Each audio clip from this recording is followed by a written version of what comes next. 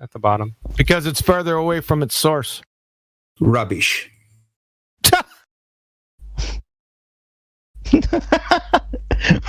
Wait, what? He said, I'll translate, nuh-uh.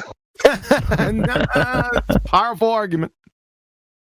There's going to be a lot of nuh-ahs going on soon, and it's not going to be from me. Shut up. You're dumb. You're probably the dumbest person in here. Tell us why the Earth is flat. Demonstrably. Tell us how did you discover that the Earth is flat? Don't speak to me. I woke up and I walked out of the house and it was flat. And you think just by looking at it, knowing that, given that the size of the Earth, that you just think it's automatically flat? Why should I think otherwise? Are there any reasons why you could be wrong? Why should I think otherwise?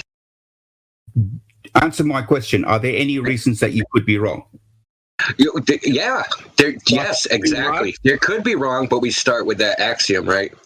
Yep. So and what we see is what we get. Looks flat to you. It looks flat to everyone. Therefore, everyone. Flat. So that's a rationalization. So you're using like a rationalization. It could be flat. This experience could be real, but there's reasons why it couldn't be. So that's your rationalization. So bring some like meat to that bone. That's good. We're getting somewhere. Could be flat. Could be. On first impression, that's what it is. Excellent. So let's drop this is flat business. All right. Well, I mean, we verified it after that. You said, where did you get the idea in the first place? And I gave it to you. What did you do? Well, there's been laser tests. There's been measurements. There's, really? Those sorts of things. Yes, really. Tests? What controls did you do for the refraction? How would you control for that? I'm asking you the question. What controls were they done? Well, they did a horizontal pan. They did horizontal panning, and they also did vertical tilting of it to see and to measure how much the angle at the other end changed. Garbage. Oh.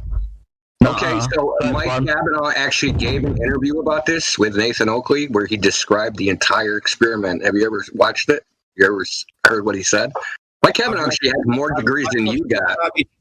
I've watched that garbage show many times, and it's all rubbish. Listen, This was just an interview. This wasn't like his show. It's an interview he did. What else have you? No, you could email them and ask them. They are a public nonprofit. All right, let's take it from here. So let's talk about your flat Earth. Is the North Pole in the center?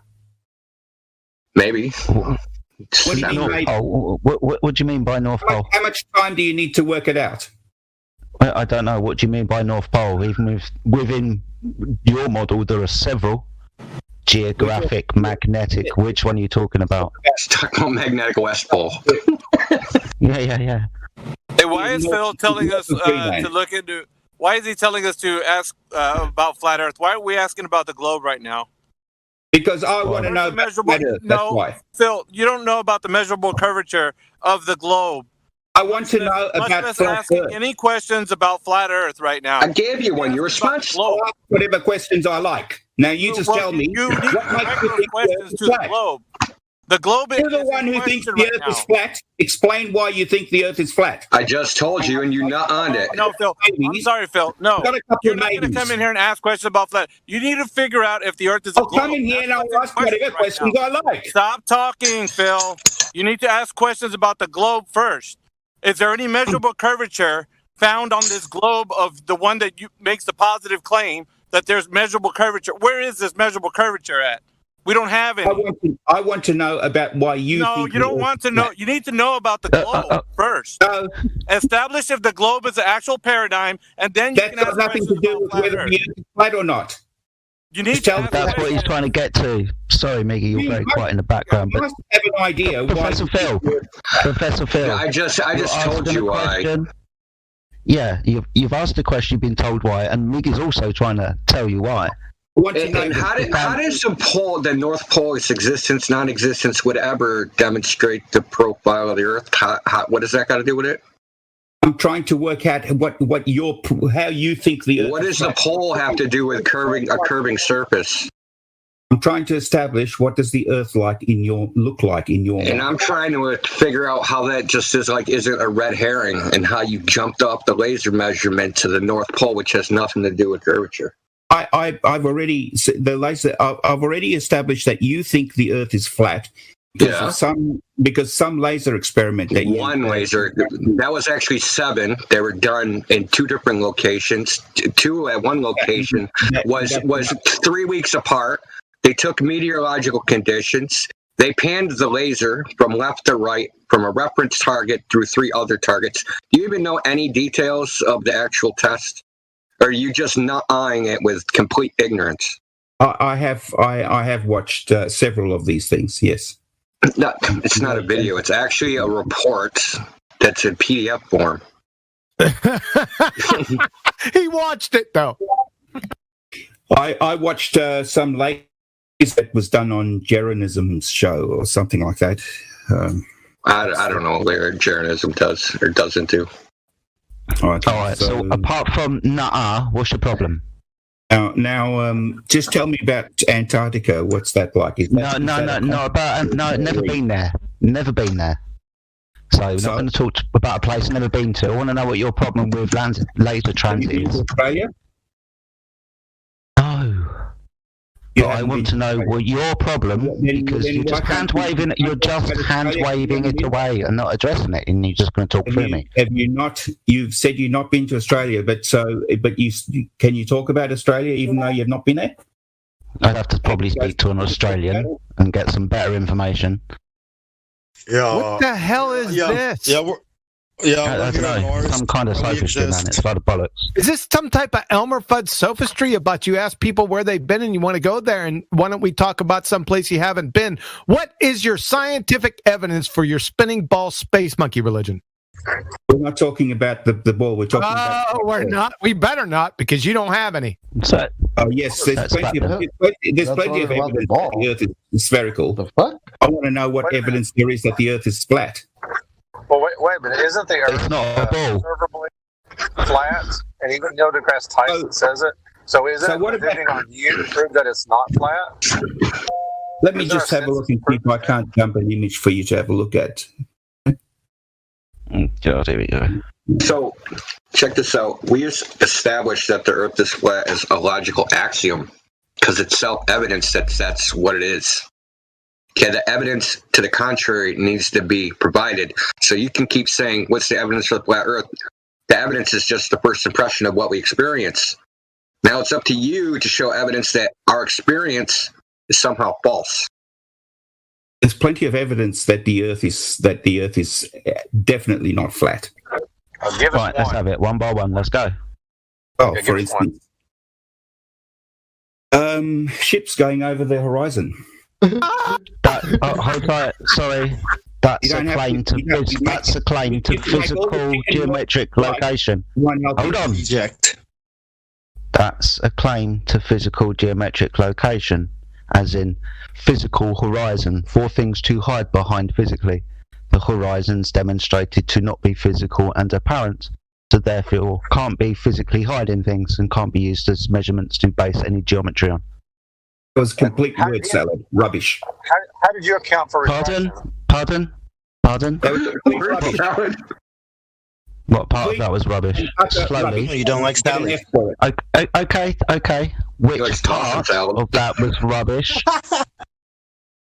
Which part specifically? Please explain to me how it is that the ships go over the horizon bottom first. Can be for a number of reasons, but your claim is physicality of the horizon, which it isn't. It's apparent.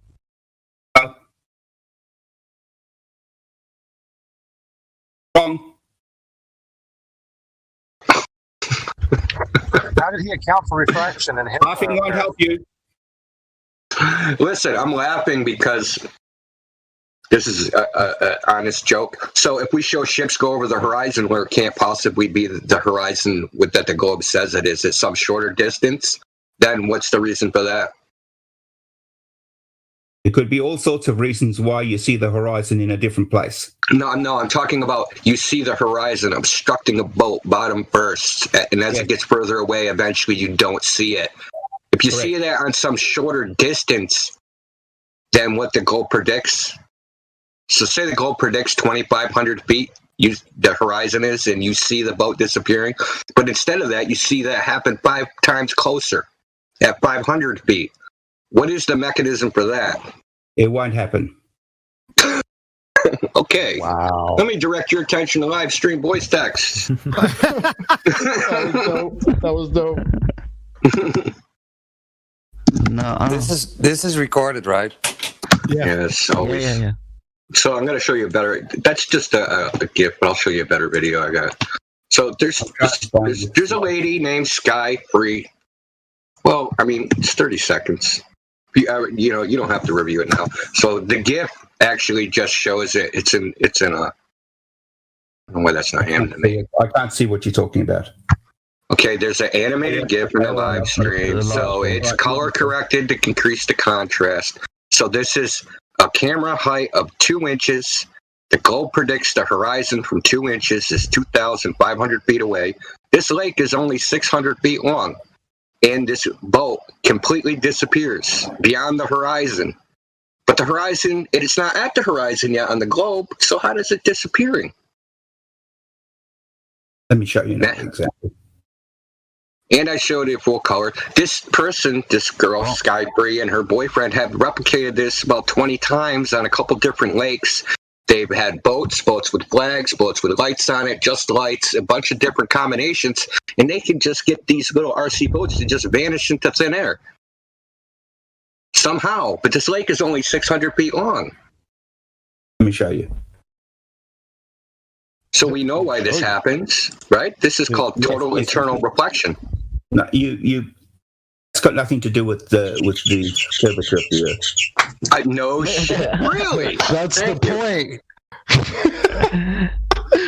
You realize he just showed you the thing you said Let's just won't happen, right? Let's Hey, Phil, buddy boy. You realize he just showed you what you said isn't going to happen, right? Won't happen? He just showed that to you. You have any rebuttal to that? Yes, I'll show you in a second. Oh, okay. Let's look at one image of what?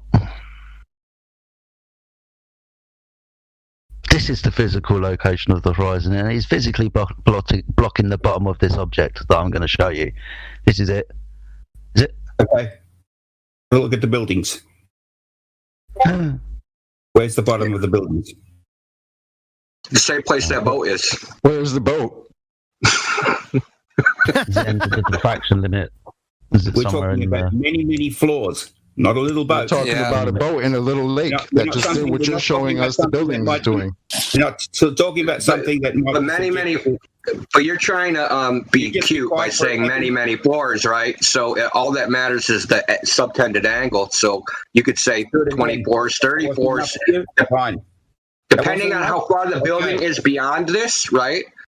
Like, so a 1 meter wave, a 1 meter. Do you want to explain where the I'm trying to, but you're talking too much, right? So say this horizon is like 1 kilometer away, right? And the building is 10 kilometers away. A 1 meter wave, 1 kilometer away is going to block 10 meters at the building. So you could say, where's all these floors? It doesn't mean anything. Right. Right? So just like my thumb can block the Empire State Building if I hold it in front of my face, doesn't mean anything. You're trying to just mix and match absolute sizes to some some apparent size. Where's the pedigree information on? Where's the pedigree information? Yeah, like how far away is the building? Is it high tide, low tide? Is there a tidal bore? I mean, like. Yeah, we want detail, Mr. Scientist. We want some pedigree information with your photo here. Not just here, look, where's the floors at? Right? Some pedigree information. Observer height, distance to the buildings, sort in that vein. And you want to know... How did you control for refraction? That's my question. Wait a minute. That's my question. What's sinking? Anybody can tell me what sinking is? Yes, I know what sinking is. Yeah, but we're diverting from the question, right? What is it? What is sinking? Tell me what it is. What is it? This is where refraction, where normally you've got cold air with warm air, but when you get warm air with cold air, you get sinking. Okay. What is sinking? Now, what is it?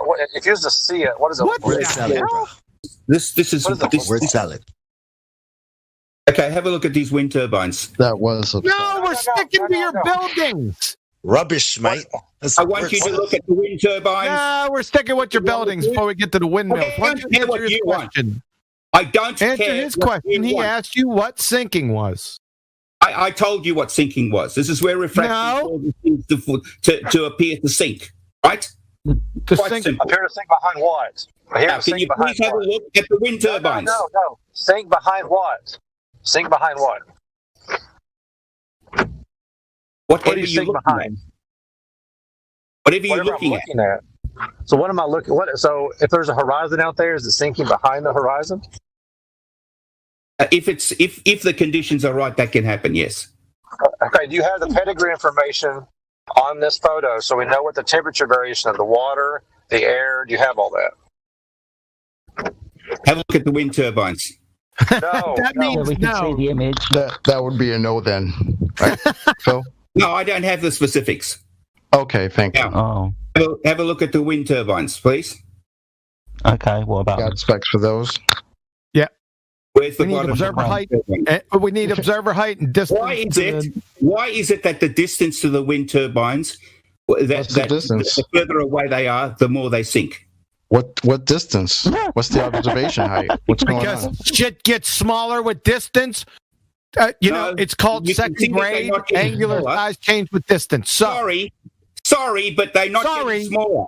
Sorry. So they're not getting shit's not getting smaller with distance. You can see that that compared to the ones that are closer, that's not that much smaller. Oh, there's not that much smaller. Okay, Stop fooling yourself. Oh, okay, stop fooling myself. Okay, what is the observer's height here, and how far is the horizon away?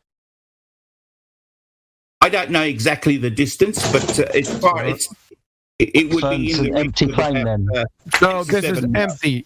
What you're doing, you're showing photos and then wrapping your fairy tale story around it with no evidence. With no evidence. What does empirical mean? Stop fooling yourself. What does empirical mean? Calm down, man. You sound big mad. What does empirical mean, Mr. Tapping on the whiteboard? I don't give a damn about that. Now you just tell me. So what you're doing is you're wrapping your fairy tale story around a simple observation, which is basically religion. I told you there would be a lot of nuh-ahs going on. Oh yeah, you're the one that's taking them. Mr. Rubbish. He also said it wouldn't be you saying it, but that's clearly been proven wrong. Be a lot of nuh-uh. Yeah, you've held up. Yeah, 5 of them. I'm not going to let you go. You've held up swimmingly, my friend. Hey, Prof. You just provided 2 pictures with no information, which means nothing. So you have provided nothing here so far. Let's go back to the RC boats. Obviously, RC boats are a lot smaller than those wind turbines. So, yeah, that's why. Yeah, No, where the bottom of the wind Where's that boat? Where's the bottom of the RC boat? Answer that first. Okay, now make your RC boat a little bit bigger. There's your answer, Professor Phil. The turbine is huge. They're hundreds of feet high. Rubbish. Word salad. Professor Phil, you really don't look around you very much, do you? I'm afraid you don't. I think no, you do. No. Do you want to explain why? Would you like me to explain why? Stop for a second. You have decided to join your little cult. Oh, no evidence. I'm trying to just trying to back up what I just said about how you don't look around you. Now, please explain to me about the. Actually, I've got another one for you to have a look at. Why are we explaining your photos? Shouldn't you be the one explaining them? He can't. He wants us to explain them. Would you go up to a complete stranger and then ask them to explain something for that which they have never made a claim for? Are you batshit insane? You're the one who said the Earth is flat. Are you batshit insane? Yeah, but I'm not here to explain your photos. You are. Is the Earth flat? You are. You explain your evidence, sir. Tell me if you think Could I just interrupt here? Sorry, Quantum. Evidence, sir. One of the things Professor Phil always says, Quantum, is that you never say the Earth is flat. He's just stated that you say the Earth is flat. So which is it, Phil? Does Quantum Eraser say the Earth is flat, or doesn't he? I've no idea. He's there now. He can say it for himself. Oh, you just said it, didn't you? Well, he can say it for himself. He's there. Phil, why do we have to explain your evidence? Does that make any sense?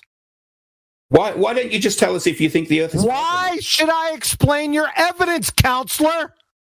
Bailiff! Why don't you just tell us whether you think the Earth is flat? Grab him by his short little pee-pee and throw him out on his neck. Come on. Is the Earth flat or not? You're a numpty dipshit. You, sir, are a numpty dipshit. You're asking us to explain your evidence. Just tell me whether Is the globe a circle? Is the globe a circle? That's insane, sir. Sorry. That's why Indio left. He said, fuck this. You're a moron. Is the Earth flat or not? Your sister is. This really the best argument you got, bro? Prof, this is the best argument. I've got a photo to show you. You have any measured curvature at all? You got any of that on hand? Oh, yes, plenty of that. Plenty of that. Provide us with that, please. We're not claiming. Because that's the positive claim, right? Is that the Earth is some type of fucking magic water balls flying around in a vacuum? Right? Yeah. You got evidence for that? What magic water? I don't know what magic water balls you're talking about. Magic, bro. Magic. It's the one you believe you live on. I'm not a believer in magic. You're just a believer in balls. How they become balls? Well, that's not your business. Yes, I certainly believe that. How it is a ball and curved, that's none of your business. You're supposed to be a prof, and you got like low-level Globers actually putting up a better argument than you. This is really sad. Yeah, really. This is embarrassing. Embarrassing for me. Two pictures. First of all, you claim something would never happen. 2 seconds later was proven that dead wrong. Then you provided 2 pictures with no information whatsoever and asked us questions about it. As if we're supposed to explain your nonsense. On every count. Also, he hollered obscenities. Wrong on every count. This is real corny, bro. This is like old and busted right here. Hang on, I'm just looking for a photo for you so that you can. You did come in with that like ready? This is actually got some. This actually does have some figures with it. So, just a minute. But how are you going to explain the RC boat, though? Are you ever going to try and explain that? It's just too inconclusive for me to make any comments about that. Come, dude, listen. The RC boat has disappeared bottom first, and you've claimed that's the reason why the Earth is a ball. Explain that, dude. Unless you're just a believer. Rubbish. I like this rubbish today. It's funny.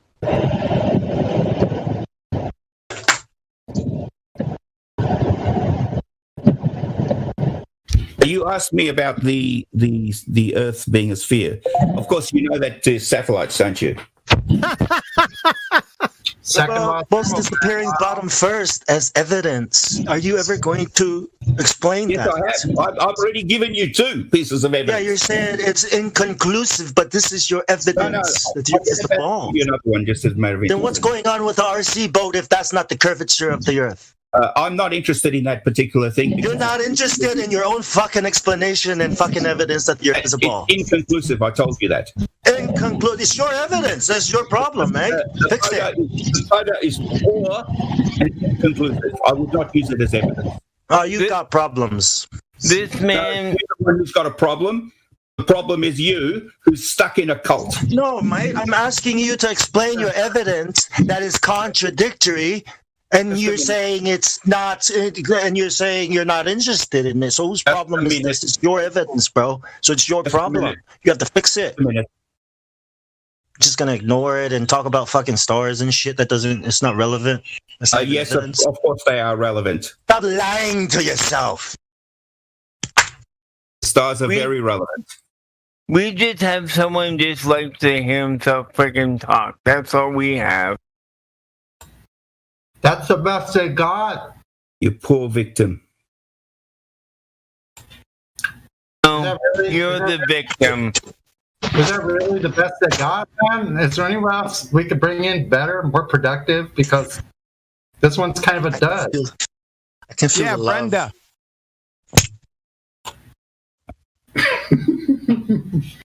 Your laughing is really not helping you.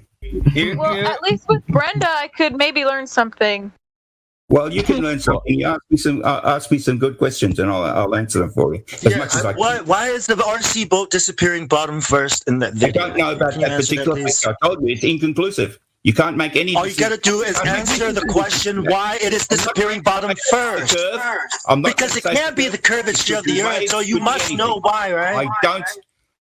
So you're just going to ignore this very thing, this very experience that your eyeballs can see. You're going to ignore it and go look at some fucking math. You're not going to explain what you're seeing, right? That's how ignorant you are, bro. Being ignorant, and you don't even know that? Really? How old are you, mate? This is embarrassing. That's what I mean. No, embarrassing yourself. I'm embarrassed for you. You don't need to be. Well, then you don't need to be concerned about these victims either. Don't worry. Go help with the coronavirus or something. Go help with world peace or something. We're all right here. We're fine. We're not going to die for believing the Earth is flat.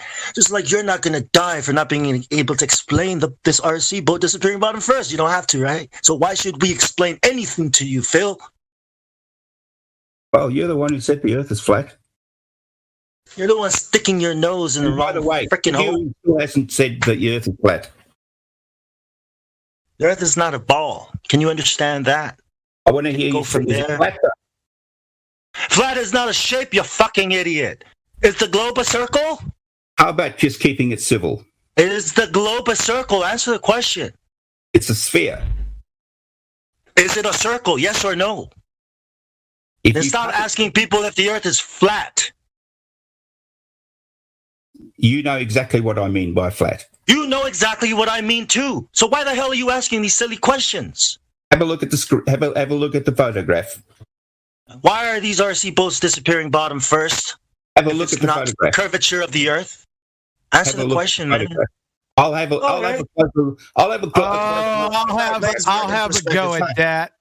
go at that, Professor Phil. I want you to have a look at this photograph that I want.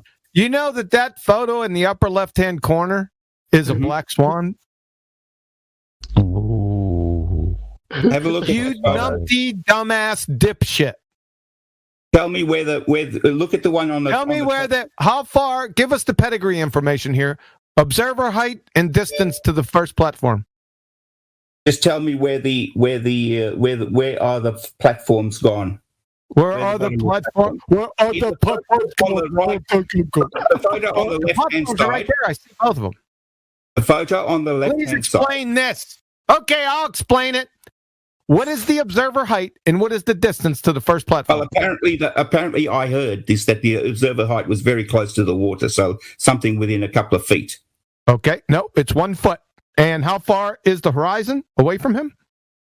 Well, apparently that was, if you're looking at the bottom right one, the one at the rig over there, looking on the left-hand side, on the left-hand top, that would be approximately 3 miles. That's not 3 miles. To the horizon. No, it's not. That's 6.21 miles. It's at the base of Platform Hill House. And then, no, it's not. At the base of Platform Hill House, Phil. You numpty dipshit. This is a black swan photo. The base of that platform is missing. Okay. What? Now, where is the horizon? The horizon would be approximately 3 miles away. It is not 3 miles away. It's 6.21 miles away. Welcome to Flat Earth. Snacks are in the back. Bathrooms on the left.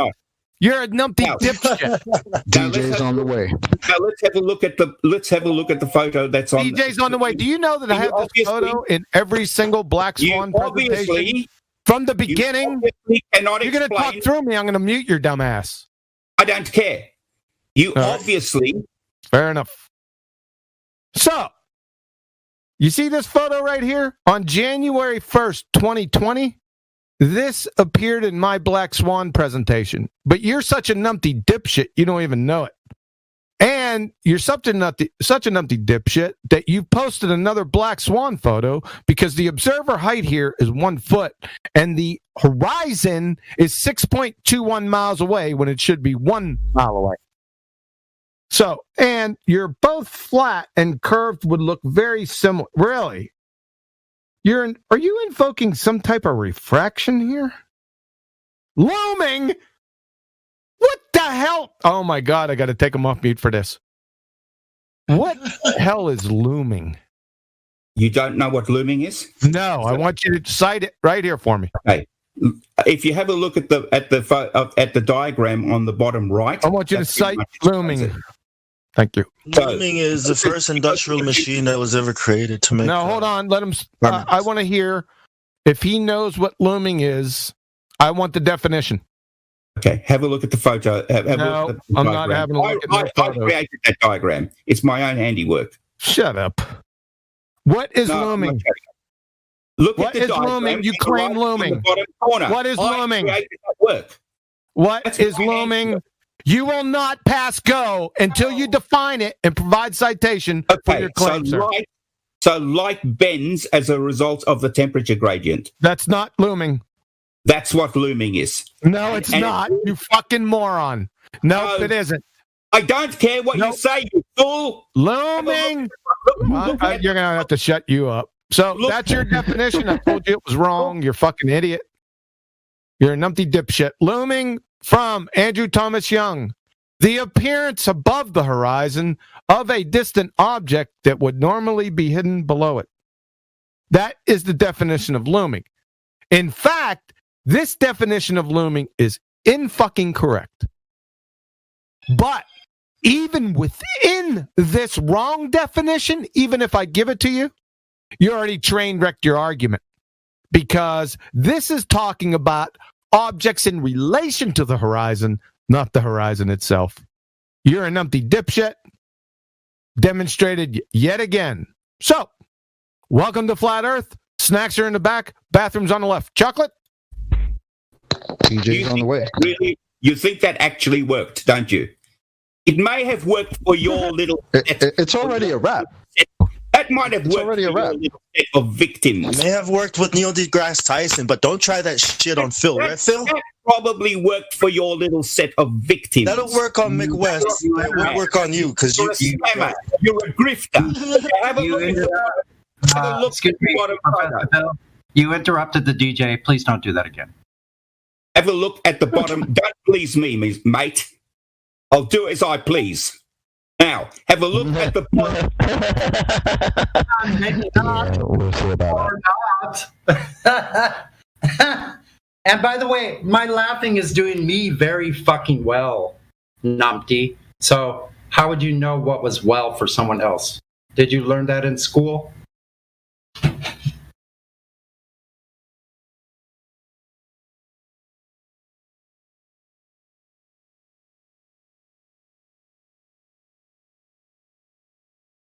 Oh, I can tell this guy never listened to his teachers or his headmaster. So, yeah. Probably abused as a child, I'm just a guess. I like to tell bad jokes. So, yeah, sorry, man. I mean, he could have cited his own source. Maybe it would have been different than QE's and it would have made his argument better, but he did. Apparently he wasn't prepared. Right. Decided to unmute me. That's good. Now we can get somewhere. Right. To the horizon, right? I want you to have a look at the image. I want you to have a look at the image that's commonly referred to. Actually, Sasha put it up. Thank you, Sasha. Sasha put up the image of the rigs where there is looming. Now, there's actually evidence for this. There's looming and towering, and there's actually evidence for that.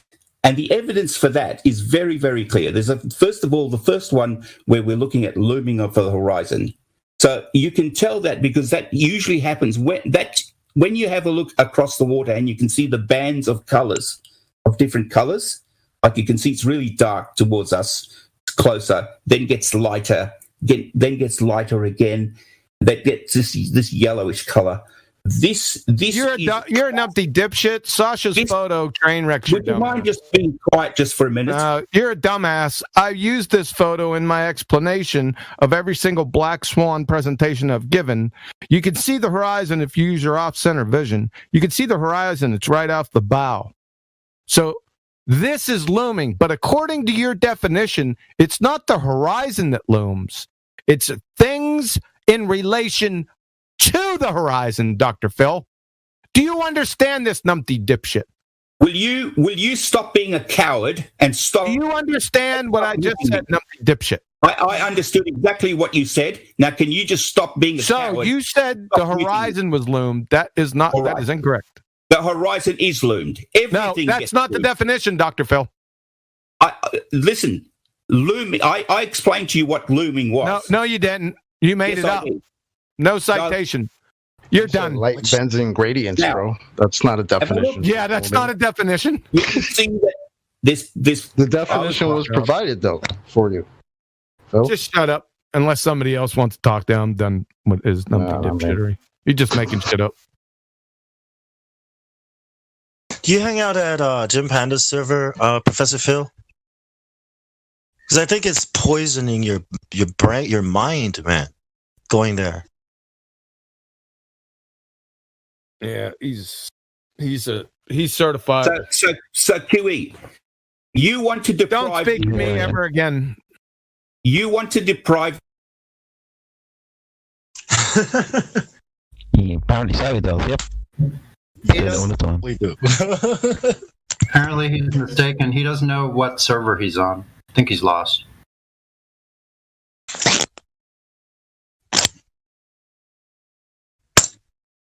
How important are you, QE? That you're the one who calls the shots. Who tells you that? Like, why do you think that? Do you know who's all in here? Like, we call our own shots, mate. Do you? No, you don't. You don't call your own shots. People tell you to jump, and you say how high. So don't talk about us, man. You don't know us. You won't even listen to us. You won't even explain the fucking RC boats and why they disappear bottom first in your goddamn evidence. Nobody wants to hear your shit. You're rubbish. I know. You think he'd be able to muster up his intellectual might? You know, conjure up something like very powerful. Well, stop muting me, and then you'll actually hear some stuff. Okay, sure. By the way, audience. The reason that you can't hear my voice is because anytime mute him. Thanks. Who the hell does he think he's talking to? Audience. Audience. I talk to the audience. He's the fucking secret king. Audience, they're muting me. I've got secret fucking knowledge. I need some fucking parts of them, and they're not letting me do so. I'm being a fucking victim. Fucking victim, gamma, fucking secret king bastard. Fuck off. Yeah. Very narcissistic community, I would say.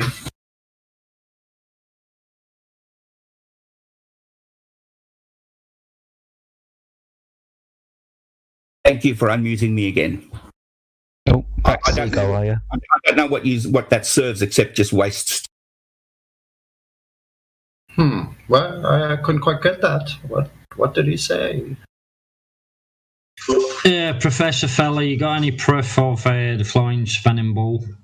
Stop addressing QE. He's above your intellect, dude. Yeah, you're not a professor. You're a clown. Mm-hmm. Just me. I am way below his level. So just me, you're way below my level, but at least I'm closer to you. What do you call yourself? Batman. You can call me Batman. I don't care. You can whatever you want me to. Well, you want me to call you the Professor, Professor Phil? Then you call me Batman. Sure, right, I'm happy Professor? to do that, Batman. Okay. Sure. Thank you. Okay, Batman. That's fine. Batman, I just want to ask you a question. Batman, have you ever looked up in the sky and had a look at those objects that are moving? You mean those lights? Yes, I have. Yeah, those lights. I grew up looking at the Milky Way my whole life when I was little. Yeah, so the ones they move. Apparently, they move from the UK to the sun Australia in about 40 minutes. That's the sort of speed that they get. No. Now, what about them? What about lights in the sky? Who put them there? Who put them there? Yeah. What kind of question is that? Well, it's a reasonable Well, if you believe in the heliocentric model, right, then NASA put them there. But if you believe that you live in a reality where your eyes observe, and then probably something like a creator created them and put them there. I mean, if you look at how complex and sophisticated life is and what requirements they need, there must be a creator that put them there. Yeah. Years ago. Are you going to call me stupid because I believe in a God? Is that where we're going with this? You're happy to believe. Are you going to try and say, well, if flat Earth is a faith and the globe is? Is that where you're trying to drive this? Huh? No, not at all. I'm just trying to get to establish what those Starlink satellites are. Have you ever taken a look at the ocean? You know, that flat, horizontal thing. I mean, you're up there in the sky. I'm just trying to bring it back down here to the thing we're talking about. You told me that you saw those objects. What do you think they are?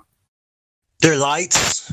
That's the first thing I see them as, are lights in the sky. Who put them there? I believe in my religion, in my spirituality, that there is a God. And he probably put them there. The last lot went about 2 or 3 days ago. Did God do that? The last what? Wait, what? The last lot of Starlink satellites went about 2 or 3 days ago. What the fuck is a Starlink starlight? He's not talking about the stars. He's talking about the SpaceX nonsense Starlink crap. That's what he's talking about. You guys are talking about. Well, I see airplanes. I see airplanes at night, and they look like stars moving in the sky. Is that a goddamn satellite? Go ahead, explain it. They don't. Why? How the fuck do you know which one is a satellite and which one is a plane? Because you've got a model and a fucking website that you check. Because the plane is. Don't fucking tell me what those things are in the sky, bro. They're fucking rocks and gas burning in the middle. You sound like Timon and Pumbaa from that fucking movie, The Lion King. Quiet for a minute. So you can track those things in the sky from the UK to Australia in 40 minutes. You think a plane can fly that fast? Some of these stars and lights I see at night, right? They move. And some of them are planes. But you're saying they could be satellites, they could be rocks, you know, like, just answer the question. They're lights in the sky, right? Do you think a plane can move from Australia to the UK in 40 minutes? Why the fuck would you ask me that? That's not relevant to what we're talking about. Phil, that's a loaded question. You can't even fucking prove what you just said. That's number one. I can. Number two, no, you can't. Number two, I asked you before. I asked you this question a long fucking time ago. And you said, yeah, you believe that from Mars, that rover's sending fucking pictures, sending transmissions through fucking millions and millions of miles. And you're a professor of fucking physics, and you yet to answer my fucking question. How is it fucking possible to get telecommunications from fucking Mars to Earth to get high resolution fucking images? Please explain. Fucking asshole. I think that is the right energy for you, Professor. So you go ahead and that will take care of you. Professor, you've heard of the inverse square law, right? Yo, bro, you don't even know a fucking thing about physics, and then you fucking pretend to clown fucking physics. You fucking cunt. You think that can help you? Professor, what's the inverse square law? You think that kind of language is becoming of a person like you? Professor, what's the inverse square law? Stop fucking crying. Hey, listen, Phil, stop fucking crying. This is real shit. You're pissing everybody fucking off. Nobody's trying here. But when you're If in a fucking corner, if you were you're in gonna my start class, I fucking would have crying kicked you about out. my language? You fucking bitch. All right, Vlad. Let's let Hank ask the question. What is the inverse square law? Yeah, what is that, Professor? You don't know what the inverse square law is? No, please enlighten me. Is that the reason you're asking me the question? Well, I'm just wondering how a little battery from Mars' surface could send a signal strong enough 1 million miles away if I can't get signal at my curb from my Wi-Fi router. Where is everybody?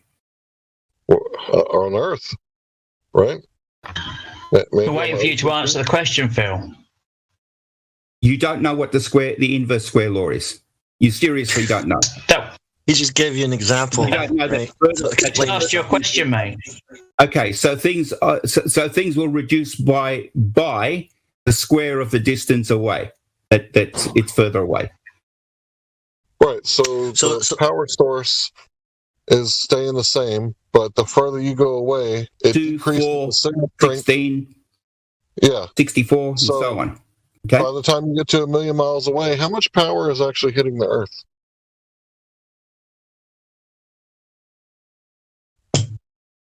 From the Martian rover, how much? You satisfied? What's the signal strength? What's the signal strength from 1 million miles away? Now, I still want to know what those objects are in the sky that move from Australia Are to you the serious, UK. Phil? Are you not listening to Hank talking to you, Phil? No, I can't hear what you're saying.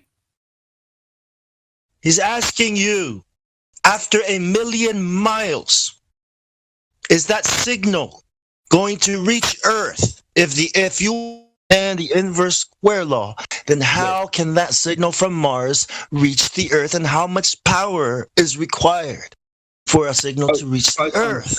Yeah, show us the data. Show us the data on that. How much power at 1 million miles? The only reason. No, show us the power. Answer the question.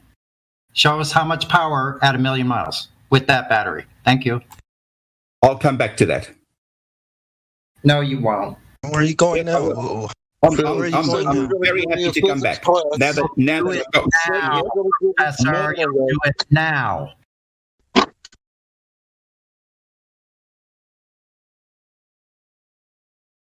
Yeah, can you answer the question, Professor Phil, please? We're all waiting. Can you provide citations for that as well? Thank you.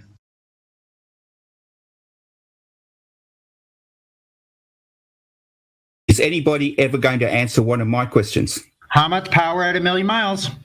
I don't know off the top of my head. I told you I'll come back to that. Go get it. Bring it back. Bring it back. I'll come back in my good time. Well, okay, how far is Mars? Because we're only talking about 1 million miles, and the moon is supposedly 250,000 miles away. So Mars is tens, if not hundreds of millions of miles away. How far is the sun, right? So come on, man. This is a crazy, impossible thing, and you're saying you're going to come back to it, right? Like, we're telling you this is fucking crazy, impossible, and you're saying, nah, I'll come back to it. What the hell? First, you won't answer the question with the RC boats, and now you won't answer this question. What the hell, Phil? Where the hell are you going? Mars is about 60... Almost 60 million miles away. And you can't even answer how it can work with 1 million miles. But yeah, okay. When that's just another number. Is that average? Is that its furthest distance? Is that its closest distance? That would probably be the average distance, around about 60 million miles. Probably. Okay. Can you show us the telemetry data, please? So it's between about 33 and 60 odd million miles. Can we see the radio telemetry data? Thank you. 33 and 66. Wow. If you want specific things, I'll write them down, and then I will be able to get them for you. You coming in here like you know what you're talking about. I came here to ask you some questions. Well, you haven't answered not one question. Why don't you start with answering? I came here to ask you. You think the Earth is flat? You came here to straw man us, bro. Come on, man. You were not stupid. It's such an easy answer. Phil, I came here to ask you why you think the Earth is flat. I asked you that specific question months ago.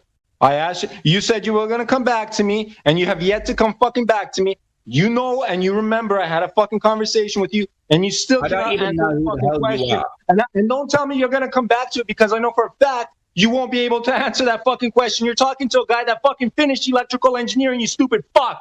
You done improving sewer rat fucking You're an engineer? shit. What? Fucking die. All right, Vlad. I'm done. You're an engineer. Take a breath, Vlad. What? Did I just hear that? You are an engineer and you think the Earth is flat. Why? Why? What's wrong with that, Phil? You still haven't explained the RC boats, bro. You can't even explain the RC boats and why they disappear bottom first. Oh, well, what's the problem? He's an idiot. You can't even explain the RC boats. You can't even explain how things could travel millions of miles. Like, who are you calling? It's not even explaining it. It's just admitting that that's what we see. I teach engineers. Did you hear that? No. What? Well, I'm Batman, so I win. Anyways. Okay, Batman. I teach engineers. You said I'm Batman, so I'm cooler than you, and I have more credibility than you, right, Phil? Because I'm Batman. Everybody knows Batman. Engineering, we do orbital mechanics. Yeah, that's a fairy tale, bro. Is it really? You got lots of maths there. It You can't even prove your Earth is a ball, so how can you have your stupid orbital mechanics? You said I can't. Huh? You think you live on a spinning ball in space that's never been proven. You don't have a measure of curvature, axial rotation, or vacuum of space. You said there's no measure of curvature. Why are RC boats disappearing bottom first, a couple of inches off the ground? Why is that RC boat disappearing? Phil's still here. To have a look at that photo. Yeah. Remember, it's the same RC boats. I was waiting for this. It's the same RC boats that right before he said won't disappear. Said it won't happen. You said that was you, Phil. The Earth has not been measured. That's what you said. But why do you? Well, hold on. My friend wants to talk to you. Building a store.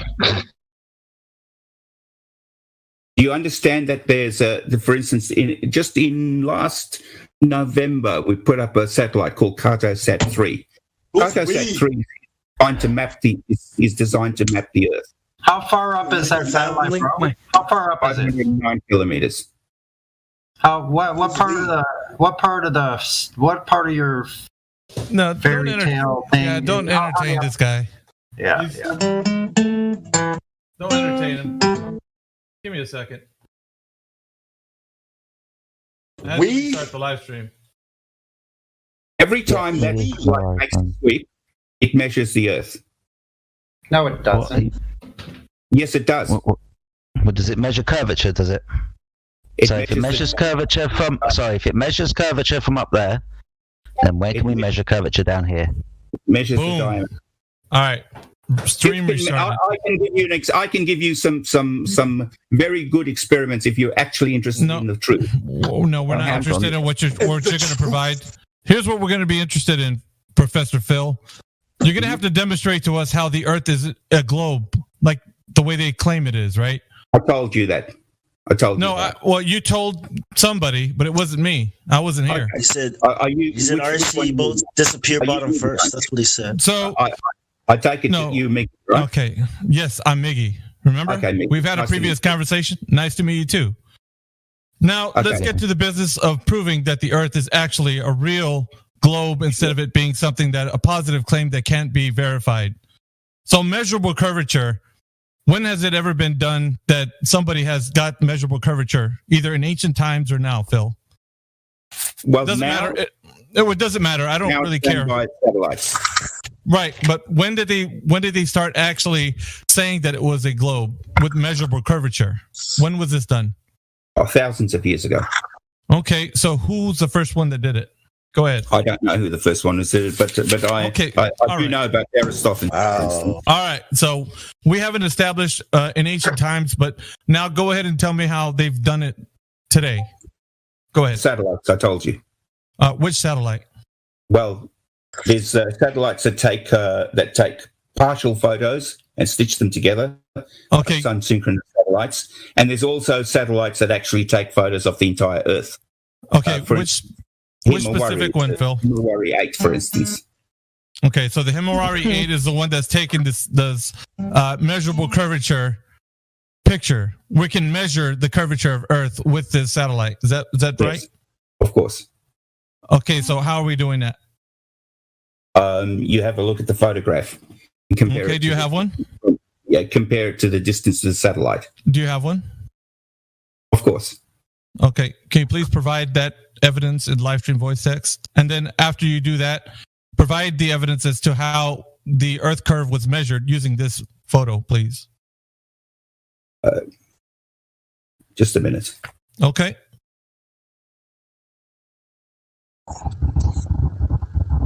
To send a satellite, they would need the radius value. So how did they get it before the first satellite? Well, we're going to see what Phil has to provide as evidence, and obviously this is going to be something that is going to provide the measurable curvature, right? Of course. Okay.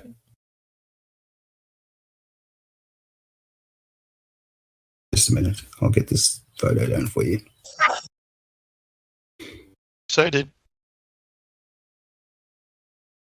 Sure hope he's bringing an actual measurement. Like, so for anybody that's actually in here who's going to ask any questions about the globe, this is Professor Phil. If you guys haven't heard him, he's been on here for a while now, and he teaches students that go to his class.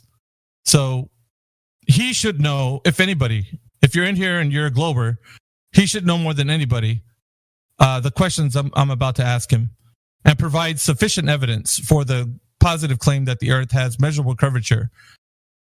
There's two more follow-up questions, but we'll start with this one because it's a pretty easy one. So, sure. Who's Aristophanes again? All right, I thought it was Eratosthenes. hold off on the questions for any diversions that might occur. We're going to pinpoint him down to this very specific one.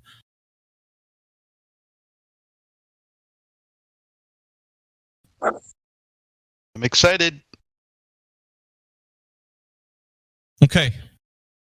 So now we got an image here. Everybody, can you take a look at live stream voice text? Phil just provided an image here from Himawari 8. Yep. All right. So now the next step is, how do we establish the measurement of the curvature of Earth from this image? Go ahead. So when you have a look at the edge of it, you can see that's curved, can't you? It's not a square, is it? Well, no, you go ahead and provide to me how just this is. Just answer my question. No, I'm getting the listen. I'm getting the information from you, how you provide evidence for measurement of Earth curvature. That's all I want to know. I'm not. Okay. It's not a debate. It's just for you to give me information as to how it was established that this image is the measurement of Earth curvature. And so go ahead and follow up with giving me the way they measure the Earth curvature using this image. Yes. So we know the distance to the satellite that took this image to the camera. Okay. Okay. So because we know the distance to the camera to that, we can actually look and work out what the diameter of this ball is that you're looking at. How'd they know how far it was? How did you validate that picture was actually taken from a satellite? How did you validate that? Well, we're not even there yet, Rags to Riches. Right now, he's going to demonstrate to us how measurement of Earth curvature can be achieved using this Himawari 8 image. So we're going to let him finish, telling us how. It does look like a ball, doesn't it? Well, it appears to be a circle. I can't tell from an image if it's a 3D shape. Okay, so you can actually see, you can tell that it's got a circumference, right? As what it looks like.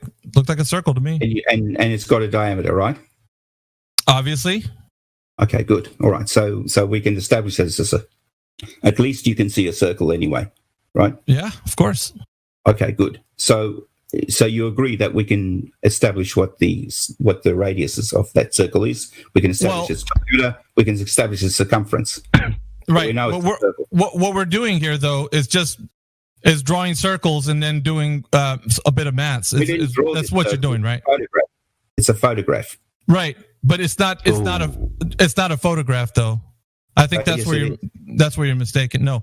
So you're saying hang on. You're saying that this satellite is taking snapshots, like photographs, and it's not sending data to somebody who receives this data and then interprets that data and then makes an image out of that data. You're saying it's a straight photograph like you would any camera, and then you get film out of this camera. Is that because that's what the audience is hearing right now?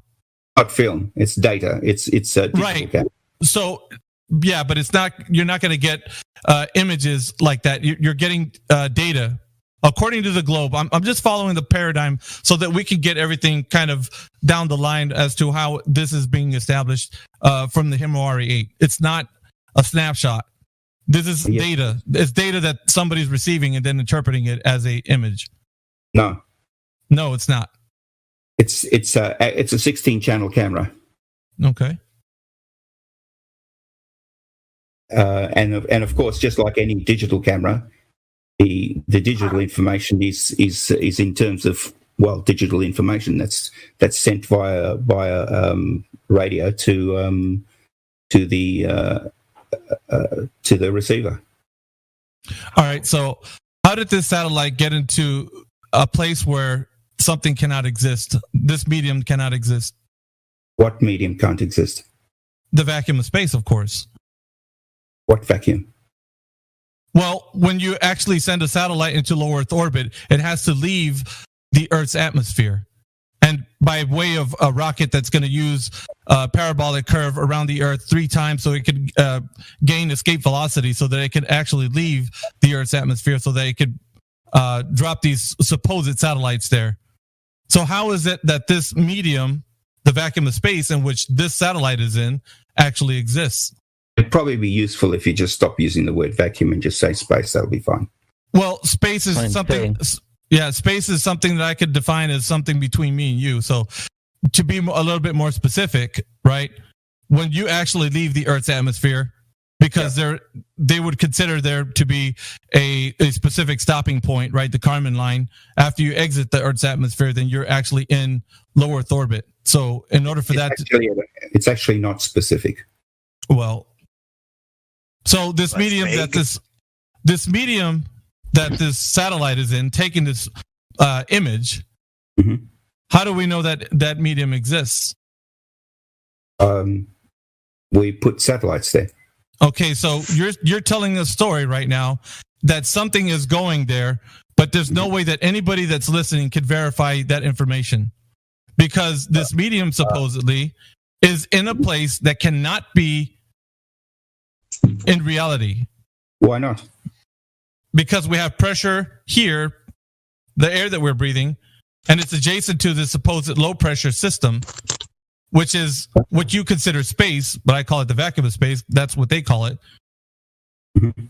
So how can we have a high pressure system next to a low pressure system without the gas dispersing into the available space with this supposed satellite? Why not? Yeah. Well, we're defying the laws of nature, sir. Which law of nature?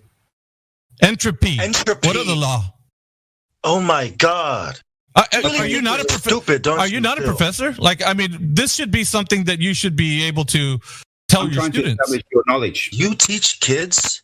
Are you serious? No, I don't teach kids. I teach adults. If you have a high pressure system next to a low pressure system, what would happen if you do not have it?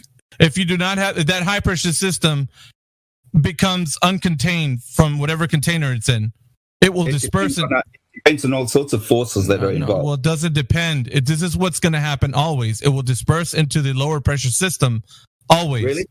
Really? Why doesn't Professor Phil, if your air conditioner is on in your house and you open the door, what's going to happen? Yes, Professor Phil, you need to keep the door closed. Wait a minute. What forces are in play? What force is containing the gas? Let's just finish with Miggy, please. Okay. Go ahead. Miggy's doing a good job. So have we established how we can have that? Go ahead. And may I also add that I like the way that you do talk to people because you're a respectful person. So I'll continue talking to you. Go ahead. Okay, so Miggy, if you consider at the bottom of a mountain you have a much higher pressure than at the top, why is it that why doesn't the pressure at the bottom the gas at the bottom rush to the top of the mountain? gas is always in motion. It's always in motion, right? That's true. Okay, that's true. So why does it rush to the why at any time you go to the top of the mountain you're going to need some apparatus to breathe? It's a graduated system. Yes, right. So we're talking about the dynamic system in which we live. The air that what's that? Yeah. You said, sorry, I didn't. I shouldn't have interrupted you. You said that always. You used the word that higher pressure would always move to lower pressure. Always, you said. Yes, if it's not contained. If it's not contained. If it's not contained, and yet you have just admitted that at the bottom of the mountain, the high pressure doesn't move to the top. Okay, we're still talking. Yeah, we're still in a container right now. Okay, so the graduated system that you're in right now is contained. So this is where we start with. In order to have pressure, you need to have a container to start with. So you can't have pressure without a container. Who said? This is just the laws of nature. No, it's not.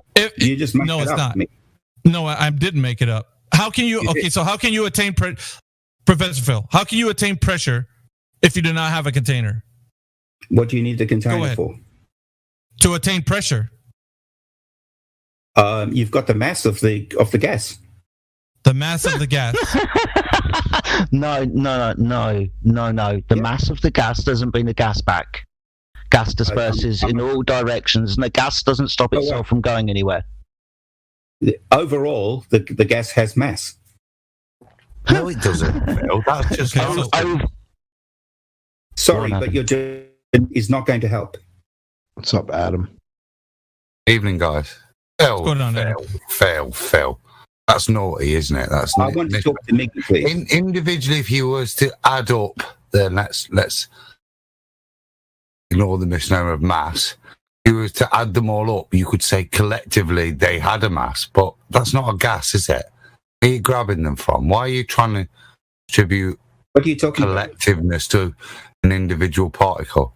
You don't think I could measure the mass of gas? No, we did this before and you ran off. At the point, where you was going to inflate so much helium into the balloon that it was heavy enough to weigh, even though that wouldn't weigh it because it made it liquid. That point, and you ran off then. I don't know what you're talking about. No. Pain you often try to forget. Okay, Miggy, do you want to... Point being, mate, yeah? There's more stuff to discuss with Miggy. Okay? Carry on. Sorry. I just noticed backflipping. I know Adam to be very trustworthy, and I can probably take on his point that you haven't started something and running away, and now you're running away again. The question was pretty valid. Yeah, I know. I'm still here. Okay, thanks, mate. Just let's see if we can talk, and the other people can just be quiet while we talk. All right? Sounds good with me. Okay, excellent. But this is an open forum, so I'm just letting you know right now. So somebody jumps in. Yeah, all right. So, Miggy, I'm not... Phil, I think, respectfully, mate, the point when people jumped in was, and people are being respectful, was when you said something so outrageous that it really, you shouldn't be carrying on the conversation. Why can't Miggy deal with that? Without it being challenged. Miggy's pretty smart. He can deal with that. He doesn't need You're not going to convince Mickey. Whatever sales technique or method you're trying, you're not going to convince Mickey. Talk about it here. Adam is as calm as Mickey. You can talk to both of them. I'm not trying to convince anybody. And I certainly have no delusions about convincing you. Yeah, but as he said, it's a public forum, isn't it? It's a public forum, and Mickey was doing... I'm just trying obviously you're not here to learn what we've discovered, right? You're here to try to convince people that they're crazy for believing the Earth is flat. That's what you've been saying when you first got here. Say it. That's what you've been doing. All right. Let's try and get it back on point at least, and get the side bit But yeah, let's get it back on point. Let's destroy that. So massive gas. Whoever wants to take that, Adam or Miggy, I don't care. Massive gas. Well, it's not just anybody. I'm talking to Miggy. Is that okay? Yeah, you can talk to me if you want, but we're still on that particular topic you brought up. So yeah. So I just want to explain to you. So Miggy, let's just establish this. I'm here to explain what I think and what I believe. Okay. So I'm not trying to convince you. Is that okay? Go ahead and tell me what we were on a point right now, so I think it's good to kind of keep going where we're at. Yeah, so I agree. So what I wanted to explain to you is why I think that the gas doesn't disperse into space. Go ahead. Okay. All right. So all gas particles, molecules or atoms, the reason that they move around is because they have energy. Otherwise, they wouldn't move. They need energy to move. So what happens is the higher up you go, the more of that energy they lose. So they get less and less energy. They move around. Why? That's bullshit. Can we just have Miggy? Can we? No. Why? Why? Go ahead, Adam. Sorry. Evening, John. You all right? Yeah, he's fucking full of shit. So the further up, I'm telling you what I believe. You don't have to accept it. Shut up. You're the dumbest person in here. Let Adam speak. And now that you won't accept it. Phil, we didn't say it's not true. We asked why. What's the reason? I'm trying to explain all of that. Well, then it would be reasonable just to have answered the why point initially, wouldn't it? Just wait till I've finished what I'm saying. No. You said that gas molecules lose their energy. Where do gas molecules get their energy from? Kinetic energy? The heat from the sun. The temperature, right? And the temperature of the ground. The temperature, right? So as they go up higher, have you heard of the thermosphere by chance?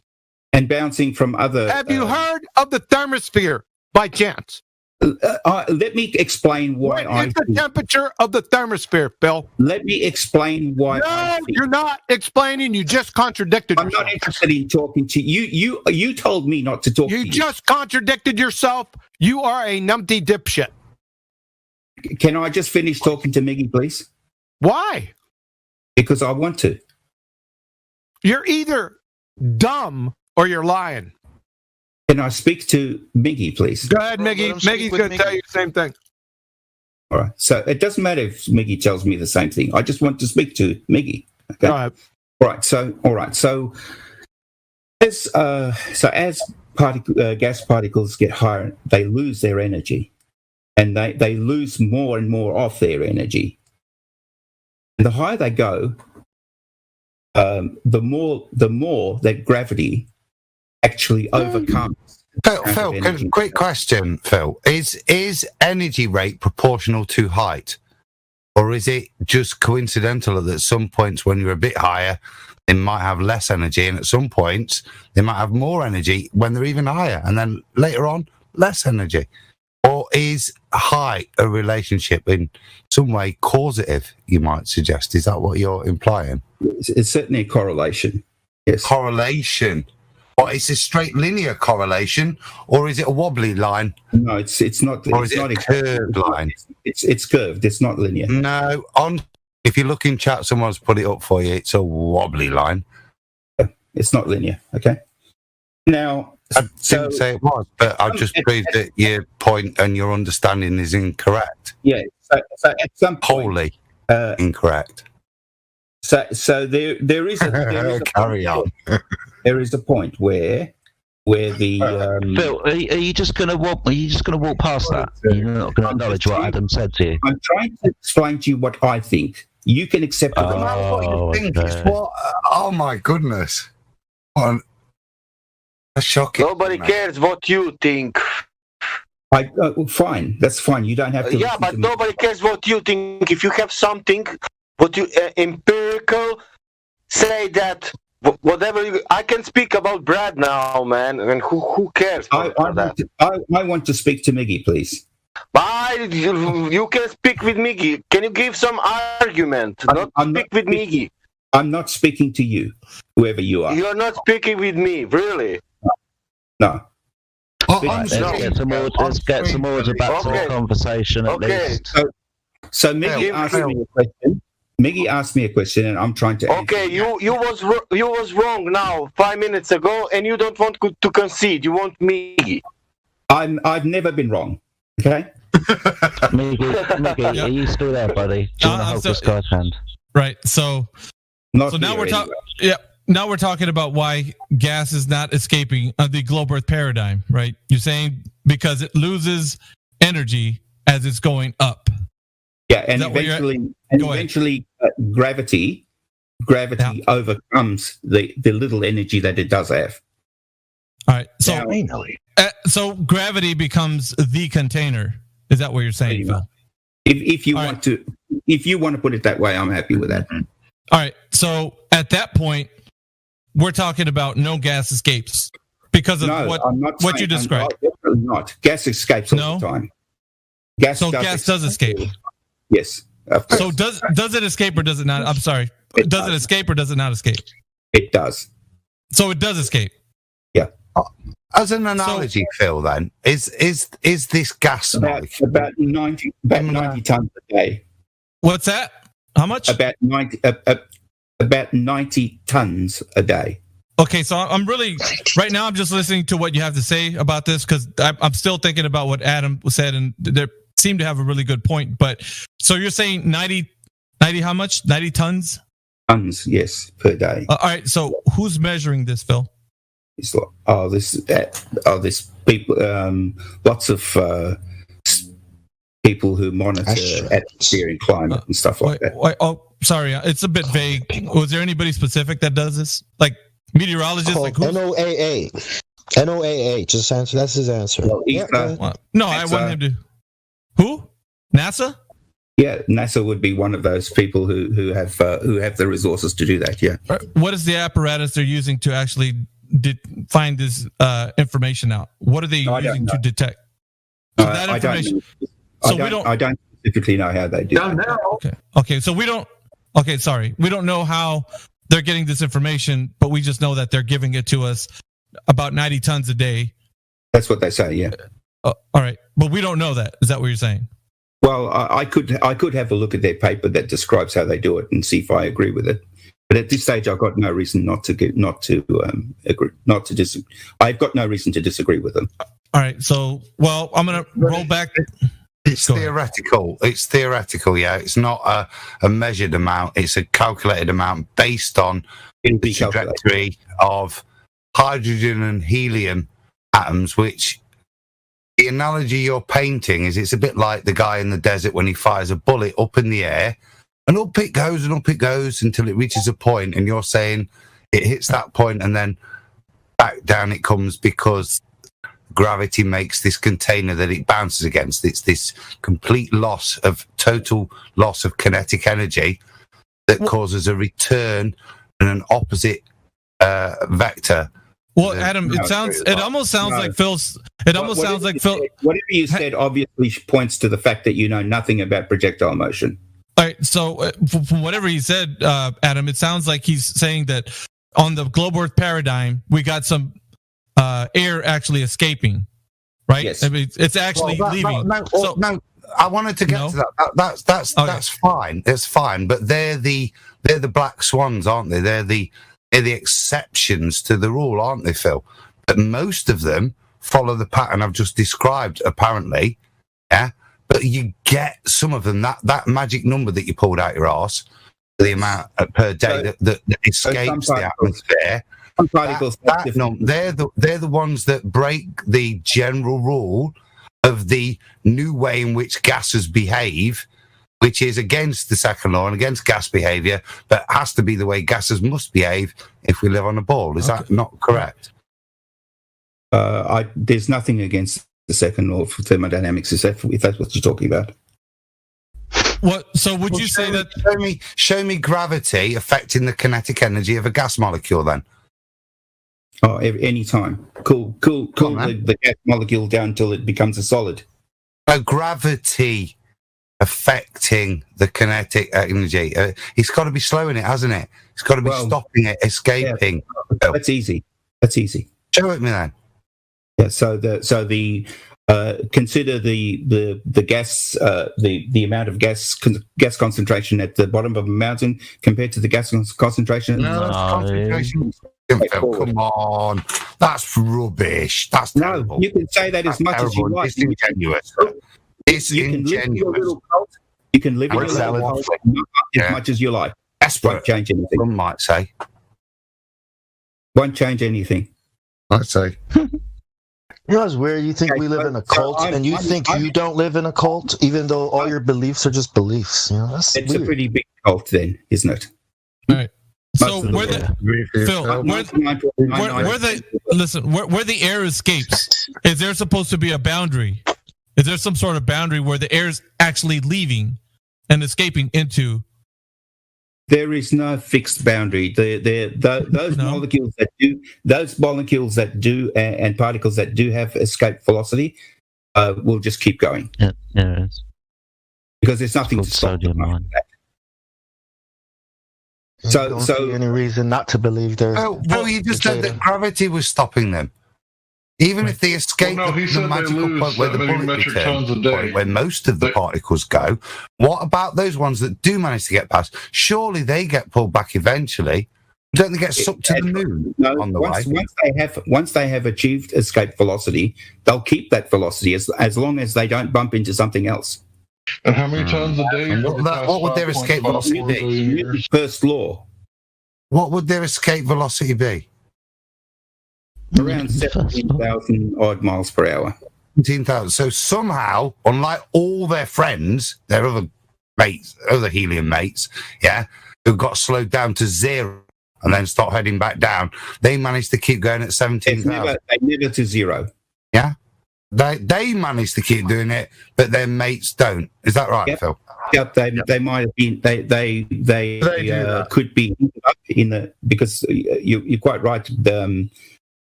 Somebody else, I think it was QE, mentioned the thermosphere. So in that area, any particles that are affected by the sun or whatever are quite likely to reach have enough escape velocity to get away. So the thermosphere is likely to heat particles enough up to give them the kinetic energy to carry on their journey away from the Earth. Some of them, yes. Others once they've left, some of them. Why only some of them? What about the others that receive the same kinetic energy? For whatever reason, why don't they? If for whatever reason they don't have escape velocity, they won't leave the I don't think your mum finished your fairy tales here, Phil. You can think. What kinds of reasons? Wait. Did you say for whatever reason? What kinds of reasons? Well, hang on. I think Adam. Yeah, heating, bouncing into other molecules. Well, that's not a loss of kinetic energy because it's an elastic collision. So there'd be no change in their kinetic energy, would there, Phil, if it collided with another molecule? Carry on.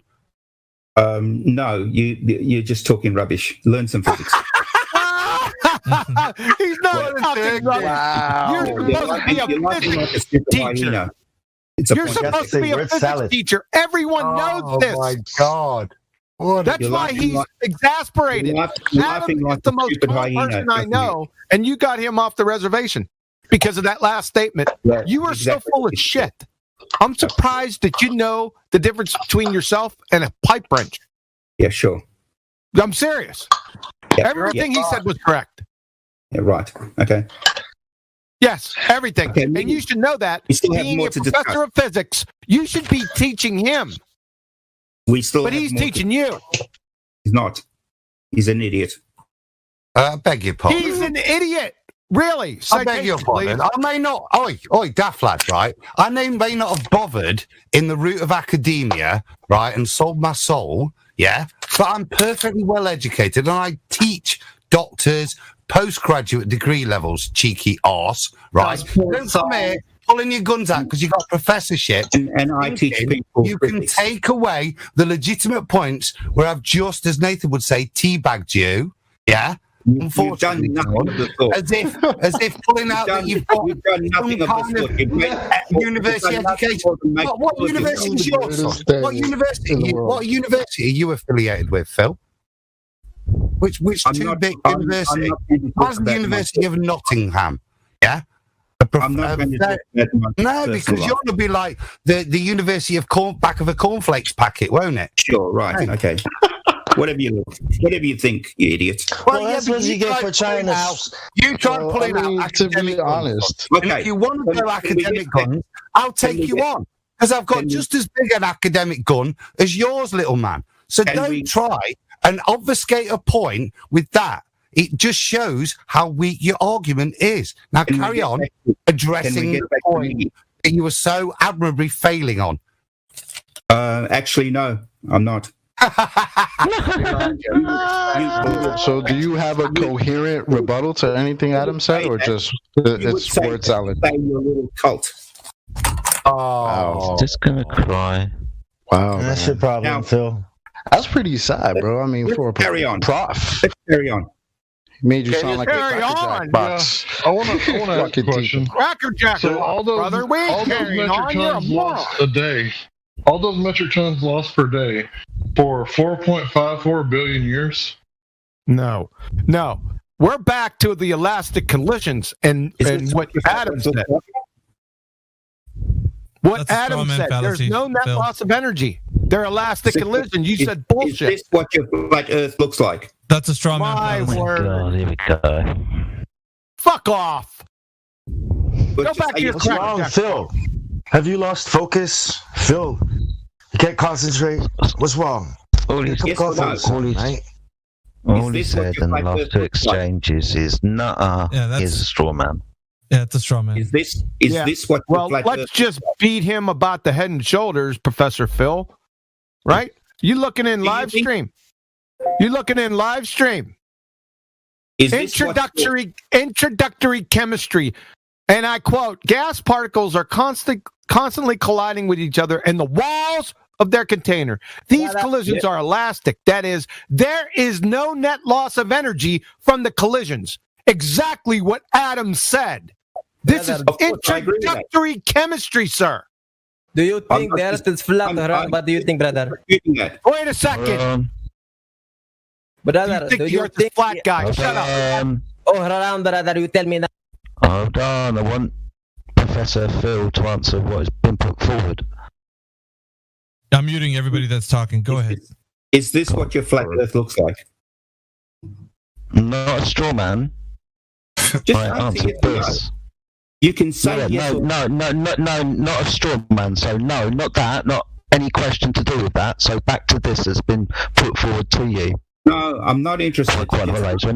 Answer the question whether or not this is the flat Earth. This is interesting. Why wouldn't you answer the question though, Phil? Is it something that is damning to the argument that you're trying to put forward? I don't understand. Like, come on, what's a really good point, Phil? Why?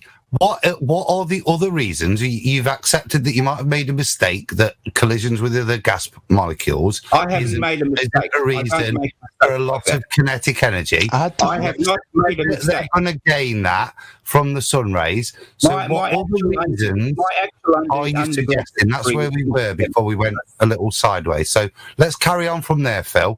What are the other reasons other than kinetic collisions? Whether or not this is your flat Earth. That's a straw man fallacy. It's really weak. So sad. Yeah, it's a straw man fallacy. Nobody claims that, Phil. Yeah, the short answer is no. Everyone's going to say no. Nobody's claiming that. Nobody's claiming that, but we're still we started off trying to figure out. We started off trying to figure out if the Earth had any measurable curvature, and you brought the Himawari 8 photo. So we were trying to. Right. That's more than enough. That's more than enough. What I was trying to ask is, how did the Himawari 8 actually get into that place that you said is actually there, right? No, I'm talking about how does it exist in that location? Because that location on a rocket, Miggy. It went on a rocket. That's how it got there. No, I understand that the whole globe Earth paradigm and how things are told to us, how things happen. But I'm asking you, because supposedly you would be able to explain how gas pressure next to the vacuum of space is possible. And you were saying, with your explanation, I explained that to you. You were telling me, but what I was getting to, and Adam and QE brought up some really good points, right? No, they didn't. So they didn't bring up any good points. You're saying that what they just put forward has nothing to do with what you're talking about. Very little. So it does. So that's what I'm trying to establish. So very little means that it does, right? It does have something to do. They're trying to compare gas pressure down here on Earth, on the ground, compared to atmospheric pressure. We're talking about individual molecule behavior. Individual molecule behavior and its microstates available to it at these points of juncture that you're imagineering, like the juncture of the vacuum of space. Yeah? What are its available microstates to it? What's its kinetic energy? What are the path routes? What's the probability? What that predicts is standard gas behavior. That does not fit in your paradigm. And we're asking you to explain what are the reasons then outside of that. Now, you postulated other collisions with other gas particles, which we explained to you patiently, that gas particle collisions are kinetic, so there's no exchange of kinetic energy. So we're asking again, what are the other postulations for your reasoning to oppose gas behavior that you accept yourself? So what are the other reasons that's causing what could only be described as a generalized downward motion? The most prolific reason why gas particles stay close to the Earth is gravity. What? Gravity. John, I'll hand over. We're not talking about close to the Earth. Adam was discussing high up in the atmosphere. When I talk about close to the Earth, I'm talking about... No, we're not talking about that. We'll get back to gravity here in a second. He told you, or you said, that the collisions of the molecules, they were losing energy. When Introductory to Chemistry already tells you that these are elastic collisions. I have the citation here about 50 times. Let me put it in here again. I know the collision theory of chemistry. Thank you very much. Yeah, it just sounds like you don't, sir. Yes, I do. Much better than you. Yeah. It sounds like it. You said they lost energy. This says that there is no net loss of energy from the collisions. They're elastic.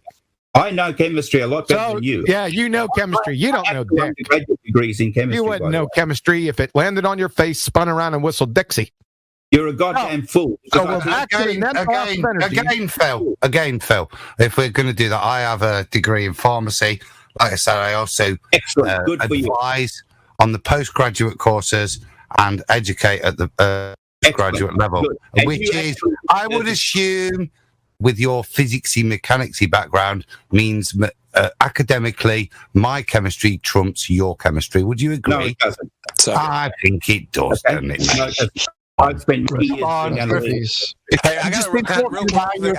I'm missing something here, Phil. You said that the gas pressure down at Earth is different than atmospheric pressure. Is the gas pressure that's on the Earth not atmospheric pressure?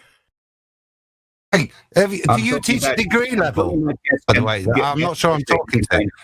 Whoever just said that, they're above Phil's level as well. I'm talking about gas pressure in a container.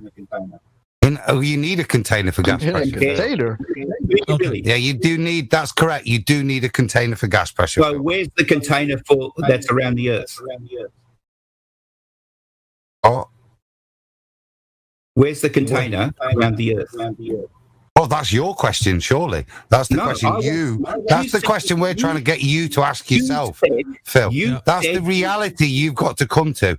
And when you realise the implications, when you realise the fundamental implications of the statement you just made and how it applies to not us, but your paradigm, you'll be on your way, son, won't you? Hey. You said that there must be a container. You said that yourself. That's correct. You know, where is it? You want me to show it to prove the necessary antecedent?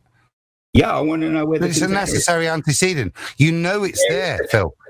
Yeah.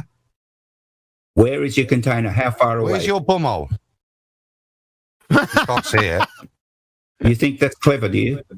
No, I mean, you think you're being Phil. You think you're being clever, right? With your false prior. You think you're being clever. You're not. That's why I was being what's called wheel in retort to point out the silliness of your question to me. That's why I retorted like that. You understand that? That's called intelligent humour. Is there a container or not? It was to show the silliness of your question. Yeah, there is a container. Yes. Yeah.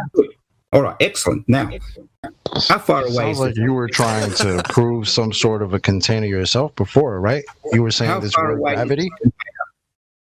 How far away is the edge? Reality. Oh. How far away is the edge of the universe, Phil? Where is the evidence for the container? The evidence is the gas pressure that we have here. Yeah. And how far away is this container? Well, we don't have that measured. So the measured somebody has their mic open right now. Has anybody ever measured the distance to this container? No. I don't remember anybody making a claim to how far. Whatever the fuck. Nobody made a claim to that though. But there is a container because we have gas pressure. But but I heard a claim before about gas literally reversing itself and coming back down due to something called gravity. Where's the container between the top of the mountain and the bottom of the mountain? There's like two sides of that coin, Chocolate. He's saying that some is escaping, 90 tons is escaping, but some of it is actually getting kicked back. Some's leaving, some staying. So it's not. This explanation was there is some leaving. I told you you can accept it or not. Yeah, he did say that he said they lose energy until gravity overtakes them, but the other ones that escape, they don't lose energy. How does that happen? They're the what they call the Scotties, aren't they? Like from Star Trek, they're the Scotty molecules. Yeah, they're all the rest. They can't change the laws of physics. These ones can, apparently. A metric tonnage per day loss. What a load of income. Yeah, Phil, nobody made a claim as to where the container is. We just know we live in a contained system because we have gas pressure. But that's not what you think, is it? Doesn't matter. We have gas pressure. That's the proof we have a container. You, unfortunately, do not. Evidence. The evidence is the definition of gas pressure, Professor Phil. It's a necessary antecedent fact. So let's see if you can follow this, Professor Phil. Calm down and I'll explain it to you. Well, I'm getting a lot of feedback. Whose mic's open? Yeah, exactly. Whose mic is open? The Himawari. The moon Hold on a second, Professor Phil. We're going to explain this. 400,000 kilometers away. Hold on a second, Professor Phil. You said, where's the container? We don't have to worry about that. I'm going to explain it to you. You ready? Sure. Love to hear where this container is. Yes, it's a simple, consequent, necessary antecedent game. Just like filet mignon is the consequent, the necessary antecedent's the cow. You see, if it's already clearly established that to have filet mignon, cows must exist. So if someone slaps a filet mignon down on the table, then I know with absolute certainty that the cow exists without ever seeing or needing to see a cow or the data for the cow or the color of the cow or how long its tail is. Because it's a necessary antecedent. I'm not done yet, Professor Phil.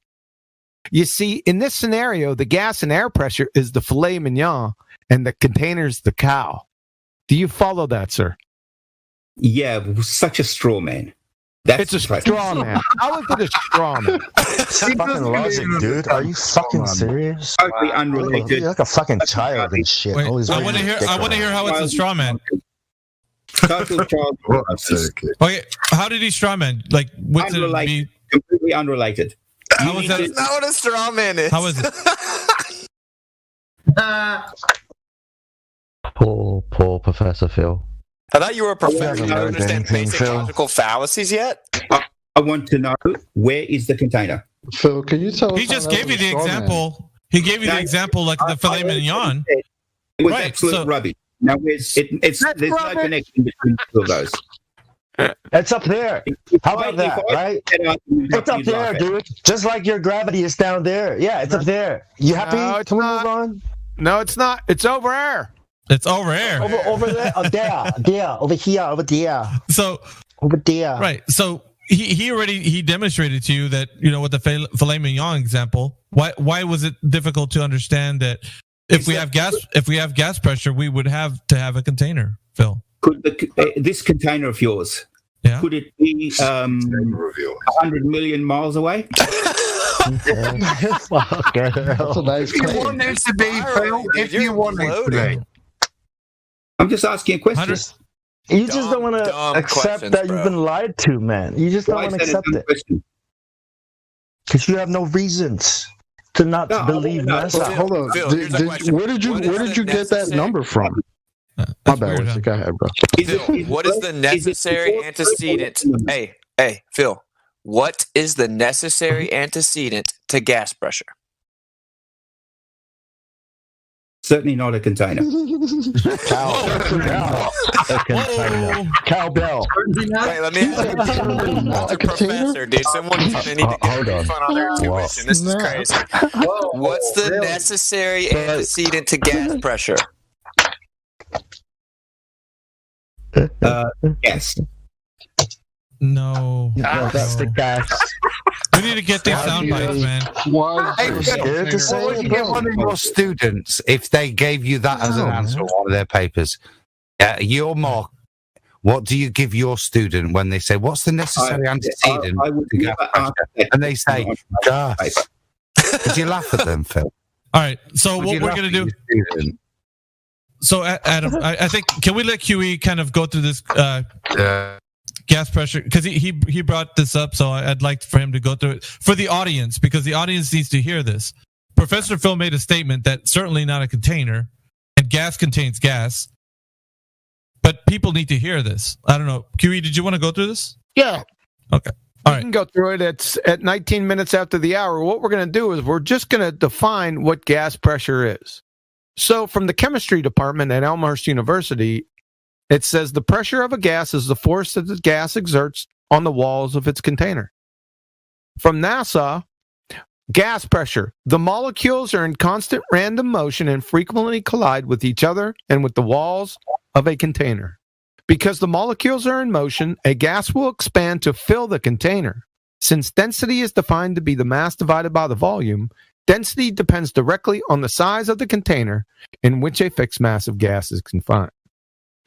The last two are the heartbreakers for you, because it comes right out and says exactly what the cause of gas pressure is. Kinetic molecular theory explained by Boyle's gas law. Observations about pressure may be explained using the following ideas. The rapid motion and collisions of the molecules with the walls of the container causes pressure. That's force on unit area. Pressure is proportional to the number of molecular collisions and the force of the collisions in a particular area. The more collisions of gas molecules with the walls, the higher the pressure. And lastly, Chem Libre text, gas pressure is caused by gas molecules hitting the walls of the container. With a smaller volume, the gas molecules will hit the walls more frequently, and so pressure increases. So when I say that to have gas pressure, the necessary antecedent is container, I mean that it's inside the definition of gas pressure. Thank you. Very nicely done. Thanks, can you now go to the part that talks about the same thing with regards to atmospheric pressure, please? Oh, atmospheric pressure is different than gas pressure? Go ahead. Find some. Tell me where. I'm asking you, would there be a difference between gas pressure and atmospheric pressure? Yes. What's the difference between gas and atmo, which means air, which is gas? So when we talk about atmospheric pressure, we're talking about the amount of newtons of force that's acting on. No, sir. You're going to have to differentiate. I'm sorry, you're not going to do this. You're going to have to differentiate the difference between gas and atmospheric pressure, sir. Do you know what the formula for gas and atmospheric pressure? You said they were different. That is a law of identity violation. John, maybe Phil. John, maybe I could ask for a point of clarity then. So when we're talking about these two different pressures, Phil, when we're talking about gas pressure, we're talking about collision rate against the surface of the container or the sampler. Yeah. What's the difference when we're talking when we do that in the air and we have air pressure, atmospheric pressure? Are we using the same device and measuring the same amount of collisions? Okay, so well, generally speaking, you would use a barometer, wouldn't you, to measure? It's the same thing then. Okay. In terms of pressure, then it's the same thing. Within whatever measuring device you're using, it's the collision rate which equate to the surface of the container, because they've become part of the container, just like me and you are part of the container. We're part of the surface area of the container, aren't we? So with that in mind, then, what's the difference when we're measuring atmospheric or air pressure to any other type of pressure? Is there something different we're measuring, or are we just describing a difference in a kind of ideological way, or are we just measuring the molecules in exactly the same way? So you're measuring the amount of force. Are we measuring the molecules in the same way? Measuring air pressure and gas pressure, do we measure the gas molecule behavior in the same way? Yeah, so your instrument is obviously... Or no? He just asked you a question. No? So I'm just to move forward, Phil, because it's important. I'm answering it. Yes or no? Is it measuring the same thing, the behavior of gas molecules? You make up your mind after I've answered it. So you're not prepared to answer something that simple? Why don't you just accept that I'll answer it, and then you can make up your mind about whether I've answered. Phil, I'm more happy for the viewers to listen on such a basic question that a professor isn't prepared to give a direct answer on that. It's quite telling, sir. Quite telling. Are you going to be quiet for a second while I answer it? Carry on. Yeah, go on. I am now. Whistling I'll past humiliated you. question. Okay, so you'd use a barometer, which measures the amount of force, the amount of newtons in a particular area. And you'd use that. So that would generally be how you measure gas pressure anywhere. What about atmospheric pressure? Even atmospheric pressure. So they're the same? The instrument that you'd use would be the same, yes. Yeah, because you're measuring gas pressure. What makes up the atmosphere? Does gases make up the atmosphere? Yes. Then gas pressure is atmospheric pressure. Well, when you're talking about gas pressure inside a container, you're talking about... No. Gas pressure and atmospheric pressure is the point. They're both the same. I concede that, yes. Okay. That's good. Yep. Yes. So gas pressure and atmospheric pressure are the same. And the definition for gas pressure is it requires a container. No, it doesn't. Yeah. Well, you just contradicted yourself. Yep. Because in the atmosphere, it doesn't require a container. Because yes, it does, because it's gas pressure. No. Yes. And if you want to talk about the containment, then gravity would be what you do. Gravity doesn't have anything to do with it. I can be close to the Earth. Yes, it does. Even if I had... Let's go down this lane because this is going to be fun. So, even if I gave you all of the Newtonian force of gravity that you can muster, I'll give it all to you. And then on top of it, I'm going to give you Einstein's bendy spacetime, all of the bendy spacetime times 1,000. Those factors will not affect the entropy of gases one iota. Yes, they do. Oh, yes. You doesn't make it right, and you have no... Two wrongs don't make a right. Okay, which type of gravity are we talking about, Professor Phil? You've got no standing to say either. What type of gravity are we talking about here? You said gravity. What type? Just gravity. Just gravity. You know there's two types, correct? No. There's the Universal Law of Gravitation, which was superseded in 1915 by the General Theory of Relativity. Yeah, there's people that have different views about why gravity happens. Okay, so what's the current understanding of gravity today? The effect that you notice when you drop something, that's gravity. The effect that we notice, what type is that? Are we talking about the General Theory of Relativity? Doesn't matter. It doesn't matter. So how does gravity? I want the experiment showing when let's say we blow up. I'm not done yet, Phil. You don't know I'm enough not done yet, Phil. For me We're going to get to Einstein's here in a second. So let me ask you a question. Let's say you blow out your tire, right? And you go to Big Old Tire. I don't know if they have that down under, but you go to Big Old Tire. It's a commercial tire replacement here in the States. You go to Big Old Tire, but you notice you only got $5 in your pocket. So you holler at the technician. So you holler at the technician, and you don't have enough to pay for the tires. So you holler at the technician. You say, "Come on over here, man." You say, "Listen, I don't got enough cash right now. Can you just put the air pressure around the rim until I get home, and then I'll drive back with the cash for the tire?" Are you thinking or something? Oh. Yeah. Doesn't make any sense, does it? Well, I don't think that makes sense. We're closest to the Earth. We're the closest to the Earth with our tire blowout, right? And the technician, he's right up against the Earth, man. He's right up against it. So the gravity, which you're talking about, should be the strongest. However, when he goes to put the air around the wheel without the tire, it doesn't stay there. Where does it go? Why would it? Well, that's my question to you. You're saying it's gravity. Wouldn't it expand to fill the volume? What?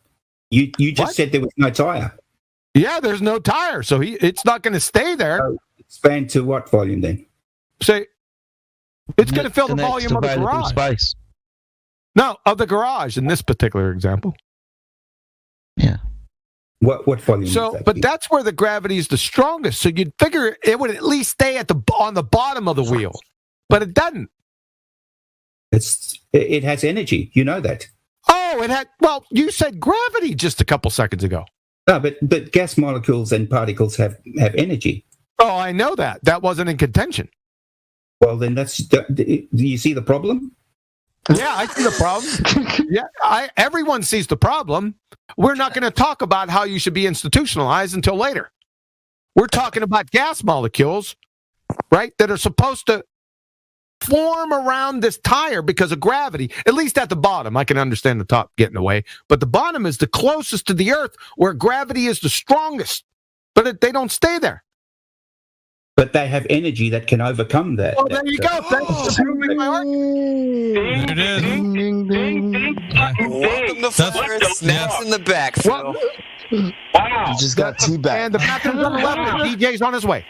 Not sure. Wow. QE, thank you. QE got 2 concessions so far. Hey, can I That's ask great. him a question? Phil, I do like that. I like that. Yeah, go ahead. Floor's yours. All right, Phil. If I have a container and it has gas in it, right, on the Earth, and I pull the lid off, what happens? Mm-hmm. The gas will go out. Okay. Well, it depends on how much gas. Let's try again. I got a container on the Earth. It's got gas in it. If I pull the lid off, How much? What happens? Would you have more gas than the outside of the container or less? All right, man. Or the equal? gas fills the space, okay? Because you remove the lid, right? Did you hear what I said? Matter. Sorry, Whitsit. Is the pressure in? It doesn't matter if you've got your container the same as the pressure outside your container. You mean the pressure would equalise, Phil? That's the point he's making. You're agreeing that what would happen is equilibrium would be reached. Yeah, any differential in pressure would instantly be equilibrated. Yeah, because there is no longer a physical barrier, a container, you may say. Yeah, to contain those 2 separate pressures. And those local conditions, as you beautifully described, it would equilibrate. Yes. Okay, so yeah, of course, outside of it has less pressure, Phil. Stop trying to divert and drag me through the mud.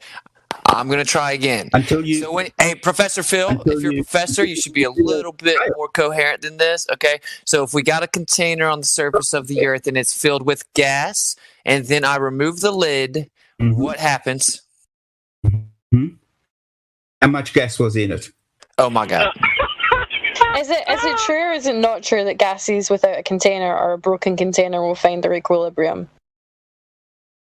Is that true or not? Well, locally, yes, I agree. The gas would escape if there was more of it than the outside. So we established that. Here's the follow-up. Okay, God, it's like pulling teeth, dude. Are we in primary school, Phil? More of it, if there was more of it. Do you mean if the pressure was greater inside the container than outside?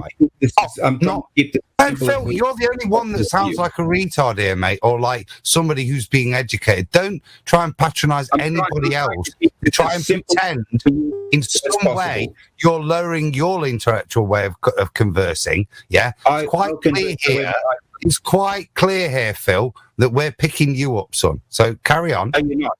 You're acting like a bunch of idiots.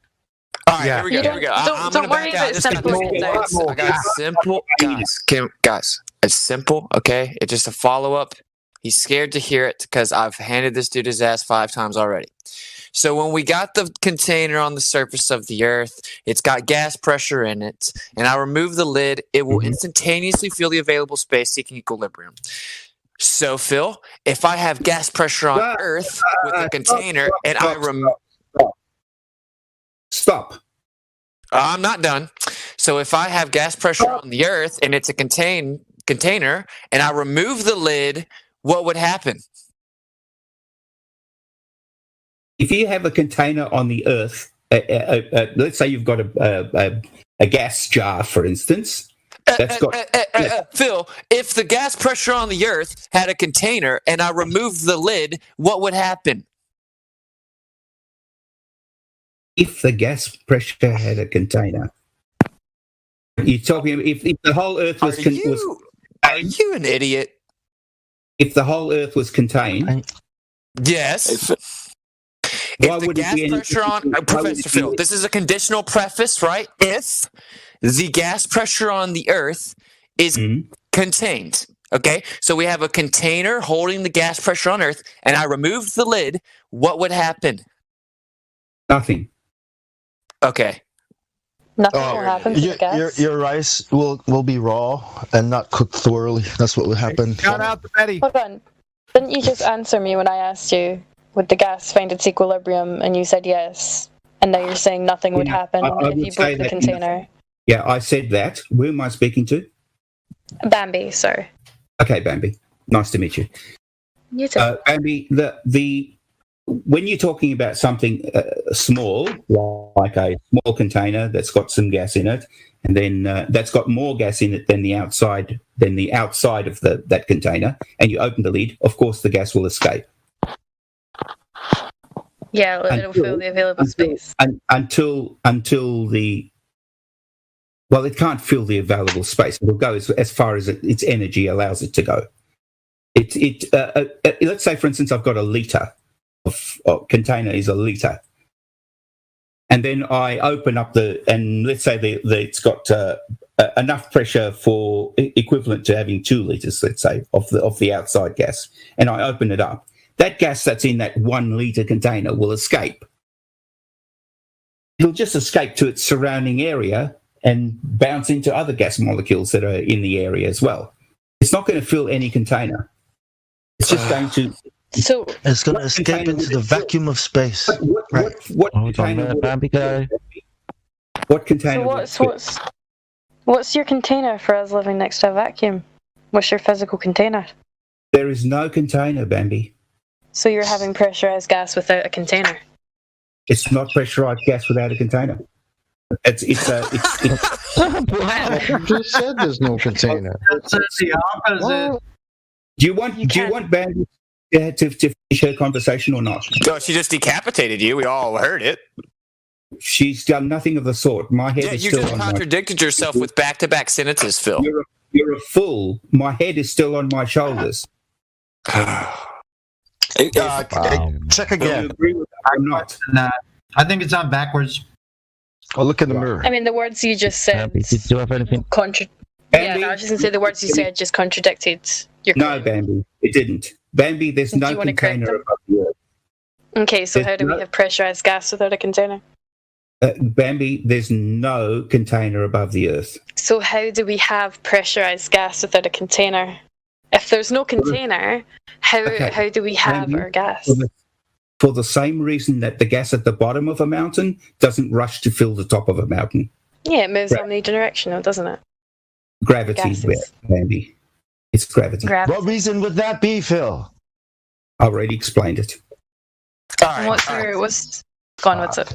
Okay, I'm gonna go have lunch. I gotta. For one, you don't get the BS known as gravity. You just reify it. There's no physical empirical evidence of it at all. But we'll worry about that later. Do you agree that in your little paradigm brought to you by a Jesuit priest that gravity is strongest, closest to center of mass? Yes. Okay, so if gravity is strongest, closest to center of mass, would you agree that the closest to center of mass that we have attainable would be the surface? Of course.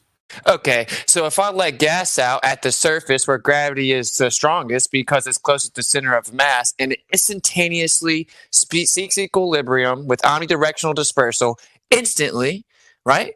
Then how could it be that it doesn't do that much further away from the center of mass where it's weaker?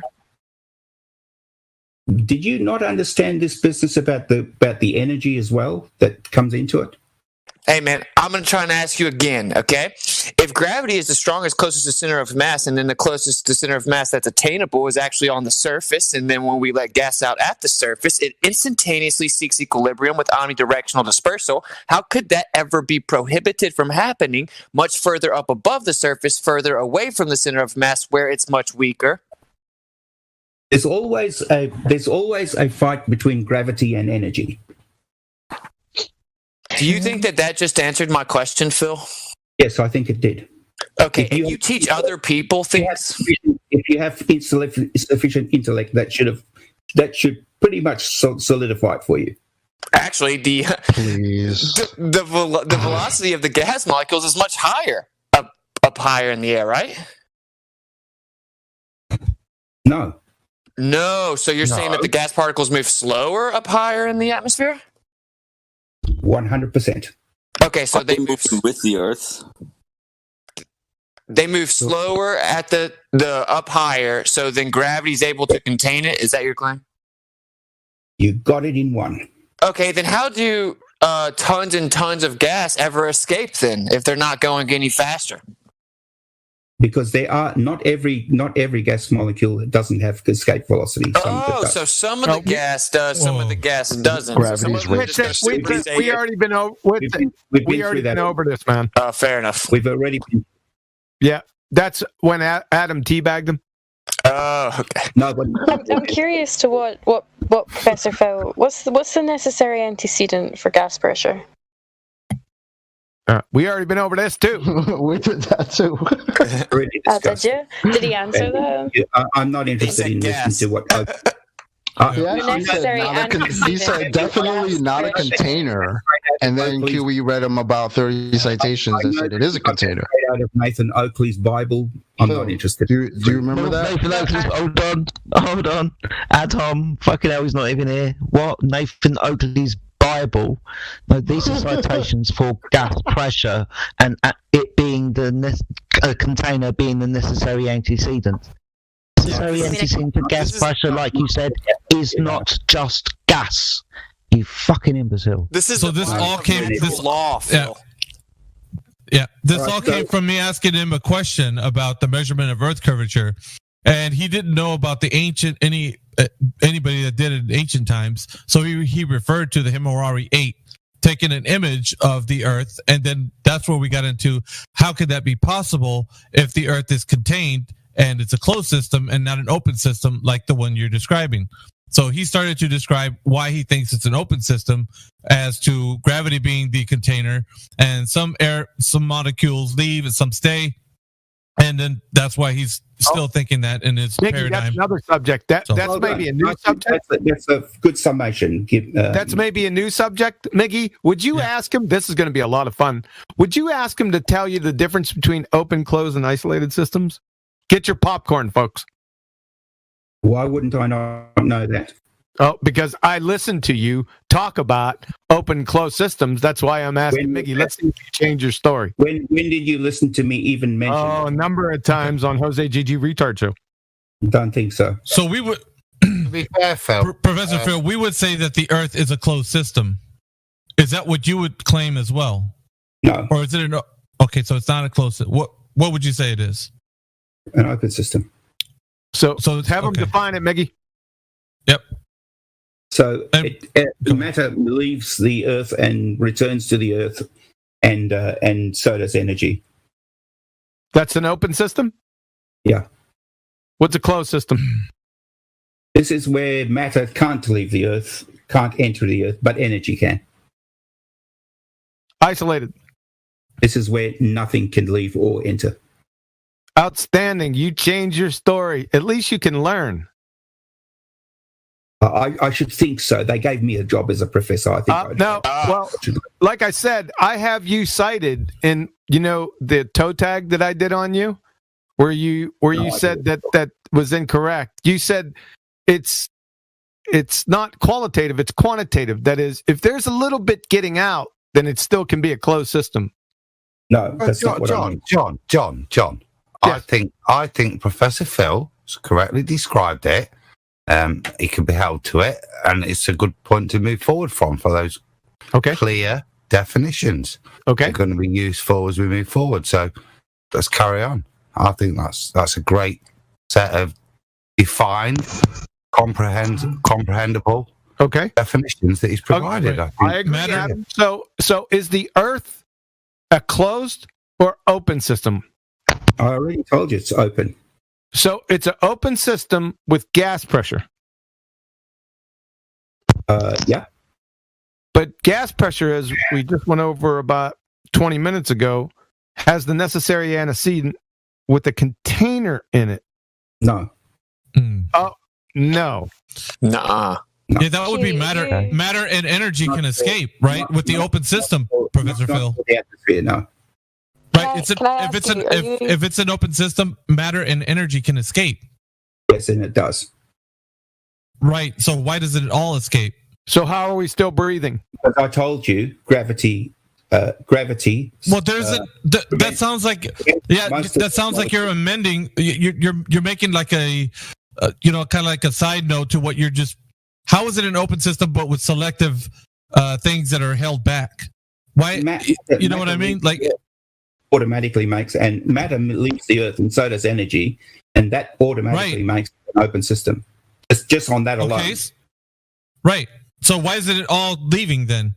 Because if you're saying that I told you why it doesn't leave. Right, I know, but so gravity is now making it a closed system by the way you're defining it.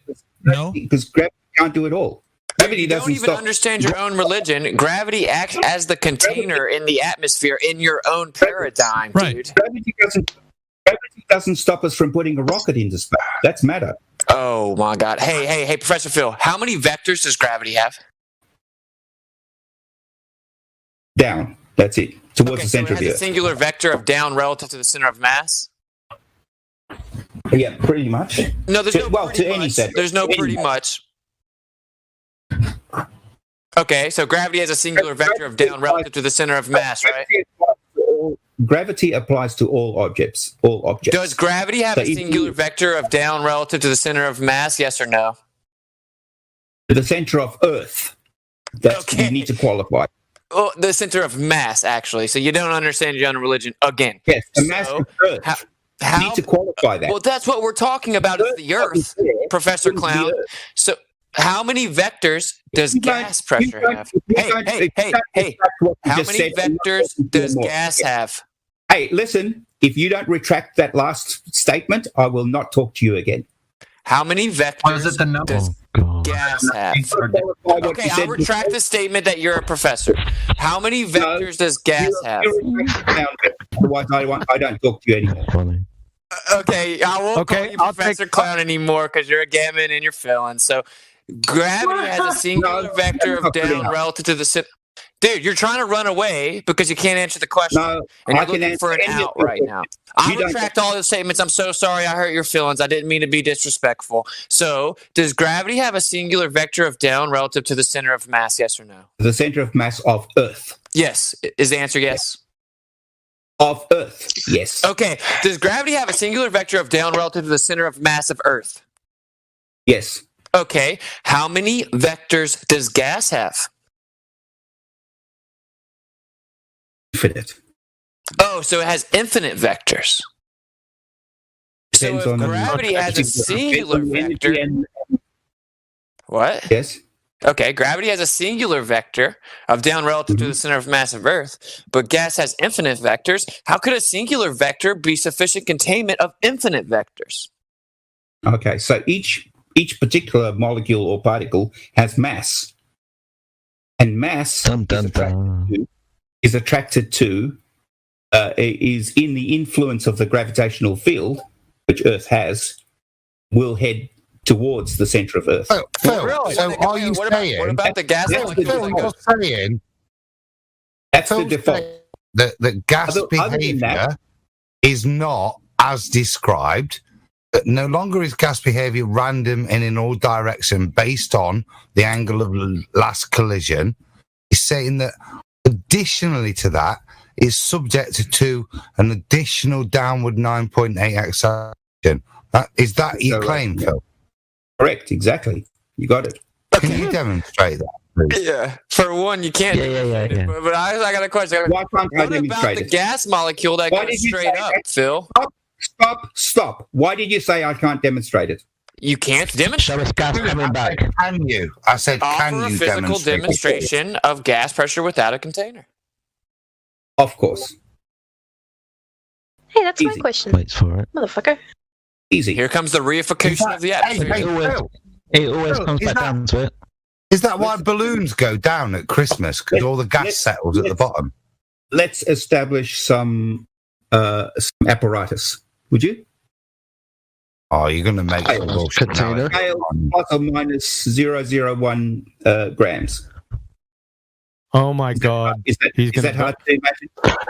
Dude, you already contradicted yourself with the gravity vector, single vector, sir. Well, you just. I'm sorry. Is this him demonstrating? Gas pressure without a container. If gas molecules move rapidly in all vectors, as these citations state, and you already stated, forgive me.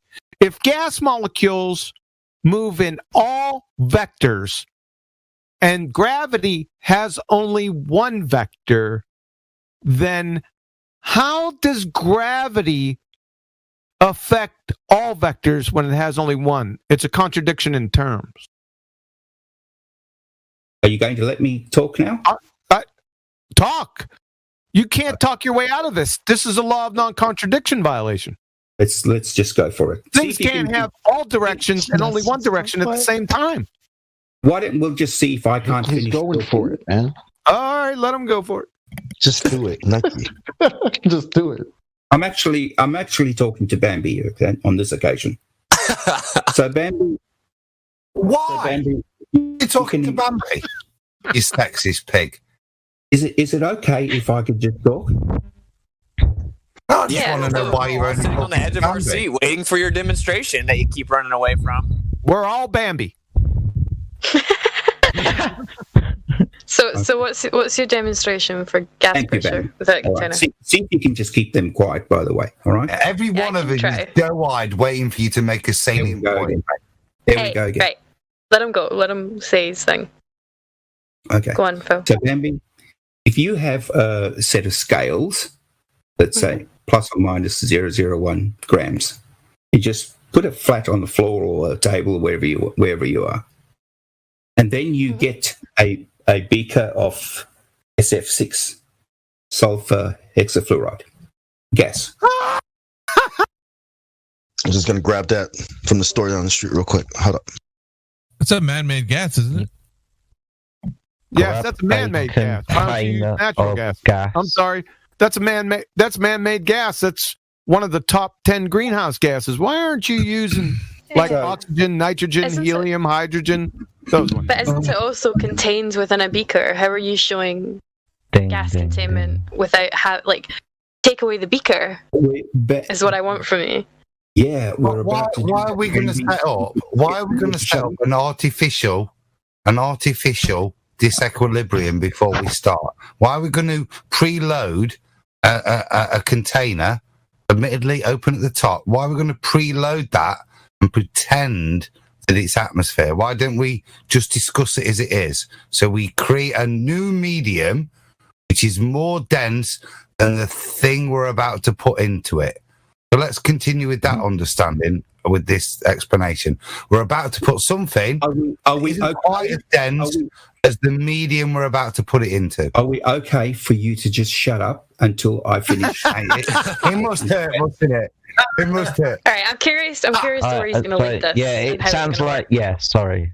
Because I'll wait for you to take away the container. Okay. Sounds like Bambi has to hold his hand now. All right, so all you need to do is you can zero the scales, Bambi. You know what that means, right? Yeah. Okay. And then you can take your SF6 and just pour it on top of the scales. Okay. And it will register a force. It will register.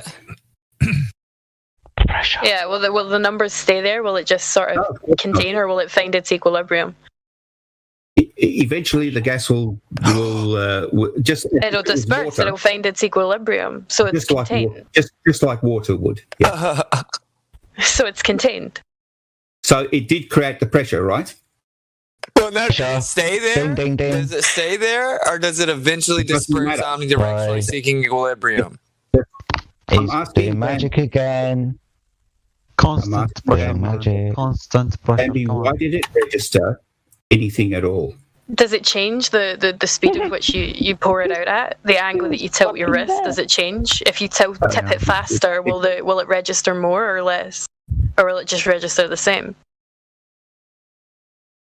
Just like you would if you did water, Bambi. Exactly the same. Professor Dappler, right? Is the collision, is the change on your scales, is the change on your scales relative to the number of molecules of the gas hitting it at a particular point, even though it's slightly heavier than the medium you're pouring it in? Or is the change on the scales relative to the total amount of molecules, and is it representative of the total amount of molecules, or is it representative of the total amount of molecules hitting the pan balance? That's a good question. Well, no, sarcastic, so clearly you don't understand. That's shocking. It's not a good question. It's bleeding obvious, mate. It's bloody obvious to anyone with a science degree. Are you sure you're a professor? Seriously, or are you a charlatan? Because that is abhorrent that anybody that professes to be an academic and a teacher of people would misrepresent people like that. You should be ashamed. What did I represent? You should be ashamed of yourself. What did I misrepresent? Absolutely shocking. What did I misrepresent? You tell me, Daphne. Go on, make your point. Well, yeah, the bit that I'm curious about is just pouring it out. Andy, what do you think caused the needles? Snake oil salesman, mate. Yeah, does the number? Yeah, does the number stay the same, or does it find its equilibrium? Well, is the number consistent? Yeah, eventually, all of the gas would move away from the plate. Most of it will. Yeah, and fill the available space. What available space? So you're not demonstrating gas pressure within a container. Yes. So do you think that any of that gas would, when you say fill the available space, do you think any of that FS6 would ever make it to the firmament? Firmament. It'll get up high because it's one of the. Hold on. It'll get up pretty high because it's one of the top 10 greenhouse gases. Let me ask you a question, sir. What did you bring the sulfur hexafluoride into the experiment with? Why not? What did you bring it in with? Because the reason I brought it in is because it's so dense. What did you bring it in with? Imbecile. Adam's losing. Did you just ask it to follow you, Phil? Yeah, or did you push it in and squeeze it into the container before you started? Or what? How did you get it into the container? Were you squishing it in? Or did you release it from another container that was probably smaller? Just had a bottle of it and just poured it in. Just like I poured was the bottle? A bottle? I'm failing to see where the demonstration for gas pressure without a container is. I'm failing to see it. I'm sorry. I'll show you what he's done. So this is where the magic is. This is where the magic is. Because it's dense, he's got a surface he's poured the gas onto. The gas has pressed down, he's registered a force. Perfect. That's it. So gas pressure. He got it's it not in one. Gravity. It's just gravity. What do you think? You're just aren't you just measuring weight? No, it's not gravity. It's the relationship between sulfur hexafluoride and atmospheric gas, because it's denser than the atmosphere around it. Because gravity causes that to happen. You can't just reify your claims, right? You have to actually specify with empirical evidence. You don't just reify and then beg the question. You know that, right? No, Bambi addressed this point at the beginning of Phil's waffle here, yeah? Well, let me make the point. Professor Phil. He said, if you pour it faster, will it give more of an effect on the scale? Yeah, and that's the point. That what Phil's trying to do is pretend that force. He's now trying to equate falling force of something which is heavier than the medium you pour it into, the impact it has on the balance. Yeah, and as it was said at the beginning, if you pour that thing more or tilt it at a greater angle, will that change the reading on the scale? Phil? It'll just make the reading go faster, yes. Of course, so is the reading, what's the reading relevant to? Number of collision impacts through gas behavior as it falls through a medium. As it falls through a medium that's less dense than it is. Yeah, that's the best it is, isn't it? It's certainly not a measure of weight or mass, is it? It's an impact level, isn't it?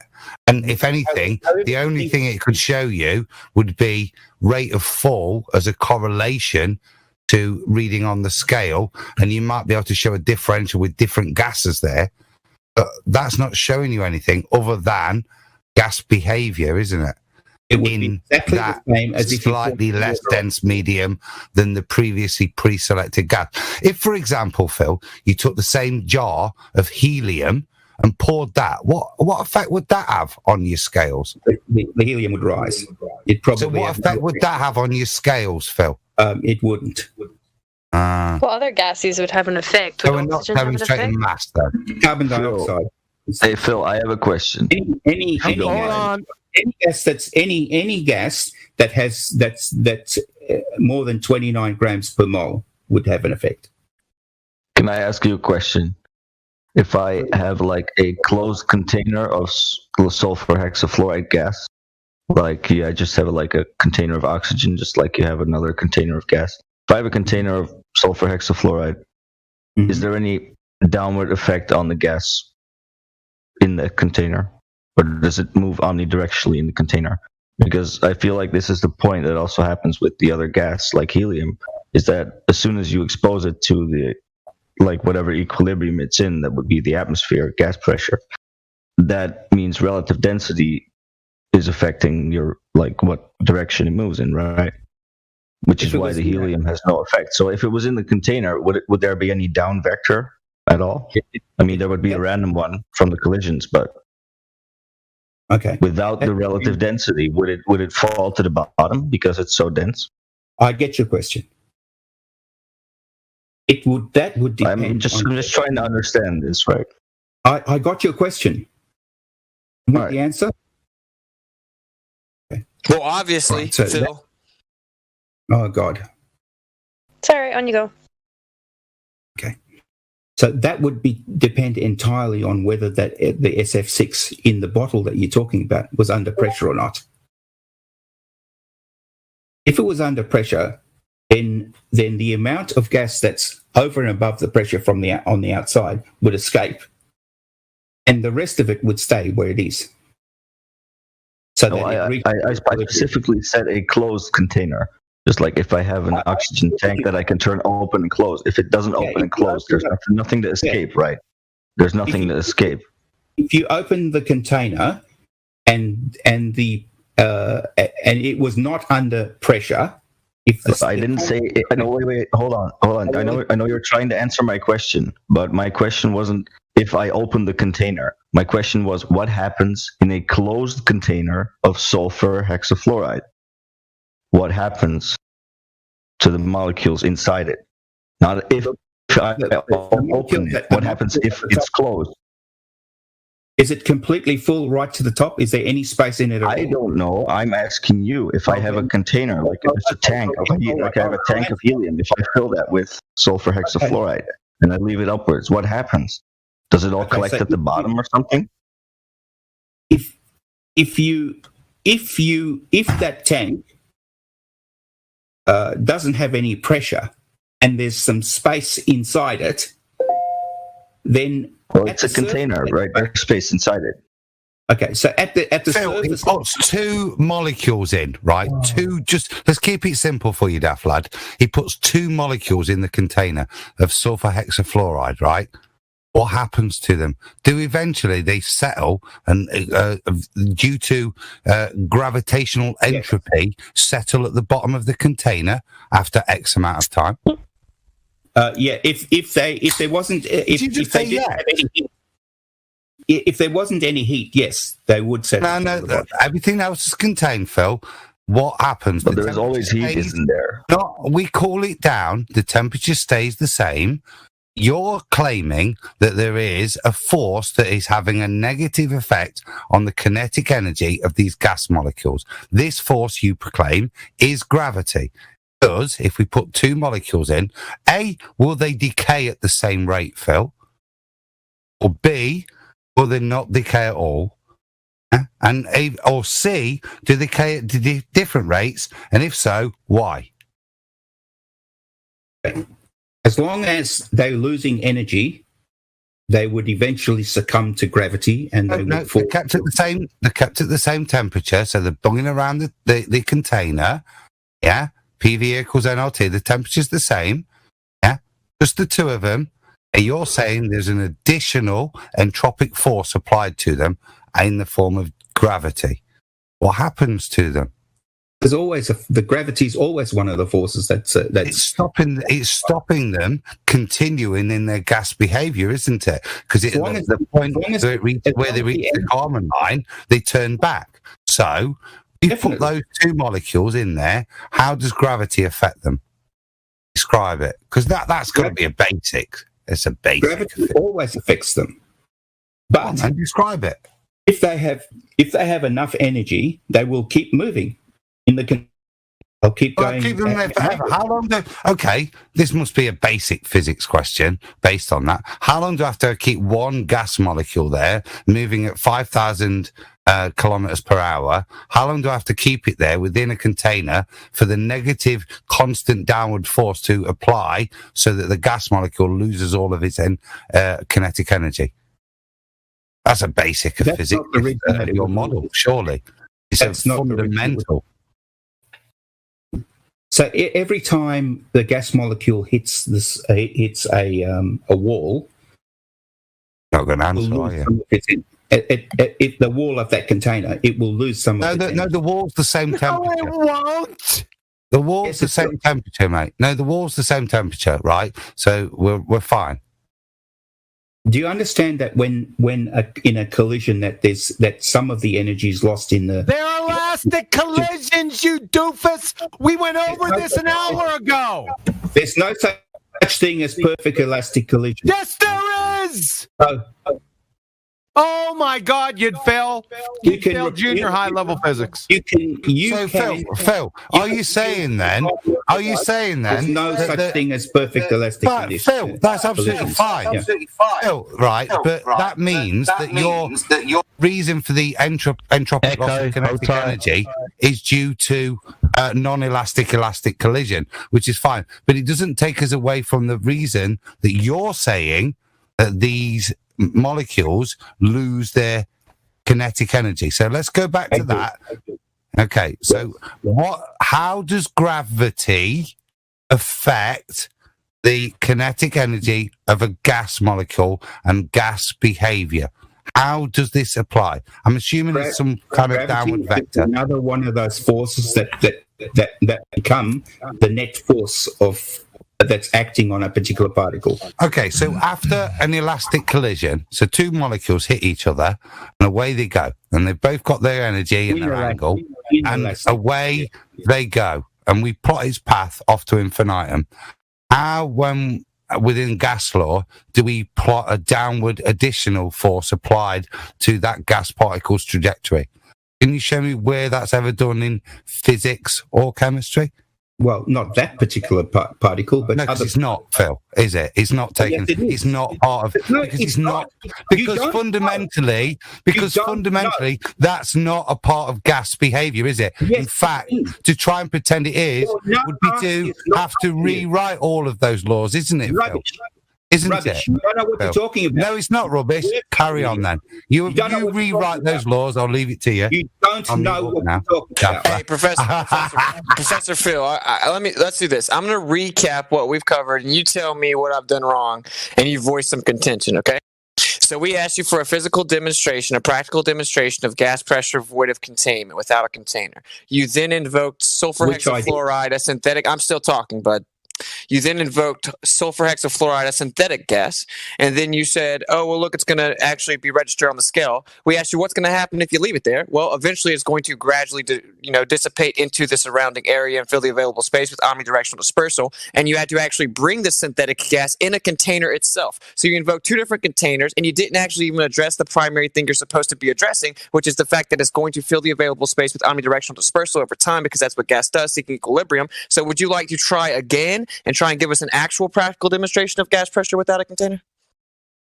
No, the one I gave you was sufficient. I just explained 4 different ways that it wasn't. No, you didn't. Okay, it's just a synthetic gas. It actually doesn't just stay there. It still fills the available space, seeking equilibrium. So that doesn't actually answer your question. And to even bring the gas there, you have to put it in a container. So if it doesn't just stay there, then that isn't going to actually address our issue, because it eventually still disperses omnidirectionally, filling the available space, seeking equilibrium, right?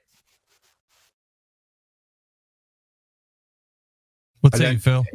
Nothing you said there made any sense. Yeah, you did. You did. It was coming. Yeah, so it sounded like you just hand waved what Whitson just said, Phil. You bet. Why? You bet. Why did you address it? Because he said something did you hear what he said? Yeah, he said something very damning to what your argument was, and I'd like to. Why don't you have? I want to hear your response. Like, that's what I'm here for. I'm trying to listen to what you got to say. Like, you need to respond to what he said. That this is important. But Phil, can you repeat what Witz said so we know you understood it? When I told you about SF6, I told you it would behave just like water would. Yeah, but did you hear what he said? Yeah, what did I say? That's what I'm saying. Can you repeat what he was saying to you so we know you understood it? You started off saying it was a synthetic gas, as if that makes a difference. And what else did he it does, say? because it's not naturally occurring, but move on. What was the primary point? So what? What was the primary point, Phil? Okay, the next thing you said was that I had to bring it there in a container. Yes. Okay. Which of course I would. Could you bring it there without the container? No. Okay, so that doesn't demonstrate gas without a container. So then what was the next point? Okay, so I brought it. I bring it to the scene in a beaker. You know what a beaker is? That's a container. So what was the next point? Without a lid. What was the next point? Yes. And if I just leave the beaker there without the lid, and over the course of time, it's going to eventually dissipate, seeking equilibrium and omnidirectional dispersal. So this is not sufficient invoking of a practical demonstration. Do you understand? No. Okay, so okay, stop, Phil. Why did you say no to what he just said? Because some of the SF6 would remain in the beaker. What time frame are you giving this? Infinity, or like what are we looking at here? What's the time frame? You're saying some would remain in the beaker. What are you saying? Like in an hour, a day? Like what's your time frame here? What's it matter? Well, it's important. If it's 5 minutes later, if it's 5 minutes after you used it, there's still going to be some in there. So what you're saying would be correct in a short time frame, a minute, 2 minutes. Like if you left it over like a week, you think it would still all be there? Like even some. If the temperature was say 0, yes. No, you're not. Like your IQ. Wow. We're not talking about the temperature. You're changing the variables here, Phil. No, you just changed the. You did. When did we introduce the temperature was at 0? When did you introduce the temperature at anything? When did we? You said that it was at 0 right now. Explanation of no container. I prefer. So why don't you show us? Right? Why don't you show us this demonstration that you've done? Why don't you show us and you tell us all the variables of it so we know what we're talking about? Because the temperature wasn't discussed, so just show us everything. Show us what you've done. Yeah, so that's what I'm saying. Can you provide what you've done and the observation you've made of gas pressure without a container so we can see it.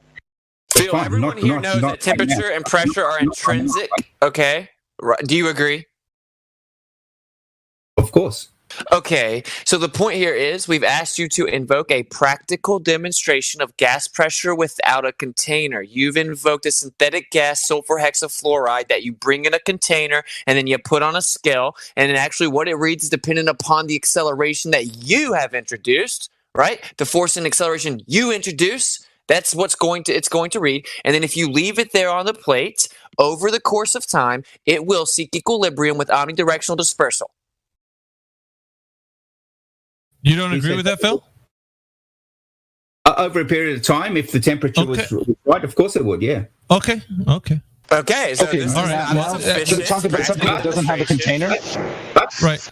So I guess if the temperature was cold enough, it would stay in the beaker. All right. Well, Phil, here's the thing. I'm still trying to, real quick, Adam. What I'm still trying to do is get to the point where we're going to measure some curvature, because we can't do that if your satellite is in a medium that can't exist. So right now it's. I'm saying. I know you're making a declaration, Phil. You're making a declaration right now. But what we've been trying to do right now is get you to at least understand that if you have gas pressure, you need a container. But you can't demonstrate that you can't have a container. Like this whole time, I want to say I've been here for like an hour and 30 minutes. Professor Phil, and you haven't demonstrated how you can have gas pressure without a container. It seems like every method that you've introduced, it fails on every level. And I'm waiting for the your opinion of it. I'm waiting for the demonstration so that we can move forward and provide that. I'm waiting for the demonstration so we can move forward to provide the measurement of Earth curvature with your Himawari 8 in the medium that you say it's in. But if you cannot do that, then that Himawari 8 image that you showed me, I have to throw it away because you're not demonstrating gas pressure without a container. So, Professor Phil, let's ask him this. Can you provide any evidence of the convexity of terra firma without invoking something in the very medium that's in contention? Watch the ships go over the horizon. Okay. If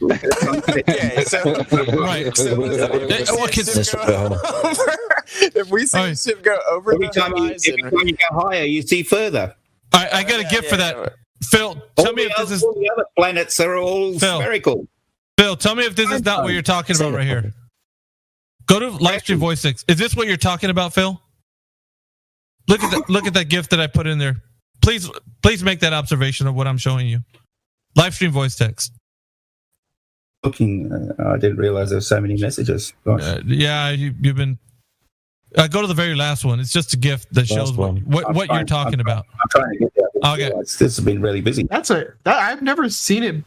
Yeah, well, you keep mentioning containers. Incredibly busy. People keep pointing out how many times you say container. So this is. I'm sorry, guys, but this is what Whitsitt was saying right now with what you just told him.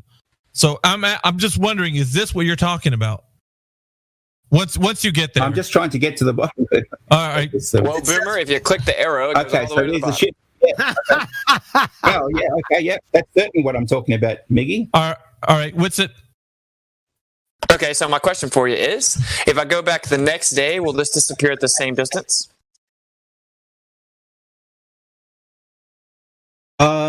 It might vary slightly depending on your atmospheric conditions. No. Wait. No. Actually, the size of Earth changes. No. Yeah. That's what I was going to say. So you're saying slightly, meaning that the position of where we would see the horizon would change? Yeah. So what will happen is it's possible to have looming on a. So not already all right. So we're saying that where we see the horizon change, but the effect would still be the same. All right, but we're talking about physical Earth curvature. Yeah, right? The ship will still disappear the same way. But not at the same place, will it? How do you know if it's looming or actual curvature? How do you know if it's That's simple with them, right? Like, if you're claiming that this is physical obstruction of the convexity of terra firma or Earth curve, then that means it would have a consistent location dependent upon your metric claim of the radius, okay? But if I go back the next day, no, because there's atmospheric refraction. Right. The horizon's dependent upon the atmospheric refraction, right? Of course. So then it's not a physical location then, right? Well, it is. It's just where you see it. So Whoa. It is. It's just where you see it. Yeah, that's physical. That's right. How can you? Okay, so how can you measure that, Phil? Genius said that. But how can you measure that? It's something that moves all the time. How are you going to measure that? Well, you can. You can look. You can measure the atmospheric conditions. Okay, so that means it requires a presupposition of a physical location, and then you take an approximation and just assume and reify the very thing that's in question. So calm down there, Mr. Professor. Professor, is there a difference in an apparent and actual location? Sorry? Is there a difference in an apparent and an actual location? Well, apparent just means where you apparently think it is. Apparently, the actual location is where it actually is. Okay, so is what we're seeing the apparent or actual? You're still looking at the same object. Hey, we're talking about the horizon. Is it apparent or actual? Okay, so where you see the horizon is in this particular instant where it's pretty clear. Then the horizon would be just slightly different to where it actually is. Okay, so it's apparent then, right? that would be apparent. Whoa. Slightly. So are you saying the horizon? Wait, Professor Phil, you're saying the horizon's different from the Earth curvature? No. So what's different is not the horizon. It's the horizon is still the horizon. It's just in a different place. What? Welcome to Flat Earth. Snacks are in the back, bathrooms on the left, DJ's on the way. I don't think so. This image alone, this GIF alone that you're watching. You didn't listen to me. Is I about said, welcome to Flat Earth. You need that the Earth is a welcome to Flat Earth, sir. And you invoked refraction. Did you know that you invoked terrestrial refraction? What do you need to calculate for terrestrial refraction, sir? Oh, I know. Temperature gradient. Nope. Yes, it does. Okay. What else do you need? Well, you need to have a different. You need to have a temperature gradient, or Professor Phil. How often do you? No, hold on a second. No, Professor in Phil. Geometry. No, in geometry, you don't use atmospheric refraction. No. Hold on. What do you need to measure terrestrial refraction?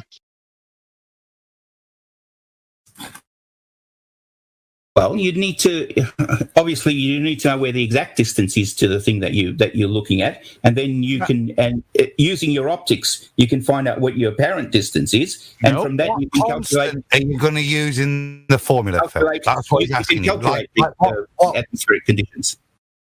Radius. Well, begins with R. What about it?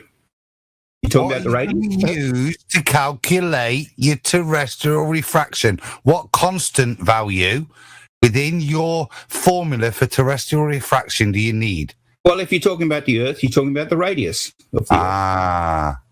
Where'd you get that? Isn't that what you're trying to do? Many ways to get that. Many ways, brother. Many ways. Yeah. Well, the best way, obviously, is the Cartosat 3 or the Himawari 8. No, are you saying that we can? You can't use from space. Wait, you can't use your satellites, Phil. Remember, you can't use your satellites. You can't use your satellites because you said that we haven't gotten to proving that medium is actually there. Mickey, I don't. They proved the radius before they got to space. To prove the radius, I do. I care very much because this is something that you're actually supposed to tell somebody is actually there. I'm not going to tell somebody something's there when I don't even know it's there because I can't provide evidence to have gas pressure without a container, Phil. So, Miggy, let me explain to you how this works over here. See this image that you put up? It's actually very, very good. I love it. I'll put it again. We love it too because it proves that the horizon is nothing more than an apparent location that constantly fluctuates hour to hour, day to day based on atmospheric conditions. But I'm not done talking. But yeah, you claim that there's a physical obstruction. Shut up, dude. You claim there's a physical obstruction that's consistent based on the convexity rate that is necessitated by the radius. So whenever it fluctuates, as soon as it moves, it disproves the notion that it's a physical location. So once again, welcome to Flat Earth. So, Miggy, this particular image that you've put up here is really, really good. Okay, and let me explain why. Because you don't have to do a lot to work out that Earth is a sphere just looking at this image. So one of the things you can do, Miggy, is over. Can you get the radius from this picture? Can this picture provide a radius? We're talking about the radius. Yeah, we're talking about the radius, sir. If you just where was the radius value from this picture? Who and by what method was the radius value established? I'm about to tell you how to do that. No. Okay. Who and when was the radius value established for the Earth? Gosh, can you just be quiet? No, you need to answer this question. So you gotta let him beg the question first. No, we're not letting him do that. You have to understand that we're trying to establish the verification process of the radius. You can't even go to your little natural law-defying medium without the radius because you can't even attain gravitational orbit or escape velocity without the R value. So you're reifying and begging the question. The very thing in contention is the R value. How do you establish the radius, Phil? So Miggy, that gift that you got is brilliant. I'm going to ignore everything, just all of the questions. I'm going to ignore. And let me just explain. We don't want to hear it anymore, unless you're going to tell us where the radius. Why can't you debate the call dropout, Phil? I'm confused. Are you actually you really Queen? You're going to use your explanation to find radius by something in the space that you needed the radius to know before they went to space, right? How did NASA know what the radius was before they launched friggin' satellites? I'm going to explain to Miggy how this image that Miggy's put up. Miggy knows about that. He's the one who posted it. You're the only one here who doesn't understand. I know, but you may not realize some of the stuff. You're self-projecting. I'd like to explain it to him. You're spiraling. I'd love to know how it's a gamma spiral. You can't talk to the college dropout. I know that the rest of you don't want me to go there, but no, we want you to answer the question. Miggy, I know you care about what you. Miggy doesn't care. I asked him; he could care less. Yeah. So I'm going to explain to you and the audience. You're not going to. This is a brilliant GIF. Okay, and the reason is. Can you get the radius value from that GIF? It's brilliant and all, and I get it. But can you get the radius value? You can get the radius value from that GIF. Yes. How? I would love to see. Oh, please enlighten us. Well, exactly what I was trying to do this whole time. All right. The radius. You're going to prove the radius right now. Everyone, quiet. He's about to tell us about the radius from this GIF. Oh, yeah. Go. Right. Okay, so one of the things you can do is you can plot the distance that the ship moves against the height that this ship moves away. Okay, so as the distance that the ship moves against the height that it moves away. So all we need to do is work out. All we need to do is figure out is how fast that ship is moving, because that'll tell us how far away it is at each given point when we're looking at the distance above the horizon. Yeah, but it changes hour to hour now. If we plot the distance above the horizon against the distance that the ship moves away, we can then plot that against so that we get a curve. But it changes the next hour, though. Oh, the ship is a constant velocity across that. No. But where it disappears, it changes, though. The ship's moving at a constant velocity across the water. The horizon changes. Yeah. I'm talking about on the same day, on this image that you're looking at. It changes in the same day. The horizon's not going to change in the few minutes that this ship's going away. No, it's a few minutes. All right. Actually, yes, it could. It absolutely could change in a few minutes. Yep.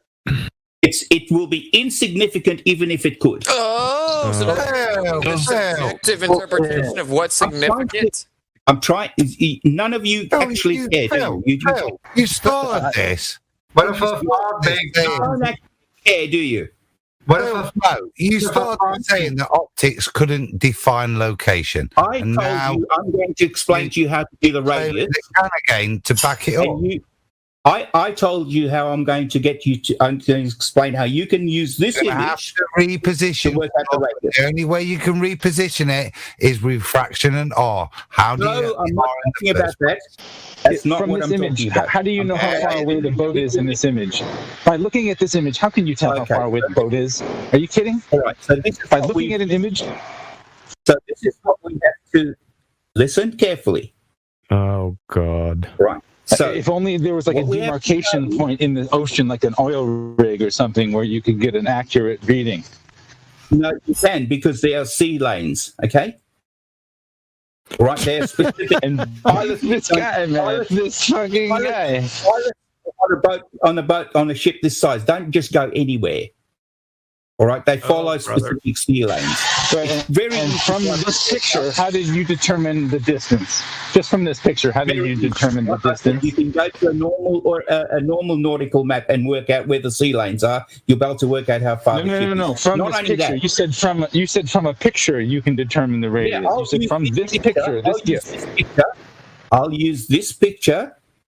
And where it is, and a topographical map, and a calculator, and a whole bunch of other stuff. Right? Because I actually do care what I believe in is true, so I would go the extra mile to do it. Okay, so but you just said But you just said you can do it with this picture.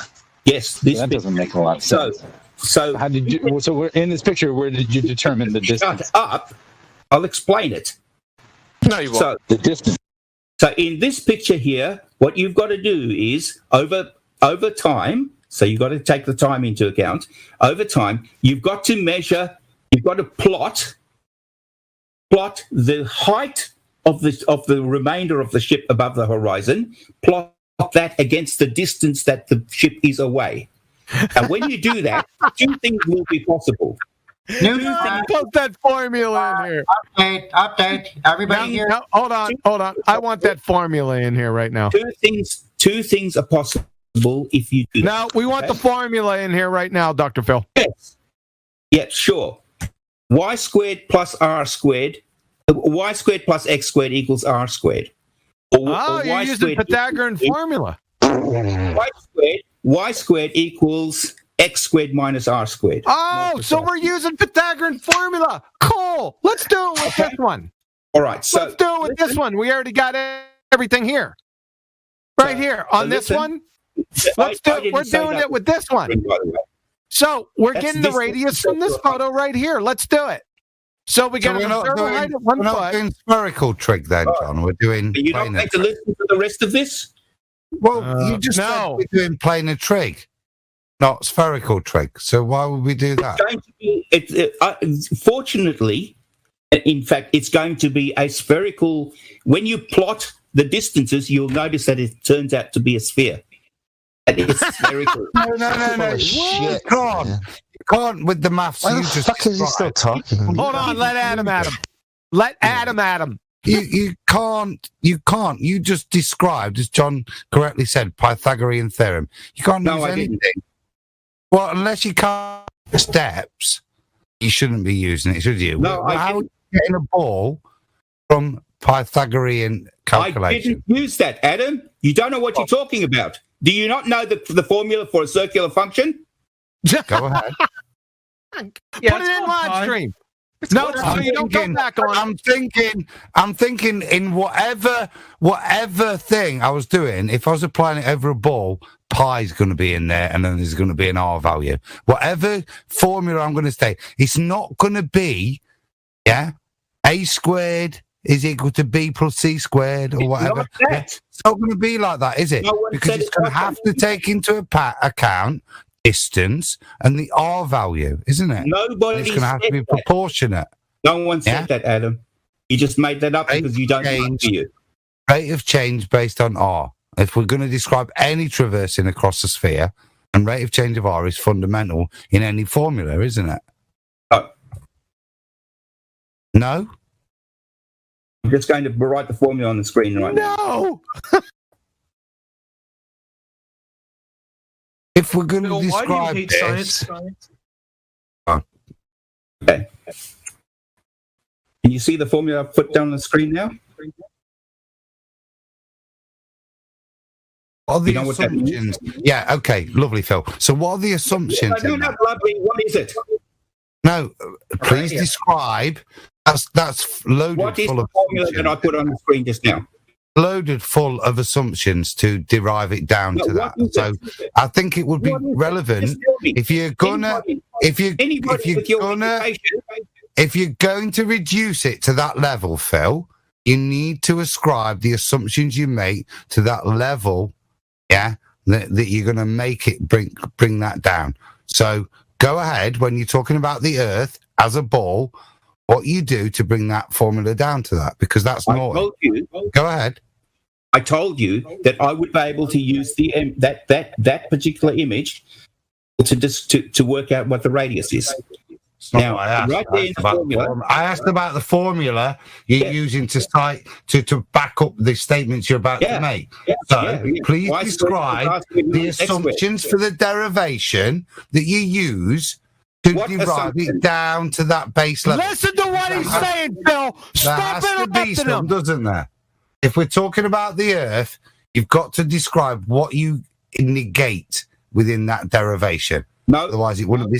Otherwise, it wouldn't be so pretty, would it? Phil? No, we both know that. No, I don't. No, you don't. Well, I do. So clearly, once again, you demonstrate you don't know what you're talking about. At a much lower level. No, carry on. Of course I am. That's why I just pointed out the formula you pointed out to back up your bullshit. Yeah, rubbish. You don't even know. Assumptive. You don't even requires you to negate. You don't shut up. Lots of the parameters in it for you to derive it to that. And I think you just should be honest when you're putting formulas up. It's a bit like with the assumption to the horizon calculation. You have to derive that it's negligible certain components of it, i.e. the curvature, to even get to that calculation. So, once again, with regards to yours, what are the things you have to consider as negligible and ignore? And I think you'll probably find it's rate of curvature, but carry on, Phil. Okay, so you don't have to assume anything, okay? All you need to do... You're already assuming R, because I've seen it in your calculation. No, I've seen it in your formula. There's an R squared in there. You're assuming it from the... No. Well, where did you get R from? Where did you get R from? I can make that the subject. No, you can't. It's already in your formula. It's not R equals, is it? You're not that sharp, are you? Your equation. You can't make it the subject. To make R equals for you. No. Go back to the initial waffle you were starting. It's in there. Where did you get the R from? You don't need to get the R. You calculate the R. You don't need to get the R. You just assume the R then. No, you don't have to assume it. Not at all. No, you don't need to get it. You don't need to assume it. Exactly. What does it come from? Archangel Michael? Does he bring it? Where do you get the R from? I'm just about to show you. That would be Gabriel. Pictures. No, Michael. It's well below Gabriel. Come on, where do you get the R from in your formula? Show you. Is it optics? Are you going to put a picture up? Show me a picture of something. After all we've just been through. I know that boat miles away and I can't see the bottom 10 foot of it. Is that what you're going to show me now? Have a look at this. Prove your R. I've written down. I can see He-Man. That says it all. What is it? What does it say about the formula I've written down? Where? You can't see it. 36 minutes after the hour. You're using Pythagorean formula. That's not Pythagoras' formula, by the way. Oh my God. So, like I asked them, Phil, if you're applying that formula to the Earth, you've rearranged it. Well done. Well done. Very good. Bag of shite. Okay. It's Pythagorean formula. It doesn't really matter. He just swapped his functions around. Scroll up a little bit, look. Yeah, I know. I see what he did. Yeah, I see it. Now, sometimes just saying I don't know is the best thing to do. Now, do you know where we get y squared from? Y squared is the height. Do you know where we get x squared from? X squared is the distance away from. Oh, I already did that on the Black Swan. R, Phil? What's R? That's what he's solving for. Exactly. At least there's one. So I already did that on the Black Swan. Guess what I got? Yeah, actually, going back to the point that optically you're going to use X and Y to solve for R, even though what we've just been through. What have we been through? That's a problem. With the Pythagorean, yeah. It's not Pythagoras, by the way. You can use Pythagorean formula on that, but you've got not Pythagoras' formula on a sphere, haven't you? You've got to place that triangle on the sphere. It's not a triangle. You've got to assume that the XY coordinate differences and any difference in there is caused by a change in the Y coordinate, isn't it? Yeah, based on curvature. So that's just absolutely shocking. You don't know pull that out. There's some kind of evidence. That formula that you think that is any way supporting, it's just bullshit maths, mate. That's shocking. Should be ashamed of yourself. Is that not the formula for the function of a circle? Yes or no? Do you understand that Pythagorean formula is a squared plus b squared equals c squared? I'll leave you to it for you. I know what Pythagorean formula is. That's not. That's it. No, it's not. You just have different variables: R, Y, and X. No, it's not, Huey. I thought you would have known better. Dude. I thought everyone could see it. I thought Pythagoras didn't even exist. You guys, we should listen. We really need to listen to him, okay? Because he drives a really nice car. So I really think we need to listen to what he has to say. His car is amazing. He's a professor. He professes things. Are you still not able to get pretty girls even with a nice car? A squared plus B squared equals C squared is not Pythagorean. What? Yes, that is Pythagoras, but not this one. You can replace the variables and just still going to say the same thing. This is a different formula altogether. This is a circular function. This is good, Mickey. This is a circular. It's not measuring. This isn't measurement of Earth curvature. No.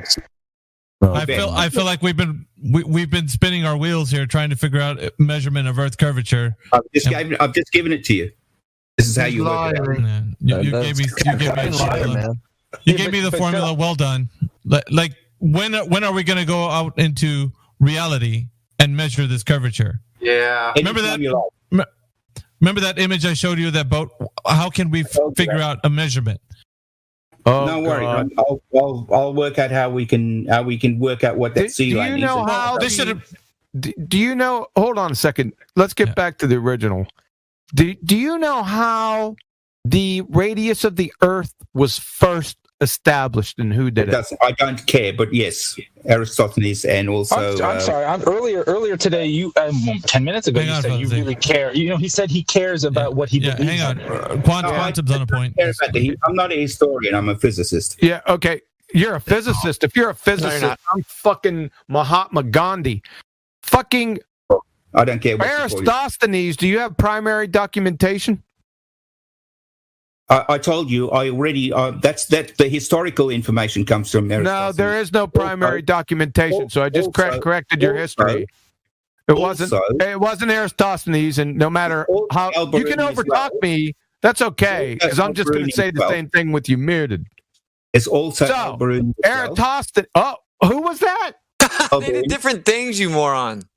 Also, apart from that, there's many other mathematicians. No. Who established the radius of the Earth for absolute positive sure, and we have primary documentation of it? Spell his name.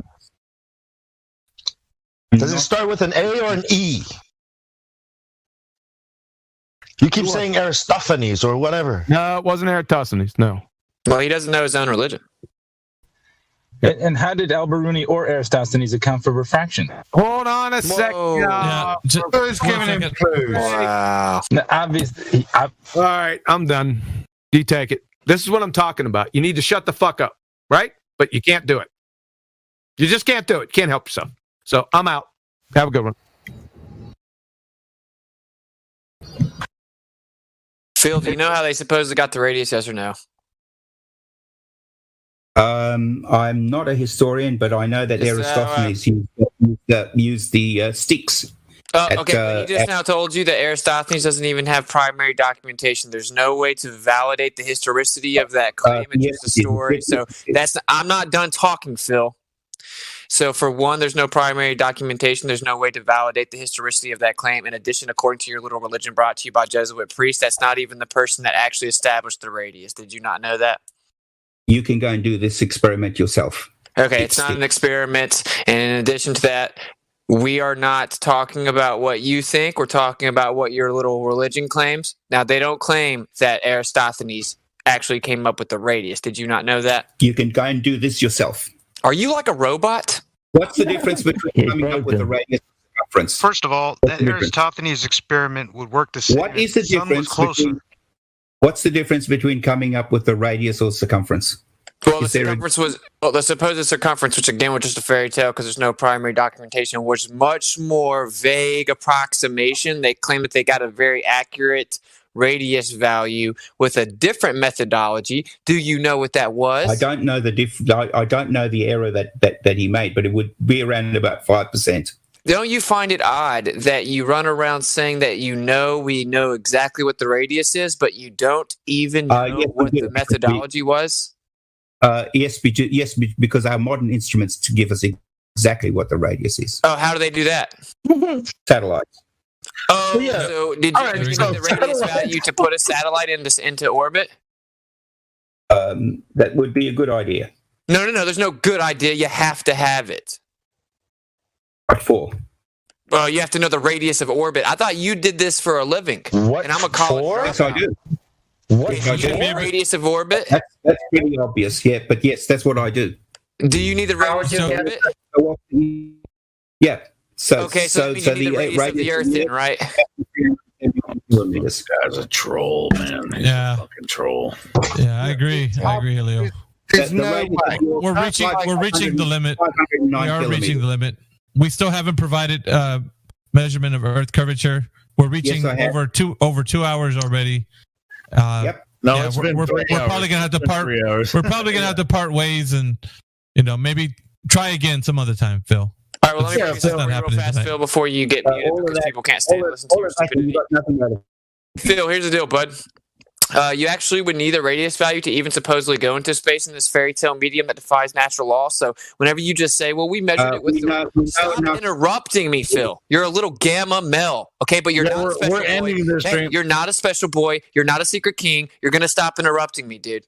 For real, okay? So to go to supposed space, you need the radius value because you have to know the radius of orbit, which means you have to know the distance from the surface to the center of the mass and the center of the Earth. This is objective. No one cares what you have to say about it. So whenever you claim to invoke something in space, you're actually begging the question of what's in contention, which is the R value itself. So you couldn't have gone to space if you didn't have the R value, which what that means is they objectively would have had to definitively establish the R value to even go to space. So how did they do that? Many ways. And okay. I gave you already. I told you how they. He's just going to keep waffling. Yeah. Hey, I want to point something out about Professor Phil.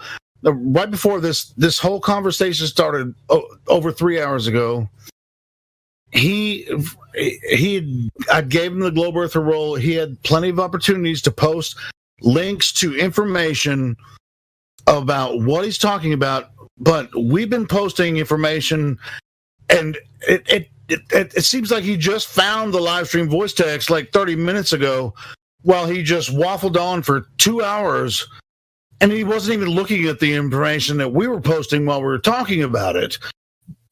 And so he hasn't posted a goddamn thing except for a couple of equations. And so, Professor Phil, you should be embarrassed, bro. And the pictures. Yeah. Oh, a couple of He's an ignorant. He's just an ignorant, stubborn person who, you know, who wouldn't want to listen to people. Professor Phil, here's the deal, okay? Professor Phil, listen, check this out. I'm talking now. Shut the fuck up. I'm talking now. No. Good try. Shut up. Okay, let him respond to what I said. Hold on, let him respond really quick to what I said. Make it really quick. Make it quick. Now, I gave you the picture of the actual Earth. Oh my God! Here we go again. Go ahead. Phil, here's the deal. Here's the deal. So, in order to go to space and to send this little Himawari up there and take supposed pictures, which only come every 10 minutes and it's based on CGI composites, but you're just a clown. The point is, you'd have to have the R value to do that, right? And so we go out and we test the actual Earth itself, which is the only methodology that would be sufficient to actually establish the R value, right? And we've actually falsified the R value because the convexity rate of terra firma necessitated by the R value isn't on the Earth. It's nowhere all over the Earth. So we falsify the R value. What that means is when they told us they went to space, they had to be lying because that would be an impossible task without the R value. This is skipping over the fact that it's a violation of natural law. Okay, so with the falsification of the R value comes the falsification of the entire model. So you might want to pump the brakes and coming in here and making a fool of yourself. If you choose to live in fairy tale land where you believe the religion crafted to you by Jesuit priests without empirical evidence, that's your own decision. But stop acting like you know it's real because you can't even establish the R value or respond with any specific contention or rebuttal as to our falsification method. That's what I was telling you, Phil, when I first talked to you. That's exactly what I was trying to explain to you. And it seems like we haven't gotten the measurement of Earth curvature. So I mean, you've been here, and just like Helioskeptic was saying, I mean, you had plenty of time to post as much information as you wanted. I mean, I knew you put that image in there over 3 hours. So, yeah, I think we're gonna have to part ways on this one. So Miggy, we're not going to ban you, Phil, but we do other things here. I mean, I appreciate everyone being here. Listen, no, it's just. Do you mind if I speak? You're going to give one more statement. Go ahead. Okay, so the reason, as I told you, the reason that I'm coming here is not to convince you of anything. The reason I've come here is to explain what I think, why I think what I do. I know not to change your mind. I know that, Phil, but you're still you don't have a rebuttal to all this information that we gave you. If you, that's the problem. Yes, I did. I rebutted. Hold on. I'm gonna upload. I'm going to capture the part that is there anything you have that you think that I can't answer? Yeah. Why would the freaking RC boats disappear bottom first in that video, Mike? So I just want to thought. The first question that I was giving you, the measurement of Earth curvature, is the only thing I was concerned with that you would actually be able to give me. That was, I don't care about any other argument that you would bring into here, but so long as you're able to provide that information sufficiently, and I would be able to test for it myself by what you said, then we would have something. But it seems like we didn't get anywhere, Phil. Miggy, I was listening in, and what he said was, Phil, hold on just a second. What he said was boats going over the curve. And then just like 30, 40 minutes ago, he said it again. He's like, boats going over the curve.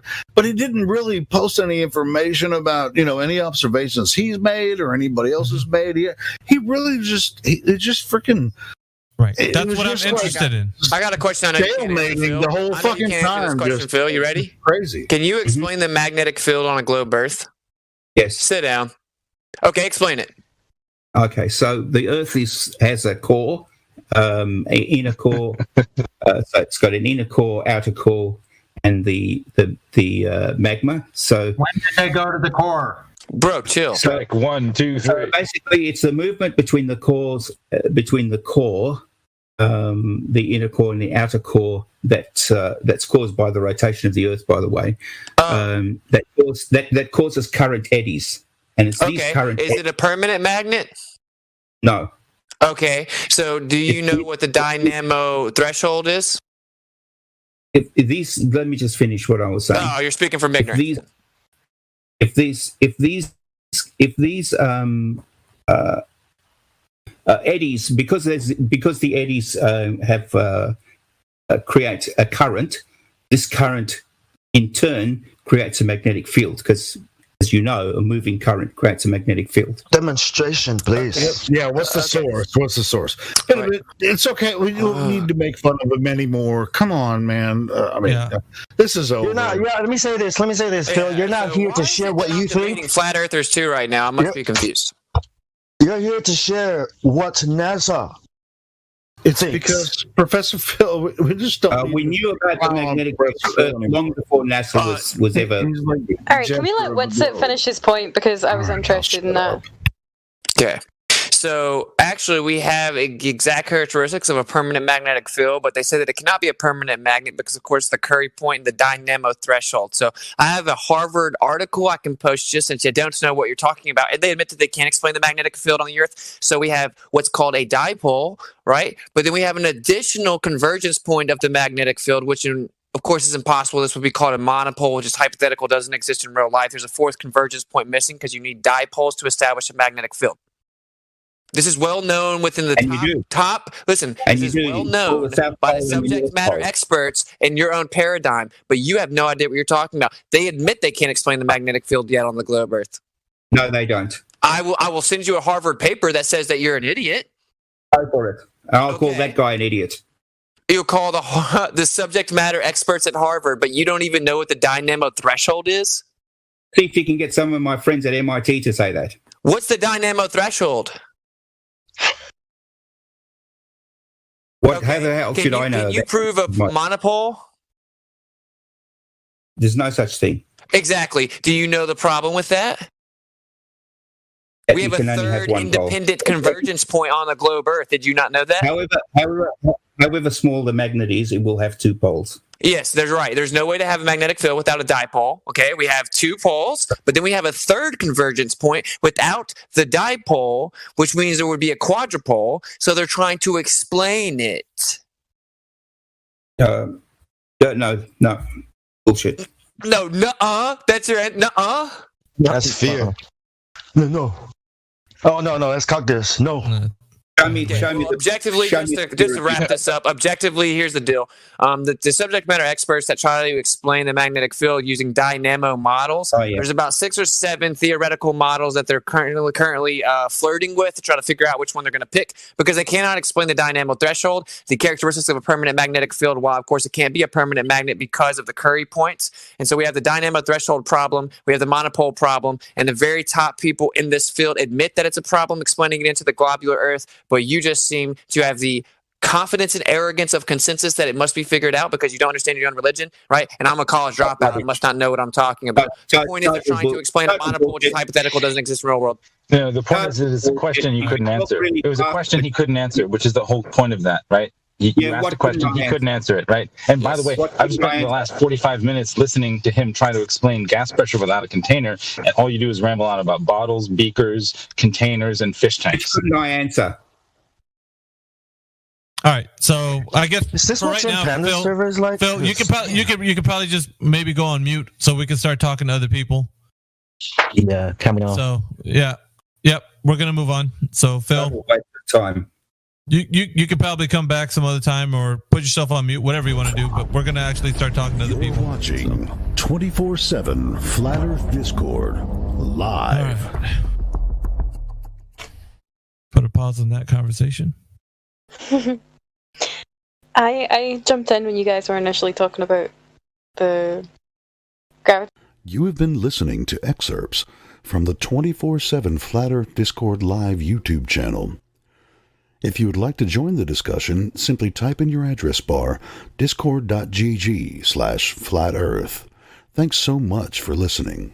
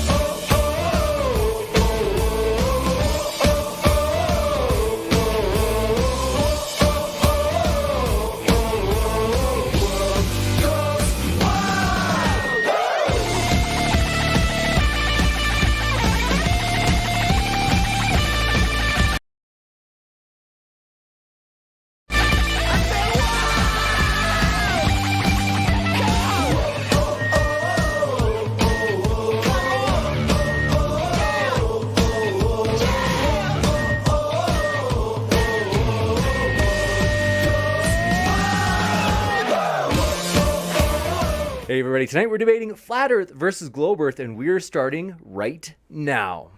Here we go. Ladies and gentlemen, thrilled to have you here for another epic debate. If this is your first time here at Modern Day Debate, want to let you know we are a neutral platform hosting debates on science, religion, and politics. And want to let you know as well, no matter what walk of life you're from, folks, we really do hope you feel welcome. We're glad you're here. And it's going to be a fun one tonight, you guys. I am thrilled. So what we're going to do is I'll let you know the format first. We're going to have a flexible, roughly 10-minute opening statement from each speaker. And again, that's flexible to meet the speaker's needs. Then after that, which by the way, we'll have Paul going first and then Whitsitt doing his opening as well, followed by open conversation. So kind of a civil discourse followed by Q&A at the end. So if you happen to have a question, feel free to fire it into the old live chat, and you can tag me with @ModernDayDebate. That makes it easier for me to see every question so I can put it in that Q&A list. And what we're going to do is introduce our guests. We're thrilled to have them with us, and we also want to give them a chance to share about their links, which I have put in the description, folks. So if you want to hear more from our guests, you certainly can by clicking on those links. And that includes if you're listening via podcast, which, by the way, folks, I have to tell you, we are thrilled. People have apparently found the podcast useful. We see a lot of downloads, which is encouraging that it's useful. And so I want to encourage you folks, if you haven't checked us out on podcast yet, well, hey, pull out your favorite podcast app on your phone and find us on there. But with that, we're going to introduce our guests. We're thrilled to have them. And so first, Paul, we're thrilled to have you here. Folks, I want to let you know, Paul is a experienced pilot. He's got how many years is it, Paul, if I can ask? I started flying in 1999. I started flying gliders, and then I progressed onto powered aircraft. I wouldn't class myself as an experienced pilot. I'm not a commercial pilot. I just have my national private pilot's license. I fly small aircraft. You got it. Well, thanks so much for your humble spirit. I appreciate that. And so what we're going to do is, I want to say, actually, Paul, if you can share what people can expect to find at your link in the description. Thanks again for being here. Yeah, if you have a look on my link, you'll find some videos of flying. I don't have a great deal of contacts out there. Like I said, there's some flying videos, there's little bits and bobs. I'm hoping to build the channel up a little bit more. Hopefully, this will encourage me to maybe take part in a few more debates and things like that. You got it. Thanks so much, Paul. And kicking it over to Whitsitt Gets It. Good to have you back. He's been here a number of times, and here he is again with his link in the description. What can people expect to find at that link, Whitsitt? Well, we do talk about the Earth here and there, and of course, upload videos where I go out and I, tell people the truth in real life. Show people it's not really as intimidating as it may seem. You just have to go do it because we're being censored on the internet, so you might as well go do it. And then, basically anything under the sun, man, anything that needs to be questioned that we've been taught that seems to be lacking in empirical evidence, we think for ourselves, and that's pretty much it. And they're censoring me, so, stay up to date, and I'll let you know where we go from there. You got it. Well, we're thrilled to have you back as well, Austin. And so what we're going to do is, as mentioned, jump into those opening statements. So, Paul, the floor is all yours for your opening statement. Actually, it was Austin that was going to go first because mine is going to basically follow on with what Austin has to say. That's right. Thank you very much for that. So we'll start with Austin. The floor is all yours. And thanks so much again, both of you. Yeah. Okay. I'm on tour telling everyone around the nation that they've been lied to about the Earth. It's called the Clown World Tour. So I don't have a presentation per se for you, but of course, being a pilot is really of no value when it comes to or pertinent to this discussion. This is one for, of course, you cannot see the curvature admittedly from one of the main scientific communicators, Neil deGrasse Tyson, from over 128,000 feet where Felix Baumgartner jumped. Commercial flight flies a fourth of that altitude. You admitted you weren't a commercial flight, so you weren't even flying our pilot, so you weren't even flying that high. I used to work at an airport, a private airport, know hundreds of pilots on a first name basis. Every single time I asked them, do they account for curvature? They chuckle, say, of course not. And the horizon's always horizontal, and that's how you actually acclimate your flight. Nothing about a plane or flying one has anything to do with a presupposed convexity of terra firma. Of course, it's literally called a plane because it flies over a plane and assumes a flat, non-rotating surface, as in every single patent of a plane ever assumes that. Pilots are trained on a target generation facility, which assumes a flat, non-rotating surface, and it negates the gravity vector. So really, bluntly, being a pilot in no way does anything but gives firsthand testimony to physical evidence of the Earth being flat. This is because the efficacy of the use case of flying a plane is actually physical evidence whenever it is successful, because it assumes a flat, non-rotating surface. You have to account for convexity and terra firma. You have to account for movement. You'd have to account for this mystical Coriolis that's pseudoscientific nonsense. And none of that's the case. So yeah, it's pretty much like I always say, the globe Earth actually has the burden of proof, right? So they're making a positive claim of where we live, contrary to all empirical evidence. So when I say the Earth's stationary, I have literally all empirical evidence to back that up. You actually claim something antithetical to all empirical evidence as that we're moving. So you have the evidence, or you have the burden of proof, right? Because you're making the claim antithetical to empirical evidence. It's the same thing with the movement. It's the same thing with the convexity rate. It's the same thing with space being a vacuum that we can go to. So objectively, in an intellectual forum, the globe Earth proponent has the burden of proof. And there is no physical empirical evidence of even the potentiality of any of these things. Water bending convexly around the exterior of a spinning object in a vacuum with pressure adjacent to a near perfect vacuum, void of physical containment. Water bending convexly in and of itself is an impossibility because of fluid statics. So where the debate goes from here will be kind of, it'll be on the globe proponent because, again, they have the burden of proof. So that's pretty much it. I guess in conclusion, I will say presuppositions and reifications don't mean anything. Telling you a creative fairy tale as to how it could work or how you think it works doesn't mean anything. So like, oh, we don't feel it moving, but this is why. Well, that's just a pseudoscientific presupposition, a begging the question fallacy. Reification fallacies are insufficient when discussing something as big as a definitive natural claim. You're making definitive claims about the natural world. We need natural empirical evidence. So yeah, that's about it. The Earth's provably a geocentric stationary plane until proven otherwise. You got it. Thank you very much. Witsit gets it. We'll kick it over to Paul for his opening as well. Thanks so much, Paul. The floor is all yours. Yeah, thanks, Austin, for that. I do agree with you that flying a plane doesn't make any difference to the globe. It'll all work on a flat surface and it'll work on a globe surface as well. I just need to put my headset in because I just want to do a little presentation, and sometimes when I share my screen I'll lose the volume, so I won't be able to hear you. So I'll just put my headset in and then I can still hear you. Right, can you hear me still? Right, lovely. Right, I just need to go to share screen.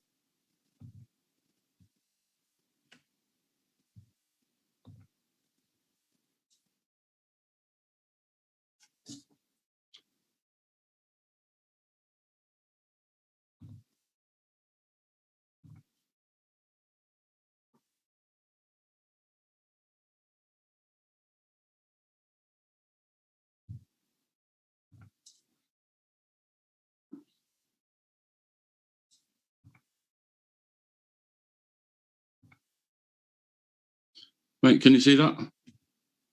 I think, let's see, the window that we're seeing is the Zoom window. I think you might have clicked on the auxiliary Zoom window instead of the PowerPoint. Right. Or it might be your browser, actually.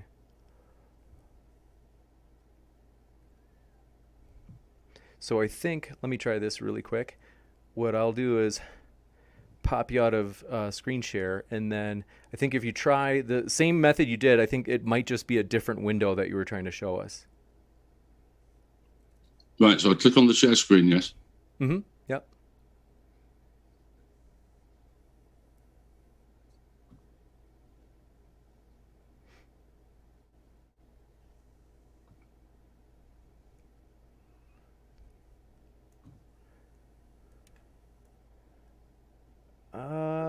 That's I think that's still just like the Zoom.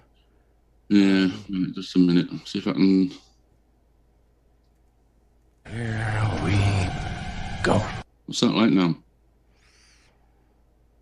Should be a PowerPoint window.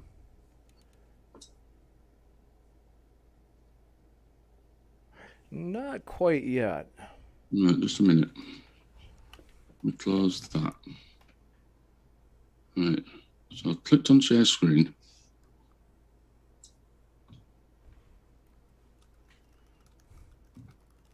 What's that like? It's a PowerPoint I'm trying to share. Yeah, I think that what you'd want to do is, so like once you click on the old green screen share button, then you'd just kind of look, like Zoom will give you like an option to choose from all the different windows that you have on your computer. And you it's not giving me unfortunately, it's not giving me the PowerPoint window. Is it, and the PowerPoint window is for sure up? No, it's not come up. All right, let me just have a look. Wonder if I open the PowerPoint and then go to share.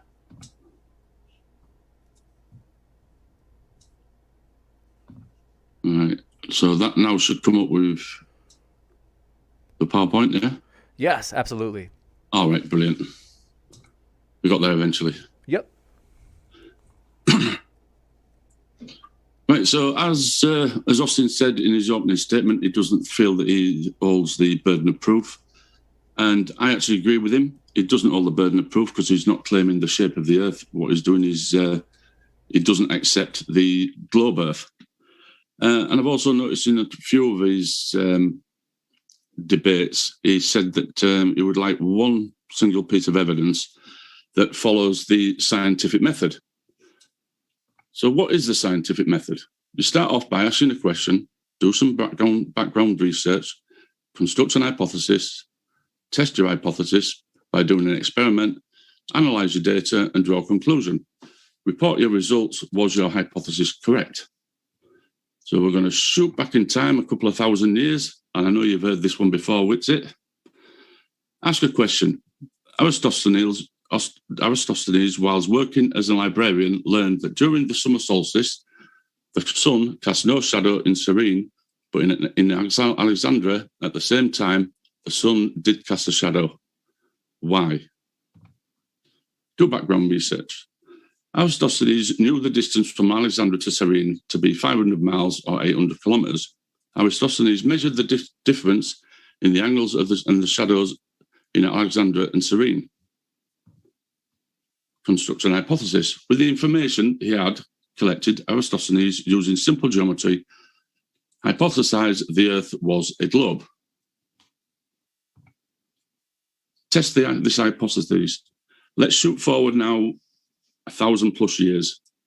At this time in Europe, shipbuilding had come a long way. Navigation needed to improve as ships travel further away from land. You can never cross the ocean unless you have the courage to lose the sight of the shore, said the Italian explorer Christopher Columbus. Latitude and longitude. By using latitude and longitude lines on a globe, we can split the globe into sections that can give positions on any part of that globe. Latitude lines go from the equator north and south in degrees. The equator is 0 degrees latitude. So this is the equator, you can see my mouth. And the latitude lines run south and north in degrees. Longitudes move west to east from the prime meridian, which is in Greenwich, England. And that is the 0 degrees latitude. So you've got 0 degrees latitude and from the equator moving upwards. These degrees can be broken down even further. So we can have degrees, minutes and seconds.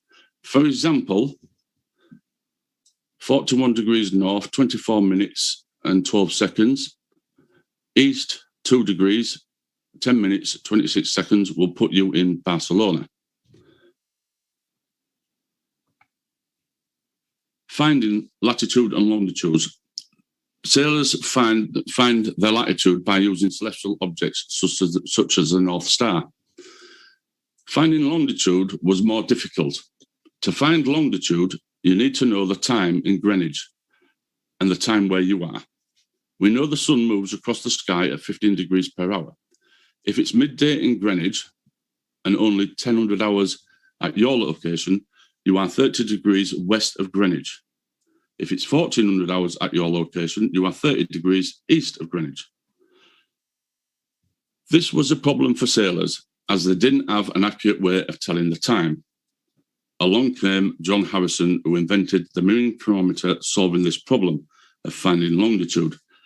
And just for the UK viewers, if you look at the picture to the right, and you remember watching Only Fools and Horses, this was the watch that they found, which made them millionaires. Analyze the data. Modern navigation charts used by sailors and pilots use charts with latitude and longitude. We know these charts work as they are used successfully by thousands of people every day. These charts only work on a globe Earth. As the longitude lines get closer together, the further north or south you go from the equator. Navigation charts don't fit on a flat Earth. All the latitude and longitude lines need to all join up and remain the correct distance. If you look at the flat Earth map on the right, which is quite often used by flat earthers, you've got the longitude lines running from north to south, and the equator would be around about here. So they fit going north because the longitudinal lines get shorter the further you go up. But if you look, the further south they go, the more they get wider apart. That does not fit with the navigational charts. All navigational charts correspond with the globe. So this model would not work. Can the globe be falsified? Fundamental to science is the concept of hypotheses being falsified. How can my hypotheses I've just presented be falsified? Number one, show how navigation charts fit on the flat Earth without any alterations to the charts. Number two, show how the navigational charts don't work in the real world.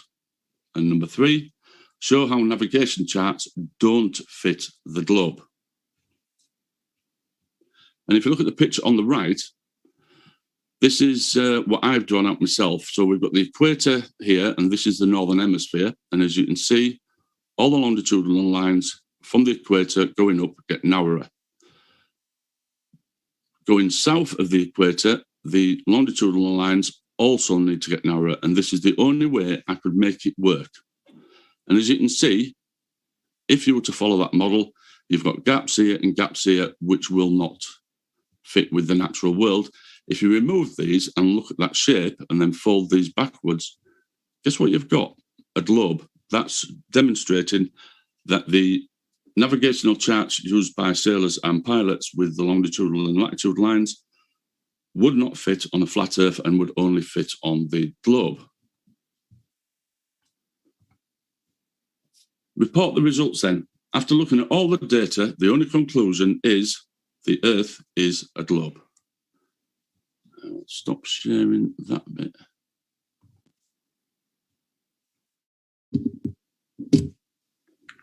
Thank you very much. And also want to remind you folks, forgot to mention it earlier, we are pumped as in the next month, we are scheduling it for sometime in March. Matt Dillahunty will be returning to debate Samuel Nassan on whether or not Jesus fulfilled prophecy. You don't want to miss that, folks. Hit that subscribe button if you haven't already, and be sure to hit that notification bell so you get all notifications, because you won't want to miss that one live, and that's coming up in March as mentioned. So with that, gentlemen, thanks very much for your openings, and what we're going to do is open it up to open conversation. The floor is all yours. All right, so I'll just go ahead and start. So your first PowerPoint slide, you said Austin likes to talk about science, and I like to see one piece of scientific evidence for the globe. And yeah, that's correct. I do say that. And science is not some subjective thing that you can type it on a PowerPoint and change the definition of it, right? It's called the Socratic method. We have agreed upon defined terms so that we actually are, productive. And science has a very, definable parameter to it, right? So you have your naturally occurring observable phenomena. That's your first step. So if you don't have that, you're not even in the ballpark of science, bro. Yeah, Austin, I'm not here to actually debate you on science. I've basically done the PowerPoint, putting out a presentation to why I think that the Earth is a globe. Okay. I've demonstrated, I believe, why I believe that it's a globe. can you debunk what I've just said? Can you make the navigational charts fit on a flat surface? Sure. Well, for one, I was going to go through your PowerPoints one by one, but we can skip around. And you just basically conceded you believe the Earth's a globe. Yeah, well, I did too, bro. I was taught the Earth's a globe. This isn't a belief. It's about empirical verifiability and falsifiability. You touched on that. Something must be falsifiable in order to even be considered to be viable. Right. But if you want to talk about the navigation chart, sure, whatever. They use Cartesian coordinate systems, and every map that exists is flat, and they all go based off of Polaris and then the sky. In fact, longitude and latitude are derivative of the motion, the cyclical nature of the sky. The sky moves. The Earth doesn't move. You just say that the sky isn't moving, the Earth is moving, and that it's a ball. Then you take the Cartesian coordinates at a z-axis with the presupposition of sphericity, and then you map it out. And so in addition to that, there is no such thing as land layout in a globe projection that isn't disproportionate. So, basically implicit in your claim is that traveling using a globe is real efficient, and that's patently false. And there is no such thing as a globe projection that isn't disproportionate. And whenever they actually navigate, they assume Cartesian coordinates with X and Y coordinates to their local positioning system. So, that's just, once again, I prefaced by saying just presupposing the Earth's a ball and then telling me, look, we traveled and we mapped it down on a theoretical ball doesn't actually do anything but beg the question. Well, no, because if you look at any navigational charts, like I explained before, when you look at the longitudinal lines on these charts, they correspond exactly with the globe. Because the globe, sir, was designed based on that. Right. So, of course it does. Yeah, so they follow exactly what's on the globe. These do. If you lay all these charts out flat, if you had a big enough space to lay all these charts out, that is the shape that they will follow. Is that where we live? Do we live on that? Well, if it's flat, yes, that's what we'd have to live on. That's inaccurate. There's no such thing as an accurate map because but if you put these together, you get a globe, which they all follow exactly what is on the globe, and the globe's behind you. They all follow exactly. Speaking of these, we're getting people to sign these and we're selling them, but you know what's on the bottom of all of them? Not for educational purposes. This is not an accurate representation of reality whatsoever, and it's actually admitted by the people that produce them, manufacture them. You wouldn't use these for navigation, no. You wouldn't never use them up then. No, you wouldn't use them for navigation. I hear you. Because the detail is too small. I mean, you look at this here. You've got the UK there. How the hell could you use that for navigation? No, sir. That's not why they're not good. They're not accurate. They're admittedly disproportionate. What these say. When I look at this and I look at the longitudinal lines on here, they match up. Do you know why? Go on. Okay, well, I'll tell you why they match up. Because again, longitude and latitude are derivative of, meaning derived from the sky's movement. So they took the movement, then the sky, locations relative to their positioning throughout different times of the year with the sky, and then they reverse engineered a model assuming the globe Earth, and then mapped out the longitude and latitudinal lines with an assumed z-axis. So then to take the model mapped around it and say, it works. Of course it works. It was made after the fact, reverse engineering, derivative of the sky's cyclical nature. So this is a presupposition. This is a begging the question fallacy. But if all navigational charts, like I say, like this one, for instance, I can't open it because it's massive, but all these navigational charts correspond to what is on this globe. And like I've just said, if you lay all these charts out on the ground and you correspond all the longitudinal and latitudinal lines together so they are all touching, you will get that shape. That shape is the flat shape of a globe because, like I said, if you fold these back in, guess what you've got? You've got yourself the globe. Is bending that piece of paper somehow giving me empirical evidence that the Earth's a ball, sir? Because they say 70% of it's water and water finds its level. We've measured the Earth. It's not a globe. If this is accurate and you could successfully navigate around the globe with this. That's flat, bro. Yes, I know it is. And that's what it will look like if you join them all together, which corresponds to this. And that's because there's no such thing as a completely accurate map. If you lay them all flat, they will all join up. When you get to the southern hemisphere, it will look like that. Is the globe map accurate? Is the what? As in the globe map accurate? The globe, you mean? Or the navigation? Yeah, is the globe accurate? Is the land layout on the globe accurate? It's an accurate representation of the Earth, but you wouldn't use it for navigation. No. but I'm asking you a pointed question, right? Is the land layout on a globe accurate? Yes. It's objectively not, sir. It's not even close to being accurate. You can go to actualsize.com. It will show you the true sizes of the continents as you drag them over. So there's a disproportionate nature of land layout inherent with any map in the world, including a globe there is errors in all maps, but the errors isn't that bad that you can't navigate by it. That's what I'm saying. There is errors, but it still perfectly works fine for navigation. And a flat map doesn't work? Is that what you're saying? No, the flat map doesn't work. That's what I'm saying. It does work. Okay, so this proves nothing. This goes in the basket of, works on both models. So it doesn't work on both models because on the flat model, the Earth must look like that. It must do. It can only look one over two. Wait, do you know? It must look like that. Wait, do you know where the Earth ends? Where does the Earth end? We're not even allowed to go past the 60th south latitude. How can I accurately lay out of proportionate land masses if I don't know the actual proximity of the Earth? How do you mean we can't go past this? It's illegal to privately and freely explore past the 60th south latitude because all the world's major nations got together and said that it is, sir. Yes, it is. No, it's not.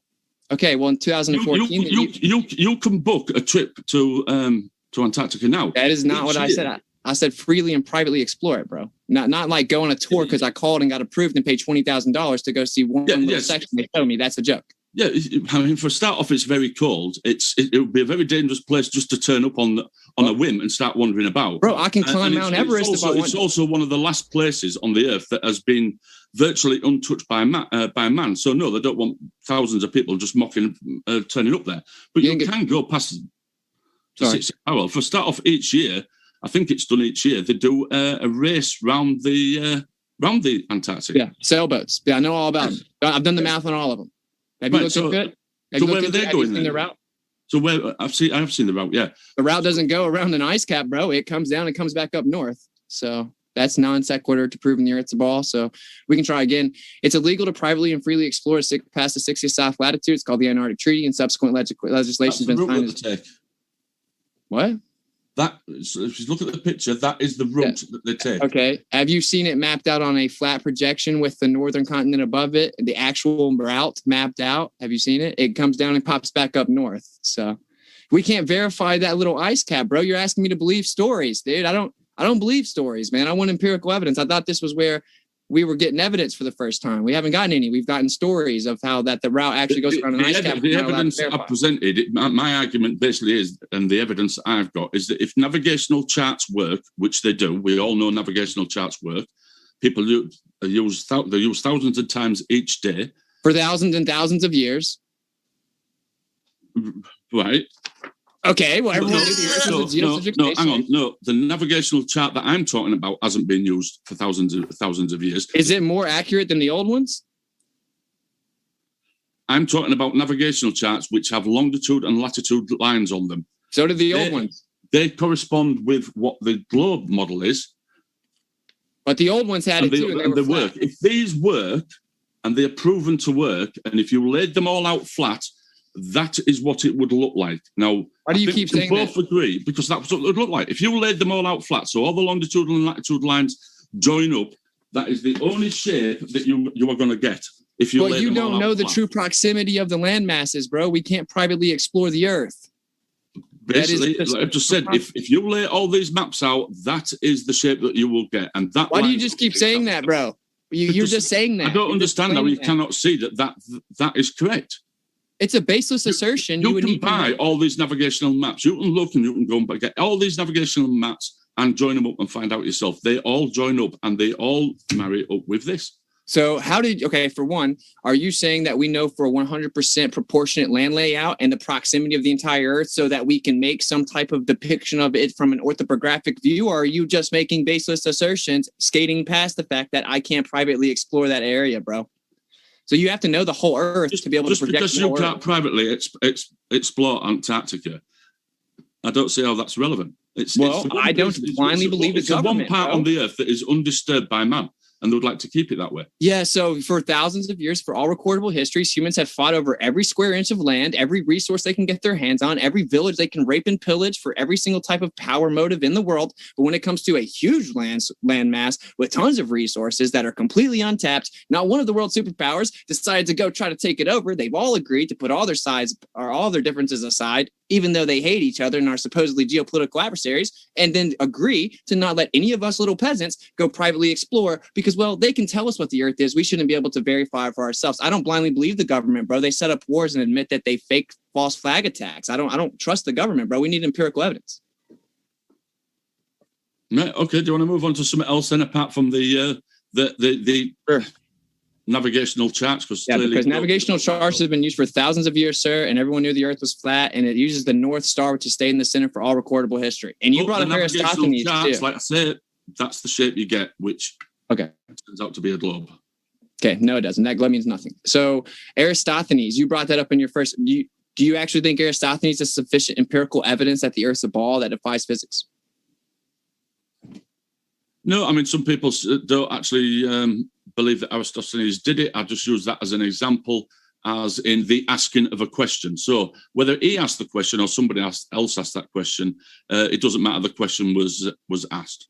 So you agree Aristophanes is just some fairy tale people made up to push the pseudoscientific Jesuit religion that says that we're spinning in a vacuum? Who actually did it, I think, is irrelevant. The question was asked of why do you get shadows in one area? He didn't even do it. Well, if he didn't do it, somebody else did it. The question Who did it? Being asked. The question is why at a certain time of the year do you get shadows in one place and you don't get shadows in another place? Or if you're in one part of the globe or the Earth and you move to another point, at the same time, shadows will be different between them two different points. They would be different on a flat Earth too, sir. That's what? They would be different on a flat Earth too. Yeah, I know what you're going to say, if the sun is closer. Yeah, so I said in my preface, if you just presuppose the Earth's a magic spinning cartoon ball that defies physics, that isn't evidence of it. The hypothesis that I mentioned is that he assumed that the Earth was a globe, and then he put it to the test by going through what I've just said, by having longitudinal, latitudinal lines, mapping out the globe, putting it onto navigational charts. Then navigational charts fit with the globe. The navigational charts are successful, they work, therefore the shape of the Earth must be the globe, or it's a starship. Bro, what in the world kind of logic was that, bro? You just ran off the railroad tracks there. No, Aristophanes, can I respond, sir? Hey, can I respond? Go on. Aristophanes wasn't even a real person for all I know. There's no primary documentation of this at all. There's not even primary documentation. You're telling me a fairy tale, sir. And then you keep on saying, but he did this and it proved it was a globe, but it's literally a fairy tale. Then when I press you on that, it doesn't matter if he did it, someone else did it. He assumed a distant sun and parallel rays. It doesn't matter who did it. It's whether the question was asked, and the question has been asked. We all asked that question. We've then built up a model on the globe. We've mapped it out. We've developed navigational charts which follow the globe, and they worked. They work. So navigational charts were here already, bro. Don't worry. I love your guys' enthusiasm, but just to get to hear the rest from Paul, I think Paul was maybe mid-thought. If you had any more you were adding to the...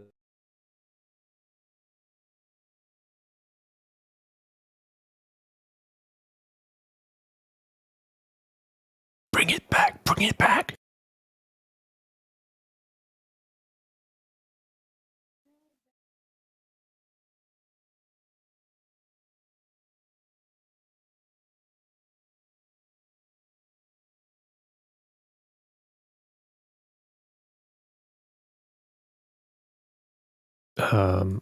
Can't hear anything from their bot. It's quiet.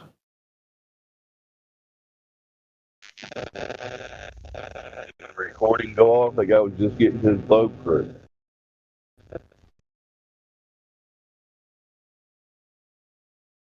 We talked. Am I talking? Is this real? Yeah. Well, you're real.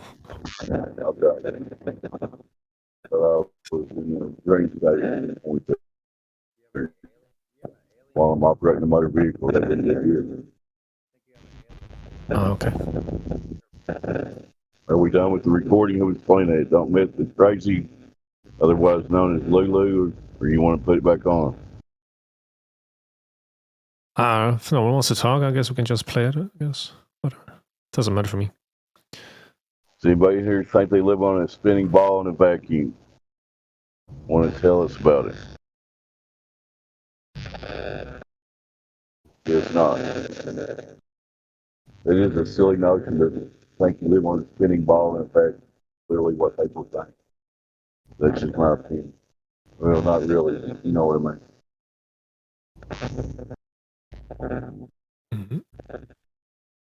How about damsel medics? Welcome to the Discord. What say you today, if anything? If you want to talk.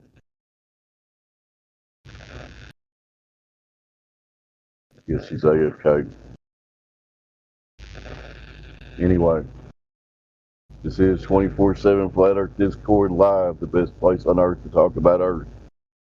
We can go back to the recording if you wish. That guy's going to come up with a globe proof any minute now. I'm hanging on the edge of my seat. I don't know about anybody else. Yeah, I got the popcorn out. So when was that recording taken? That was one of Austin's debates from, I want to say, about a year ago. It's on the Modern Day Debates channel. Yeah, because it mentioned a website in there, which I think was accuratesize.com, which is something else now. Okay. But did I hear the name right, though? Do you recall? It sounded like what he said. Actualsize.com or something like that.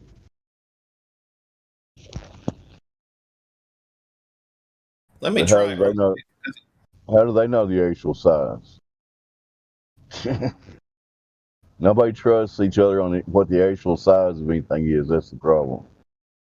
You get all these different distortions and proportions and shorelines and islands here and there. Who knows where the fuck anything is?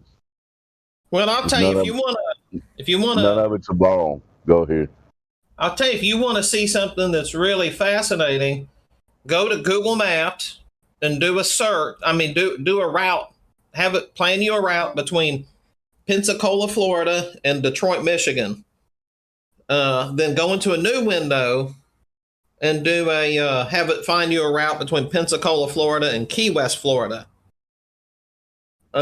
You have to see that one for yourself,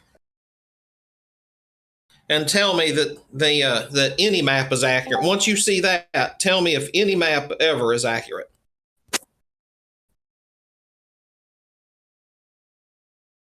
Yep, that's just highlight the issue.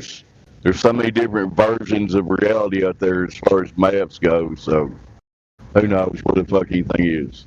None of it's a ball. I probably got background noise right now.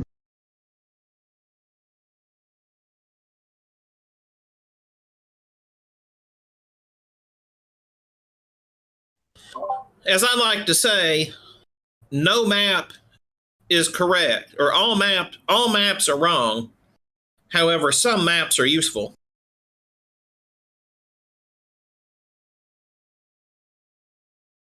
There's people that have more knowledge than us that can know how to get from any A to any B successfully. But, you know, who knows if we'll ever get the exploration necessary to gain that knowledge. That's all I can say about maps, you know. There's got to be certain hidden areas that we're not allowed to see right now. Just speculation. Yeah, when you get a moment, go to that Google Maps, like I say. Plan out 2 routes, one from Pensacola, Florida to Detroit, Michigan, and the next one from Pensacola, Florida to Key West. And tell me if there's not some hidden areas somewhere. I have some good memories in Key West. I did a spring break there. And at the time, that was in 1986 something, and I was looking at Cuba over like 70 miles. And I should have known it was flat then. But anyway.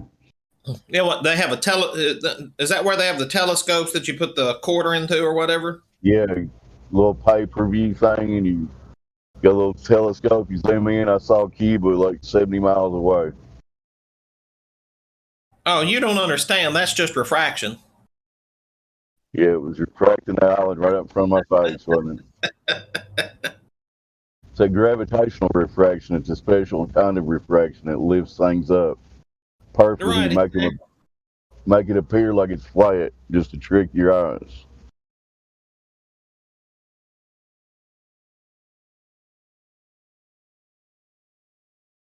I'm telling you, with gravity and refraction and sticks and shadows, you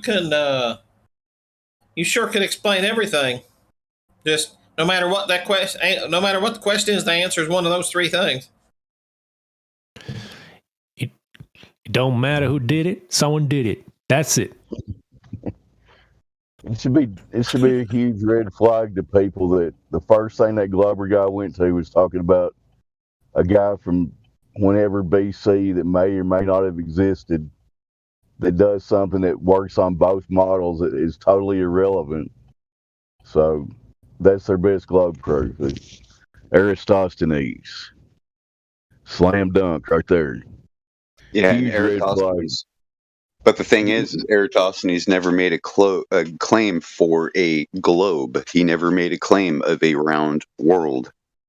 He thought it was an arching rectangle, like all the contemporaries of his time.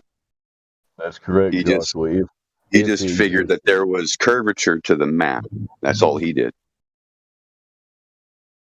I didn't realize that he thought it was not a squishy water ball.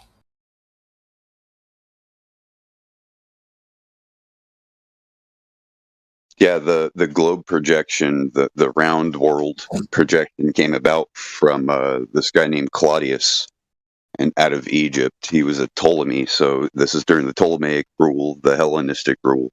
So they were like Greeks. They weren't even really Roman or Egyptians.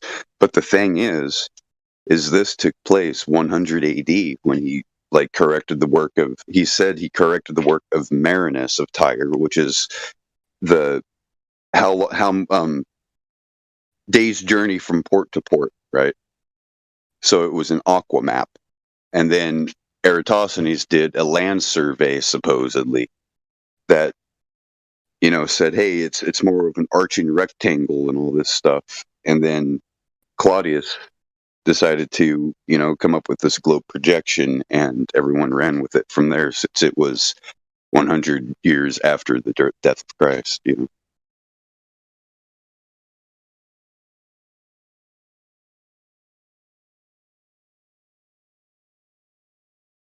And the only reason why these globers today say Eratosthenes is their proof is because of Carl Sagan. Carl Sagan's mistaken on everything, especially the pale blue dot.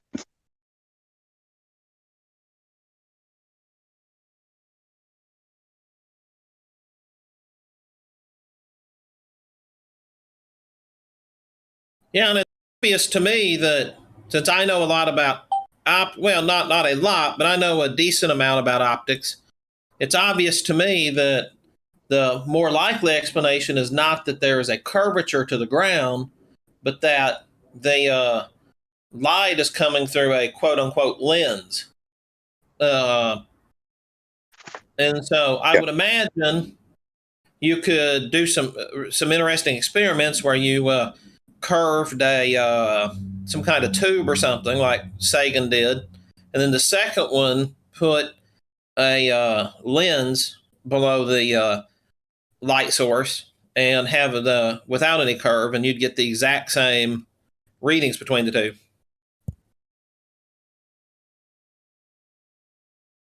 Light in a tube? Are you bending the tube? No, in one experiment, you would bend the tube to like Sagan did, and then the second one, you would have a flat surface instead of a curved surface, and then you would put a lens below the light source. So the first one would not have, would have the light source as it is, and then the second one would have the light source with a lens underneath of it, and that would bend the light, so you would have the exact same shadows as you would have in the first one.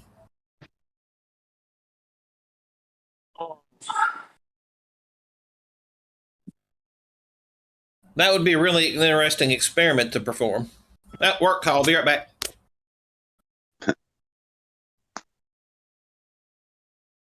I don't know if I'm dumb or he didn't explain that good enough for me. Well, he's going based off of Carl Sagan's pale blue dot observation.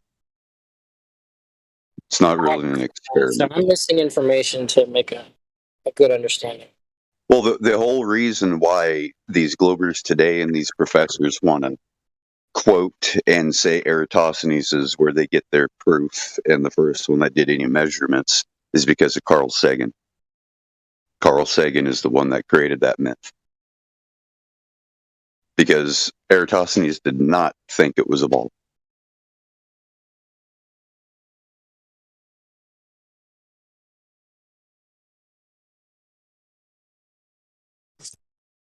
Who recorded about Eratosthenes? Like, is there any ancient documentation that explains his existence? You can go with Claudius of Ptolemy in all of his work when he created the planosphere.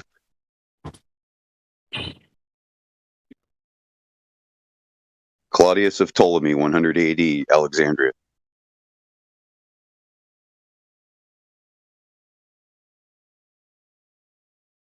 Did the library was it located in Alexandria? That's what the story is that there was a library in Alexandria, and there was a twin to that library in Tibet. In Tibet, okay. Now, what happened to the Library of Alexandria? I'm not sure, but there is actually, facts and things that we know of that happened to the library in Tibet. A lot of the library in Tibet, a lot of the works were burned that did not speak about Allah. This is during the reign of Muhammad and his jihad to, do away with anything that doesn't talk about God. So the only ones that still exist are the ones that mention the Creator.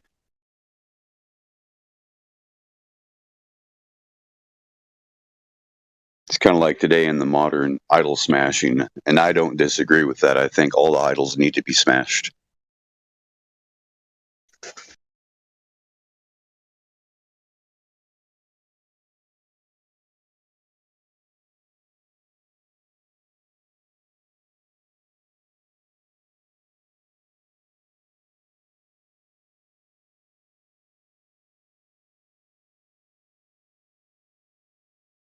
No, just the thought of something burning for 6 months, according to them. I mean, did it never rain during that period of time? Or I'm like thinking, did nothing put it out that quicker? It's a whole lot of time for something burning.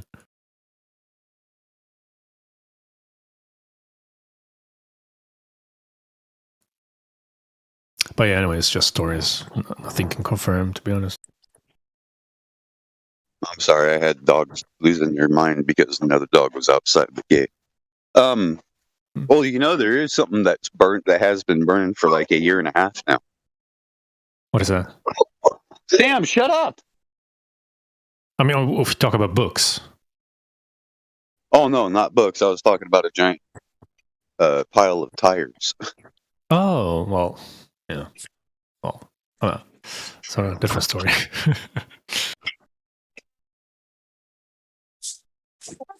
But you know how the Nazis did the book burning? Everybody thinks it was the Nazis. The Nazis had nothing to do with that. It was the Reich. Does anyone know what the Reich is? The upper echelon? Yeah, it's the Roman Empire. Yeah, Roman imperial rule. Right. So if that was the Third Reich, the First Reich would be, Rome as a nation, as a world power back in the day. That would be the First Reich. The Second Reich would be the Holy Roman Empire that took over the world and started the Dark Ages. The Third Reich would be, Hitler trying to bring things back and get rid of anything that doesn't come from the Jesuits.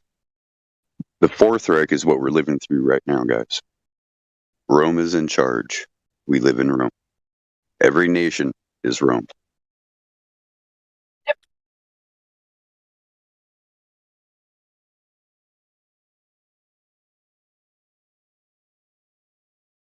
And remember, Rome went from burning heliocentrists to praising them and champion heliocentrism.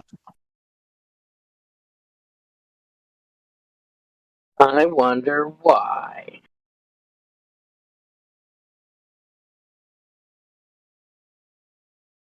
Because they didn't want to lose those patrons. How does any of that information help us today at all? Just wondering. Well, it does give us. When people sit there and say, well, the only reason why you guys are flat earthers is because of some rap video or some shit like that, or because of Eric Day or some bullshit like that. No, actually, it's not. Maybe I've dug into the history of it and the deception and how it came about. Maybe now I'm throwing wrenches. Oh. You don't believe in religion because there's no way there could be a God because infinite space created everything. I mean, Not knowing the religion created the emptiness of infinite space. I mean, I think it's a good point, talking about the ancient civilizations, because, it's a good reference as well, in a way. To see how far back it goes about the flat Earth topics and observations around that. So why disregarded that is valuable information, in my opinion, to be honest, that you can make some connection with. Because we know that today this modern mythology is out there, and it's maybe 100 years old, maybe 150 years old at the most. That part of history is well hidden, so we cannot know the ones that perpetrated it or why they did it, right? So we cannot know why they lied. We just know that they are. Right? Yeah.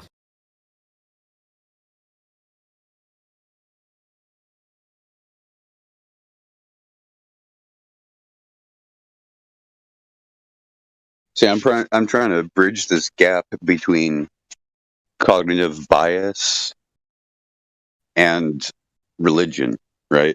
This religioscopy that everybody has, to where they want to fall back on tradition, right? They always want to fall back on tradition of their family. And I don't think that's a problem. But it's a problem when that tradition contradicts reality. Like, Santa Claus and all that crap.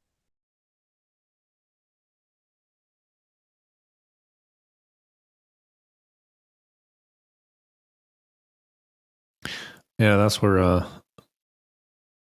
science has lost its way somewhere at some point. And they introduced the pseudoscience, all that gibberish, without being able to validate it in the right way, scientific method way. Yep.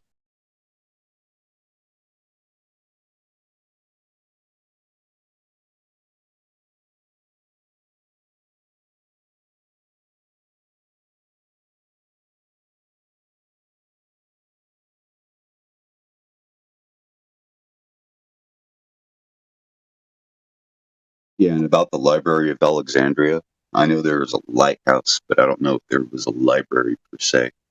I think the library was at the center of the world, otherwise known as Tibet. Is that one still around in Tibet? Yes, that one is still around. But these are, it's a rather large library. and the books aren't really books like what we would call books. They're more like the Hindu scriptures, where they're like planks of wood folded in so that they can stack up into, you know, a lamination or something like that. It's crazy. And all evolve means is to unroll one of those to read what's on it.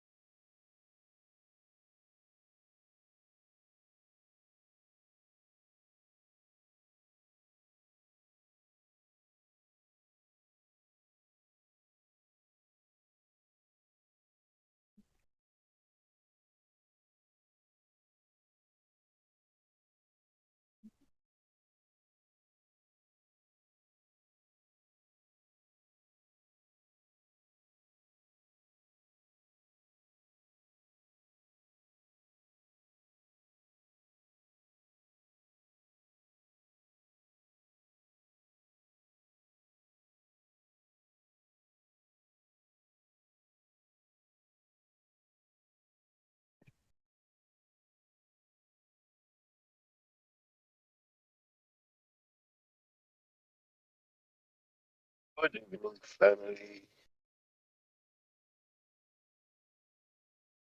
How is everyone? Oh, hey, good. Could barely hear you. Hello? Sounds better.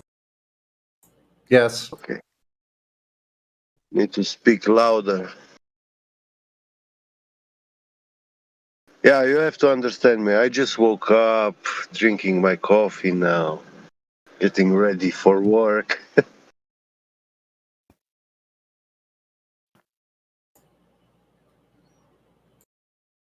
Oh, yeah.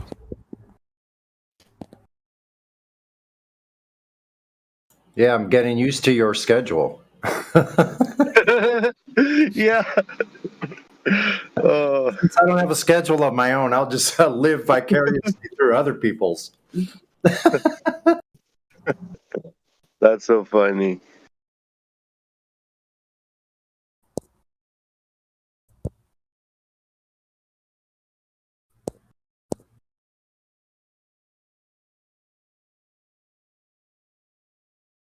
I lie a lambada earth,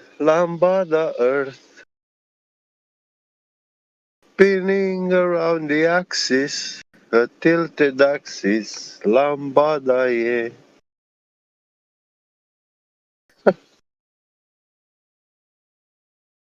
I suck as a singer. So you think Earth is a globe? Yeah. It's spinning like in lambada dance, you know? I want to know who told you so.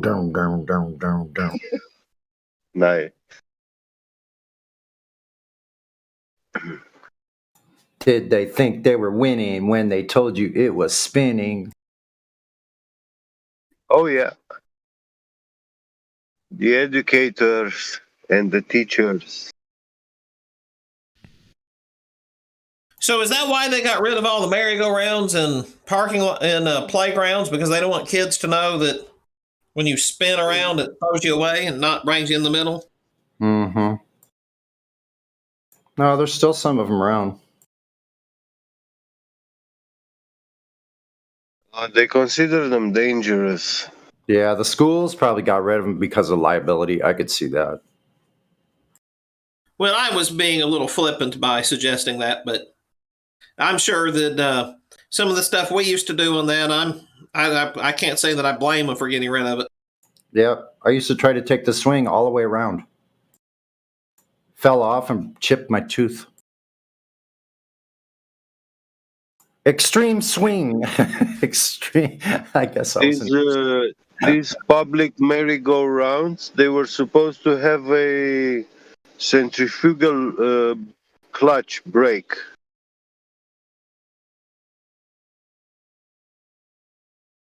So what would that do when it went so fast it would start to break? Brake, yeah.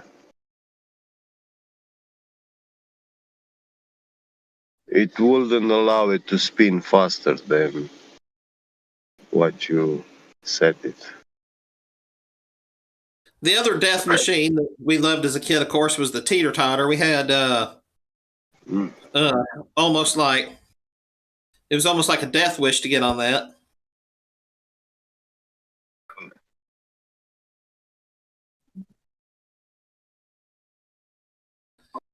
I don't know how many kids pinched their fingers and all sorts of other stuff.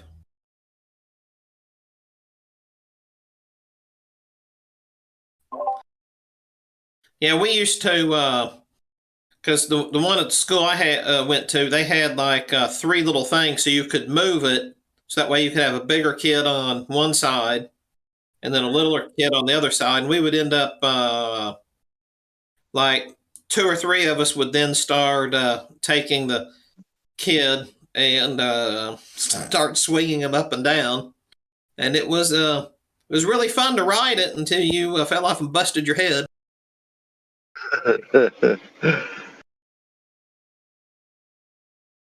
Well, sounds like after the first fall you were fixed for life.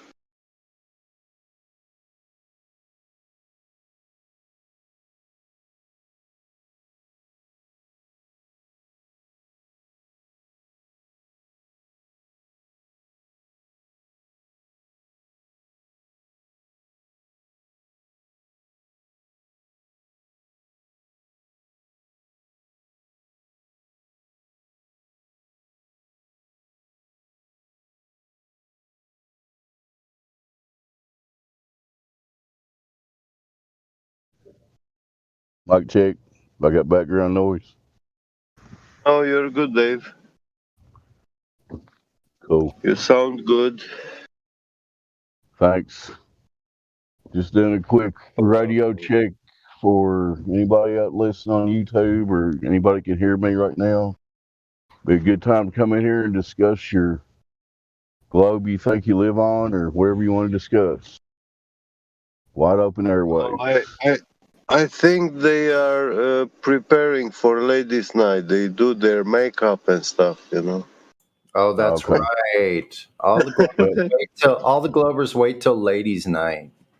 Yeah. Plug that right now. About 4 hours from now at 5 p.m. my time, Eastern Standard Time. The ladies take over the airwaves. Us men shut up. The testosterone is gone. Unless you're a new member, you can still speak with the ladies. If you're a new flat earther, that's fine. If we haven't spoke to you before, if you're a Glober, the ladies want to speak to you. Only the ladies will be handling all the calls and the conversation. Yep. Thanks, Dave. That's a good point to make. Give a little preliminary information about what ladies' night is. Now with sports, here's Sonny. Sports. Now with sports. It's sunny over in the West Coast. The weather is really warm. It's going to be about 75 degrees today. No rain in sight anywhere. I said sports and you're doing weather. Oh, I thought you said sport. I thought you said weather. How did sports? I know I'm doing the sports. I'm starting with the weather. Yeah. And then the zodiac. Terrible at sports. It's a line drive into the outfield, left outside. It's going way out. Look, it cracked the glass dome and let the entire ocean into the stadium. Last night in the NBA, 5 millionaires beat 5 other millionaires, and nobody really cares. But some people bet on it, so I guess they care. Back to you, Sonny.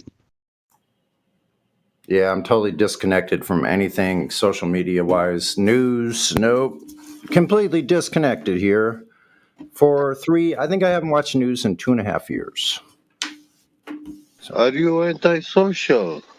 I'm not antisocial. I'm just anti-idiocy. So that limits my availability to humans. Because most of them are just if you don't communicate on platforms, then you are antisocial. Yeah, I'm going to get a demerit. They're probably going to say if you don't socialize more on these media, media stations, whatever, we're going to limit your income.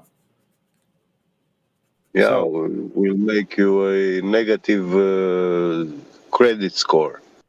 We'll make you a negative integer. I got to admit, I forced myself to watch about maybe like a half hour of mainstream stuff every like 4 or 5 days just to see what they're telling people, but I can only stomach it for so long.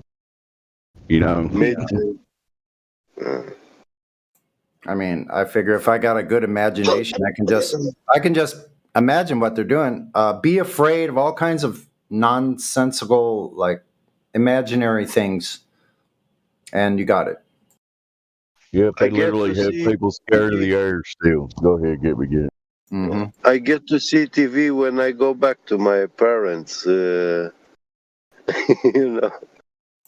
That's when I see TV. And usually once or twice a week, because that's how much I come out of my room.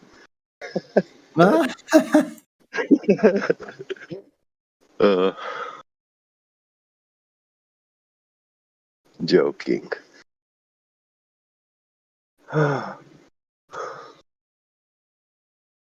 Yeah, a Romanian guy stole a wallet with 100,000 bitcoins in US. And they caught him. I was going to say, you get busted. Yeah. Yeah, that's like 3.8 trillion euros. Wow, I just looked at my ping rate. 22 milliseconds. Has anyone seen it that low before? I've only seen it as low as 60s. Never seen it in the 20s. What the heck? Is that a 22 milliseconds is pretty good. It's decent. Yeah, that's really good. I've never seen it that low. So I wonder, is that my internet speed that would increase that, or something to do with the traffic on Discord itself? No, it's their API that they updated.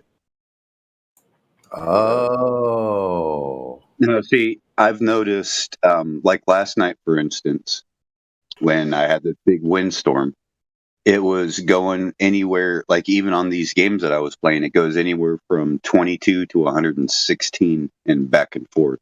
So I think it's an issue with the overall internet right now. There's issues. Everything's been up. Things have been updated and other things haven't. That's all I think it is. When I was a hacker, I was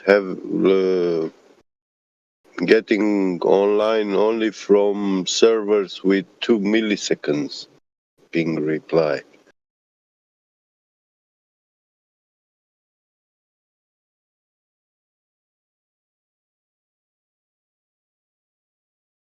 Or else they will catch you faster. No, those have a very high traffic line. We used to call them T1 in those times. But now they are obsolete. Did your did his connection get bad all of a sudden? Or was it just me? Whose connection? Yeah, yours is really sounding weird, Get. I don't know why. Try it again. For me. Oh, now I you're need okay. to restart. Yeah, I need to restart my phone. I'm having some issues. The phone is lagging, not the line. Yeah, so question about the API, Joshua. You seem to know a lot about this. I know it's the application. There's so much I've forgotten. But the application programming interface, so how does that affect the actual operation of the application? The API is the portal. The API is what communicates with the software, with the server. Right. So they just if the structure in the API has been updated, like say TCP connections to where it'll allow IPv6 as and IPv4, so that you can have the new range of IP addresses that are not yet implemented. It's like getting phased in right now. But basically, it just allows for better connectivity the more that they update it, but they have to make sure all of the other technology is there. Yeah, I'm reading about it right now. I used to know about this stuff when I was in school 20 years ago, but basically the API, there's an individual token given out from the API, and that allows you access to your account, right? So it's on a token basis. I got a little blip, a little text from let me see, I won't put too much in there, but this is from IBM.com about API. So here we go. So how does that like computer geek stuff he just said work on a globe? Does it? Doesn't. No, it only works. Here's the interesting thing: it only works with Ether. Yeah, because the globe doesn't exist, nothing works on the globe. So all they shit is broken. It's called the Ethernet. Their mind is broken. Their globe is broken. All their technology is broken.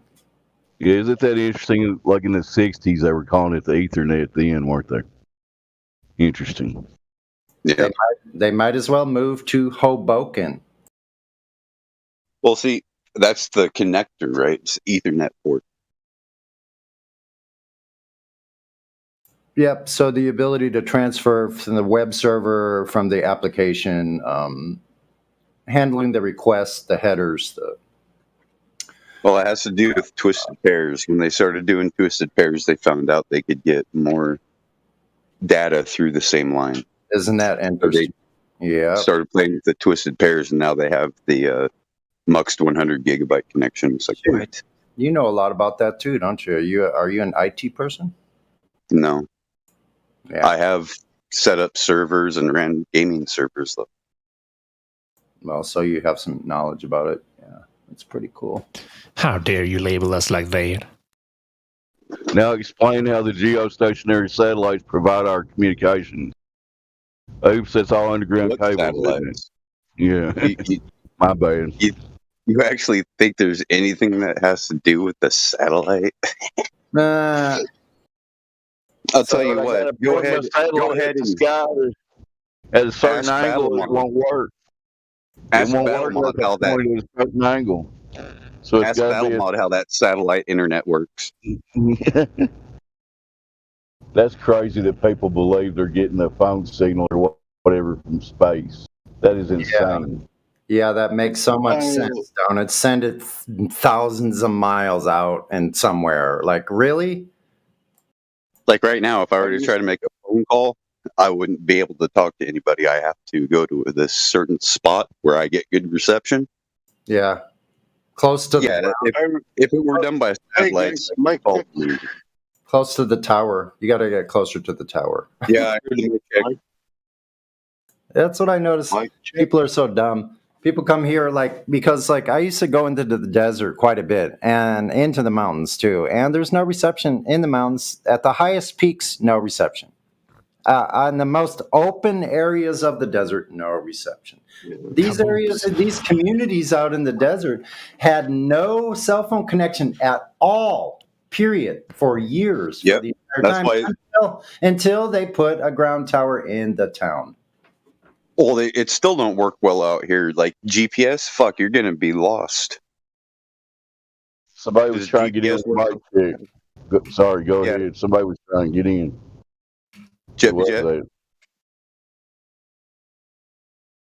Who said Mike check? It was I did. I reconnected. Is my line better now? Yeah, better. Yeah, you're good. Thank you. Yeah, and as I restarted my phone, I opened Discord back, and guess what? I get DMs loading from Professor Phil. Oh, lucky you. You should be honored. Oh my god. Every week I get a couple of messages from him. Now all I hear when I hear the word Professor Phil is that toilet flushing at the end of Kiwi's video. Well, why is he DMing you, Get Baguette? Oh, I Did you can discuss with read him about something? He's a little DM skank now. He's saying rubbish. Atmospheric pressure has nothing to do with a container. Atmospheric pressure is not the same as local gas pressure in a container. The pressure at 100 kilometer is a constant 0.000145 psi. This is effectively a vacuum, and it gets less the higher you go. So clearly there is no container causing the 14.7 psi on the ground. Yeah. You do not seem to be a fool, so why is this so hard for you to understand? Don't pretend you don't see this. Does he ever get tired of being wrong? I mean, has he got tenure or something? If he's got tenure, I'm going to make a complaint because he's a misogynist. He should not be a professor. He should not be teaching any child. In fact, he is a dangerous predator. I've heard reports of him being in the DMs of minors. Yeah. What the fuck is your problem, Professor Phil, you sycophant? He's a pervert. Pedophile. He's a Fabian No, from he's not a Australia. professor, but he's a nunt. I called him out on his Freemason connection. Just for anybody that... Go ahead, Sonny. Yeah, the first couple of conversations I had with him, I called him out for being a Fabianist. No, a Jacobian. Who are those people? The Australian Freemason group. I think they're called Jacobians. Okay. It's actually it's a London group, but I was told by people in the know that in Australia, that's the group that is running everything. I was just going to say real quick, in case there's somebody listening that may think his argument had any validity. It doesn't. We're talking about gas pressure, not the gas pressure gradient that he's describing. As it gets lighter, as it goes up, to have a gradient or any pressure at all, you must have containment as far as we know. Y'all go ahead. Yep. Must have a sealed containment for any gradient. You guys continue to ridicule Professor Phil. I don't care now. I just wanted to refute his argument. I'm not sure about those kind of low kind of pressures. 0.0001. That's like the 10,000th of a psi. To measure that kind of pressure, you need like ultra sensitive equipment.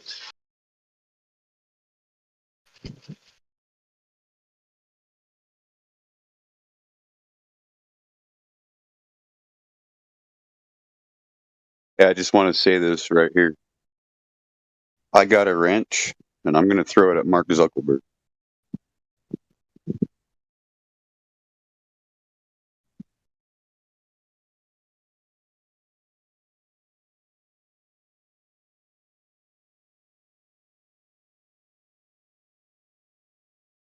I'll have to go back and find that. I need to make like an NFT of a wrench being thrown at Mark Zuckerberg. That would be perfect.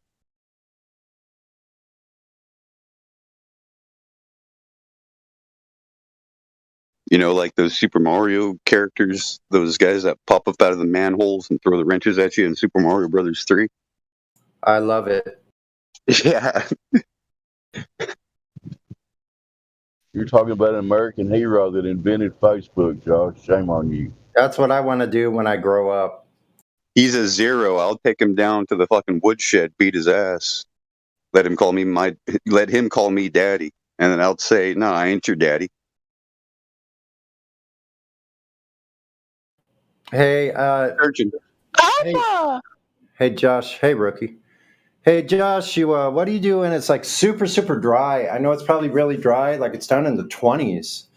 Just keep spraying mist around or what? Like, for my garden? No, I already told you. Get a cup of water, a glass of water, stick it in your tent.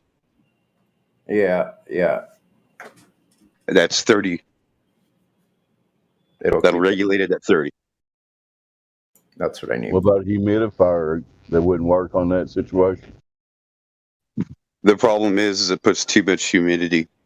You want about 30. You don't want anything over than 30 because you can start getting mold, especially in the stage that it's at right now. Well, they say 30 to 40, so probably under 40 is probably okay, right? Yeah, with the humidifier, you're going to be looking at like 60 to 70. Yeah, I have one for my room, and I thought about using it because when it gets below 30%, I can wake up with my nose so dry. You know what I'm talking about. So sometimes Just try taking like a glass of water and sticking it in the tent. Make sure it don't fall down like a bowl or something. No, I have a little tray I can put in there. It's a little low tray, so it's wide but short, so I can put that so it won't spill.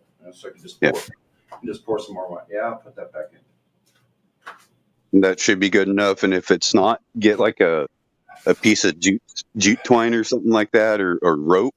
Yeah. Not like plastic, but like some sort of a twine type rope. Yeah. And have that sticking up out of it, and that will wick the moisture into the air. Just think, Sonny, if you're on a spinning globe, it would spill. Yeah. But since you're not, it's not going to. Everything would be spilling. Like it would be like. Could you imagine the winds if the Earth was spinning? Oh my God! Or the waves. Think about the waves. That'd be a hell of a weather report. You have 1,500-foot waves coming to the local coastline. Yeah, that reminds me of that Hollywood film where they go on that one fucking planet, and they're like, "Is that a mountain? No, that's a wave." I know, right? Oh, brother, yeah. What's that called? It's called Tide. Interstellar or some shit. There's one where they go to an island where there's waves, actually waves. Oh, wait a minute. Was that Interstellar? I think so. No, I think it was Tide. I think it's a movie called Tides. Could be wrong. I could well be wrong. Forgot what that one was called. I don't know. It's Hollywood fakery. Yeah.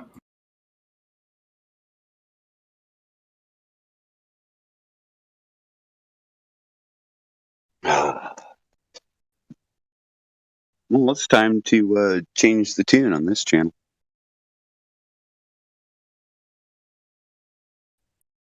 My channel in my head, not this channel. I'm gonna smoke something.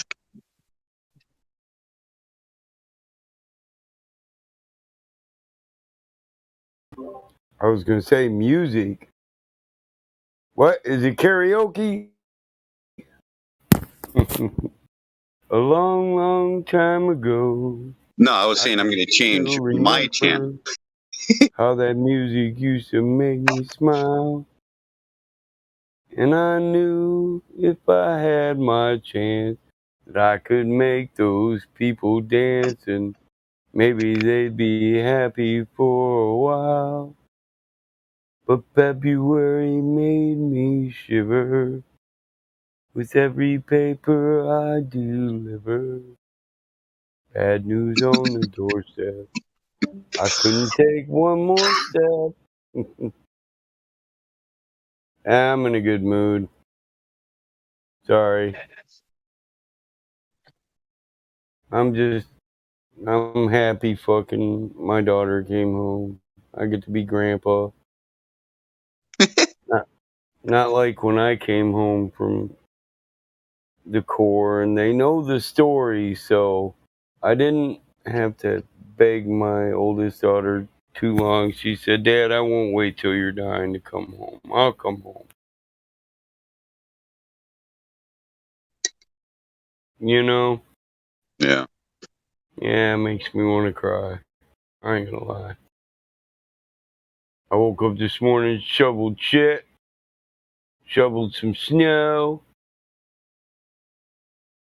fixed the girl's 4-wheel drive. She made me... That girl's just like me, man. I said, "I'll buy you a new truck." She said, "No, I like that Harley truck right there. I can get it for $7,000, but it needs a transmission, Dad. Got a brand new motor in it. You got to do the tranny. Kid just like me. I'll take the $20,000 truck that needs repairs, for a discounted price because my old man's a fucking mechanic. And feels more like it did when I was a kid, Just I'm grandpa now. She said, I said, nobody can touch my grandpa's Liberty coins, right? Got these big piggy banks full of them. And she pointed out one of them's got a hole in it where you can reach your hand in there.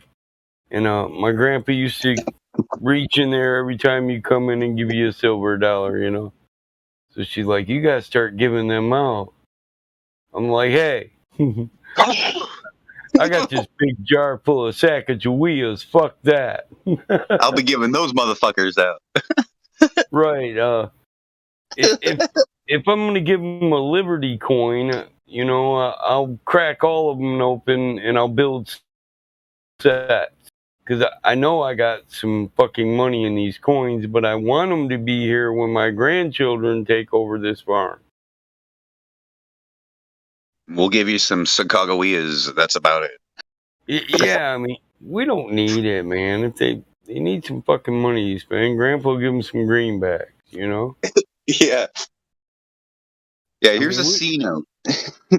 Right, we don't wait on the ice cream truck. We're way out in the country, so I got ice cream, You know what I mean? Yeah. You ain't got to go to Gary, what are you talking about? You're fucking up if you if you don't have a creamery. Right. Oh, well, no, I don't make my own ice cream. But Rebecca does that. Rebecca does a lot of stuff. Yeah. She's an older Amish woman. I crack on her but sometimes, but actually she's 62 and she was my grandma's friend, so she knows how to make all that shit my grandma used to make, so. Well, I was saying for your personal family, like, I'm pretty sure you have an ice cream recipe from your grandmother.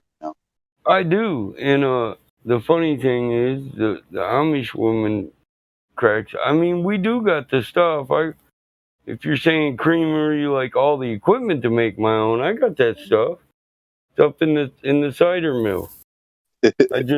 I'm not the one that they do it, because my cider mill has been the only ice cream parlor, for a lot of summers out here in this area. Honestly, before Ted and his wife moved out, they used to come down here and get it. Ted Nugent and his wife. And, Sasha, his daughter. That's why I was saying, having like a creamery or some sort of parlor, or even soda shack. We make rice pudding too. I like rice pudding and bread pudding. And real cream on those is awesome. Ice cream sodas and all that shit. Yeah, most people use 50-50 or half and half. They give me that crap if I buy some rice pudding, they'll give me that 50-50 crap, and I'm like, nah, I'm cool. I got real cream at home, motherfucker. I mean, 50-50 is good. It's creamy, but not like real separated cream. Because we separate it and we get this and that. Well, they'll take that cream. This is why they make the process. And this is why they want it processed, milk. So you can rape it of every little dollar you can get. You know what I mean? They'll thin out the cream. One they'll make into 50-50, half and half. And another one that they'll try to call it real cream, 100% real cream, but they add to it. They add water to it, Yeah, they add shit to the heavy cream too. Yeah, that's what the heavy cream. That's what I'm talking about.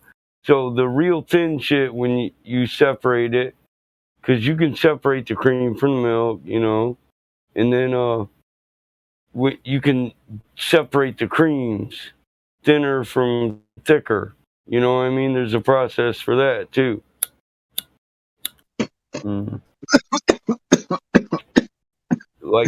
Like buttermilk. You ever had buttermilk, motherfucker? Real buttermilk?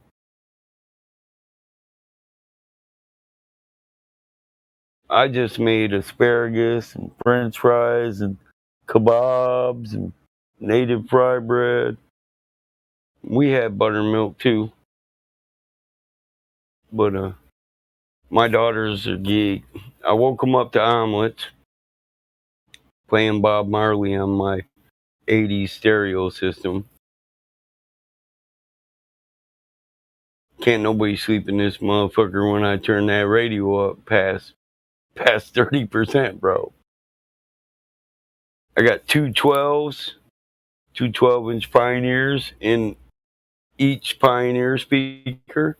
So the Pioneer speakers are two 12s, two 6s, and two 4s. Two mids, two lows, two tweets. And then I got a set of Bow Infinity, which are liquid cooled. Those are 15s. Them motherfuckers pound. I had some Bose Lifestyle 2 system. Oh, speakers, yeah, them are nice. With the 8-inch subs in there and the actual real tweeters, the actual real impedance. So did you have the one with like 6 8s or 8 No. 8?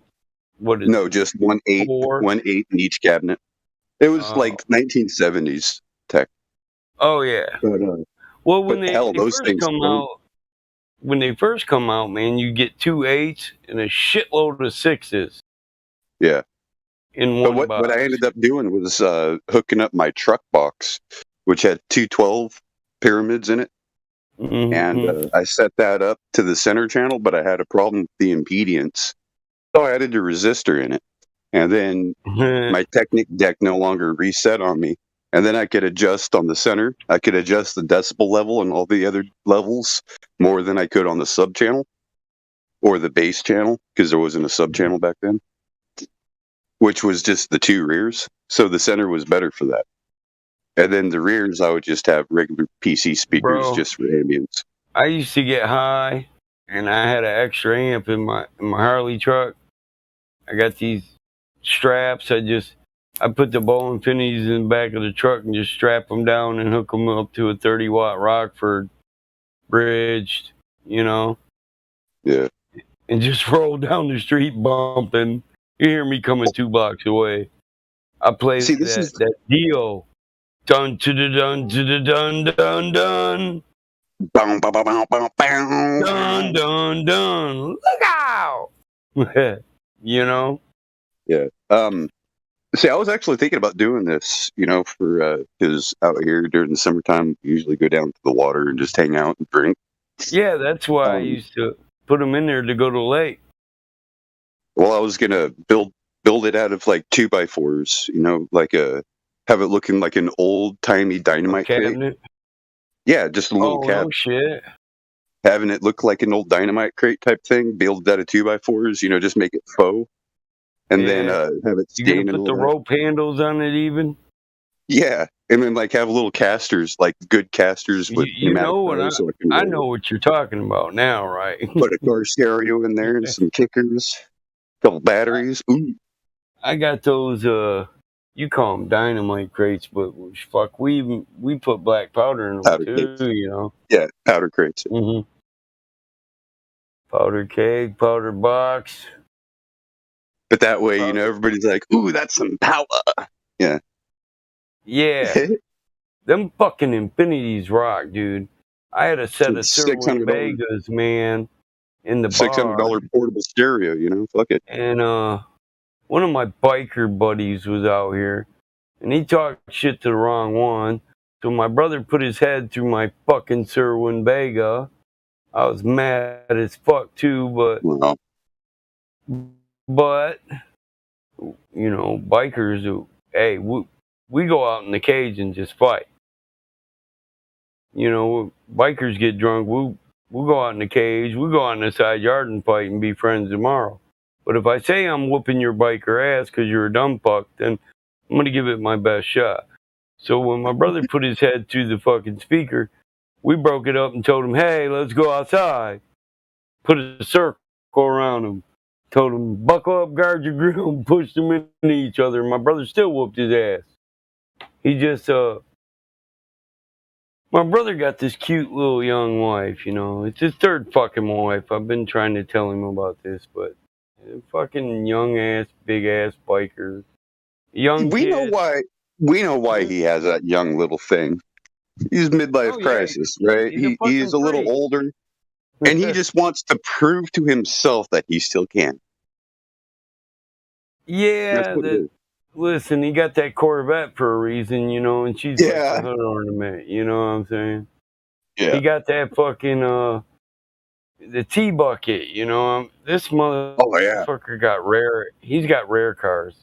He sold cars to Johnny, you know? From the Late Show. Mm-hmm. He fucking... Dude, Jay the best... Leno. My brother sold this old German car to fucking Jay Leno. Hey, the best time I had in college was in the hot rod lab. And then he showed what's his name? You would love the hot rod lab too. Oh yeah, my cousin. You'd be like, "Can I take it again? It's only 9 weeks." The hot rod lab? Are you talking about powertrain performance? Well, it's part of the performance section of it, but it's hot rod lab. It's where you sit there and you have a T-bucket frame, and you take a motor. You have your choice of Mopar, Ford, or Chevy. If you're smart, you go with the Chevy 350 because it's modular and you can build power on it. And that's what we would do. And then you have a choice of blower, turbo, or bottle, right? Yeah, it's upgraded. And then you would do the blueprinting on it and then prove it. Yeah. So first you do powertrain, then you do powertrain advancement. So yeah, powertrain is the first one. So undercar, all that stuff. Yeah, so Hot Rod Lab is just like their version of powertrain advancement.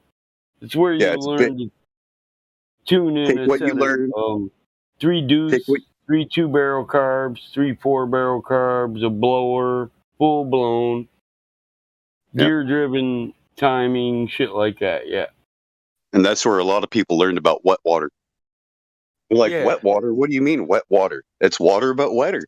But what do you mean? Oh, we used to use that shit to get rid of bees. But I guess you don't want to use, you want as much water in there as possible for the thermal. And since it's a hot rod, at the end of the track, you're draining the block anyway, right? Yeah, so, you want enough, you know, you don't want so much to get hydrostatic lock or hydro. Yeah, you just want enough to where it'll bring the boiling temperature down. Yeah. Yeah.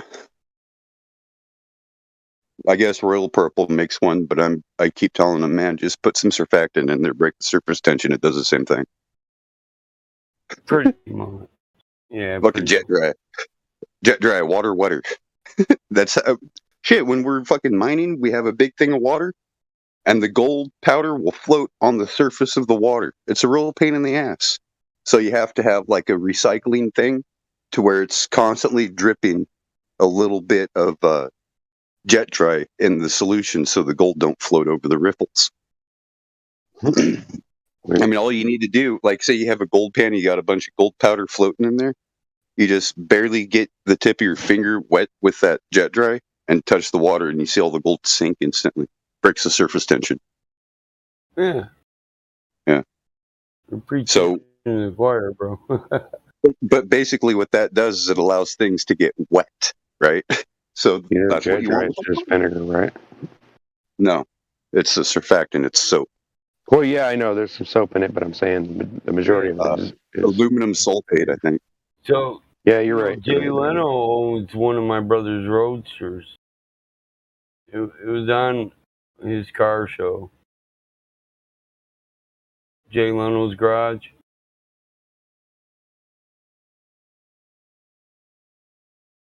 Yeah. He's got a silver roadster that my brother built. Dude, he's got a Stanley steamer too. Yeah. Old school Stanley steamer. Like, dude. He's sitting there. It's like, dude. His tank car. Yeah.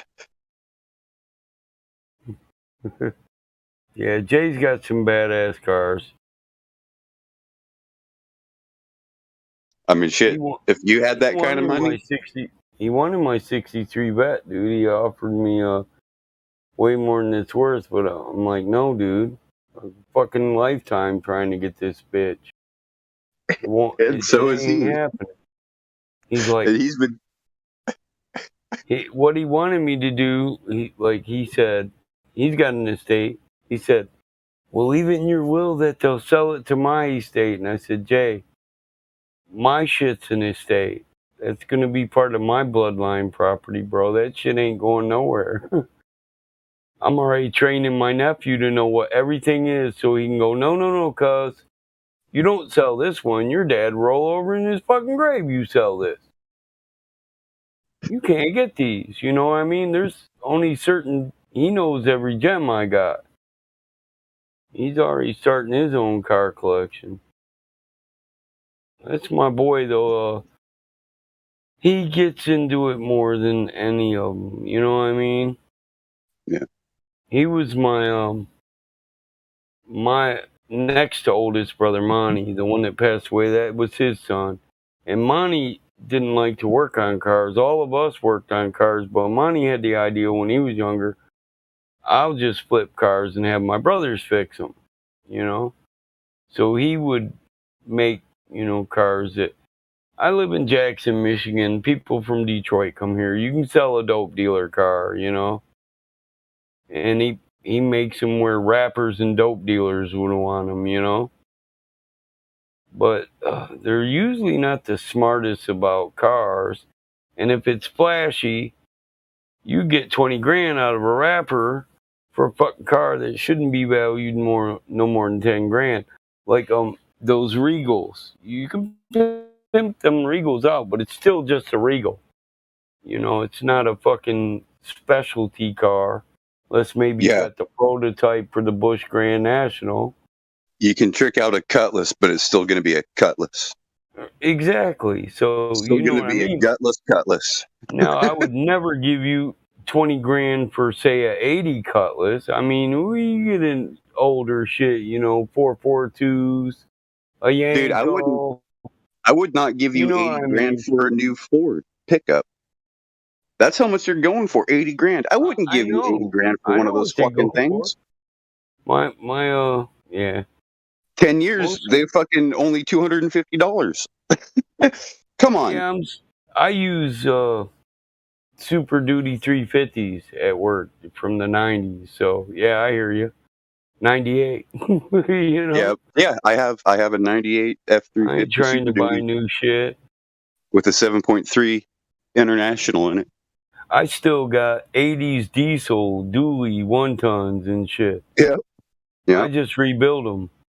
Dude, this thing has 250,000 miles on it. With a million miles on it. Yeah. I got a truck with 1 million miles on it. It's still got the original motor in it. Yeah, it's a diesel, but those not Detroits, those Internationals, especially those 7.3s, those are fleet vehicles, right? Those are fleet motors. Yeah. They're fucking easily a 1 million mile vehicle. Yeah. That's why they make most fleet ambulances vehicles are like cop cars. Yeah. Most of them are turned into ambulances. And now they have the new 6-liter, and I feel sorry for those because those 6-liters and shit. I got a Suburban a couple months ago that was a ambulance. I got 2 of them at they're at the horse track here in town. Yeah. And fucking one of the jockeys bought them. He bought them for $200 a piece. I couldn't believe the track sold them to that. He's like, I give them to you for $4, but I got to double my money. I'm like, okay.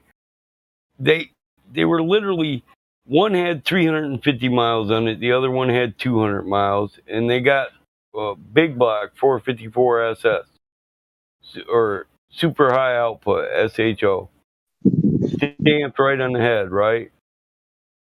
The fucking motor's worth $6,000 without the transmission. Both of them, dude. He's all, I'm gonna double my money. I'm thinking, yeah, I'm gonna quadruple my shit, but I could just sell them the way they are, but I don't do that. Dude, that bitch will be a buy. a 531 before I'm done. I bought this Ford Probe for like $350.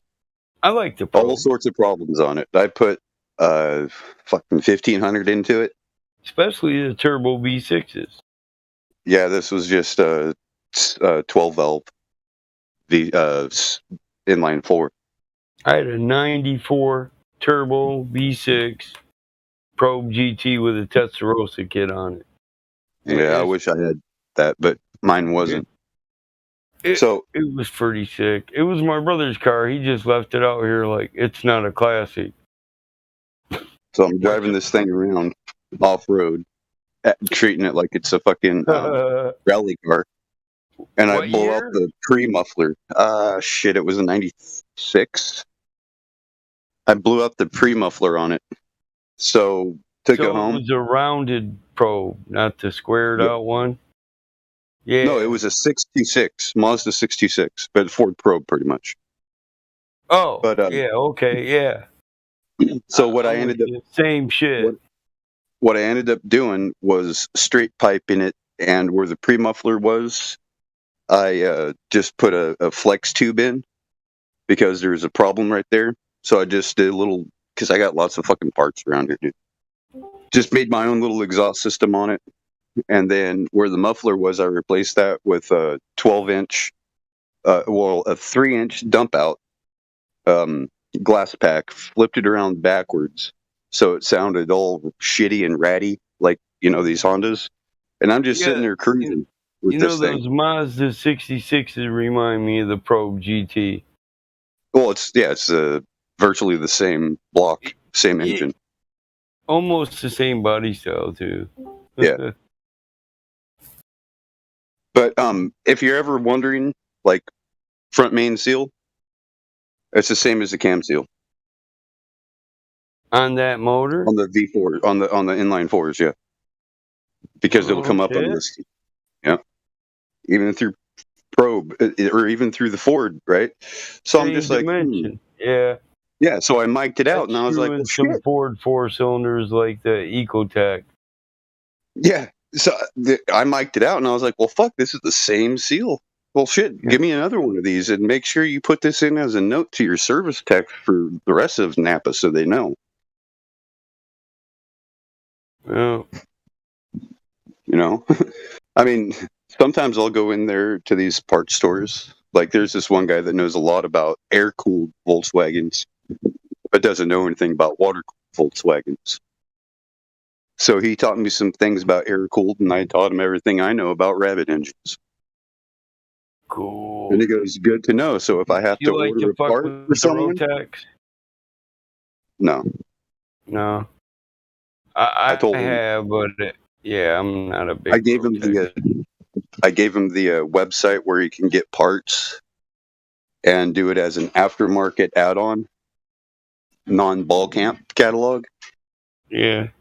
And he's all, dude, this is amazing. So they can get balancers, harmonic balancers, and I go, they rebuild any harmonic balancer there. So like you get somebody that's coming in with a very rare harmonic balancer where the rubber slipped, just send in We the got cord. a Japanese plant in town that does starters, alternators, harmonic balancers. It's called Nippon Denso. Yeah. You know what a Nippon Denso starter is?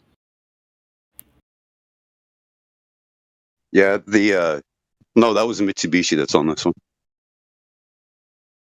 No, Nippon Denso. They sell remanufactured. It'll be a factory stock Ford, but it's just a remanufactured. But we got the plant right here in town, and one of my buddies is a foreman. So when I got shit they do, I just send it down their line. He'd be like, "Give me 20." Oh, okay. Do you know what Nippon means? Nippon from Nippon Denso. No, I don't know it. Means Japanese. Oh, does it? Yeah, and Denso is design. You ever seen them Ford EcoBoost 2.3s? Yeah. Those are pretty straight, man. All aluminum. You can bore the shit out of them. I put a turbo on one off a fucking Chrysler LeBaron V6. I got this Ford Flex, bought and paid for. The motor's shot on it. Number one cylinder has about 63 psi. And there's also a problem with the fuel injector not opening, but I think it has to do with the fact that the spark isn't reading at the right kV, so it's not kicking on the injector. That's one of the problems, right? They got a map sensor on them, don't they? That tells it sends all those signals. Yeah, it's all controlled by computer. I mean, this thing is. Yeah, so either I it's think got that the EcoBoost on it. yeah, that one's got the ECM. Then it's got a control module.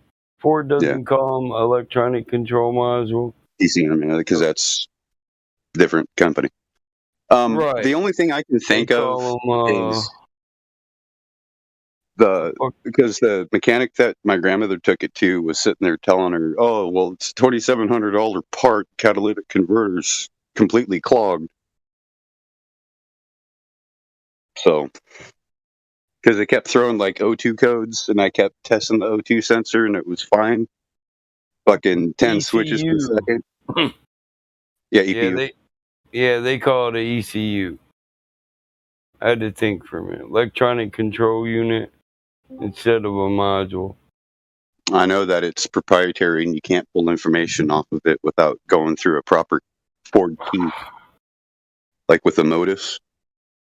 Yeah. And only the dealership has those, so you can't even scope it out. It pisses me off, dude. Well, you could if you had a fucking if you had a mechanic's code.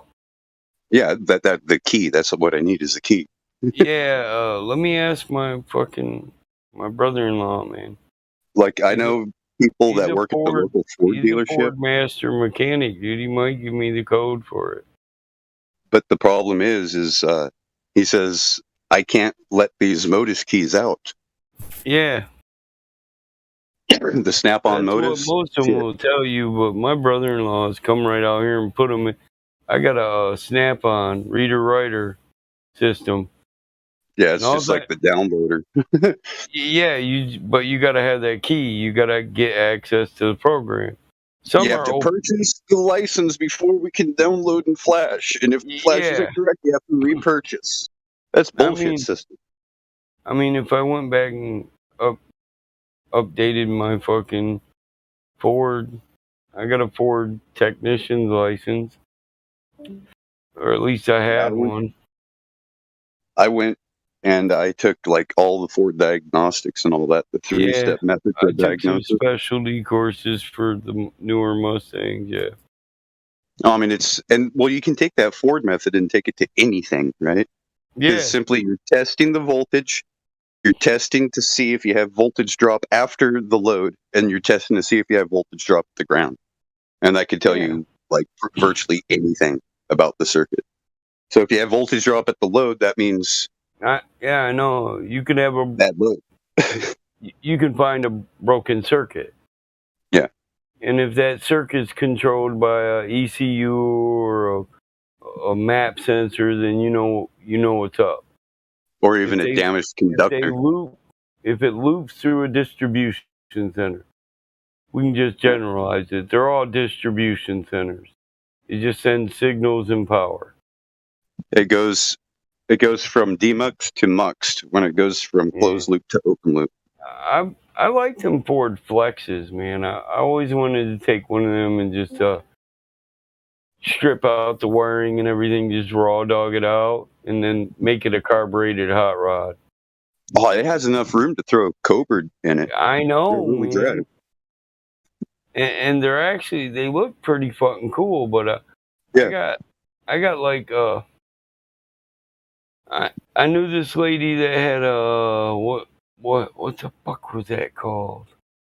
She had a door-to-door saleswoman thing, but she had 8 Montegos, old ass 72 Ford Montegos, and they got 302 bosses in them. So I bought all of them, you know.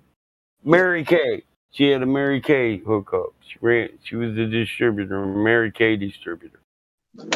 Ah. So she had 4 LTDs, the first car she started with, they had 351 Clevelands in them. Those had some, decent amount of miles on them, but that's nothing, to worry about. When I can map every cylinder and I've never messed bring with them a all to the Cleveland. same spec, and then you never Just messed Windsor. with the Cleveland? Oh, them No, just the motherfuckers, Windsors. they're a power plant, bro. So I map Oh, I know the cylinders. Windsors are too. What I'll do is see, well, this most worn cylinder is at this spec, whether it's 357000028, and then I'll try to make all the other cylinders as close to that one as I can. Then I have custom pistons made. So it's Yeah, tight. you're squaring the block. Yeah. So, So when you shut the key off, that motherfucker shuts right off. Instead of loping and searching. Yeah, and then you don't throw a rod for an overstroke, Yeah. Because even though if you don't map them perfect or square them, then your rod bearings get undue stress when they kink in the cylinder. You know what I'm talking about.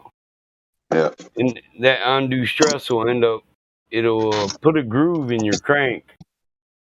Once you got a groove in your crank, then your rod starts flopping.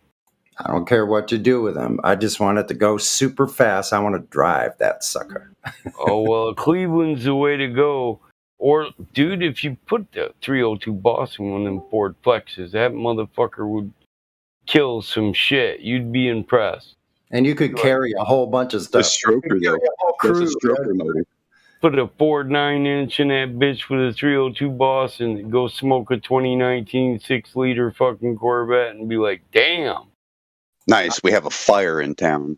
On the way my Flex is the shit. On the way to the picnic.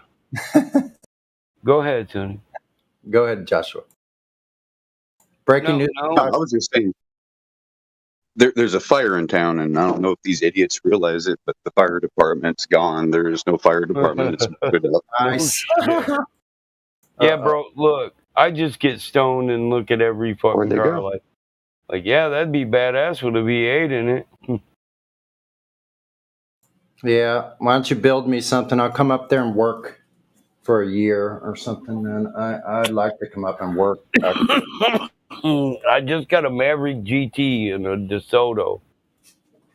I'll work it off, man. If that's I think I'm gonna go get a Studebaker. Would you cruise the Studebaker with like a fucking 327 bat motor in it? Yeah, Mike and I could actually possibly are related. Mike, in about 15 minutes, 20 minutes 10 minutes on the dirt bike, I could get to where there's an old Studebaker stuck in the mountains. Really? Yeah. Front clip and all that, man. Well, it's the only part that's left is like the shell. Everything else is gone. It's been flipped that's upside cool. down. If the trim's on that motherfucker, you're talking about 1,500. I mean, to be honest, $2,000 if there's It's that one that has that on it. It's the one that has the Cyclops cone on the front. Yeah. The what? The Cyclops. Yeah, the cone. Yeah. Hmm? The little eye thing in the middle. Yeah. Yeah. The nose. The jet age shit. I got one in the fucking garage, just like it. Yeah. It was supposed to be jet streamlined fucking shit. And then I found right off the highway. I can't remember where the hell it's at. I can't find it again. Just like I can't find this fucking pyramid. But dude, this thing. It's the front clip, like the whole front clip. Hood's missing, but it's still got the fenders in good condition, good paint, right? It's just got a couple wrinkles on it. International Harvester, chrome bumper, spotless chrome bumper, not bent at all. Fuck. And the bumper that we had on ours, somebody went to go move it. Fucking goddamn Rocky motherfucking asshole. Mom's boyfriend went to move it with the tractor and ripped the fucking bumper. No, ripped it. Damn. I kicked his that ass. Chrome Harvester bumper is probably worth a couple grand depending on the year of it. Yeah. At least But I can't find a it again. grand. At But it least had a the grand yellow. if it's fucking clean. Yeah.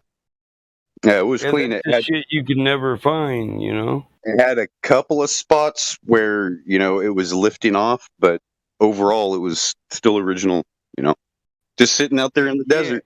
Well, good trim, like aluminum trim and shit, that's hard to find shit. Yeah. Chrome bumpers for those years. You know what I'm saying? Fucking, my buddy, I had a 442. I was looking for a front clip, and my buddy Scraps, he found one, had trees growing through it and shit. He told me about it. I said, look, I'll give you what you fucking want. He said, give me 2,200 and you can have the whole thing, Had a tree growing up through the floor and then to the hood, but that didn't affect any of the glass, the trim, any of that shit. I went out there, I was like, you're done. He's like, what the fuck? I'll pay you right now, motherfucker. Got my brothers out there with a piece of equipment, cut the tree and just lifted it off it. Picked the car up with a forklift and put it on the fucking trailer. I mean, a Ford, like an Ivy Ford lift. Ford tractor, Yeah, But, with the forks on it. We got the one. Yeah. Yeah. But he was like, oh, that's impressive. I'm like, dude, I just decided what I needed, how I was going to do it, and I fucking went and did it. What do you mean impressive? We ain't fucking around. I got equipment. You don't, motherfucker. But it had all my trim, dude. And the only shit I found was like 8 hours away. The motherfucker wanted $3,000 and shit was dinged.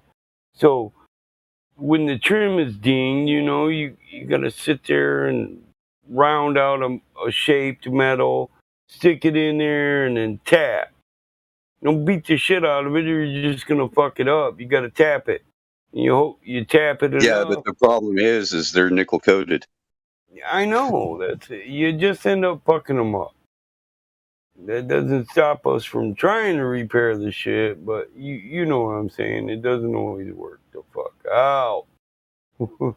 It's nice to find an old barn that was overflow for a warehouse, and find a bunch of NOS. It's like, woo! Dude, I asked these motherfuckers about a falling down barn down the road, man, and it had my VW bus was in it. It literally, the roof fell right down on this motherfucker, and didn't even harm the VW bus. So it had a roof over it. It was just, the walls fell off and under this bitch. Two of them crumpled down like Schlinkies. So it didn't even touch the top of the fucking. It just fell in place and kept that VW bus perfect for me, rust free, for 20 years. He's like, oh, that's my grandpa's old shit. I was like, you got the title? He's like, I don't know. So my son, he as soon as we got it out, he starts playing around in it. And then he comes out, hey, Dad, title's in it. Like, yeah. Hell yeah. He said, good. And then dude said, it's not my grandpa's name, but it was signed, so I didn't give a fuck. It was fucking dated, man. I paid 15 years of fucking late fees. That was a bummer. You would lose your ass if that was California. Oh, yeah? Yeah. Yeah, not in Michigan. Here, look at this. You know how much it is to register a pickup truck? No. $1,000. Damn. It was $500, and now they raised it to $1,000. That's emissions and everything. See, that's my Studebaker. Well, that's like just California. I like that, man. That's big. It should only be for commercial vehicles, but no, it's for any vehicle that's a truck, a pickup truck, because all you can make money vehicles with in it. California Yeah, Sonny, are commercial vehicles. I'm going to put a 327 in it. I'm about to get down. Look, it might look rough, but the truth is this motherfucker's solid. This Mexican kid had this, and it's fucking clean. That surface rust shit, that ain't shit. That's A just lot a of patina. lot of spot putty when I'm done cleaning it off, but you know. Man, I gotta go out. I gotta go out to where we have our vehicles stored. We got an old Ford and International. Beautiful I'm patina. missing some trim, my nigga, for that Studebaker. That's why I'm showing it to you. Well, Studebaker, I gotta go out in the desert and find this You shit. got some, man. I need some fucking headlight bezels. And then there's I ain't another bullshit. one. I think it's a I drive to Studebaker, the fucking desert for some car parts. but I think every bit of this is shot. Every bit of that one is shot, but that one's out there by the desert bar. You know what Dude, I they got a mean, though, bar in the man. middle of the Bezels desert. are worth some fucking money. Yeah. I brought that bitch home on a motherfucking trailer. I was like, yeah. In fact, I think I have a hood that's got a couple of bullet holes in it. Shouldn't be much for a metal finesser like yourself to fix that. Yeah. I didn't pay much for that motherfucker either, man. I've seen- $2,500. That's awesome. I've seen a couple of those Studebakers that are just freaking cherry, like perfect. Like, oh, it will be when this car looks better. Like, it looks newer than new. I mean, this car was. Yeah, when I'm done, that Yeah, he needs those headlight bezels big time. Yeah, we had a big, huge lowrider like parade going all through town a couple weeks ago, and some of those cars are badass, man. Yeah. Wow. I dig the lowriders too. Yeah. You ever seen the Studebaker Silverhawk? No. Them motherfuckers no. are pimp. I would love to get one here. I'll show you an image of one. I would love to get one of these motherfuckers.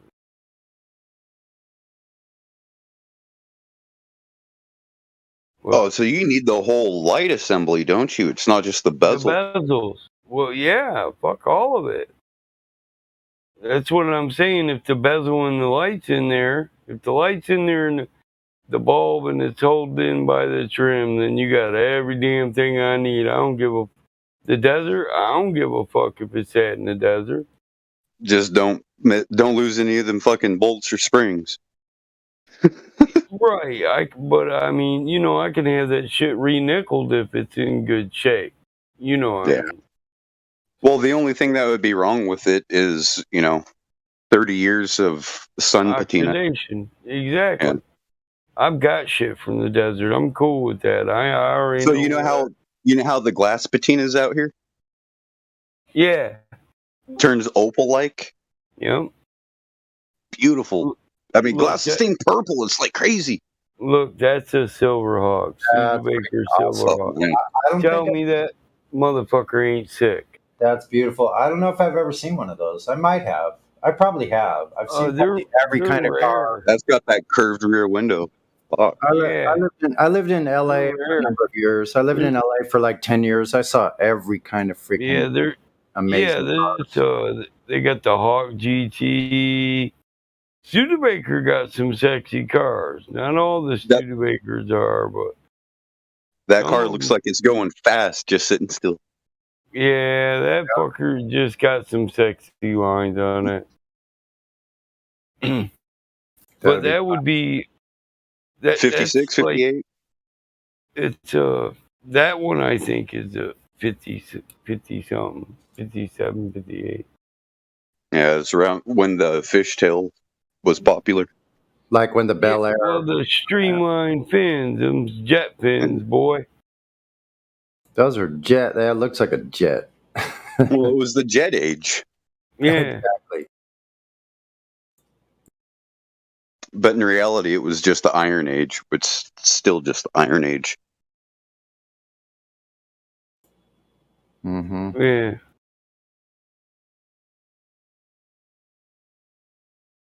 I mean, shit, even though right now iron's pretty much fucking worthless. I mean, you get like $150 for a ton of it. For what? A ton of what? Steel. Oh shit, not here. Iron ore. HMS steel. Oh. Well, sheet metal, sheet steel is going for $225 here for your average guy. I mean, That's a public price. If you got a license, you're getting $325 right now a ton.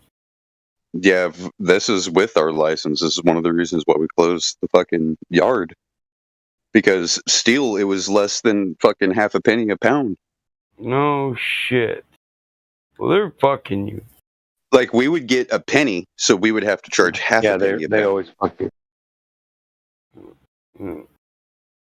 My And that was 54 through Metalbrook's a outfit low called rider. Ecology. And I kept telling them, let's not go to Ecology. I'll drive the fucking load all the way to Phoenix. Fuck it. You know? Drive it all the way to Phoenix and make a quarter on it. Yeah, my But then 54 the gas prices. Metalbrook is a fucking low rider. And I haven't done any body work to it. Just cleaned it up. That's it. Mineral spirits. You know? Just clean the motor up. Oh, Cleaned up the body. If anybody's worried about EMPs, make sure you have an old pickup truck or an old car with points and condensers. Have an extra set of points and condensers on you. Make sure that they're grounded out. And then you have an extra coil, right? And you make sure that coil is not grounded out. That way, if an EMP happens, you just swap out points condensers and that fucking coil, and you got fire again. You know.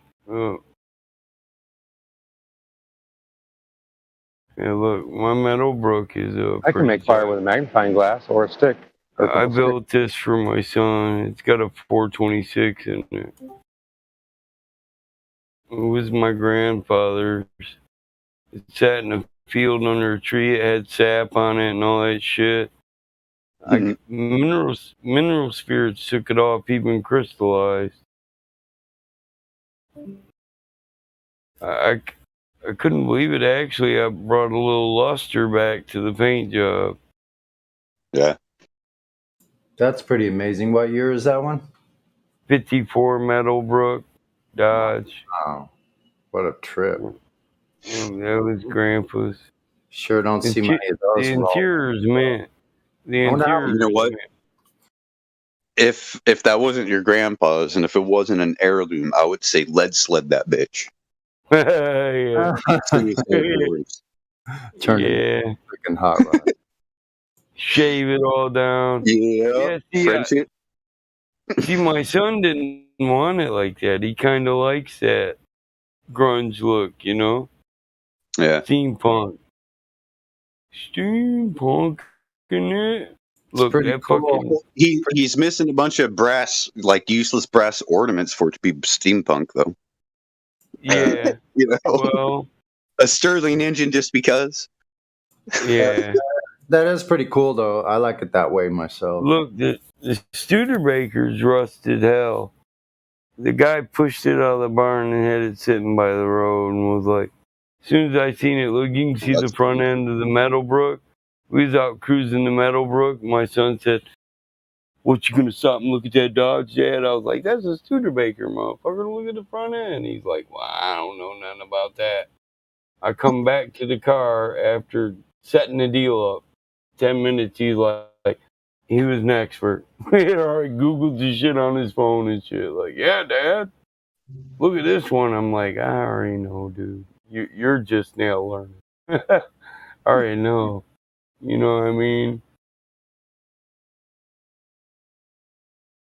I'm missing some of the trim and shit for that. I do want to get all the trim and put it back together. It's my son's car. But he don't want me to paint it. You know, that's his rod. It's got a certain look to it. But, I mean, if you want to do a fucking hole shot in that, all you got to do is hit the gas. That 426 gets down. Shit, Mike. Has anybody ever taken You know an what Esso you and ought to like do? fat motoring? You ought to take a trip down here, and we'll go to the airplane graveyard because they have cars sitting out there too. Yeah, you like guys Jeeps got and all stuff. that shit in the desert, man. You got all Yeah. the parts out there I fucking need. I already know. I drive there for shit. I'm gonna lie. We'll go out there and we'll be like, yeah, I just want to check it out, dude. How much for this Jeep? Come on, how much for the Willys? Yeah, that's a reason, a good enough reason to get my son in the car and say, no, you're not working at the company today. Road trip, nigga. We're gonna go see some cancer-free Russ. Yeah, I like to make him drive. Well, till we get there, if I'm buying something and putting it on the trailer, then I'm doing all the driving, I mean, Right. after that, but.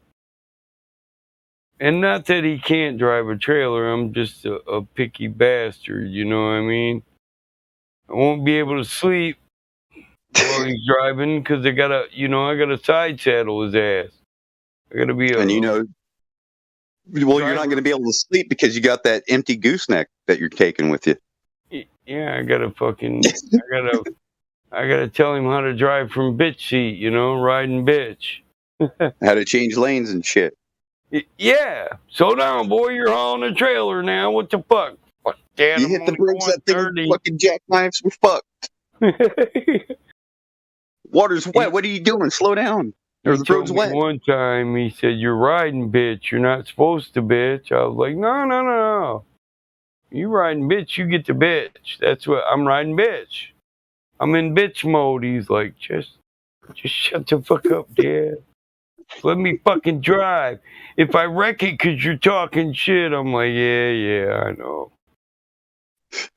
You know Pull what? over at this Buddy's Mini Nart Gas and Go Taco Bell. We don't have them down there.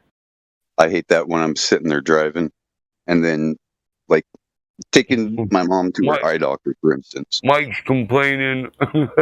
Oh, your mom's And, like Mike, huh? It's an old people thing, man. Well, no, my grandmother, she'll be sitting in the front seat. My mom will be sleeping in the back. Sonny's older. I'm sure he gets that where he knows what. There's a right way to do everything, damn it. And my grandmother will see a bag, like, moving off in the desert, like it's getting ready to go across the road or something. I wonder what that is. Hold on, watch out! And I'm sitting there, and I'm like, what the hell's going on here, And she's like, the bag. And I go, yeah, I can see the bag. I see everything you see. You know what my dad used to do, and my grandpa? My dad would be like, there's a can, stop. I'm like, fuck, Dad. Got a $70,000 fucking dump truck. Fuck that can. You better stop and get that can, boy.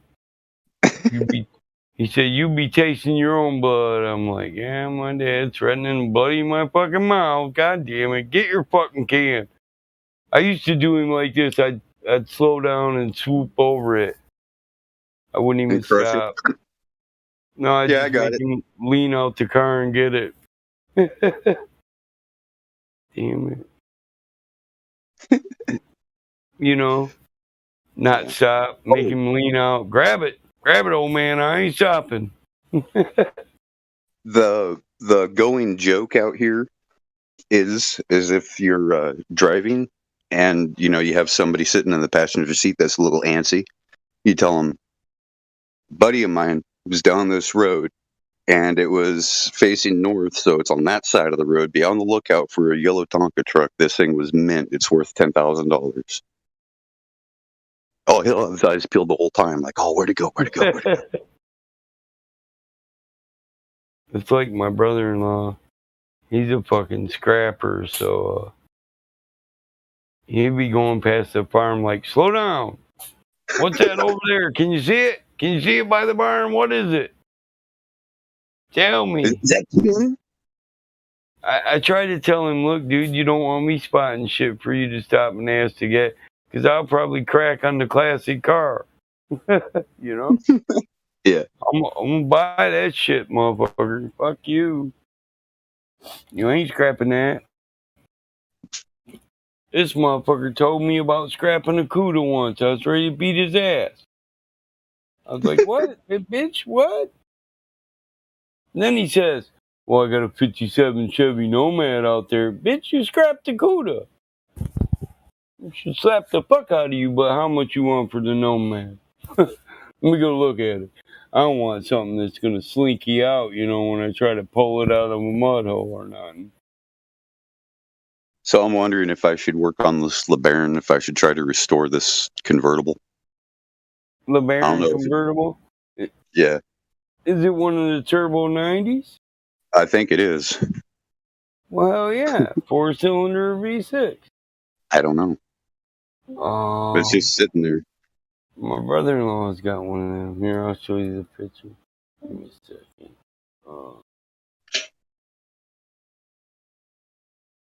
I mean, it looks nice. It's a 2-door. He got a white one, 2-door, yeah. Oh, this one's red. Yeah, I prefer the red ones. But goddamn, the sun hates this red paint. Yeah. Cooked. I bet. So tell me, does it look like this?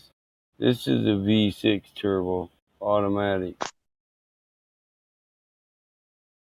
My brother-in-law's little crappy garage. He don't keep it clean. But he don't have it like me. I'll be picking on people's garages, but I know don't everybody have it like I do. Ooh, it's got the louvers for the lights.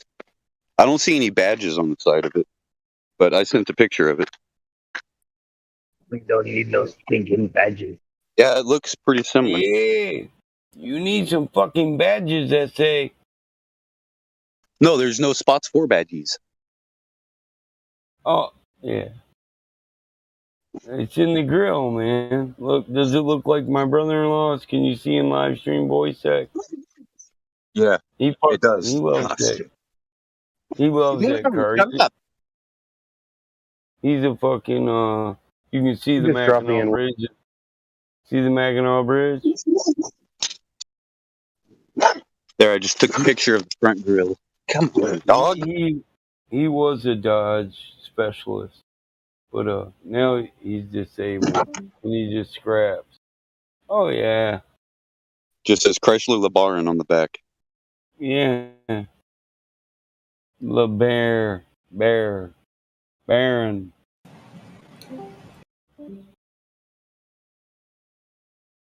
Sam, don't you start either. It's because that dog's an idiot. My wife would always joke about those Chryslers, saying they thinking they ain't a Mercedes and it's only a Chrysler. Oh, she was talking about that silver Dodge 500. They tried to make it look I know. like a Mercedes. Trying to act like they had a Mercedes. Yeah. I've seen those. I thought that. I was like, damn. Dodge tried to make this motherfucker look like it's 80s. And the LeBaron does, too. The LeBaron kind of looks like one.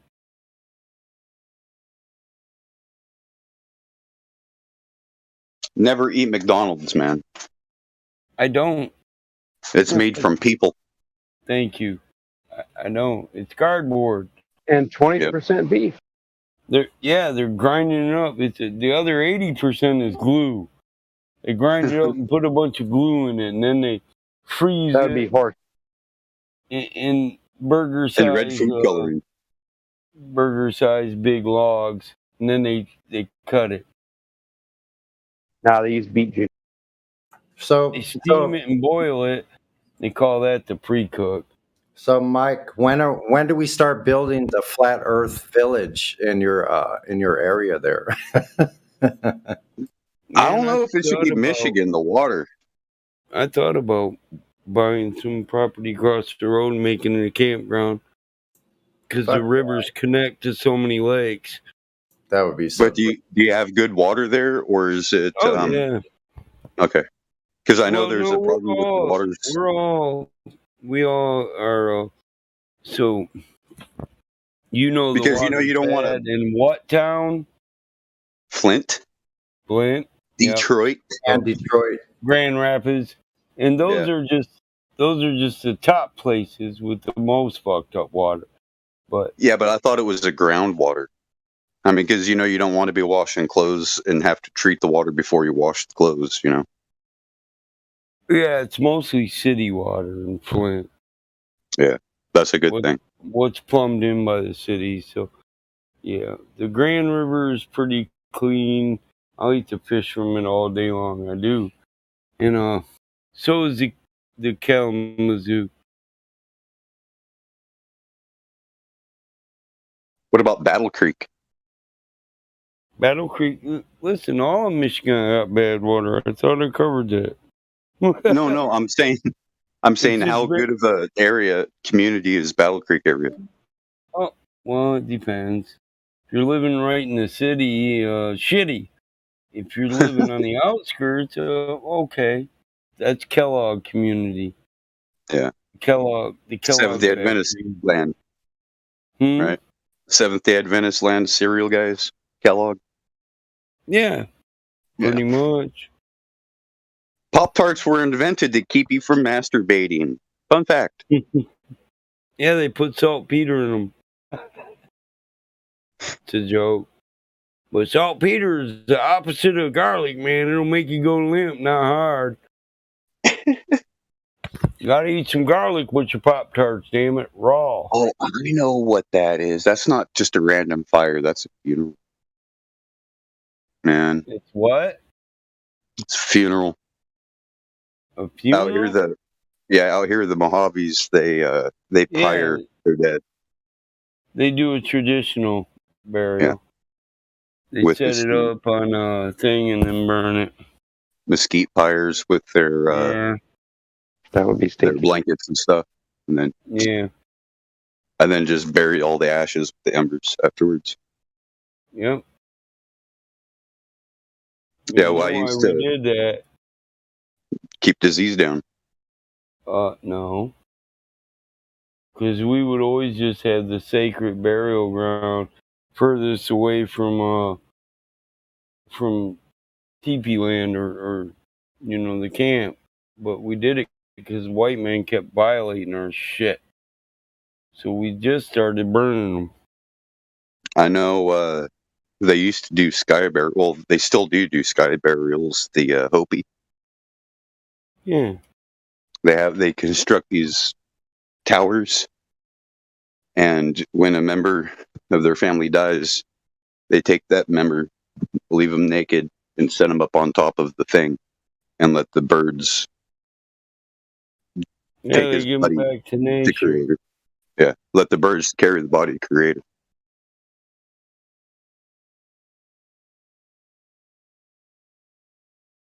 I mean, different cultures everywhere, but yeah, that's what that is. Like, see, we used to, when we had the saw shop, we used to sharpen their 48-inch circular blades that they would hook up to their PTO, and they would take their logs and cut their logs to length and build the pyres from it. I've seen them do it, and it looks dangerous as shit because you just got this big-ass saw spinning. No safety mechanisms. I'm just like, bro, tie your hair back at least, please. You know what I mean? You be the next motherfucker we're burning. We have to cut some extra logs, bitch. Then somebody else might get killed. Yeah. Put a fucking safety guard on it. No, I'm with you. I was like, wouldn't it be, well, I guess that's, they work with what they have, but I think it would be better to have a ship saw, Yeah. Like one of those big band saws that they could just push it through. Here, I'll be right back. My daughter's yelling for me.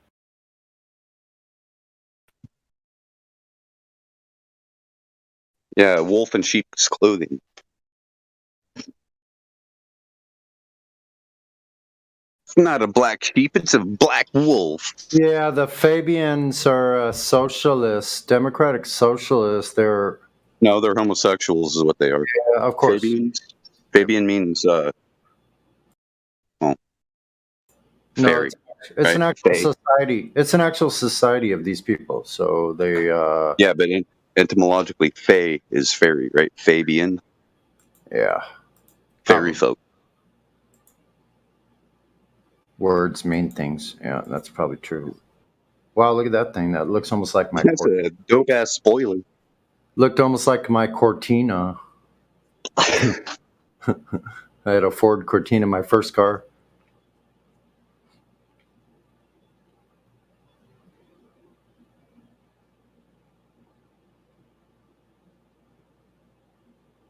Now, here's the thing, right? People don't fall into the trap of giving these secret organizations credit that is not owed to them. They do not create change. We create the change. Remember that. All they do is they perpetrate an agenda and they put certain narratives out there. That's the only control that they have. They have no control over us. We are the ones that dictate overall how things go. Just think about that. Remember the events of the past couple of years. Yeah. You have no one to blame but yourself.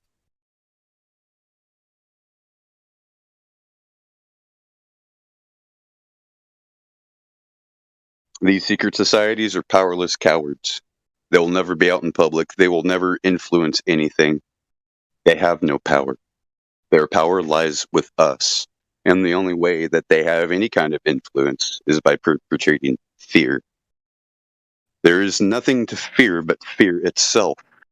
For the only thing that is more fearful is a dumb beast in panic mode.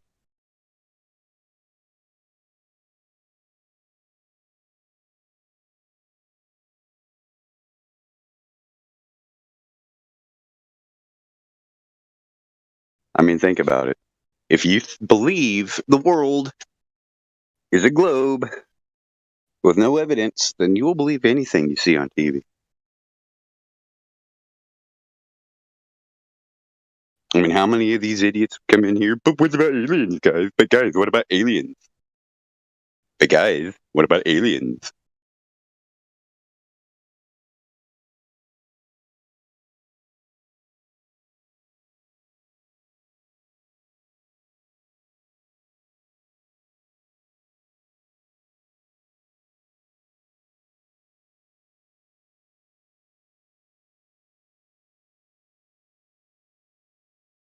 See, everybody, well, not everybody, but majority of people in this room know about the underground of Seattle, Washington. That Seattle is built, the ground level of Seattle is actually 1.5 stories above the ground level. Yeah, What it should be. I've actually seen that. I've been there and seen that place. I lived up there for 4 years. Yeah, I've seen that underground Seattle. Amazing. And there's same thing in Portland, Oregon. People don't know about that. Not very many people know about the underground in Portland. In fact, there's a set of tunnels that was set up.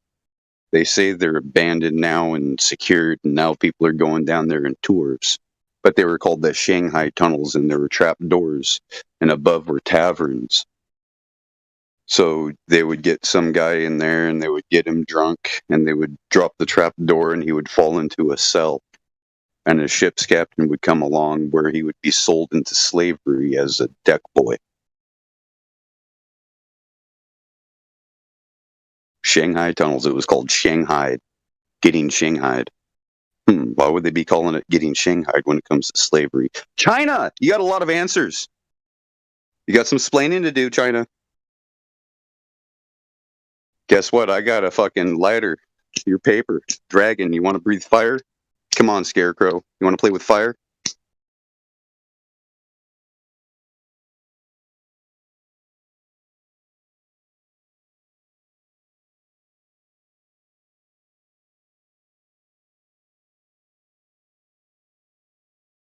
Yeah. You know China's taking over the world. You know how they've taken over the world? With asswipe. Yes, they invented toilet paper. That's why I say get a bidet.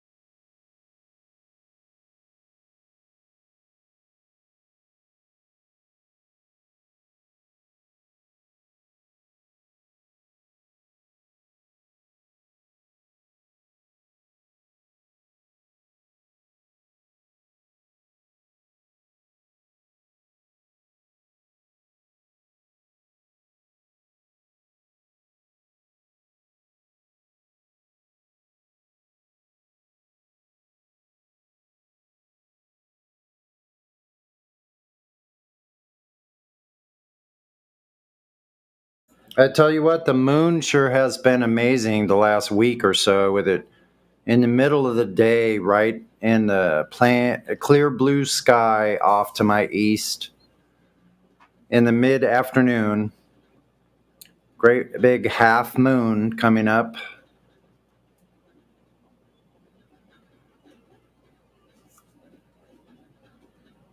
Looking forward to seeing it again today.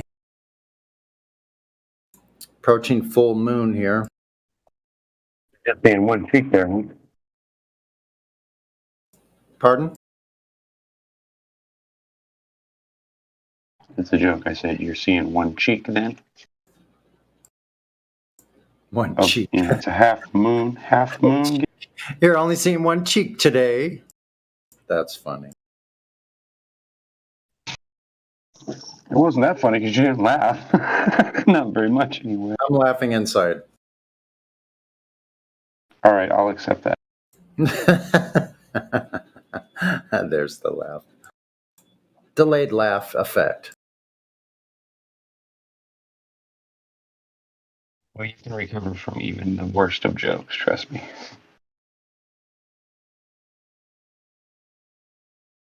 Wow, these 12 points or 12 purposes or objectives of the Fabian sounds like they're the ones running everything.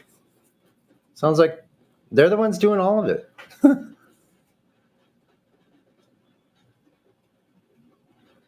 Yeah, those Fabianisms and Phasiism, whatever that.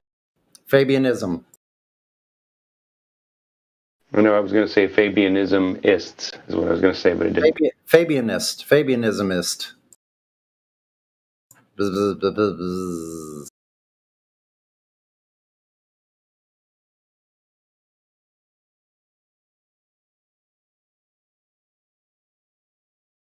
Government control of communications, government control of labor, government ownership of industry, diminishing and eliminating private ownership of property and all land. It's all a big scam.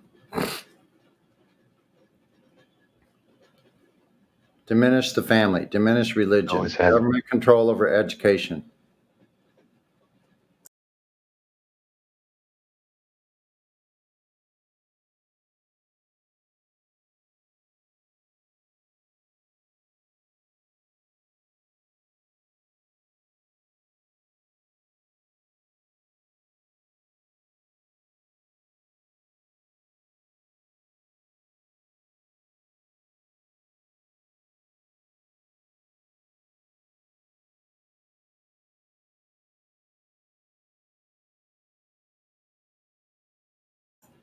Yeah, the reason these people do this because they're weaklings.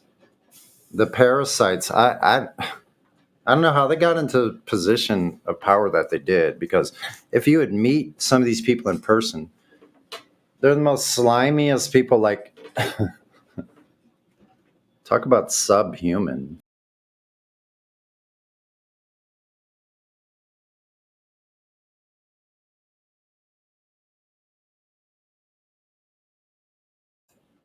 Hey, Lulu.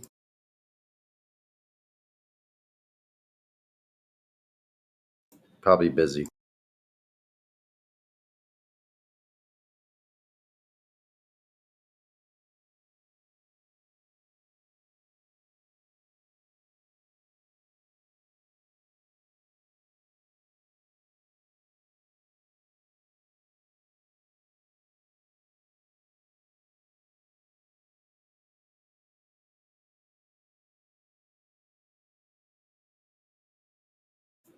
No worries.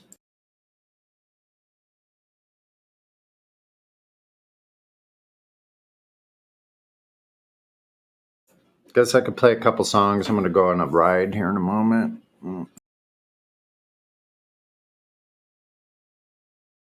Unless anybody has more conversation,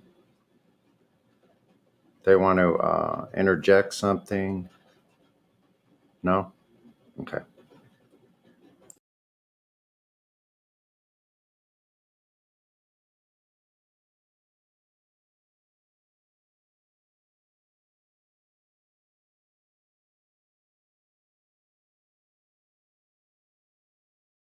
What if I play this Witsit video again? I didn't hear it. Does anyone have objections to me playing this again?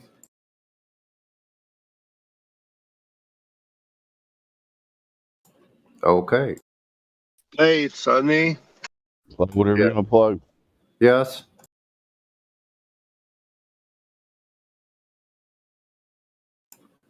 Yes, get. Yeah, Yeah. play. Play. Let's hear it. Yeah, you can't skip, unfortunately. So here we go. I'll play it.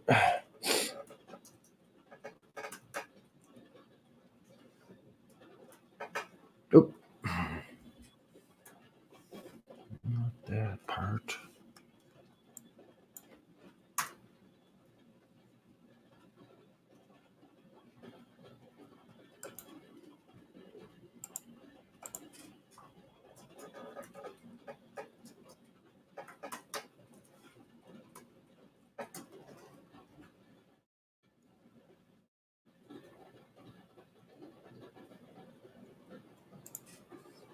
Oops.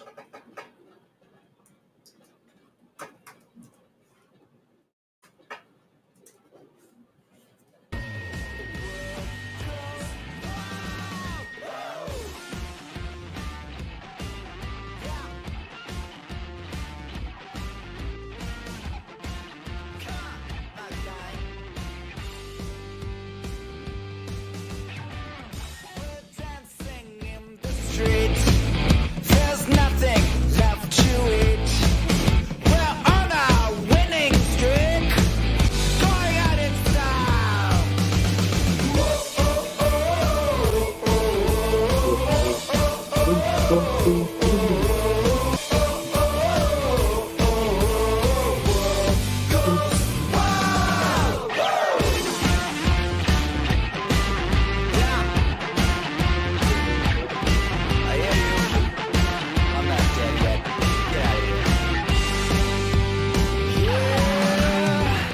Break out the hand grenades. You know it's time to pay. Explosions to the brain, going out in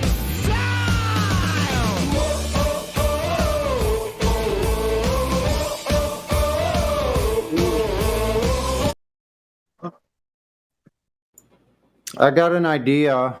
Do you know how far along you guys had listened to it previously? Yeah. And what's the idea? I actually have speakers good enough.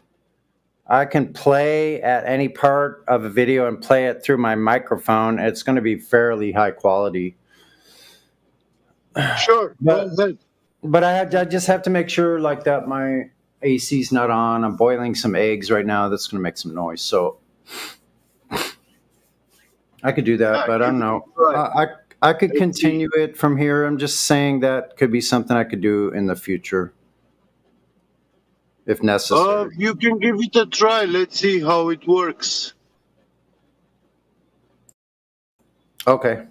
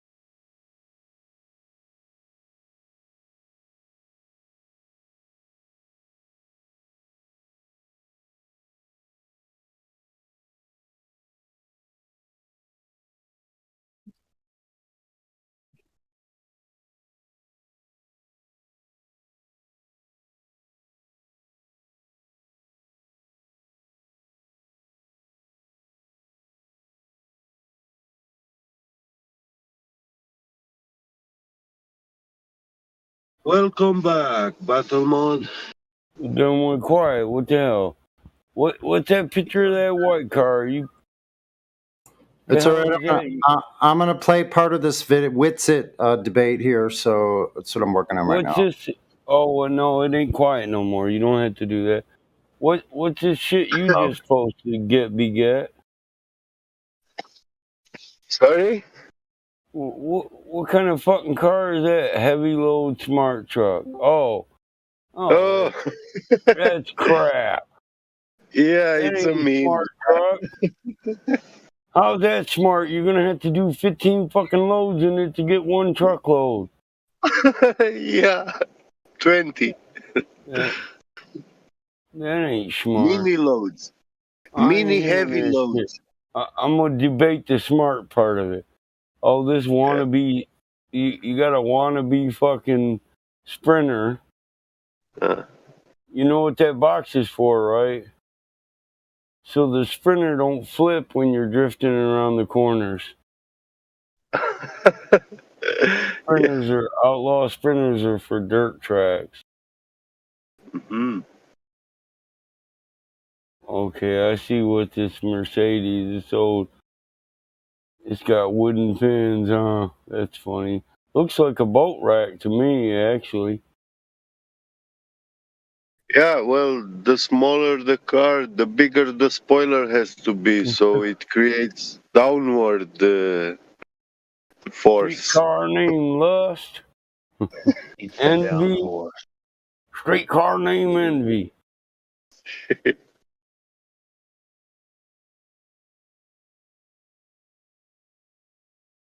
Desire, that's what it is. Streetcar named Desire. Yeah. Yeah. The first time I drove a smart car, I had an accident.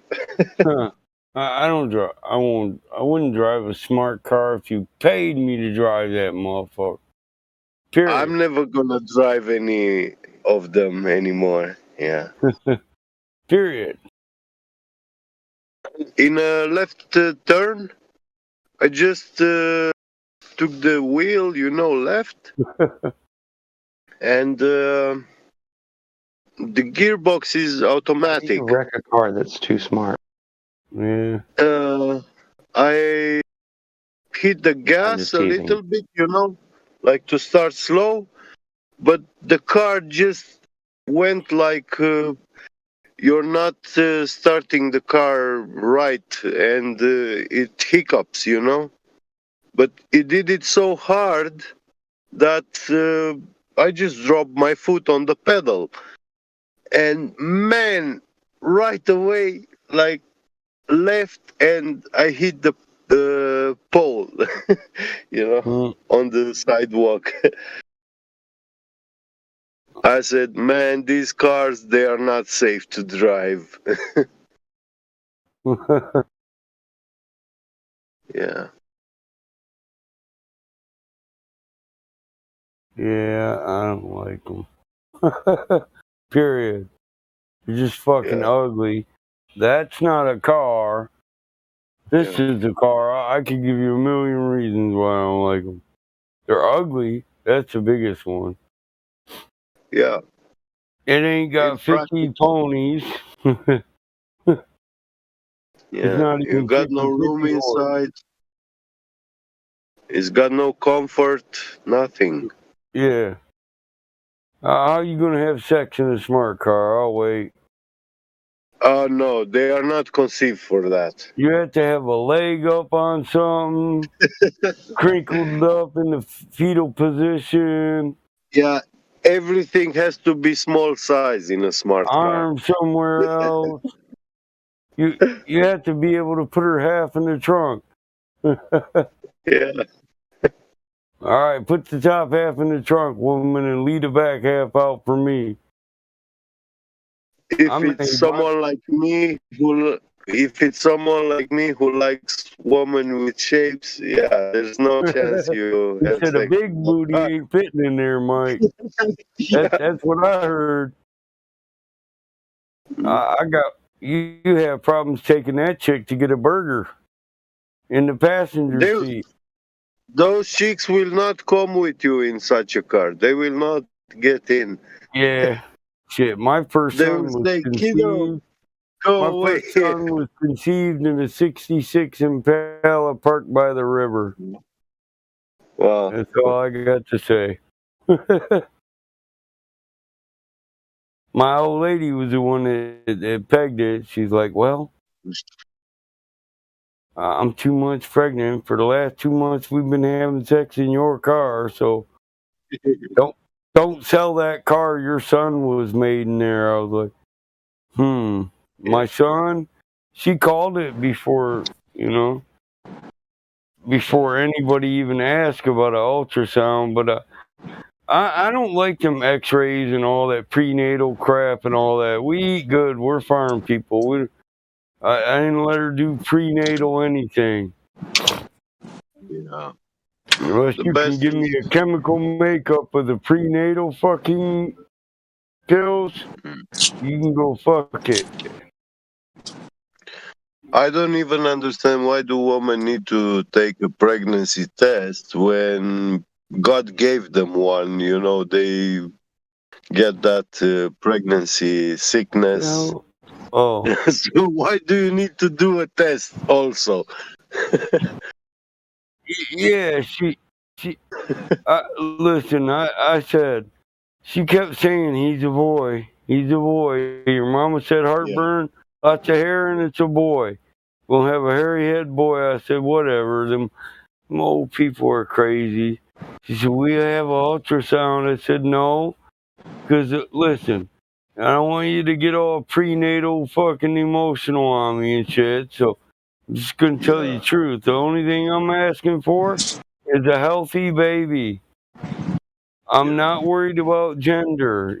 I don't care if it's a son or a daughter. I mean, I do. I wanted a son, but I'm not stupid. I know my old lady probably wanted a daughter. So either way, we were blessed, right? Just a healthy baby. That's all you can't ask for more than that, man. If you do, you're just you're a greedy bastard. Yeah. I mean, you want a healthy baby and you want the gender of your choice. As if you wouldn't love any kid your old lady popped out. Right? The hell is that? Well, in many Then we cultures, wonder why our women feel funny. Well, they got fucking men that tell them, you better have a boy. And they don't let them know at the end of it, oh, I'm just joking. As long as it's a healthy baby. I don't care. And listen, plus I had to throw the stipulation in there. Long as it's a healthy baby and we can keep making more. Baby factory, and that's fun. Yeah. Fine tuning your woman's like fine tuning an awesome automobile. Making it purr, you know what I mean? I'm calling out any females taking applications. No. It's a test to see if everything. I got a girl. I would need to check and see if everything Sonny's got still functioning properly. I need okay. I was gonna say, Battlemod got one that don't call the police in the morning, so I'm good. Flat Earth girl preferred. I ain't gonna lie to you. It's either love or what the fuck did you do to me? Motherfucker, I'm prosecuting you. or it's the opposite side of the coin. Oh my God, boy. Think of it as a science experiment.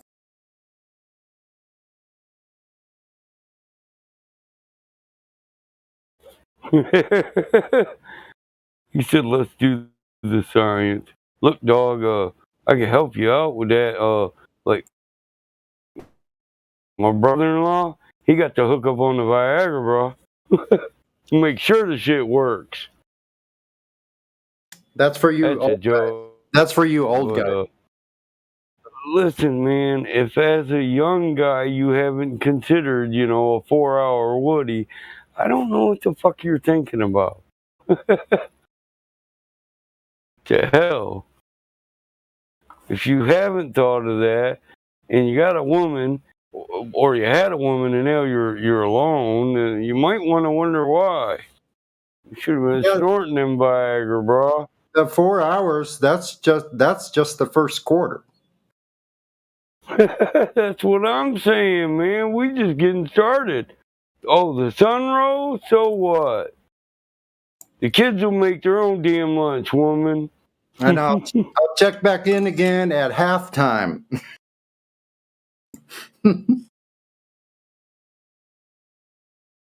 Right.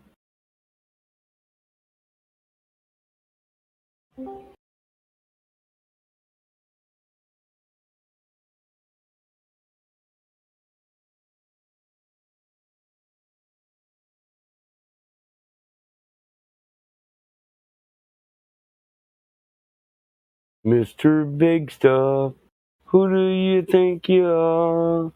Mr. Big Stuff.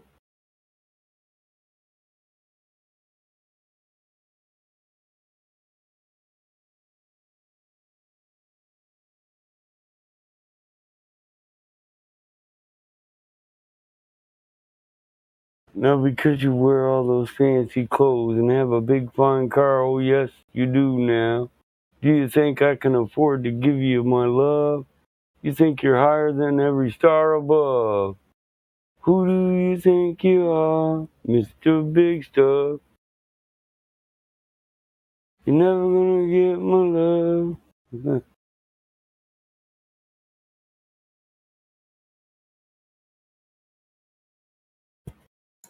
We have someone named Fargutin in the chat. VC verified. Fargutin. Ooh. One question: gluten or no gluten? Here, let's do it this way. Far gluten, man. You muted? You talk? How about talk or ban? You choose. It's all good. I don't care either way. You know. That's how you do it, ain't it? Ain't it? Ghost. Talk or ban.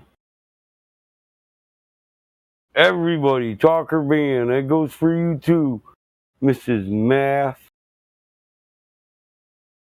That's funny. That's a play on math, isn't it? Math. Earth. Earth math. I'm trying to say it like you spelled it, right? Math. Maths. Oh, I'm dragging you down with me, bro. It's talk or ban, damn it, the whole fucking lobby. I'll ban the whole lot of you. I'll go Ace Mix super loud up in this motherfucker. And I'll be laughing at the end of it. Sonny's the only one that's gonna make it. Present. I predict Sonny's gonna make it out of here so we can continue this conversation about the science project he's wanting to do. That's right. I'm a freak. I want to hear about the sexual sciences. Yeah, that's right. At least I'm not a liar. I'm comfortable with who I am, bro. Look, There was a guy in here once said this. You could dig this on the science. So you So he said one day we was talking about gays, and I said I'm strictly chickly. I was born this way. It's not a choice. And he said, oh, so well it doesn't matter if it's a choice. I know I'm not gay. I said, yeah, you should. He said, no, man, I did the science. I got quiet as soon as he said that. Whoa, wait, what? What part?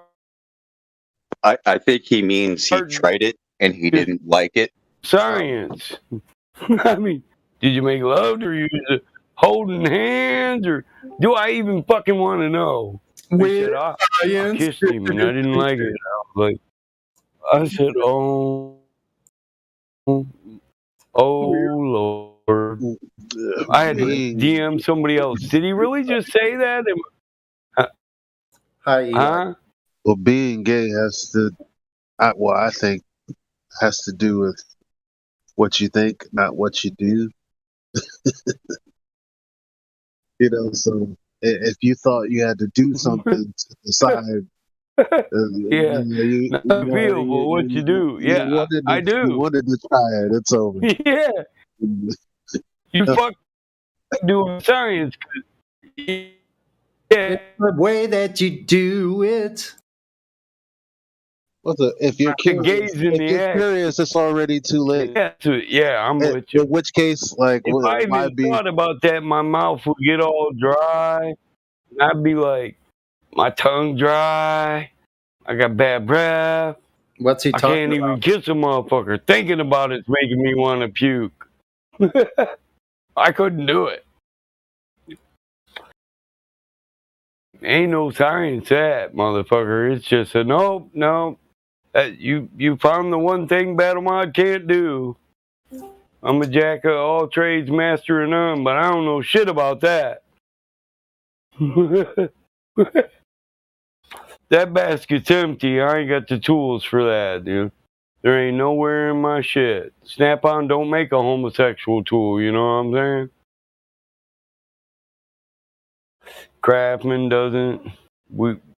I couldn't even get the science shit. I couldn't science it. We need one of them Brunson burners and some test tubes and shit, but I can't do that. Once again, seeking a lab assistant. Purple Doom, did you just hear me tell everybody to talk or I was gonna ban them? That goes for you too. Where you at? I gotta find Purple Doom. Speak or get banned. Oh, you ain't got no roles. So you think because you're muted that everybody else is. Here, I'll VC verify you. We'll get you where you can talk. Then we'll say talk or ban. And I'll unmute you. Well, There you go. he's already unmuted. There you go. You unmuted. I was just wondering. I was like, oh, why is this not working? Is there a role selection verifying at like the beginning? We gotcha. Nope. Okay. Well, thank you. No. Well, yeah. You don't select your roles. Yeah, no, listen, we're talking to people. We'd much rather talk to you. That's what we built the server for. So how are you today? I mean, I got a sense we be joking, but you know, we're just playing. We're just Welcome, Purple Doom. Welcome to the server. Oh, hello. Very nice to meet everyone. Yeah. To meet you too, man. Yeah, I was just wondering though, because earlier you were saying like, I'm checking, everyone better talk, and I'm like, well, let me say hi real quick. Oh, well, my shit's suppressed. I don't know. That's funny. He's like, wait. He said, wait, hold up. Did you mute everybody and then tell them to talk, or you were going to ban them? Or are you just trying to ban people? I thought maybe you were like, you were going down the list and unmuting and checking everybody one by one. I'm like, all right, this is going to be weird. He's like, did I miss something? No. No, you're muted when you come in here because you have no role. So in this lobby, there's settings, and you got to have perms for your role to be able to speak. So add everybody isn't allowed to talk in this lobby. You got to get a role first. So okay, we usually make that's because this is live stream. This lobby is Twitch channel. Yeah, so we don't want motherfuckers coming in here and going N-bomb, N-bomb, N-bomb, cracker, crazy things. Chicano, hey, you dago wop. Yeah, stuff like that. Okay, well, that makes sense then. Right, so other than that, we just don't want any, we love everybody. We're all just people. One race.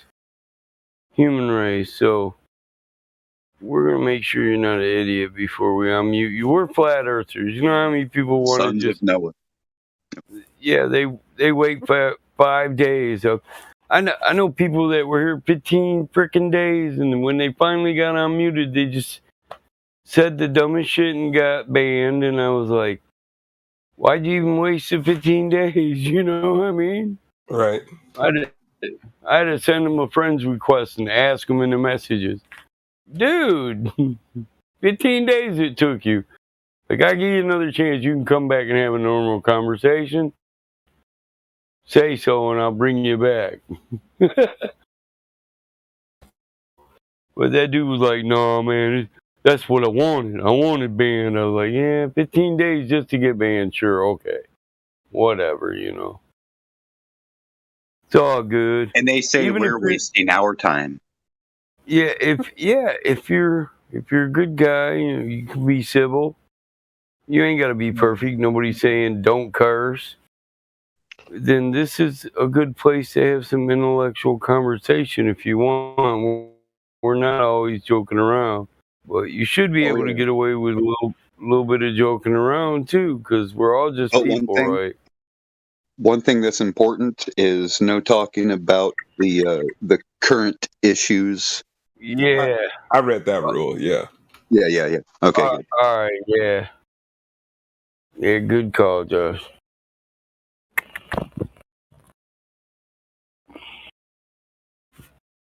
Like you can use code words like juice. Yeah.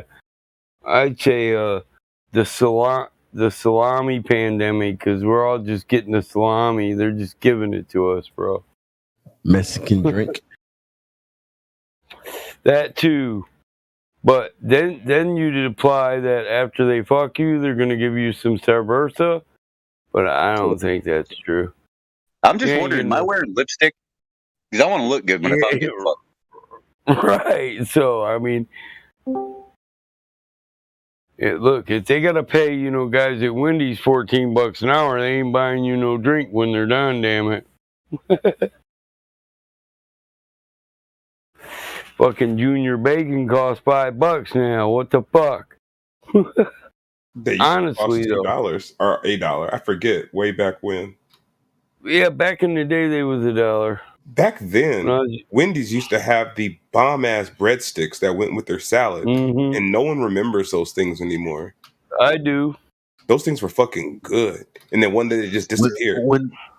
Wendy's made a couple of changes that kind of, for me, took down my view of Wendy's. One was when they changed their fries. Straight up, bro. Like, what the fuck? I don't know what that was about. The only restaurant fries I like are curly fries. I ain't gonna lie. Is it? I don't know. Everyone's fries change except for McDonald's for the most part. Rat and rallies. Our checkers, Boy, everyone calls it. I really miss the potato cakes at Arby's. They used to make the awesome potato cakes. And the last time I went to Arby's, no potato cakes. Ugh, arg.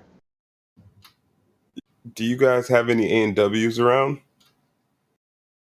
We had A&W, but it turned into Rudy's. Man, they sold it. A&W's is so fire. Yeah, it was.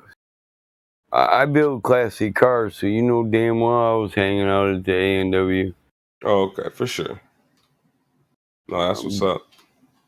Roll up in the Trans Am, you know, and get a meal while they're hanging on the side of your car, and you rap on the server, you know, the waitress. I used to like that shit. Because then when you're trying to spit game, they see what you're driving, you know what I'm saying? Right. You pull up in the 66 Chevelle all tricked out, and then you're like, what's up? I used to know what game was. Of course, I was married for 16 years. I ain't gonna lie. I hit on women, but I wouldn't cheat. I just want to know I still You had talking it. about your form of Parcheesi? Yeah, I just want to know I still had it, bro. Can I still spell game? I mean, listen, I got married out of high school, bro. I was a virgin. Only woman I ever been with. You gotta test the waters every now and then. See if you could, you know, just see. I shouldn't have to explain see if what, you know? We all get older and think, what if this one leaves me? We're checking, make sure I got game. Just cause her and my mama told me I look good, they might have lied to me. And I'm serious, man. I was about 40, I thought that. Man. Yeah. Until That's what I thought too, until I put my profile out there on social media, on Facebook and all Yeah, that, and I showed my real face. And that's what then I'm next thing I know, I saying. started getting a bunch of unwanted DMs and shit, and I'm just Friends like, yeah, request. I'm hiding my face. Yep. Yep. It's like now I know what the females feel like. Catfish an ugly girl up there or an ugly guy. Then you can quit worrying about it. I don't use this picture I got on my Facebook.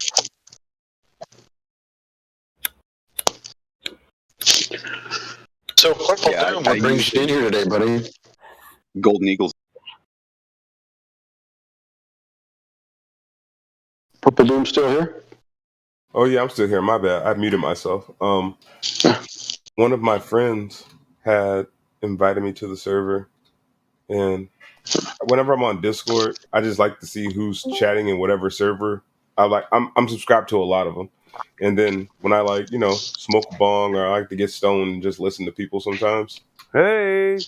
So I do that, and then I disappear into the ether again. Well, you've come to the right place then. What is your particular bent? Pardon the pun. What do you think about the Earth or the aspects thereof? Round, sphere, or plane? Personally, I think I feel like it's not a perfect circle, but it's a globe. Yeah. Okay, so oblate spheroid. Your government tell the truth all the time? No, the government doesn't tell the truth all the time, but I've come to my own conclusion. Did we go to the moon, or was that a ploy over the Cold War? Oh, my personal opinion? Yeah. I think I think we landed on the moon.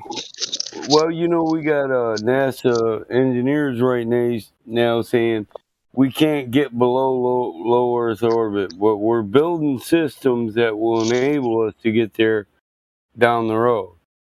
Someday. That's what the Orion project was about. Exactly. So we have NASA engineers saying we can't get beyond low Earth orbit. Don't miss that. The biggest proof a lot of people have is that, Apollo 9, when they come back and said, look, Copernicus was right. So real quick, the reason why I believe that it's solidified that it's not a perfect circle but a globe in general is because there's a couple certain things that are not explainable. I went down the road and I listened, and this is years ago when flat Earth was really taking off. Well, if you're going to say there's certain things that wouldn't work on a flat Earth, I'm going to need to know what specifically. I'm about to tell you. And specifically why it wouldn't work. Because I've heard this 1,000 times. No, for sure. And now I can usually go through it and show you how it would work. It works on both models. So, and not like to, again, I'm here just to listen mostly, but you asked. Yeah. You're all right. Listen, you don't have to debate. But it's just a friendly conversation. It's back and forth, if you I will. believe it's the lunar eclipse that is the thing. Oh, so you think you're going assertion on the going? I'm not even going to say theory because it's not backed by science. We can't experiment on the moon. So the only reason you believe we know it's the Earth throwing a shadow or the angle of the sun as it goes around a ball is because you believe we went to the moon. Otherwise, it's just words. But also that aren't backed by science. But also they can track it, and they can track it. Well, we could track the lunar eclipses for up to 5,000 years, all the way back in Babylon. It's called the Saros cycle. Now NASA uses the Saros cycle today, but they show you it wrapped around the globe. But here's the thing: the anti-Catharianism. You know the anti-Catharian mechanism. I'm not familiar. It's an ancient computer they found in Mesopotamia. Okay, well, this thing had a Saros cycle detector on it. It could be used to predict eclipses and the movements of the heavens for up to 5,000 years, and it's just based on a bunch of circles.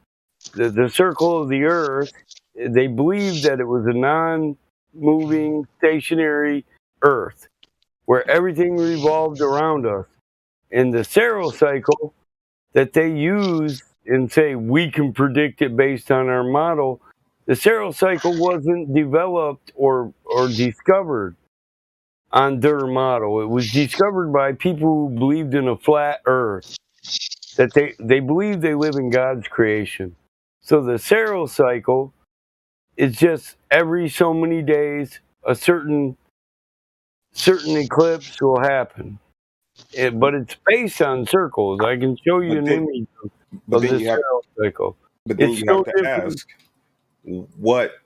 what is eclipsing the moon for the Well, yeah, lunar that's eclipse? what I said. We can't science that. We have no experimentation or no proof that we can verify that it is what Globers say it is, what the heliocentric model says it is. But the people who believe in the globe model I can. know it works on your model, but it would also work on a flat Earth, and the Saral cycle is an Okay, example of that. but then on the flat Earth, because in the globe, it's the Earth that is moving in front of the moon. Yeah, I know.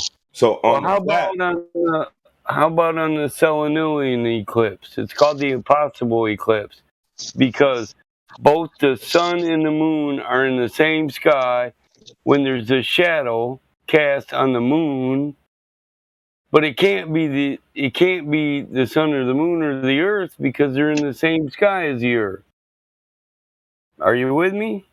I get what you're saying. So it's called a Selenilian eclipse, and that doesn't work on your model. That's why astronomers call it the impossible eclipse.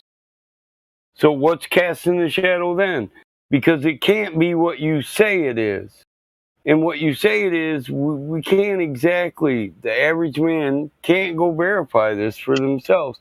Hell, we can't even really 100% verify that the ISS is where it is. What's that called? What was the eclipse you just called it? Because I want to Google that. That's actually interesting. Selenilium. And like I said, given the chance, 90% of anything you say doesn't work on a flat Earth model is explainable by these people who have researched the foundations of every corner of the globe. Yeah, Purple Doom. Are you looking in the voice text, the live stream voice text? I can. Yeah, check there because we're posting images, links. Okay. So if you check out 6 minutes after where Drace posted the Selenilian eclipse, on the left is what we actually saw. On the right is what the model says that the Earth is supposed to be making the shadow. How could it possibly be making a shadow from the top down? That's our And I'm question. going to show you. I'm going to show you images on how the Babylonians calculated the actual eclipses on a flat circular plane. And so you don't need a globe to predict this. If you say you need a globe to predict it, that's just from a standpoint of ignorance. All you need is a circle with concentric lines on it. Emmett, what the hell is that? Why didn't it embed that shit? What the hell is that? That's the base 64 of it's actually their code. Well, how the hell did that come up? What the fuck is this shit?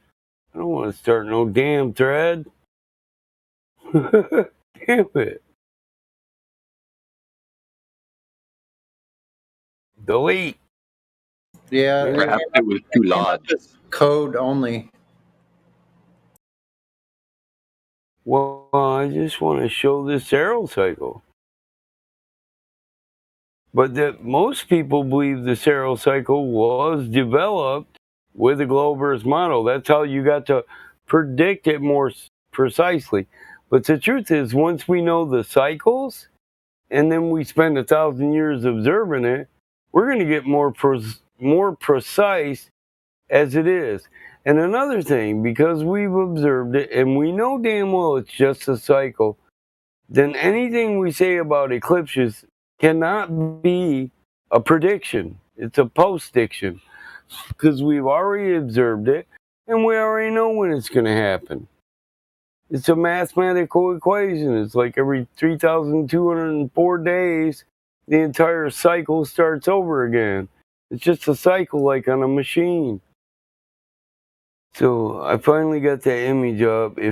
I'll post it again and we'll see if Sonny doesn't Okay. spam. I'll stop. That's in live stream voice text. So this is, flat Earth model. It's got a sphere, a one sphere, which is a circle centered on R. If you're hip to what that means in geometry, just a circle. Yeah, astrology is based on the Saros cycle, yes. And we observed a reoccurring cycle. And even the Mayans, with their octunes, they used circles, bunch of different circles to predict all the movements of the heavens, up to fucking 8,000 years out. And this one puts it in numbers. I mean, it's been modeled. Eclipses have been modeled over and over again. They'll show you an image for the Saros cycle that actually tries to attempt to make it look like it only works on the globe. But the truth is, they're laying a two-dimensional Cartesian coordinates over a globe. And this is a numeric depiction of a Saros cycle, down to days. 30 days, 60 days, 90 days. So I've probably heard about 300 times this doesn't work on a flat Earth. So for the most part, though, I just read a little bit. I'm not a scientist. I just read a little bit though, and they can explain it, and it makes sense. They have an explanation for it, but once again, that's something we can't verify, and it's just refraction. Yeah. Well, here's the thing: you really can't demonstrate refraction through the atmosphere in a lab to make it consistent with light passing through two different isotropic mediums, like Snell's law says. We use Snell's law, but the truth is, Snell's law doesn't apply to it because the atmosphere is only one medium. And Snell's law says when light leaves one medium and enters another, then you get a certain given rate of refraction. In no way, shape, or form says it'll happen in one medium. And the atmosphere is just one medium. Varying temperatures, varying density, but it's still just one medium. Gas and air. So, explanations, would you agree explanations are not demonstrations in that sense? They can't be considered as scientific proof? Now you can explain it all day long. So that explanation, and again, the way that they track it, the way that they can explain these things, and it's tracked by the Saros cycle I just showed you, and the fact that we know when they're going to occur because we've observed them. So did you miss that part? No, I didn't miss it. We don't track them. We've already have tracked them, and now we know what the cycle is. Yeah. We know when it's going to happen because it's every so many days, man. It's broken down to a mathematical equation, which is the Saros cycle. But then you also have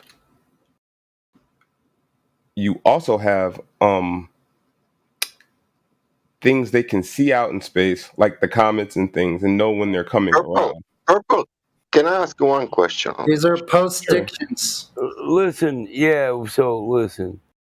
we can see an asteroid, yes, but does that prove that the Earth is round? No. Well, when they can tell you where it's going to cross and stuff, and when they tell you when it's going to come around, that's not based on the heliocentric model, bro.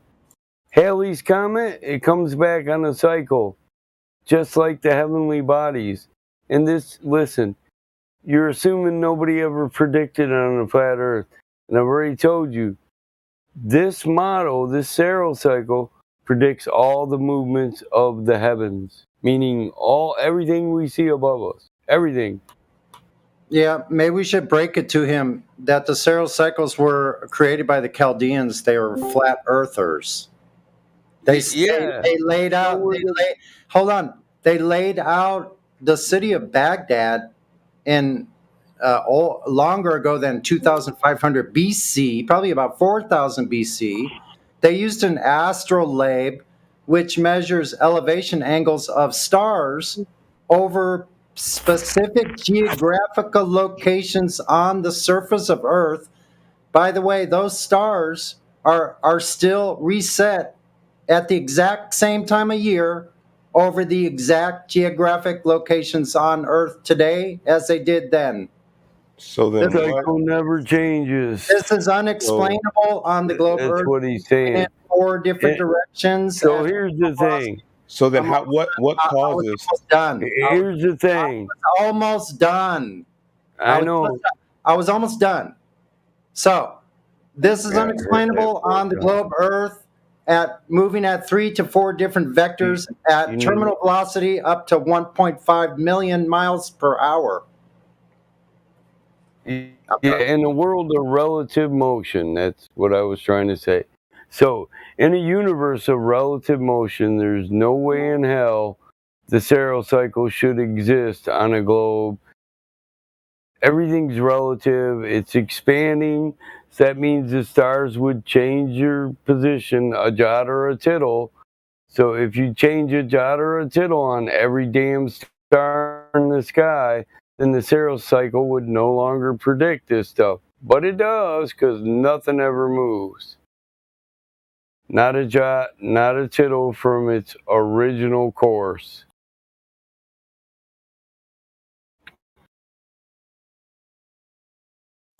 Couple that You with guys are done. I'd like to. Sorry. I mean, if you hang out long enough, you'll get really frustrated that everything that you think is a proof, if you're an honest person, you'll say, well, I guess I haven't thought about it or looked into the foundational principles as much as flat earthers have. Because there's many assertions made by people, this wouldn't be true on a flat earth. This is predicted by a globe model, when these people are actually wrong. Can I ask him a question? They took flat earth map and made it Glober map. Sure, math. I'm also, whenever you guys get a chance, I'd like to point something out. But That's Sasha, funny. I was just going to DM you and say, hey, man, jump in there. Cool. Come on, Sasha. Yeah, I will ask a question for you that you ask people. Do you know why these people think that the Earth is flat? Do I know why? Yeah. Yeah, it's for religious reasons. False.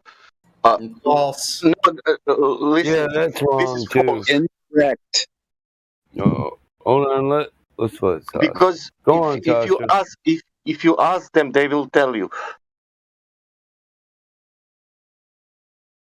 Yeah, it's science, observation, and true science. When you really search the foundational principles of everything that you call globe proof, you find out it's not. It's a science that was developed by people who believed the world was flat and represented it in a circle, not a sphere. Or you find it's just an untruth. Yeah, I mean, we can go one step further and say, anything you assert, you have to have a scientific citation for it. Because if you break things down to science, the globe earth model has no science. Normally with the stuff you said, normally people who come in here and say this, next go to how everything not from everything working on a flat Earth to we have science, but you don't have any global science or the math. Another thing they'll say, and this is basically what you're saying right now, the math proves the model. But the truth is the math that eclipses is based on doesn't come from your model. But the fact that they can wrap a flat Earth sail cycle around the globe says what I said earlier, works on both models. It's not really a proof of anything because it can be, we can give an explanation for it. And when you accept explanations over demonstrations of science, you shouldn't argue about our explanation. Because it shows that SpaceX satellites then? I'm still waiting Space that before we change satellite? subjects. Yeah. I'm still waiting before we all change right. subject. All right, go, Elijah. I'll quit for you. Go ahead. So, just so you know,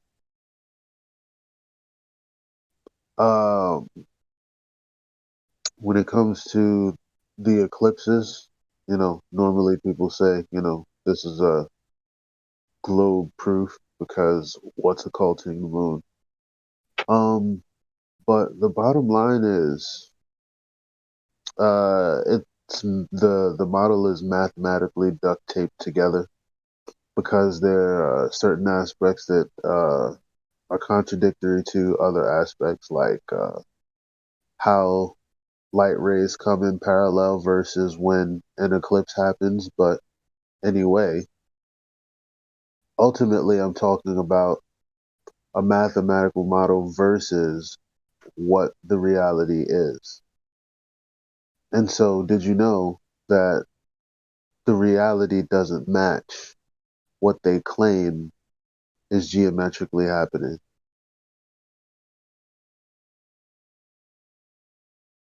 Mm-hmm. Right. So what happens when observation doesn't match an abstract? I guess I would have to make sure what everyone is saying is like actually correct. If I were to like research it and be like really invested in the situation, I would think that since I would have to go, yeah, if someone's telling me things word of mouth, then I would have to research it and see if what they're saying, like I have to cite their source. But Don't you think but that's to a my bit redundant? nah, not really. But back to I my mean, because back to what I another thing said that messes. was, I'm sorry. Go ahead, finish. I was just saying, and back to like the things that are just like it just doesn't, like I said, SpaceX Starlink. It's like you can see it and they can predict where it's going. Well, before we change the subject, Okay, I'm not, again, I don't have any, there's no like, it's not like yeah, for me personally, like I said, I like to get stoned on Discord, so I'm continue though. Okay, so the reason I said it isn't that kind of redundant, specifically because I was talking about observation versus what someone is telling you, right? So there's a geometric claim, and I said, well, the observations don't match what the geometric claim is. So what would you say to that? And then you said, well, I would actually have to figure out a way to get some data myself. No, not data. I would have to cite the Do some claims. research. Right. So again, the claim is that the sun, the moon, and the earth are lined up in a syzygy. Well, that was also redundant, right? So it's in alignment, in a line geometrically. When the moon moves into the earth's shadow. But the problem is what you're observing is more like a V shape. So that's problem number one. But number two, if you're expecting, or if you're looking at the moon descend into the Earth's shadow, you would expect for the shadow to appear at the top. I mean, at the bottom, if it's descending into the shadow. But that's also sometimes the exact opposite of what people see. Sometimes it comes in from the 11 o'clock position. Sometimes it comes in at the 9. Sometimes it's the complete opposite. Sometimes it's at the 3. But it should be coming in at the 6. And it's not. Again, just observation different from what's claimed to be happening. And yeah, I'm just saying this now, but seeing is that they're not as rare as people would think. You can just go on ahead and view one of these things for yourself, right? And that'll pretty much give you the first half of what you need, which is the observation, right? And then all you would have to do is go, okay, that was an experience. I observed something. Now, what's the claim? Does the claim match what I just observed? And so that's why I'm asking, if it doesn't, what then? If it doesn't, if the claim doesn't match what I personally observe, then I don't know. Yeah, that's pretty much how any rational person would be in an I don't know kind of But since I situation. answered that, like I don't. If it didn't, I don't know. But to me, it matches. But now, the Starlink situation would also, like, if I were to be in it, it would be like, okay, well, that's pretty much that. It's Starlink. It's in orbit. Well, Word, you proved that? You proved it's in orbit? I mean, the world has proved it. Not really, Elon because Musk fired. You can, like, he can track it. You can tell it was about to cross. It's in orbit. Really, that's all you need, dude. Seriously. For me personally, I'm not a scientist. I'm a communications major. So me personally, yeah, bro, like, it's in orbit. And like I said with the lunar eclipse, for me personally, that is all I need. Like, because I'm not that vested into it. Because let's say the Earth actually was a flat plane. Yeah, it is. Why would they hide it? And then it devolves into religious reasons. Well, hold on. Well, here's the thing. Back to SpaceX. So My bad. I didn't mean to skip. But before Starlink and all that other stuff, which could be, you're just affirming the consequent. You don't know what the reason that you don't know what this data is matching. It could match many different models. Anyway, that's besides the point. You came in saying, well, the lunar eclipse is pretty much, it's enough for me. Yeah, it's enough for you, but at the same time, what it's claimed to be isn't what you observe in reality. For me, it is. Well, have you observed one before? Yes. A lunar eclipse? Yes. Okay, and where did the shadow begin? Oh, I don't remember. What do you mean you don't remember? It's a I was outside looking up with my girlfriend. We were smoking a joint, and then we watched the lunar eclipse happen, and then that was it. So when you watched it happen, did the shadow come in from the 6 o'clock position? I cannot recall. That's what I'm talking about, though. So since you can't recall, you would need to have another experience, because I'm pointing out the flaw. Number one, you were looking up. Where was the sun? Where was the sun? Mm-hmm. I'm assuming it was on the other side of the planet. What time was it when you looked at this eclipse? Bro, it was a long time. I don't remember. It was like a long time ago. Again, I'm not that invested into it because it doesn't hold that much weight for me. I understand, but it does. It is a proof for you. It's something that's good enough. But I'm just talking about a surface level glance At a the surface claim. level, glance, it's legit. No, at a surface level glance, you don't have the information to validate or invalidate the claim. The claim being that there's an alignment happening. I would That the rely on the moon. astronomers and the You don't have specialists. to rely on. You don't have to rely on the astronomers because the astronomers have the same view you do. No satellite anywhere has all three bodies in the field of view. So guess what? They have the same view that you do. I I would say they have more expertise because my field of study is not astronomy. It's not the sky. It's not Right, right. none of that. It doesn't really have to be, right? Because again, I'm talking about observation. So simply someone is claiming that what you're seeing is XYZ.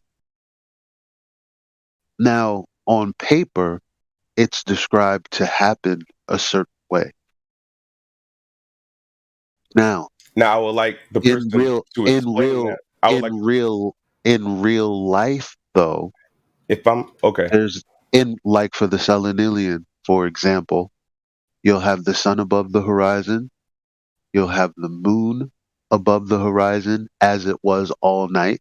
In the in an example where the moon is eclipsing at like 5 o'clock, 6 o'clock in the morning. Um Again, so you have the sun somewhere 180 degrees in that area, except it's above the horizon too. That's definitely not a line in geometry. On top of that, though, based on that alignment, you would expect that if the moon is descending into the Earth's shadow, that the shadow would start at the bottom. But the shadow starts at the top. The shadow starts at the side. Happens all the time. This is not something that's explained. Supposed to be that that's the Earth causing the shadow. Well, how could that be the shadow of the Earth when the so-called shadow is appearing at the top? This is information that you don't currently have. Nothing for you to debate at this point. You've already said you don't know which orientation the occultation was in. So I'm trying to help you out.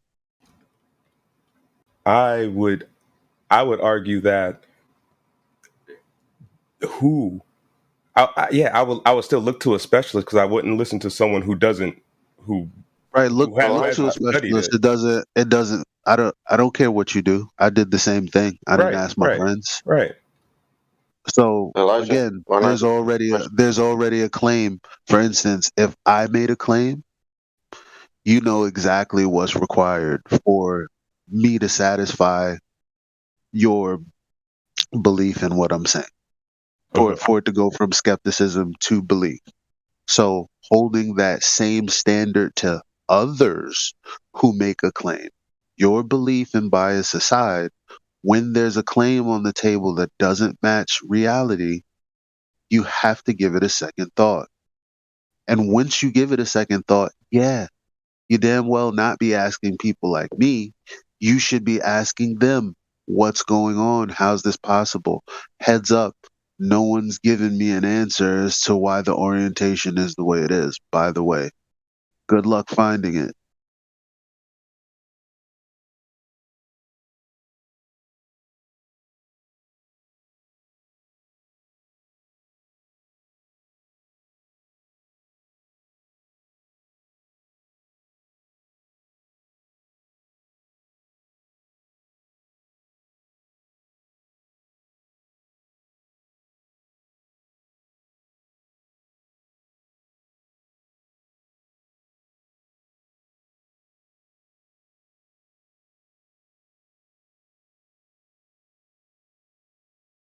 Can I ask him again question? I'm still wondering about the SpaceX satellites that are. Purple, can I ask you again question? Mm-hmm. What do you think? Why these people think that the Earth is flat? I told you it's for religious reasons when it comes down to the end. That means that you still don't know. It's Even after we told you you're wrong, you're still going with that story, huh? Yeah, so I you're mean, but lying to yourself and everyone else. Not You were no offense, told, you were no offense, told no offense, no offense. otherwise, It's and you're a stereotyping and making faulty generalizations about a group of people you don't know. Purple Dome. It will be easier for you if ask anyone here. Anyone choose. Look, go to the server from point from A to and choose and say why you. I don't know. Choose the person and ask him why you think that Earth is flat, and he will tell you. And it's not religious. They're usually not interested, funny enough.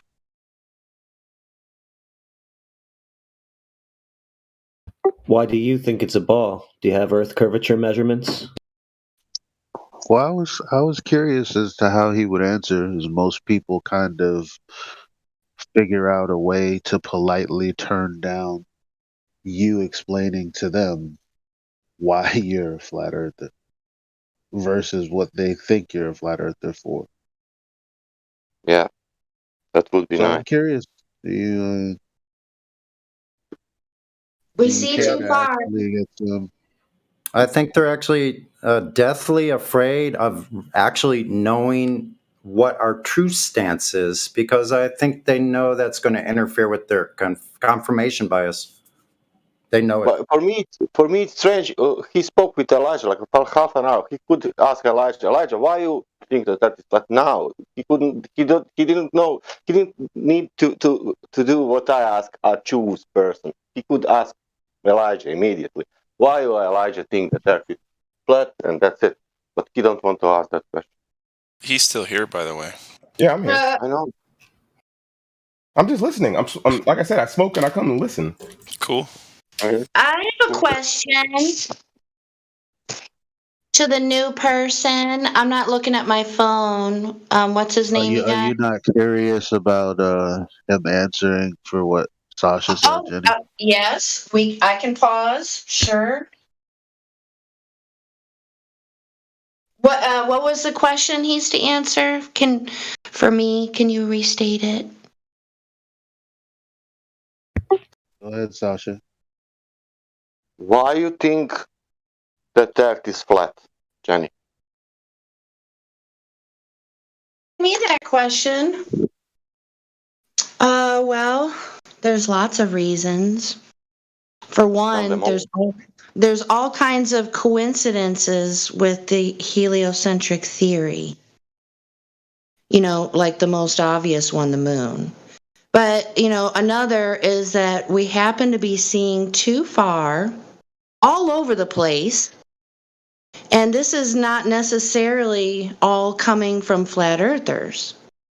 We have some pretty good credible sources where this is coming from. The most notable one is the Guinness Book of World Records for longest landscape photography. So we're seeing things that we should not be seeing if we were on a ball. And then you have to consider that water is always flat. Water does not curve around the convexity of a ball according to gravity. Okay, so it's really uncomfortable to think about this, but and it's going to sound like I'm being crazy, like some kind of conspiracy theorist, but we have all been bamboozled. So what you need to do in order to absorb this information is to kind of erase the chalkboard.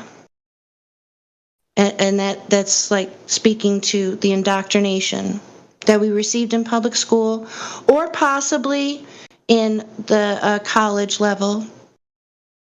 But so yeah, they just tell us what to think, not critically think. Of course there are people that are capable of critical thinking, but there's just too many appeals to authority, because how could we possibly be scientists? There are experts and they just tell us how it is, and then we don't even ask any questions or look into it. That's why we're all in the position that we're in, because we haven't looked into it up until somewhat recently. Well, 5-8 years ago. I mean, I think the earliest I've heard people finding out from someone else is 2008. And that's independent of the internet. That's like in real life, which I appreciate. But anyway, what do you guys think of my why I think the earth is flat? Was that good? Do you think I could probably do a few more, but I don't want to talk forever. It was good. Do you think it's flat, or do you know it's flat? Well, I'm not a coincidence theorist, so I know it's flat. It's not a globe. I know it's not a globe. Because if you know how to do math, that one's easy. It was good, but what I While really it wanted wasn't, while it wasn't a technical answer, it definitely wasn't a religious one. So.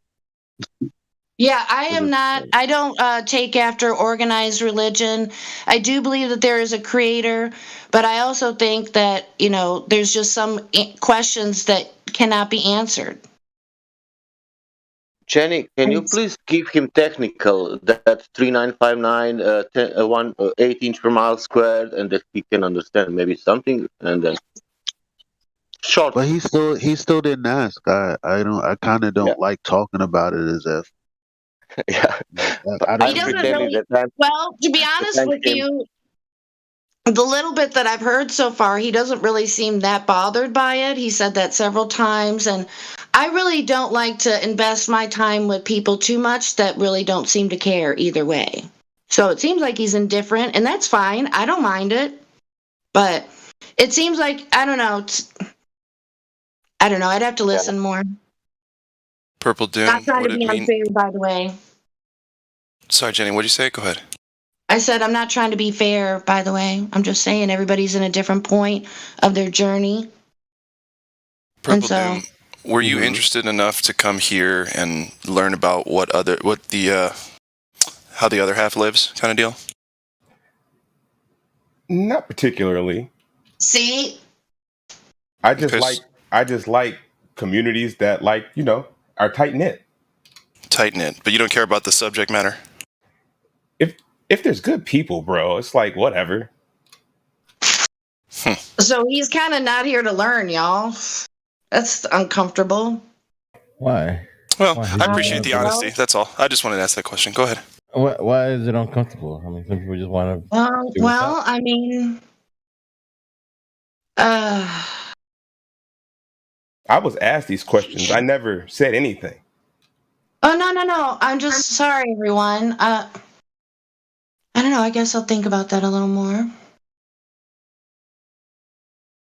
Oh no, everything is all right. He can mute himself. He can smoke and listen. Everything is cool.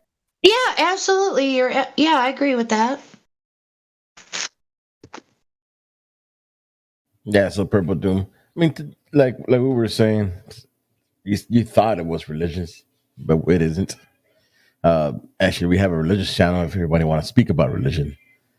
This channel is mostly for, evidence and science. So if you have any evidence or science for the globe, Jenny, if you have any evidence for the globe, you could definitely present it to us, man. We would definitely love to hear that. Or any science. I'm not. I was just gonna say that. And that was a question, Jenny. You asking me? Yes. Oh, no, for you, Purple. Oh, okay. I was about to say I'm not here to change anyone's mind or anything like that, bro. No, we don't want you to change our mind, Jenny. It's still not ladies' night. So I mean, like you're taking over the conversation. I'm trying to ask him a question. Give me 2 seconds. I'm gonna run. I literally just. I'm about to go get me. I'm about to go get my vape pen. 1 sec. I'll be right back. If you're asking me, I don't know. I'm not tripping. I'm here. I'm just chilling. I mean, I understand that, dude. You believe that the Earth is a globe. I mean, I want you to know. I mean, of course, I heard you say that eclipses, but we had definitely told you eclipses were already, it was already. There's a solar cycle that was done by the Chaldeans, whatever, back in the days that they thought the Earth was flat. So it was post-fixed, and they try to make it like it's a globe prediction, which is not. Um, so I was trying to figure out, your point of view of what you think the Earth and what is the evidence you have that makes you believe the Earth is a globe. I'm back.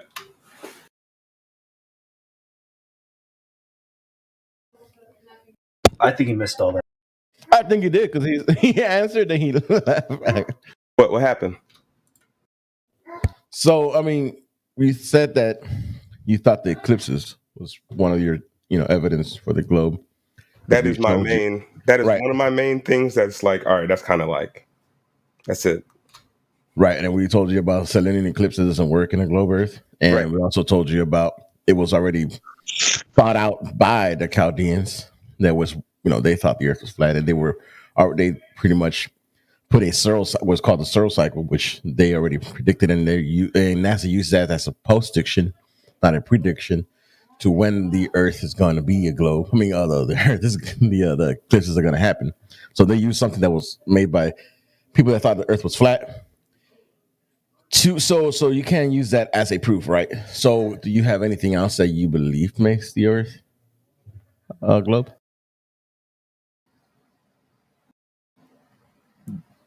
Yeah,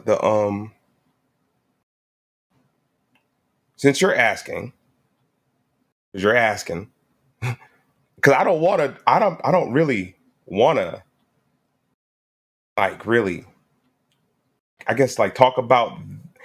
It's fine. I will. I just don't want to, like, bother people. You know what I'm saying? So, but to me, you said anything else for that, I would say a lot of the things, like, and I'm going to list off a few of them. The SpaceX launch, that's a very big solid for me. You also have. Let's do them one at a time. So, SpaceX launch. What about that makes you think it's a globe? That's because they put satellites in orbit. Have you personally verified this?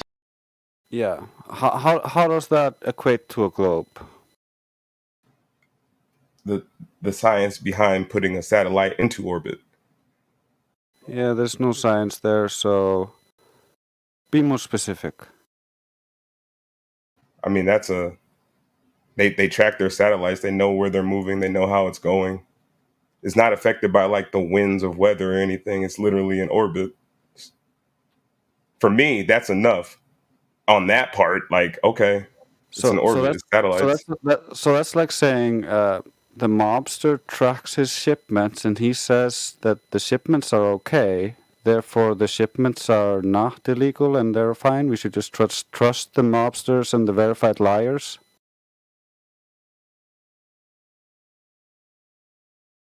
I don't think that's a good comparison. It's a perfect analogy because we have verified that the NASA and the space agencies are lying. Therefore, you are trusting liars. Okay.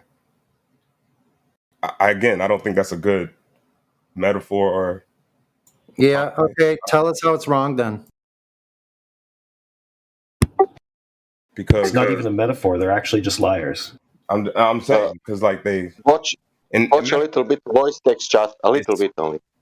Is SpaceX NASA? No, but they definitely work for the government. Most of their contracts are government contracts.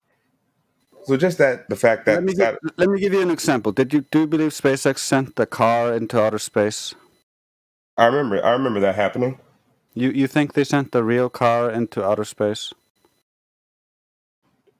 Do I believe? Yeah, yeah. That's a weird flex that they did, but it was fine. Oh, wow. You believe this, and do you think the car was modified to survive that environment? Designed to what? Survive that environment. The car? Yeah.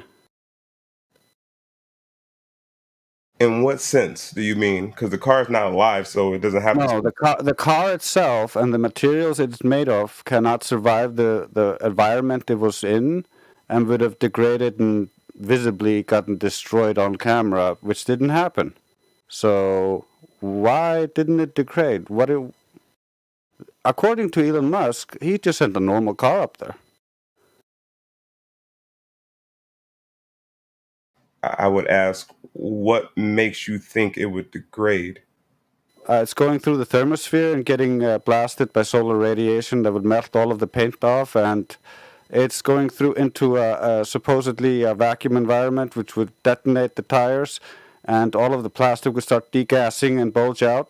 Did they send a car up there uncovered, like on the hood of Yes, a rocket? they claim to have sent a normal car, not modified in any way, into outer space, and then showed you a video that looked so fake that Elon Musk himself said it looks so fake that it must be real.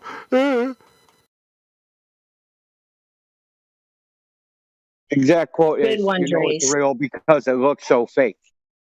Indio! Hi, how are you? What up? Good. What up? I'm at the end of my lunch break. Good to hear you, though. Oh yeah, what are we having? It's a salad, quote unquote. We have Salad. space X lunch Is that what you proving call a hamburger nowadays? A salad? Yeah. Yeah. I'm kidding. Yeah. But yeah, I try to, relax and pretend I don't have another 4 hours. Yep. Dude, man, okay, I don't want to take away from the conversation, but just for a second. So I got called a Karen by a customer, and I barely uttered a few words to the person. I think there was like something seriously glitching out for the person. It was insane. Okay, so anyway, back to the regularly scheduled program talking about Flat Earth 24/7. Okay, Karen. Thank you. Yeah, you guys know I'm thin-skinned. I could use some practice. I could use some. So yeah. Because instantly I'm like, in my head, I'm like, what the fuck did he just say? I'm like, You are not thin-skinned. Come on, man. I don't think I've ever heard you blow up on somebody. Yeah, it's been a long time. But yeah, the only person I ever blew up on, and Raven Song can tell you the story perfect. Well, he likes me to tell it, but I yelled at Sheepa one time for stirring up some shit drama. And I yelled it. I said, I'm gonna walk out of this room, and when I come back, you better be talking about something else. I did yell at him. But Raven loves it. When I tell that story, he just starts giggling. Yep, but no, I don't. I just disengage. Because anger serves no purpose. And it gives you wrinkles. And I don't want them. So, yep, sometimes I have to dip. When I dip, you dip, we dip. But hey, guys, I got a dip actually right now, or else I'll be late. TTFN. See you, Jenny. Have a good one. Hey.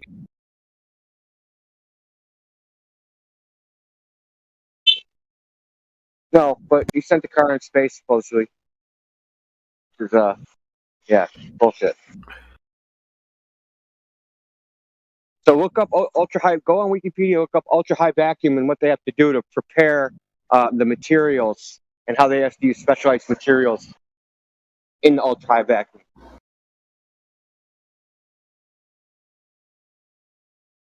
Look up Can't use any ultra. type of plastic. What do you want me to look up? So even though we see things and they look like they're a solid material, there's actually dissolved gases in them. And when you expose something to ultra-high vacuum, that gas will just blast its way, called sublimation. It'll just blast its way right through it and destroy the material instantly.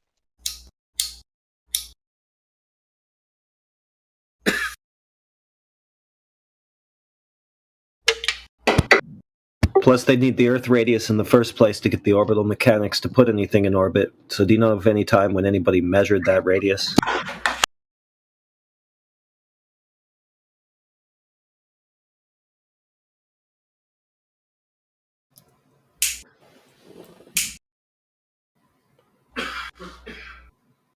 Did you hear that, Purple? Kind of. Someone was sending me messages. Yeah, we're trying to ask you a question. Where, when, and how was the Earth's curvature ever measured? Again, I'm not a specialist or a scientist or a historian. I don't recall. I don't know. This information. Listen, we're not trying to gotcha you. Hold on, Sonny. Okay. We're not trying to gotcha you. It's just something we have this thing where we ask. It's called the 3 points. So we ask people 3 questions, and really, it's just to illustrate to most people, because don't feel bad because nobody has these 3 answers.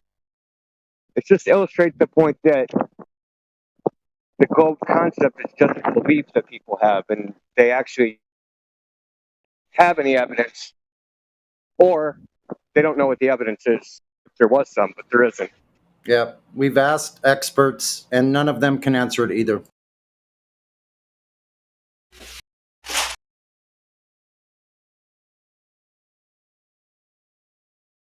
So what that equates to is there's no validation or confirmation through a direct measurement of any curvature on Earth. As a matter of fact, all we see from all our observations, all our laser tests, all the long distance observations, infrared photography, you name it, we don't show Earth curving in any direction ever.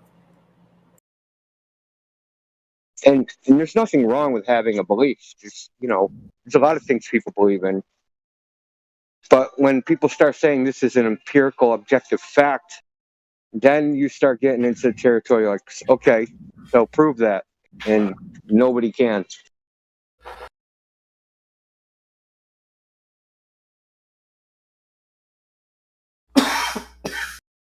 They say something like space pictures, right? And then, like, if we're going to rely on pictures, we're going to use that logic. We have to believe in any image that anybody can produce, like Bigfoot, Yeti, or Superman.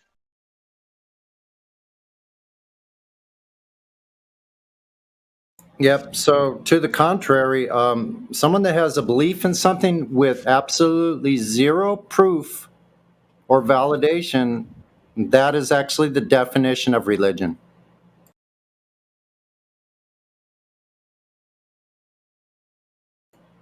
So it's disingenuous to come here and people you don't know and claim, I don't know where you heard that from, that flat earthers, the only reason they think Earth is flat is because of religious reasons, is completely a false paradigm. From what I said, it was like at the end game of it, like when you get down to the bottom of it. No, when you get down to the bottom of it, we measure Earth being flat every time in every direction. If a surface does not measure curvature in any direction, what is it, Purple? That would be a flat if a surface measured 0. Yeah. Have you ever heard of a ball or a sphere that measures 0 curvature? If you zoom in really close to the ball, it can look flat. So zooming in makes it look flat now? We're really tiny. No, we're not that tiny. 3,959 Hold on, miles. red herring. Red herring.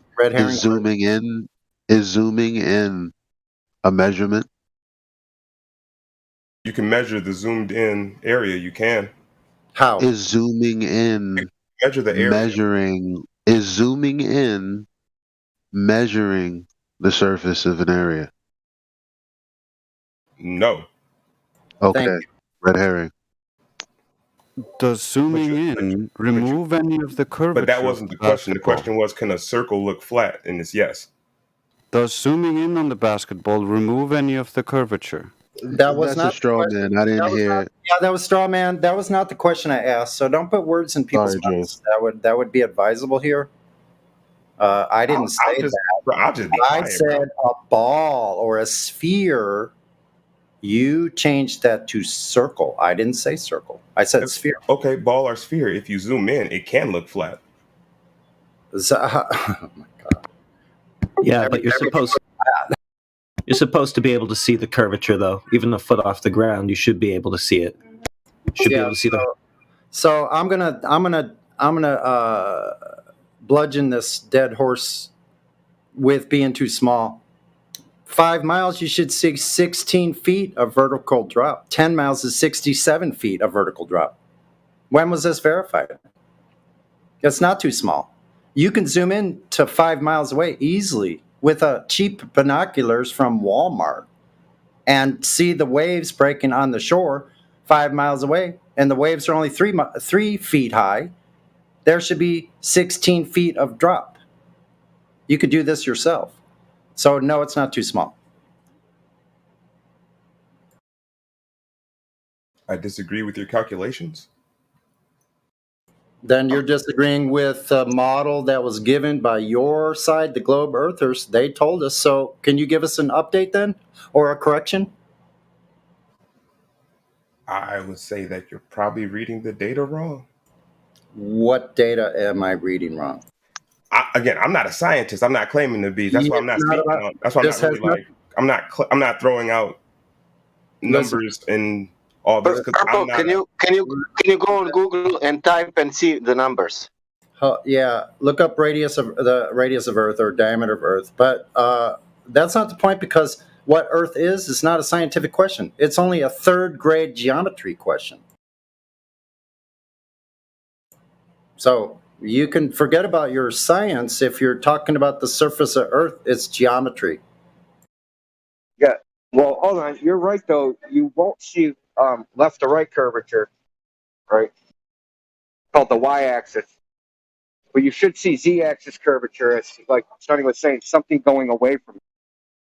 A 6-foot man at the beach, the horizon's supposed to be only 3.25 miles away. Well, up to 3.25 miles, things should be disappearing. And we got measurements that show the horizon is not 3.25 miles away. Did you guys do the Black Swan with them at all? No. Not yet, but I think he's probably just about ready for it. I mean, do you think that the horizon is the edge of a ball? You're asking me? Yeah. When you look out in the ocean, you see the horizon, right? Where the water appears to meet the sky. You think that is the edge of a ball? I think that is the land meeting it's the horizon. Yeah, sure. It's the if you it's not that, I don't know. It's not an edge necessarily. They've been saying for 2,000 years that ships go over this, right? That a ship will sail out to sea, and the hull will disappear, and then the mast, and then the top of the mast, and then it'll be gone. That it's going over the curve of the Earth, right? I've been saying this since, like, I don't know, what the hell is his name? Ptolemy or something. Thousands of years. They said that this is evidence that the Earth's a ball. So if they claim there's a radius, then the horizon has to be a geometric distance away, and you can do a calculation and figure that out. And that calculation is 1.25 the square root of the observer's height in feet. So the horizon gets further away the higher you get, obviously. So that's the math. And we can just do the calculation. So for a 1-foot observer, horizon's supposed to be 1.25 miles away. We got images where the horizon is greater than 10 miles away. and it would only fit a ball, right? If you said, okay, what horizon? If I was on a ball and the horizon was 10 miles away, what size ball does this fit? It's a radius of 265,000 miles, and that is what they claim the orbit of the moon is. That's how big of a ball it would have to be. 1.6 million mile circumference. So I mean, let's get real, right? So we observe the Earth, right? We go out, we make observations, we measure them because that's what you're supposed to do in science, right? You're supposed to not supposed to trust people, you're supposed to test.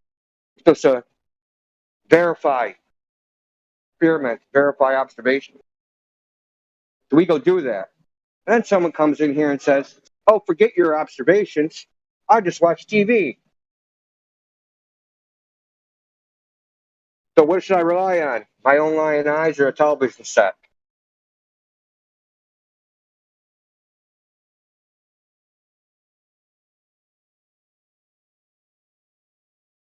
I mean, it's a no-brainer.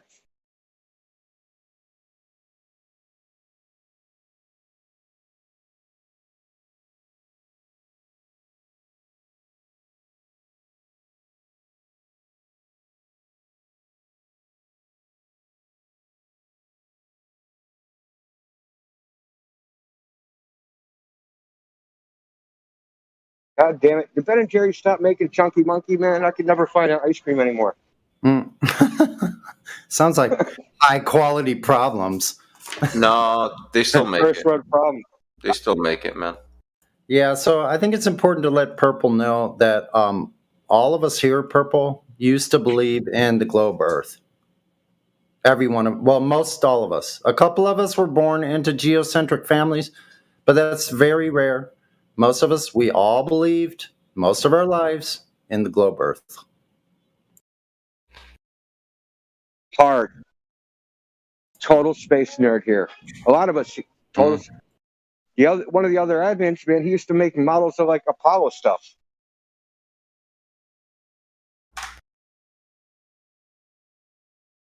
Yeah, I was deep into that stuff. One of my childhood friends is an astrophysicist as well, so all of that stuff was stuff I used to love. And we were kind of like you, dude. We were like, oh, some scientist somewhere figured it out. Right? Sun's 93 million miles away. Oh, someone went and measured that. Someone figured that out. I don't need to check. Yeah. But then when you go check, you're like, hold on, dude. Like, nobody did do that. Where did they get that from? And you find out it's from numerology, and you're like, what? So that's what I'm saying, man. So I pointed out where an observation doesn't match the abstraction. Indio's pointed out where the observation doesn't match. So that's it. There are people making claims where the observations or the reality doesn't match the math, man.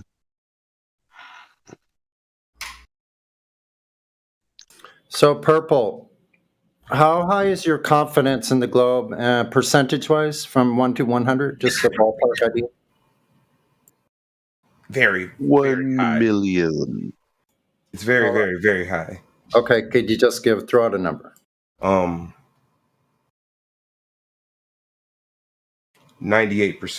98%. Okay. So if the Earth really is flat, Purple, would you want to know? Sure. Okay, very But well. also, since you're addressing me, and since the question would still be then, on the flat Earth, what would cause a lunar eclipse?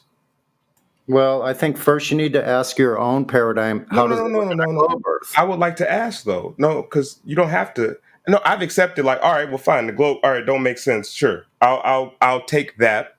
Whatever. So then, tell me what would cause this on a flat Earth? Okay, so here's without doubling back to me. Without doubling back to me, because I'm listening now. I'm like, all right, bet. I'm gonna listen to Remember your what I answer. said earlier? Okay. Remember what I said earlier? We have the I same. don't think you say anything about the flatness. You didn't say I'm. Yeah, what I'm saying is we have the same perspective as anyone else, Mhm. astronomers included. So we don't have a third frame of reference where we can step outside of the Earth to actually observe what's going on, to even begin to speculate as what's causing it. So obviously we don't have a sufficient answer. We can make something up based off of no evidence, but in order to have evidence, we would need to be capable So of getting it. without making anything up, it's a dead end. No, it's just undefinable. Do you know what the moon is? Yes. I want. I want. Oh boy. I want to ask you a question. Though. Do you think? Do you think that the heliocentric model So is the answer. used to predict eclipses? Okay, so I will answer, but to the answer to my question now from the flat Earth group about what would make it make sense is there you have none. No, listen. I have an answer. Okay. We have. But so hold on. I'm going to give him an answer, but I'm going to ask him a couple questions here. Do you think the heliocentric model is used to predict eclipses? I'm just going to. So for all the questions you're going to ask me, since I'm just going to say I don't again because I'm biting. I don't know. Can I just add something very quick? You want an answer for lunar eclipses on a flat Earth? Maybe the moon goes behind the sun. But then you wanted an answer. Then where's the sun? Now you've got the answer, or one of the answers. There are multiple. Maybe the moon goes in front of the sun. But the point is that the moon and the sun are definitely moving in the sky. That we can prove. Normally in this room, people don't like to speculate because we want to see hard, real evidence of that caused effect before we start nailing our colors to that idea. But what India was trying to explain to you was that the lunar eclipse is based on something called the Saros cycle. And the Saros cycle was from ancient Babylonian days where they believed the earth was flat. And then they worked out a pattern that every 8 years, the lunar eclipse occurs like clockwork. It's virtually like there's a clock in the sky. And 8 years from today, there will be a similar type of lunar eclipse. And they've tracked where these lunar eclipses occurred. And then they work out the cycle of when the next one is going to reoccur. It's called the Saros cycle. And it's based on a Babylonian flat earth projection. And then they just tell you that they've estimated in the ball model. So now you were saying, well, explain lunar eclipses. So India asked you, do you know how they project or how they even predict lunar eclipses? It's based on flat Earth. And that's why you saying the lunar eclipse is your greatest proof of the globe. We're all laughing inside because you don't understand where the data comes from to be able to predict these lunar eclipses.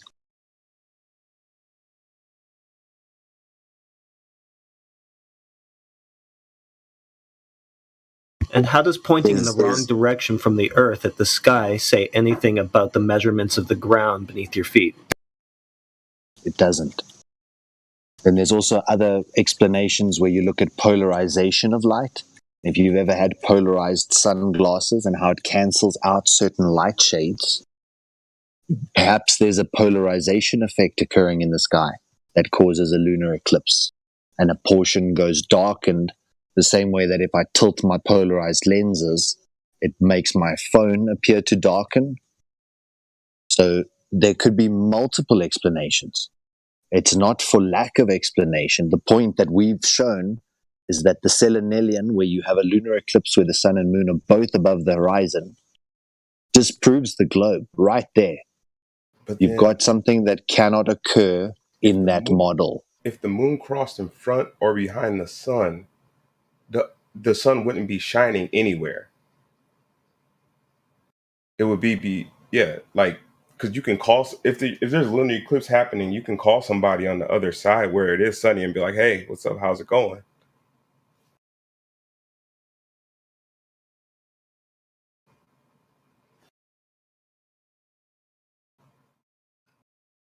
go look up ancient cosmology, they talk about the black sun, that there is a dark orb in the sky that actually occludes the light. In astrology, they call them nodes. So when this thing passes through this node, it becomes occluded. It darkens and then it reappears. So there's been multiple explanations throughout centuries as to what could have caused that. The globe model thought, this is a good idea. We'll just make these spheres and put this one behind there, and then everything's answered, until you see the impossible eclipse called the Selenelian eclipse, where even the shadow enters from the wrong side. Cannot be the Earth's shadow if the top of the moon, the part that's pointed away from the Earth, is the part where the shadow enters. That's just logic. So it's called an impossible eclipse, disproving the present model that we were all taught, that there's sun at the center not moving, and then the moon would be on the opposite side of the Earth, hidden in the Earth's shadow. That's the model we were taught. Then you look at the Selenelian, and it completely debunks that entire notion. Now you put a question mark next to it. Now you want to go and search what else could explain the said phenomenon.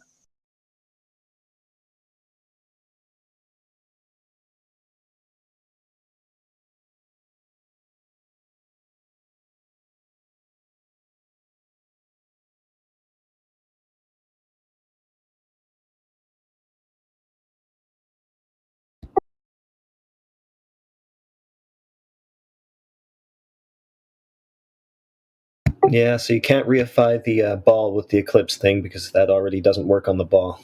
So now what? I remember I said I gave in, so I still want to understand how does it work on the flat? Yeah.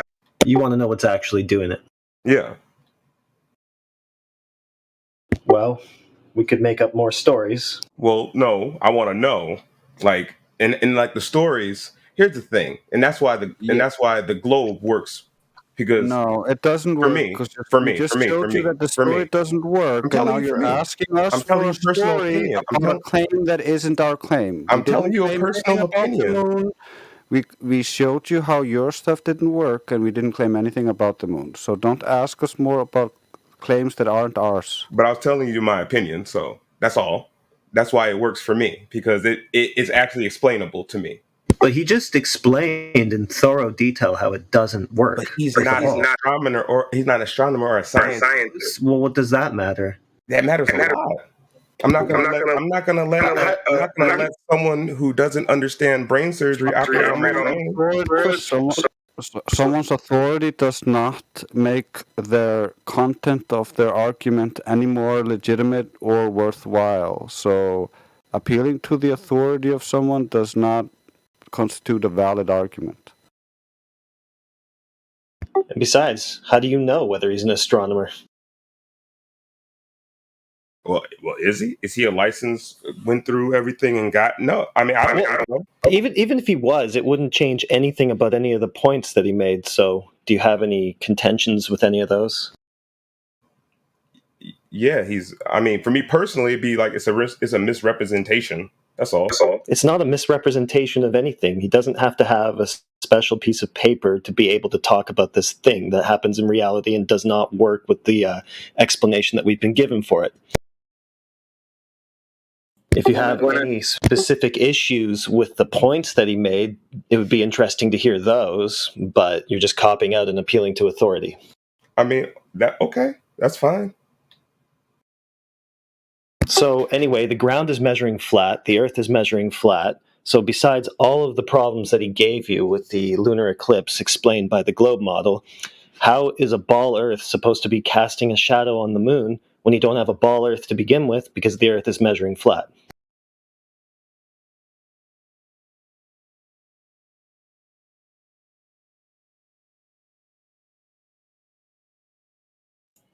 Yep. So everything's based on a foundational premise of the Earth being a globe. We need to measure and verify that it's curvature, that it has curvature. Otherwise, if we only measure flat, We've never found any elevation changes over distance anywhere. So, not a ball. You haven't verified it's a ball yet. That's the first step.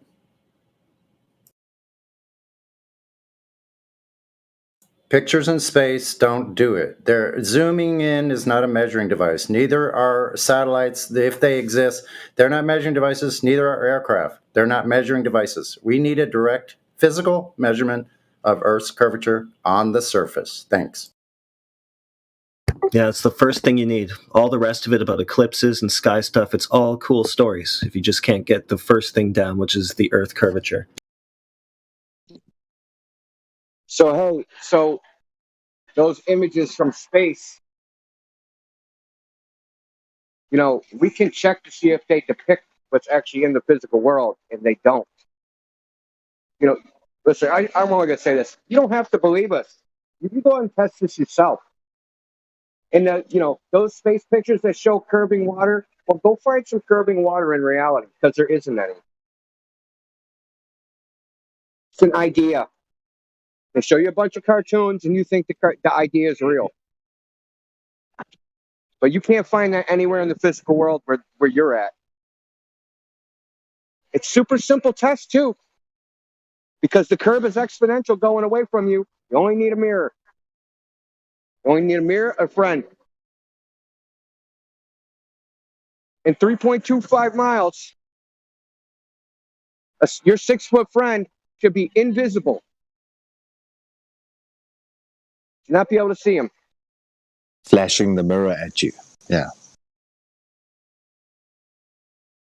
But these mirror tests have been done at 15 miles.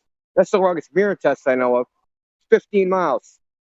No, 18 miles, Salton Sea. They actually did a triple mirror test where each mirror flashed 2 other mirrors. They did a big triangle at the Salton Sea. Nobody should have seen anybody. And water is so level that they call it sea level. They call it sea level. It's a level. So Yeah, from continent to continent, it's level. And the horizon. I find it bizarre. Horizontal. It's bizarre. Yeah, horizontal, as in flat. I just find it bizarre how you fight for a concept and reject the reality you experience. You literally experience a flat, motionless Earth. You've literally never experienced curving water. And you find it absurd that someone is telling you, yeah, water doesn't curve. Really? People saying they go to a freaking vacuum where you drop things and they don't fall, right? Something you've never experienced, something nobody you know has ever experienced. Pretty much as sure as anything, when you drop something, it falls, other than a balloon or something, right? But they say they go to this magical place, and you're like, yeah, cool. And you're going to throw away all your personal human experience for the word of strangers. Because they promise you, someday you're going to go there too. We promise. Well, they don't actually promise. I made that part up.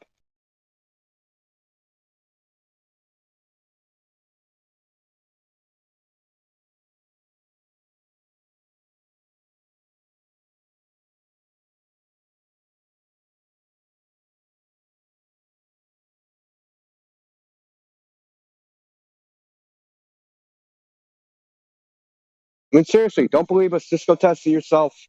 That's all. We're not here to convince you of anything. We're here just to tell you there's a problem, right? We're telling you what the problem is.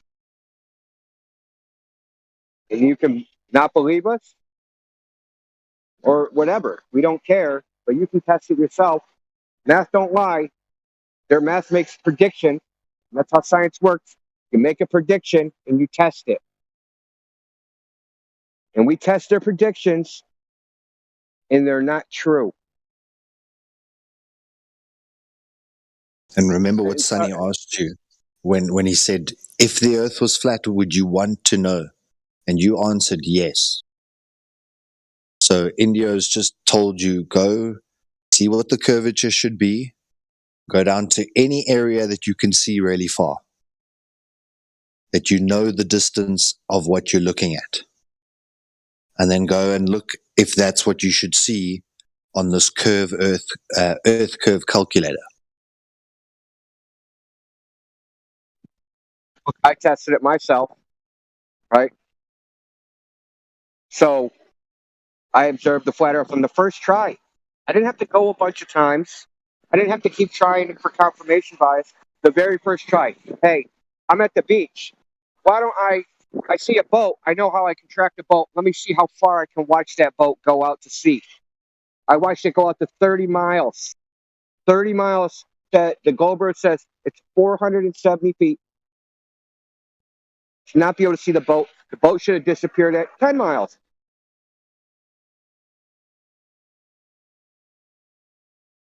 But it didn't. I mean, if we were just blowing smoke, we wouldn't tell you to test it. We would try to just get you to believe us. I don't want you to believe us, but I don't want you to believe them either. I want you to trust yourself.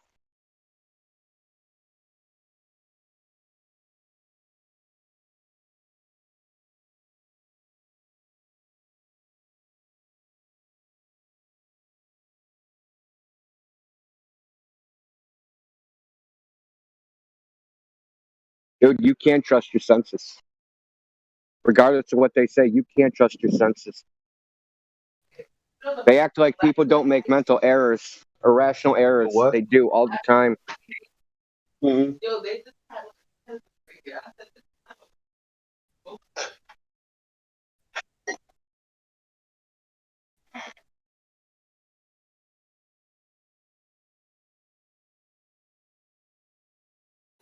Yeah, letters after your name do not make you immune to biases.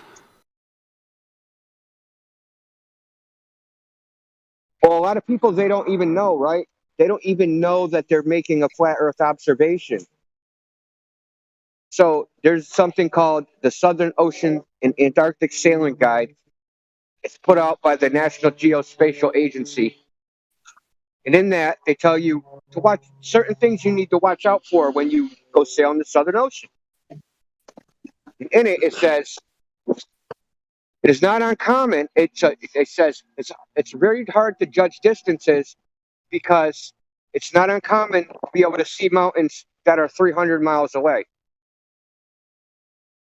You know, if you plug that into the curve calculator, the only mountain that you could see 300 miles away from sea level would have to be 9.75 miles high. And Everest is 5.25 miles high. So they print this, they don't even know printing a flat Earth observation. I mean, they're the Geospatial Agency. They're printing something that says the Earth's not a ball. They don't even realize it.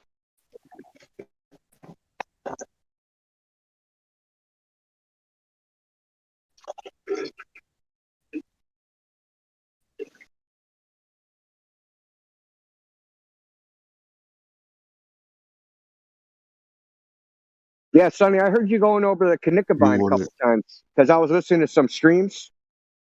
You did a pretty good job. Yeah, thank you. Yeah.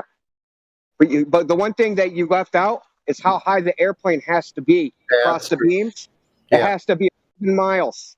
Has to be 11 miles high, dude. 11 No plane miles. flies at 11. No plane flies at 11 miles now. It's over 300,000 feet. Isn't it? Did I get the math wrong? 5 times, how many? 10 miles? 10 miles, 30,000? Yeah.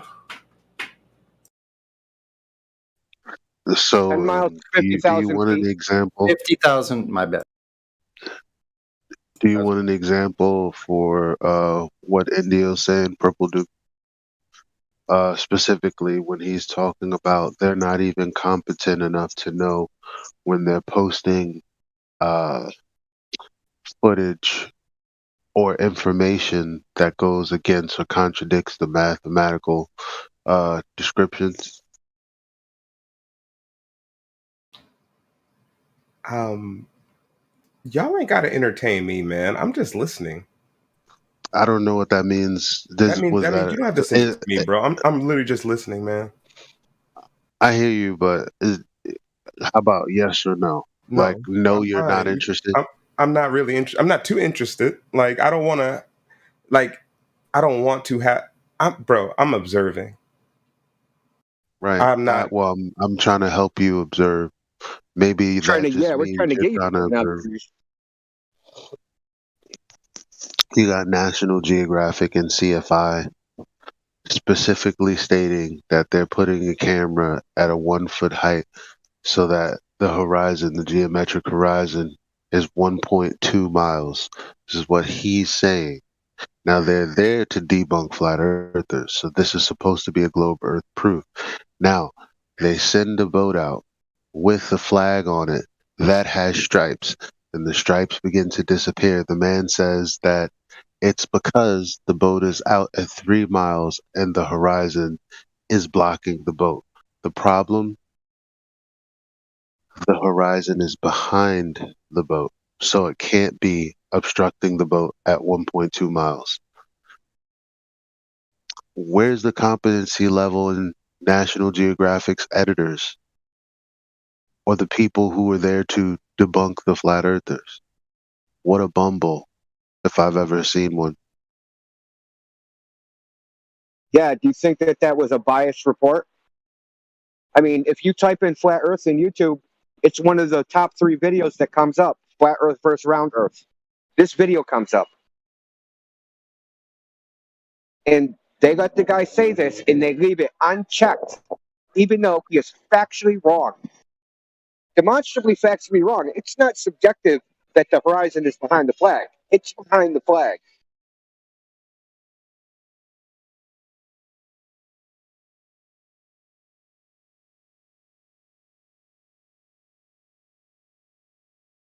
You know, and the great thing is it demonstrates 2 things. It demonstrates the horizon isn't where it's supposed to be, and things can disappear like that on a flat surface. And it is a necessity that some physical object is blocking it, and that it is purely an optical effect.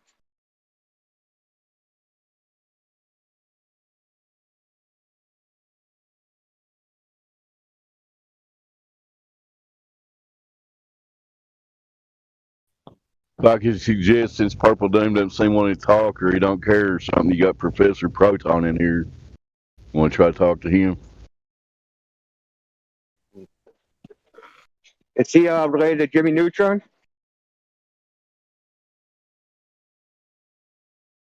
Hello.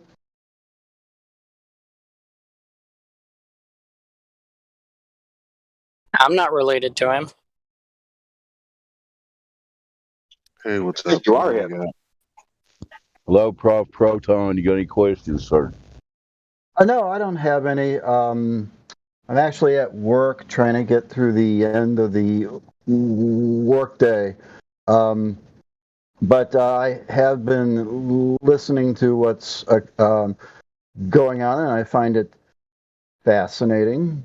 And if it's all right with you, I'd just like to audit what's going on until I am done with my workday, and then maybe I'll have a chance to speak and ask questions.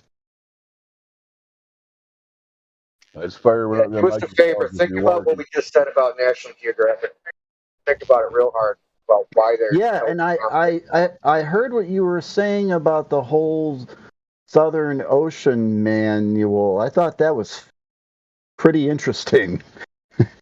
It's like they're saying, "Yep, you're gonna be able to see mountains 300 miles away without an explanation," right? Well, the explanation is because Antarctica is so dry and there's no humidity and there's very few particles in the air, you can farther. That's their explanation. That wow. All right, yeah, like I said, I have to get through my workday, but hopefully I'll be able to chat later because I do have a few questions and a few observations.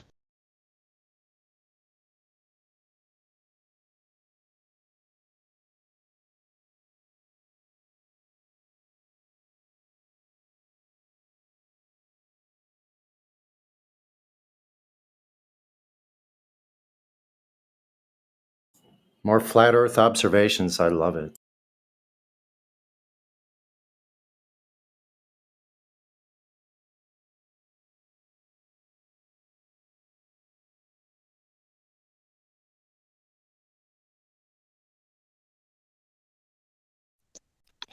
So, what about the cosmology of the sun being incorrect and credible scholars questioning that model?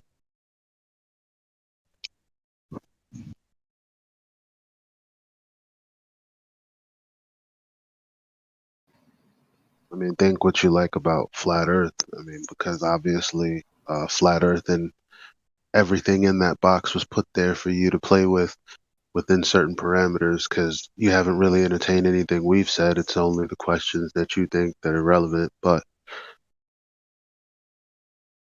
when it comes to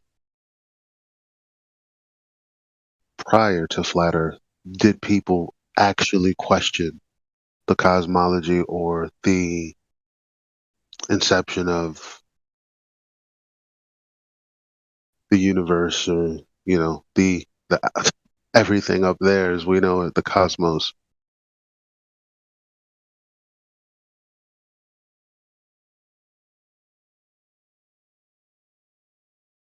Yeah.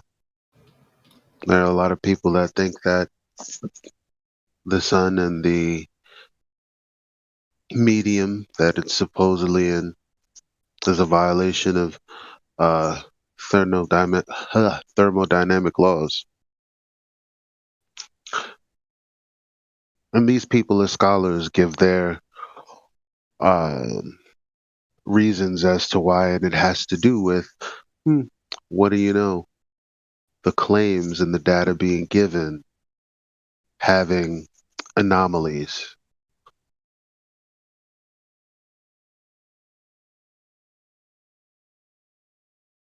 I think After having before made assumptions. Go ahead, Solar. I think before artificial light and then electricity and televisions and all this stuff, the sky was your television. It was the thing at night that you would lie and look up at, or you'd make a little fire, so you were attached to it. And then when we got all these other things, we got distracted. And then we started trusting other men who stayed in touch, quote unquote. And then they've just chosen their own path.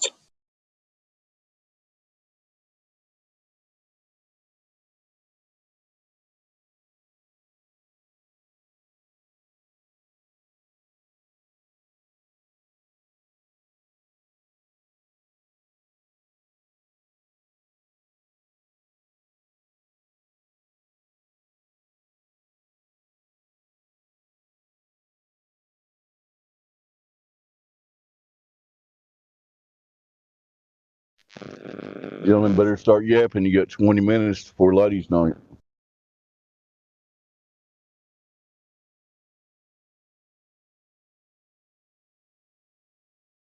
Any further thoughts, Purple?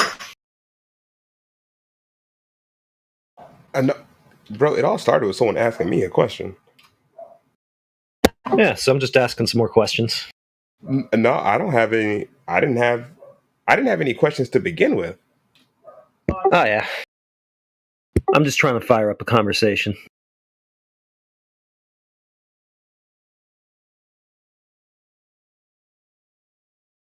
Well, welcome to Flat Earth. Like I said, You've been here the whole time. Welcome to Flat Earth. A long time. Yeah, you've been here your whole life on the Flat Earth.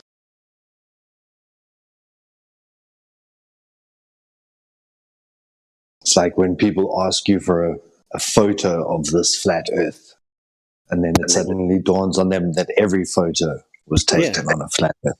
Yeah, just see any photo of the Earth. Purple Doom, are you there, buddy? Yes, I am. All right, cool. Hey, did you get your vape pen? Yes, I did.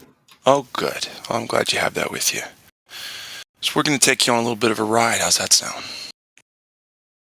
I am always up for a ride. That's why I get stoned in Wander Discord. Okay. Well, the crazy part about this room is it's actually productive.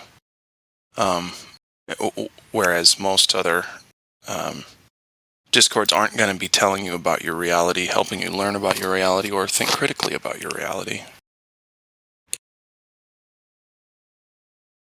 So you found a diamond in the rough, as it were. But you may or may not agree with that just yet. Now, is it possible the Earth could be flat? Purple Doom. Oh, bro, like I said, I'm not going to. I don't want to. I'm not gonna. Right, like, and I love your bother you guys. ambivalence, but I'm Like, saying I'm it's not. just a yes or no question. I don't know. Okay. More than likely not. Oh, okay, got it. And Well, why what's would it not be like? Hold on, let me get in there. What would be the number one smoking gun proof that you have that it cannot be flat? Most likely isn't, right?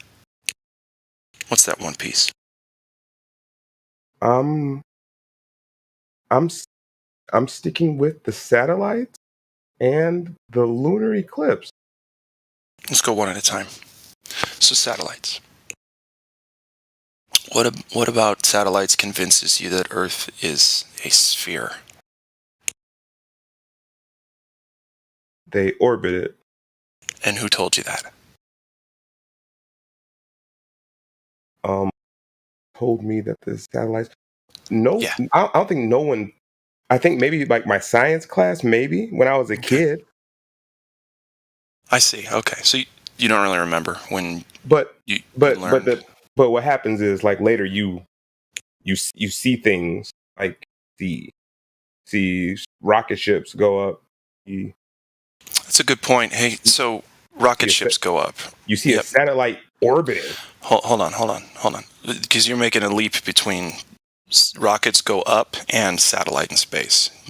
You do realize that, right? There's a lot that needs to happen between the rocket going just up and then a satellite orbiting a planet. Mm-hmm. Okay.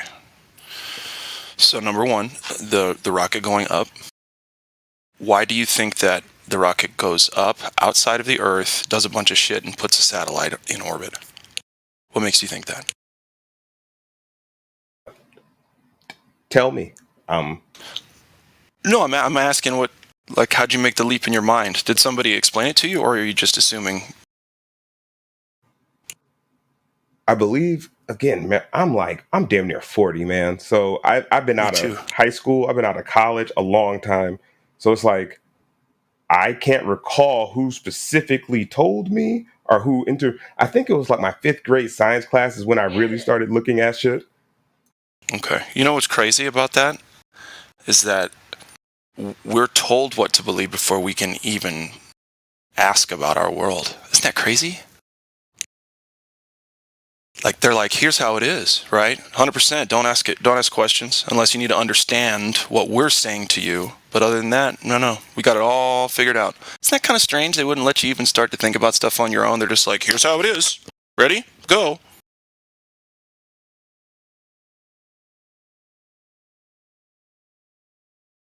Um, 2 seconds. Right there. Sure. And again, that's all speculation from my point anyway. You know, elementary school, like you said, was a long time ago. I just want to see this Earth curvature I was promised. I've been waiting a long time. They keep saying they're going to bring it to me.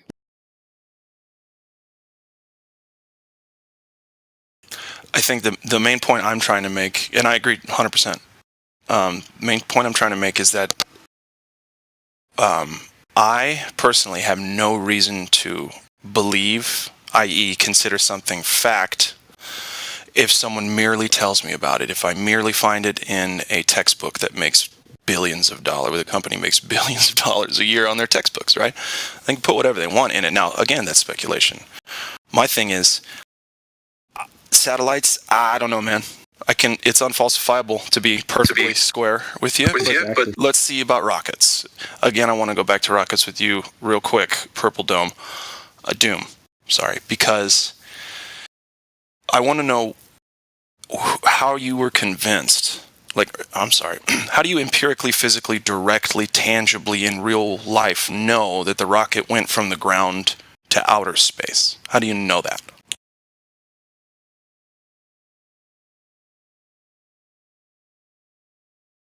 When did you personally confirm that physical reality? Yourself.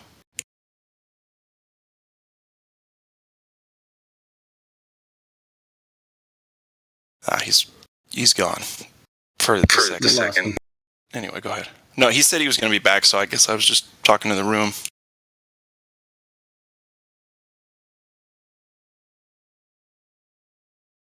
Well, I've never seen any verification for these cool stories, if you want to ask me. Right. I haven't either. And honestly, I don't know if I'd trust a rocket to put myself at the top of it and go and check for satellites. Right? Yeah, I would rather get involved in making a movie where I did that instead of actually do it. Right. Who puts themselves at the tip of a rocket? If it would actually go fast, but you know what I mean? That thing floats up. It does float. Yeah, it's pretty slow, to be perfectly honest. But again, all of that is speculation. I want to know how someone knows and can demonstrate empirically how a rocket goes from Earth to outer space. I want to see a start to finish, right? Unedited video. And there should be like 50 cameras on the rocket now at this point, by the way. We should see everything. So I want to see start to finish on that. So don't you think that would be extremely expensive and that perhaps, engineers and scientists aren't interested in showing you that? They're not interested in spending that much money. They get paid $67 million a day. And that's just NASA. Hold on. I want to do it one piece at a time. Ask the first part of your question again. Oh, so you're saying it's too expensive, right? Yeah. When has the government done anything and said, you know what, we need to stop because it's just too expensive? When have they ever said that? With respect to whatever it is that they're trying to achieve, did they just drop it, or did they spend more money they didn't have on it? Which one did they do every time? Your presupposition that the government would be sitting around thinking, "Well, we really have to convince these flat earthers that the Earth." When did I say that? Round. Yeah, right away. 45 seconds ago, more or less. I did not say that. Try again. Okay, well then why don't you go ahead and clip it out, sir? I swear on my life I didn't say that. How's that grab you? I swear on your life. You do not say that you want to see a video of a rocket with like 50 cameras unedited showing. Right, that had nothing to do with your previous statement. Right, who would do it beyond like the government? I don't know, man. You're making assumptions. I didn't say that. Right, but it's a distinction without a difference, right? Like the fundamental point is the same. So because it's expensive, it's not going to happen. That's your assumption? No, it's that because it's expensive, they have to be critical about the things that they spend money on, and convincing flat earthers is not something that I want my tax dollars being spent on. Well, that is what they're spending your tax dollars on. Is not government. Elon Musk is not government. Our government does not launch anything. NASA is not even part of a government. You retard. How would attaching $400 cameras break the budget on a $10 million rocket? I can tell you how. Because it's not the cost of the cameras that's the expense. No, your point is Animus, hold on, guys. Everybody, hold on. Animus, you are hot micing, partner. I'm sorry. Never do it again, thanks. Guy G was also Sonny, man, you got to really work on. Wow. Whoa, Somebody give Sonny in a DM about that. attaching $100 camera onto a rocket on the exterior. You think that would break the budget? That's ludicrous. It's not He went from that to his personal incredulity about that they would spend his money on that, and that he doesn't want his tax money being spent on convincing flat earthers. It's not the cost of the individual camera, right? It's the cost of the weight attached to the rocket. It's ridiculous. Yeah, we can't afford that $1 billion or that $1 trillion military budget bill because it's too expensive. Can you just admit that was not a good point? Can you? It's an It's excellent fine. point. Sorry. Can you just admit, because factually it's not a good point, and that's okay. We can move on. No. Well, you're done. Okay, fine. Then you can just be intellectually dishonest, and the audience and everybody listening can view and understand that. Super. So can you be honest about the next question? I've been honest. This is a loaded question. It's a yes or no question. Can you be honest about the next question? False dichotomy. I guess not. I guess he can't be honest, guys. What's the alternative to honesty and dishonesty? Black Flobe, have you stopped beating your wife? Beating my wife? It's a yes or no question. Have you Weird. stopped beating your wife? Yeah. Yeah. Guy Gene, do your parents know you're Implied gay? that you beat her before? Have you come forward to your parents about being Oh no, I've gay, never beaten her Guy Gene? before, but you just asked a yes or no question, so Right. I So how? figured if I'd you've give you never the beaten her respect. before, how did you of- stop beating her? Because it You implies asked that a yes or no question. No, it doesn't imply anything. It needs to come from my mouth if it is something that I said. How do you stop doing something that you were never doing? Exactly. So your question is invalid. So basically, Guy just said that they're not going to bother attaching a camera to a rocket to prove that they're doing what they say they're doing because it's a waste of money to prove things. No. Yeah. It's a waste of money for them to demonstrate to the public that they're using their money to do what they say they're doing. That's your point. Because that's why we never film NASCAR, right? There's no cameras filming NASCAR. There's no cameras mounted to the cars. There's no cameras watching the driver's face because each one of those cameras is just going to put so much weight onto this vehicle. So we can't do it in NASCAR, and that's why you can never watch any kind of race footage, especially from the driver's perspective, because cameras, little like pinprick cameras that we've now got in our phones, the weight of that is going to really cause so many catalyzing problems in the rest of the build to put a little pinprick camera at the front and the rear and various points that can collect digital. So we don't need film. We don't need extra weight. The point is retarded, and you should concede that this was not a good point. So if you click on the link that I just put But up, they you have can room find for an monkey example of a suits and rocket that had guitar- cameras on it, just not 50, right? Why would you assume you know what NASA's going to spend their money on, or any space agency? Why would you assume that? You people believe simulations of what you see when they say they're landing on Mars with the rover, and it's a fucking simulation on Xbox Live and PlayStation Networks. You guys believe that shit. There's no proof of it. It's a fucking simulation done on a computer. But yet you say, oh, there's proof that they're landing because there's an overlay of an image. So anyway, Earth measures flat regardless of who spends money on what. How are you going to counter that?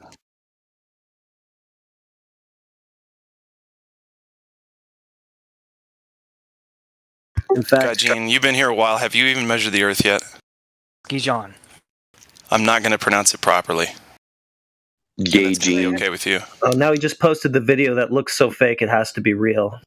Yeah, sorry, I posted it in a different, in the wrong text. No problem. Like, no problem. So like that one right there. Oh, I guess it's not the right one, but there's another one that is from the same launch that has cameras. Yay! YouTube videos. So when are you going to go measure the Earth? What's Do you that wish you matter? were that rocket man? Do you wish you were in that spacesuit in that Tesla? Guess what? Doesn't even address when I say measure curvature. Go ahead, Dijon mustard. Go ahead and tell us when you are going to not very do nice. something physical, tangible, so that you Is that how may you have a talk to position in someone this else? argument. To be fair, people just post YouTube videos all the time. That's for fine. both sides. I'm not trying to do that right now. I'm just me and Dijon mustard here are talking.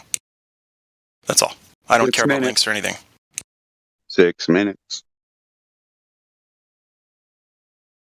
That was your question? When are you going to measure the Earth for curvature? Shh. When are you going to? Okay, go ahead.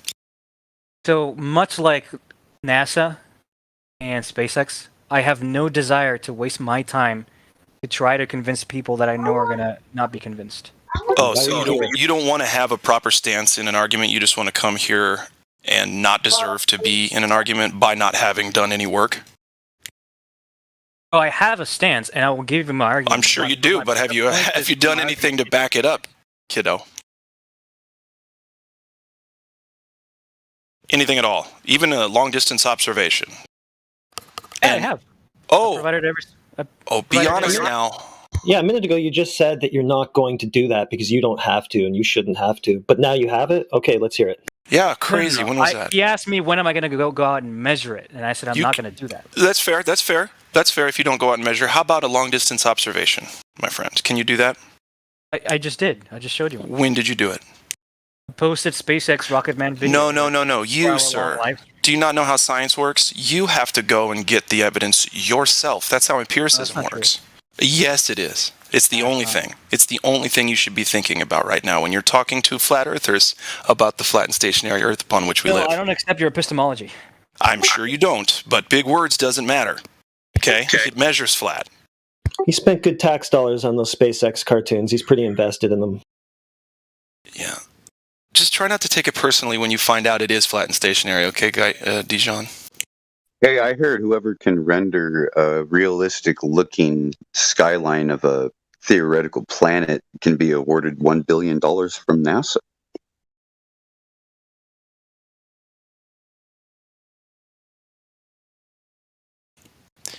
Yeah. Okay, well, I'm going to go, but bottom line, Gaijin, is that if you want to know what you're talking about, you have to go look into what you're talking about. Thanks. It's Gijon. Yeah, Gijon. He tell you. Thank you, Sasha. That's how I pronounce it, right, Sasha? Well, Gijon, I don't know. Maybe it's for Slav people it's easier, but that doesn't. No, Sasha is pronounced Gaijin.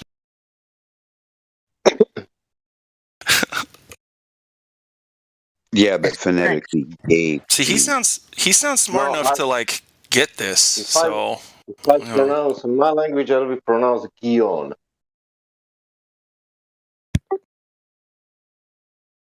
So is it French? Because my grandmother's maiden name is Guy, but it used to be Guy, G-U-I. They changed it to G-U-Y. It's French. Neato. Now, is that a chosen name or is that a name you gave yourself? I don't know what you mean. Is it your actual name or is it a name you created? Right? Like, is Guy part of your actual name? Okay, cool. Is Gene your first name? Or, no, that's your whole last name? Guy is my first name and John is my last name. Nice. 3 minutes. 2 minutes. My name is female. I can stay. Hey, Gijon, are you going to stick around for ladies' night? I don't think the ladies here like me a lot. Well, you won't have to deal with all the testosterone, so you might actually be able to get away with That it. is untrue. I'm one of the only people who pronounce your name right. I don't even get any Oh, that's points right. for I do that. remember Dandelion. Thank you. That is absolutely right. Like, she actually changed my name from Chicken Nuggets back to Gaijin. That's right. All You're right. welcome. Hey, the ladies are ace, okay? They're so much more fun to listen to and talk to. Us guys, we just kind of dogpile. And so, for everybody listening, I do kind of apologize on my behalf for that, but the ladies are always so much fun to talk to. Very much easier. Only one thing about ladies, they have the same thing about opinion about radios like a man. Well, they have the same opinions, but they're just a little easier to talk to about it. But they will not back down just as much as we won't back down from the truth. That's the deal. And I won't back down. Where's Helio when you need him?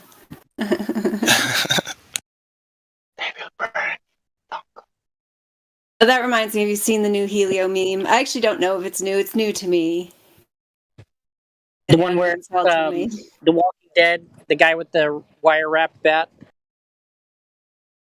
Is the bat wire wrapped? It might be. I'll see if I can find it. I might have to go back up to the meme place to find it. I keep getting it and then I don't know where I put it. But now it's probably gotten buried. I know, I got it. I gotta get it. So, how many of you would get on a, like, let's say, rocket flight became like commercial, how many of you would get on a rocket? I'd go for sure. You do it? Mm-hmm. Oh yeah. How come? Well, if I'm going to be making claims about stuff, right? I'm going to go look into it. What better way to know a little bit more about what's up than to go up? Yeah. Hey, You we know what I spend a mean? lot of time here defending the base axiom. How about some positive proof for the globe? The thing that contradicts all known experience of the Earth. Are you asking me? Yeah, well, you would probably be the one person here to try, yeah. Oh boy, should I just pull out my index cards of my usual answers to this question? No, but real quick, this starts ladies' night, by the way. So Okay. this is now ladies' night. All Welcome, valid. ladies.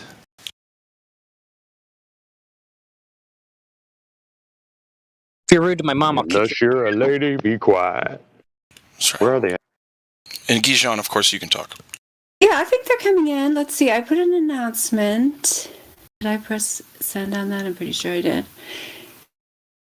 Well, you're Oh yeah, here. I did. That's all that Okay, matters. look. We have a lady. Yeah, there's some other people there. I'll just ping them in this other place. Just a minute.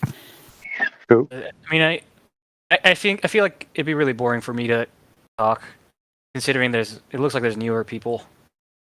Is there, Gijon? Yeah, I have an answer from our Flat Earth Wiki for your Escape to the Future fallacy question. Have you ever seen our FAQ page on the Flat Earth Wiki, Gijon? I don't think so. I'll find it for you. Can you link me up? Yeah. Okay, let's see. Only ask questions. Here it is. Yeah, this is not exactly the same as yours, but it's a variation. I could add yours to the thing here, but it's just basically the same thing. What if you, as a flat earther, were taken up to outer space and shown that the Earth is a globe? Would you accept it then? Have you ever asked that question before, Gijon? No, but I did want to ask it right here. I mean, it was. Oh, go ahead really and ask close it to- then. Yeah.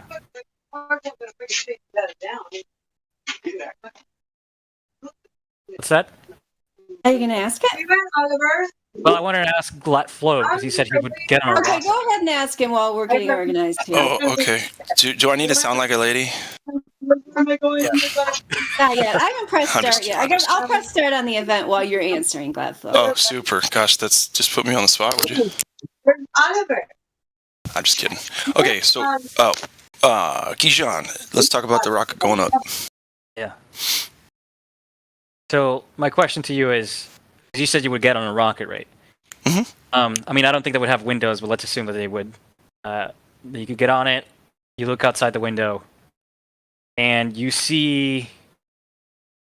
You see what you perceive to be some slight curvature of the horizon. Would you react, or what would you think? First, I'd have to know how many mediums are in between my eye and the outside world. I mean, Let me tell you, in a commercial jet, the windows have 7 different panes of glasses and plastic that are all bent in certain different ways. So between your eye and outside, a bunch of shit's happening. You can't trust it. So even if I were in a rocket 100,000 feet up, I look outside, okay, great. That's how it looks between me and the mediums and the shit outside.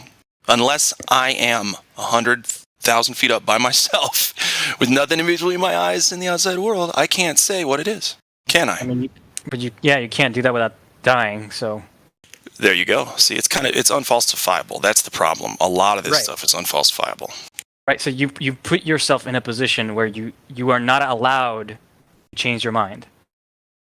Who says I'm not allowed? Well, you just did. You said it's unfalsifiable. By your Right, own- objectively, it's unfalsifiable. I don't make the rules. I don't think it's objectively unfalsifiable. Noted. Opinion noted. Can you falsify it then? Can you know what I mean?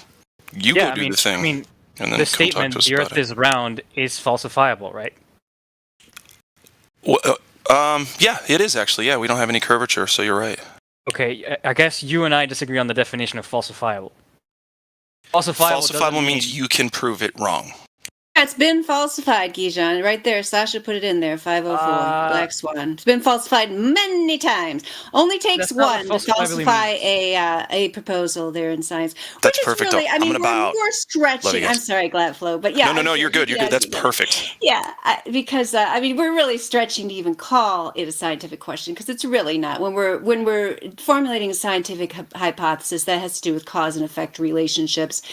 And yeah, the shape of the Earth is actually a measurement and not a scientific question. But you can still apply these logical axioms to measurements, like the modus tollens, which is applied in the black swan, because you can apply them to definitions just like they'd be applied to a geometric figure. If a triangle, if a figure is a triangle, then it has three sides. So then you count the sides. Nope, doesn't have three sides. So there's your not B, then not A. Doesn't have three sides, therefore it's not a triangle. It's the same thing with the modus tollens argument being applied to the black swan, in which case, if the radius of the Earth is 3,959 miles, then every distance, horizon distance measurement must be no more than 1.225 times the square root of the observer's height in feet, just like you see there. I'm sure you've heard it before, Gijan. It's the same idea there. So, I mean, we're applying it to a mathematical question. It's really a measurement. So, yeah, math is the flat earther's best friend because it disproves the globe every time. So I'm just going to do a short intro here. Yeah, and then Gijan, if there aren't any other new people, we'd be happy to talk to you some more about question you just asked. I bet there's some other ladies that would want to answer your fantasy escape to the future fallacy question, because even though it has nothing to do with logic, reality, math, or science, it's entertaining in a science fiction kind of way. So we're here with the Flat Earth ladies at the 24/7 Flat Earth Discord server. It's February 11th, 2022. Easy to remember. If your child's born this day, you can say 2 times 11 equals 22, and you'll always remember what day they were born. I have a couple of children with math equations I use to remember their birthdays, especially when you have multiple children. It can get difficult. So, nonetheless, we've got a bunch of ladies here. We've got other people that promised to come. I don't know if they promised. They said they would be here. That's not exactly a promise. That's why I no longer promise things like that. I say, I'll try to be there. I'll do my best. I think I can make it, right? Because then you're not breaking your promise when you actually don't show up. So, anywho, we've got Damsel Medic. I don't know if she can talk. Are you there, Damsel Medic?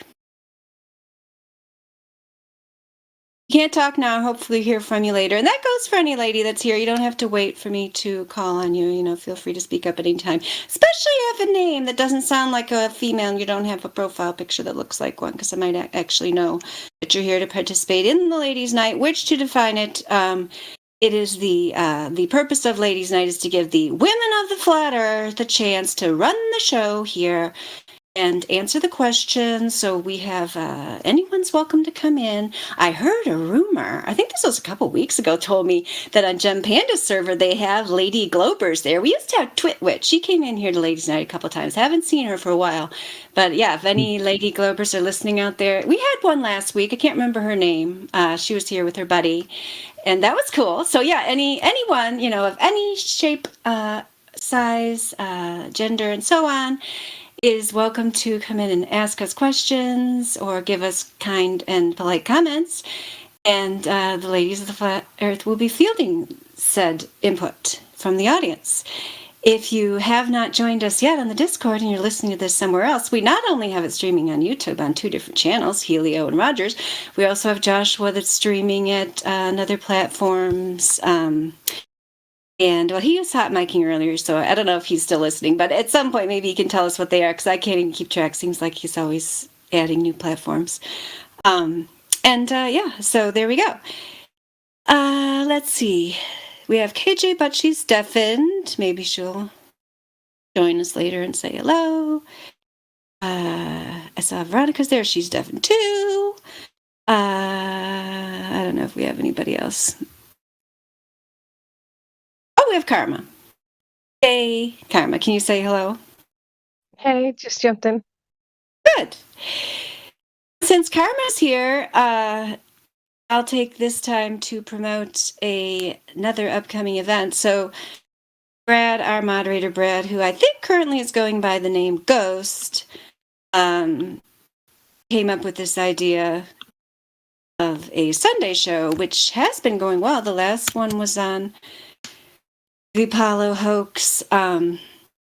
This one is not this Sunday coming up, which is February 13th. It's the Sunday after that, February 20th. At 2 o'clock my time. But I noticed this great thing about this event feature is that it makes the time zone automatically updates to whatever your time zone is. So mine, it says 2 o'clock, but whoever you are, if you're looking at that live stream voice text, it'll say your time, which is very cool. Plus, I discovered if you click interested, then your phone, if you're doing it on your phone, sends you a little notice when it's coming up that says, hey, your event's starting soon. So it's very exciting. So if you are interested in the logical fallacy presentation, which will be Sunday, February 20th, I'm going to be there presenting some stuff. India will be there. Drace. Karma's going to help me out on my part. Ghost and Redford Bear are hosting it. I think that covers all the official people. The part I'm working on, and Karma is going to chime in on because this is her area of expertise as well, is how to help train children how to think logically, and understand objective reality and so on. Where it might be, I have some resources to share about identifying logical fallacies that I use in my own homeschool. And I know Karma's done a lot of hands-on work just with generally reasoning ability. I mean, it doesn't have to be formal training necessarily when you're talking about children. I think we all just do this naturally, like when you're doing parent, one-on-one information, like they're looking at things in the world, they're asking you questions and you're answering them. I mean, that's just pretty basic, but we can go a little further than that.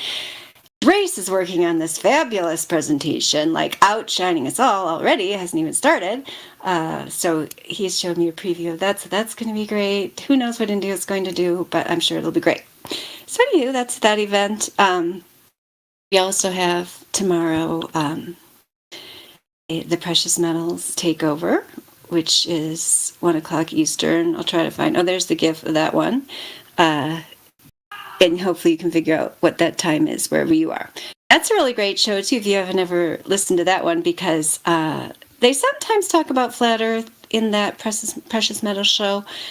But if there's no new globe believers there, or even old globe believers, they don't have any globe believers to talk to. They have these really interesting questions they ask and do kind of a round robin with the different silver and gold members or guests that are there, and they're really interesting. The last question last week was, what mystery would you like to see? Would you like to know the answer to if you could choose anyone? And people had really interesting answers to that. So yeah, I'll just take a pause here and say hello to Darkness, aka Lulu. If by any chance you can say hello to us, because I haven't heard from you in so long, that would be great. Are you able to say hello, Lulu? Hello there. Good to hear you. You sound good. Thank you. It's good to be here, finally. Did you get a new mic, or is it just because I haven't heard you and missed your voice that it just sounds so great? I didn't get a new mic, so thank you for that. Yeah, you're welcome. I was thinking the same thing, though. There you go. It's not just me. Yeah, I think it's just because we haven't heard her so long. We're starved of Lulu. Yeah, I've been wondering where's my Lulu. But the thing you were saying earlier, because you were talking about the kids and logic, I had a fun thing actually happen today. Tell us about it. I saw a seed I planted start to blossom a little bit, because one of my smart kids, who was a 4th grader when he was with me, we'd talk about smart shit, and I'd often plant little seeds about things. And at one point, he wanted to talk about the moon landing, and I told him just honestly, I don't think they did it. I think they faked it. And then I tell him a bunch of reasons why, the most logical ones, and tell him to check it out for himself and decide for himself whether he thinks they did it or whether they faked it because they had something to gain from it, because he's smart. And today, he's in 5th grade, and he came up to me because I was outside and he was walking home, and he was telling me how he checked it out and how it looked super fake. And then he was saying he just watched the thing where they were saying they were going to go to Mars or something, and watched a launch or something with NASA. And he was like, they were so definitely in a swimming pool. My grandma, who works in this swimming hall for this many years, she's 6 years old, she's been working there for 30 or 40 years, and she said their pool isn't even deep enough for competitions. And I was like, hell yeah, your grandma's got it right. That is great. I love it. You know what? And I think sometimes, like, even just hi, KJ. We said hi to you earlier, but I think you were deafened.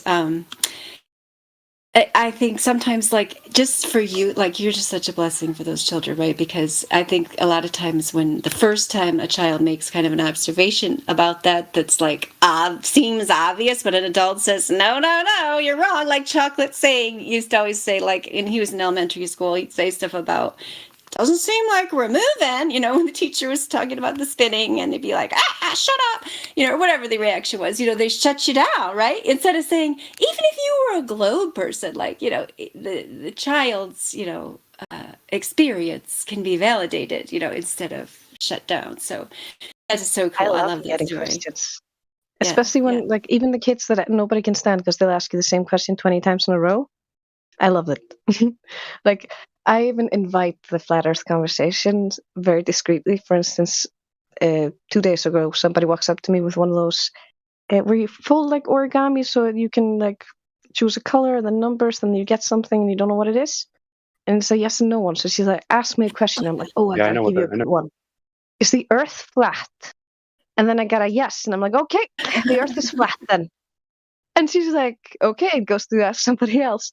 And then the kid, of course, in fourth grade be like, the earth ain't flat. And I'm like, why not? And then we start having a bunch of conversations. And the things that he, like, of course, brings up the classic, like, oh, they would be on the bottom. I'm like, no, just think of it like Minecraft. Like, you would just be going in different directions. So, like, if it's flat, there wouldn't need to be anybody on the bottom because it's just earth. And then there's air. And then I was explaining to him density based on this because I was saying flat earth doesn't need gravity technically. So the gravity thing is a no-go. And we had a really interesting conversation. It was very nice. That is great. I wish I could send my children to your program. That would be great. But you could always just move to Iceland. That's right. I in theory, I don't know. Do they just take people over there? Just all you have to do is say you want to go. I mean, pretty much. I'm not gonna lie. It's easy. Is it not? You have to generally get a job and stuff. Yeah. Okay. If you get a job here, it should be no problem. Yeah. That's. Yeah, and I did want to say, so that's good to hear that Drace is there. Congratulations to our new mods. I don't know if everybody's heard that, Drace, and also Hank Hill, which I don't even know if he's been around since he became a mod, but Drace is here, so congratulations, Drace. Definitely a well-deserved promotion. Yeah, I'm super proud of him. Sure. And let's see. Oh yeah, KJ, are you able to say hi now that you're done with your dinner? Or maybe she's still making dinner. Yeah, hey. Hi there. How's your week been? Very good, thank you. Good. Is it cold where you are? Hi, KJ. Oh, somebody said hi to you. You have a fan. Hey, yeah. Yeah, hi. It's been extremely cold. Yeah. Yeah, that's how it's been here. We have tons of snow. We're still having our second winter right now. Yeah, this winter's been really different than last winter because the snow just came, deep snow, like we have over a foot still, I think, on the ground, and it just stayed. Because I think last winter it kept melting, coming back, but we've had to just stay on the ground. Yeah, but the kids at least are having a lot of fun. They're making tons of snow houses and stuff.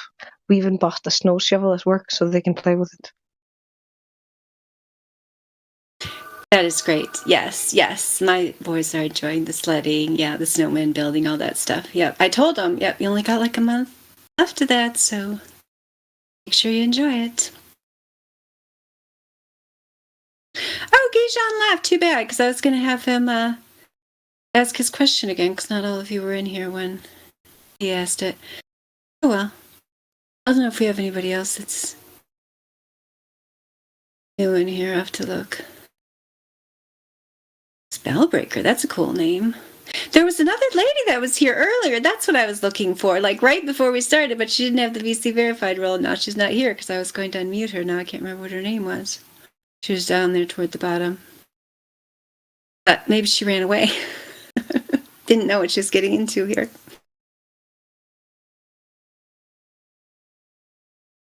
Oh, we have someone called Globe Earth 2069 with no rules. I gotta unmute this person, don't you think? I mean, they're just right out there, just calling themselves Globe Earth. I love it. They can tell us all about Globe Earth. Yeah, you trust me. You need a lot. You have a lot to learn about the globe, Dandelion. Great! Oh, I can't wait! We got the guy! He's gonna show us the curvature and the rotation. Thank you. Oh my god. I've been looking for this for 5 years. I said That's they it. told me You've only been it was doing it for 5 proved, years, dude. and I've been looking for the proof. And Globe Earth is here to show us. Tell us, please, right now. Platform's yours. Proof, curvature. Tell us where you've observed verifiable, testable, repeatable curvature or rotation. Please, Globe Earth. Okay, now on the basis of the thing, would you agree that there's gas pressure? I would agree there's gas pressure here on the Earth because I am currently breathing, yes. Now, what does that prove? Oh, what you're asking me, what it proves that there's gas pressure on the Yeah, because Earth? I'm trying to prove something here. I don't want to leave it up in the air like y'all people do. Well, that's right? a pretty So, wide open question. You're asking me what gas pressure proves. yeah, you know about gas pressure, right? I thought you were a flat earther. Yeah, I mean, having gas pressure on the Earth indicates, I don't know if I would say proves, it indicates that there's some kind of container involved, since we all know that gas disperses to fill all available space unless contained. So I guess what I would say, since in science we don't actually prove, hold on just a second, I gotta take this question from my son, give me 10 seconds.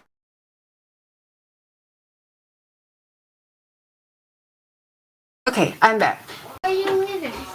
I'm not leaving. You know the gas pressure, that gas disperses to fill all available space unless contained. Therefore, what we can disprove, because science is about falsifiability, and what we can prove is not the case. So one thing that we know is not happening, Globe Earth, is we do not have the atmosphere of the Earth hanging uncontained next to the alleged vacuum or near vacuum of outer space. Because if that was happening, the gas would be dispersing into that space to fill it, and we do not observe this. We do observe that we have gas pressure and that the gas is not escaping into this fantasy science fiction realm known as outer space. So, can you have gas pressure without a container? I have never seen it observed, of course, just as I just mentioned. That has never been demonstrated on the Earth, so therefore natural law is accepted that this does not happen because we've never observed or demonstrated it. Doesn't mean it's proven, it means it has not been falsified. So I would say we cannot, because it's never been demonstrated in a verifiable, testable, repeatable way. Okay, now we do know that gas pressure can exist without a container. Please demonstrate that for us, Globe Earth. Well, it's a demonstration. Show us the right? testable, repeatable, verifiable experiment or observation where you found this happening. Okay, so that's a great point, right? Now, do you think I didn't make a point. I asked you to demonstrate your claim. Hold on. I made no point. You don't get to go on to another question unless you either answer or concede the last point. You just claimed gas pressure can exist without a container. I asked you to back up that claim with a verifiable, testable, repeatable experiment, or I'd even accept a demonstration. Okay, well, I mean, I'm talking spiritually, right?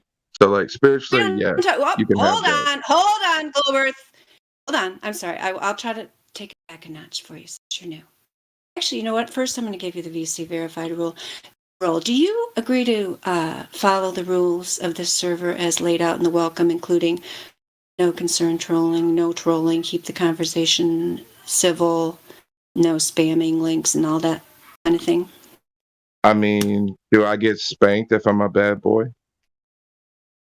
No, I'll send you into Cogdis like in about 30 seconds. Well, We I'll have a follow the punishment room. rules. You'll get sent to the punishment room. Look, I'll follow the rules, lady. I'm not here to debate you. Okay, cool. We'll go back to the content then. I gave you the VC verified rule, so we don't have to waste time later. Okay, so now I lost track of where we were. Where were we in the conversation? You were going to demonstrate gas pressure without a container, globe Earth? No, you said that science can't prove anything, right? That's what you said. That's not me saying that. That's the accepted definition of science saying that. That's not me. I mean, you want me to go get my children's textbook? I just went over that with my son this morning and take a picture of it for you. It's fine. I'm sorry. I was supposed to be backing off. No, you're okay. You're okay. But you are aware, right, that the majority of people think that science proves stuff, right? We can agree to that. We can agree that people are misinformed about what science is and that they regularly accept pseudoscience as science. Yes. Oh, I know what I was going to tell you. I'm sorry, Globe Earth. I know what it was. You said you were talking spiritually. I was going to invite you to join our religion and spirituality area down below at any time. But that's not what we talk about in the live stream. We talk about provable, objective reality, demonstratable reality, and I get it. You're in the physical. Okay, I just given you my little, public service announcement because you said you were talking spiritually about your gas dispersing, I guess, or not dispersing. You think some spiritual force is holding it down here to the Earth? No, I just think Globe that Earth's we got to can't. offer? No, I said I just wanted to point out that you can't always neglect the spiritual when dealing with the physical. That's all. Oh, yes, I'm glad you brought that up, Globe Earth, because your Globe Earth fantasy is a spiritual belief. I mean, I prefer to call it a superstitious belief, but thank you for highlighting that for the audience. No problem. Okay. And thank you for the ladies' night or whatever. You're welcome. Now that we know from our good friend Dandelion, the science don't prove shit, right? No, that's not what I said. No, you did say that. You said that you taught it to your 3-year-old or whatever. I never said 3-year-old. I just don't like you having the habit of misrepresenting what I said. I did not use any curse words, and I never said how old the child was. Okay, it's all recorded. I'm not worried about it. It's fine. But look. I am. I'm worried about you taking the time to be more precise with your claim.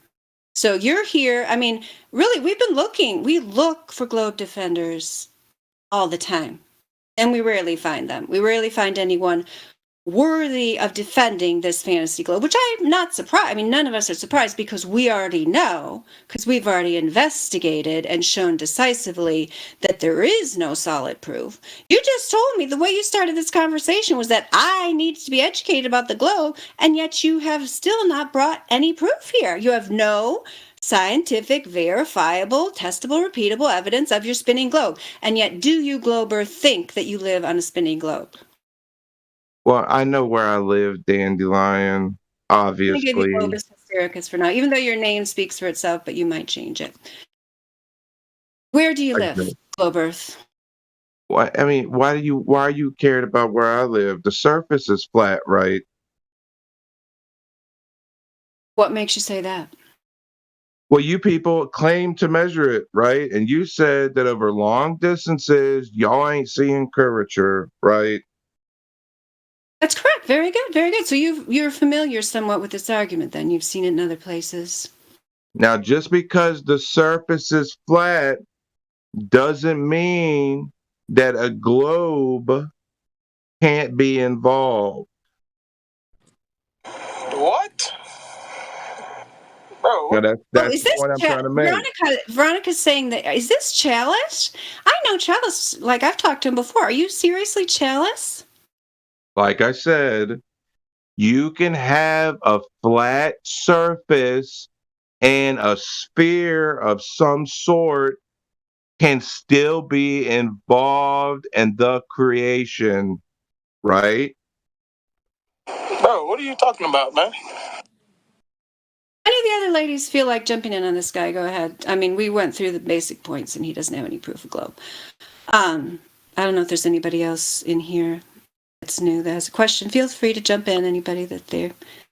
We've got with no roles. You're a person, and you know what, Glober, just to tell you, your voice is sounding familiar to some people. Like, we just prefer people to come in on their, if you can't come in your original count, then we just prefer people to, tell us if they were a person before. It's just much Okay, easier. Dandelion. Have you been Are here you before, done? Glober? Can I finish my point? Y'all No, just keep you're going not off in. in I want you to circles. answer my question, yes or I'm no. trying to, but you listen. I'm trying to be nice, and you just like this and that, and it can't happen, and all this stuff, and you don't even let me finish my point. Okay, I'll let you finish your point after you answer my question, because it has to do with the rules of the server, which you just agreed to follow. I am still Glober, answering the I am question. not going to be upset with you or punish you in any way. I won't even send you to the naughty room. I would just like you to be honest with me. And so you need to answer this yes or no, because then in your heart, you will know whether you told me the truth or you told me a lie. This happened just last week. We had a dude come in here that's been here under 9 or 10 names. He told me the truth, that he was all these other people. And he gained some respect for me for at least saying that. So, Glober, have you been to this server before? Under another name? Yes or no?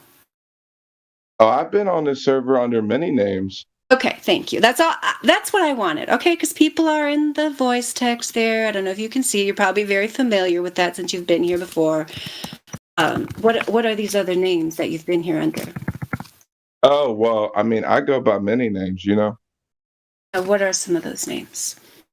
I mean, like Melchizedek, the living God, all that stuff. Okay, so I think we're going to move on to someone else for a minute, but thank you very much for participating. I think the original exercise with you there was helpful. We're going to see if we have any other new people here to talk to.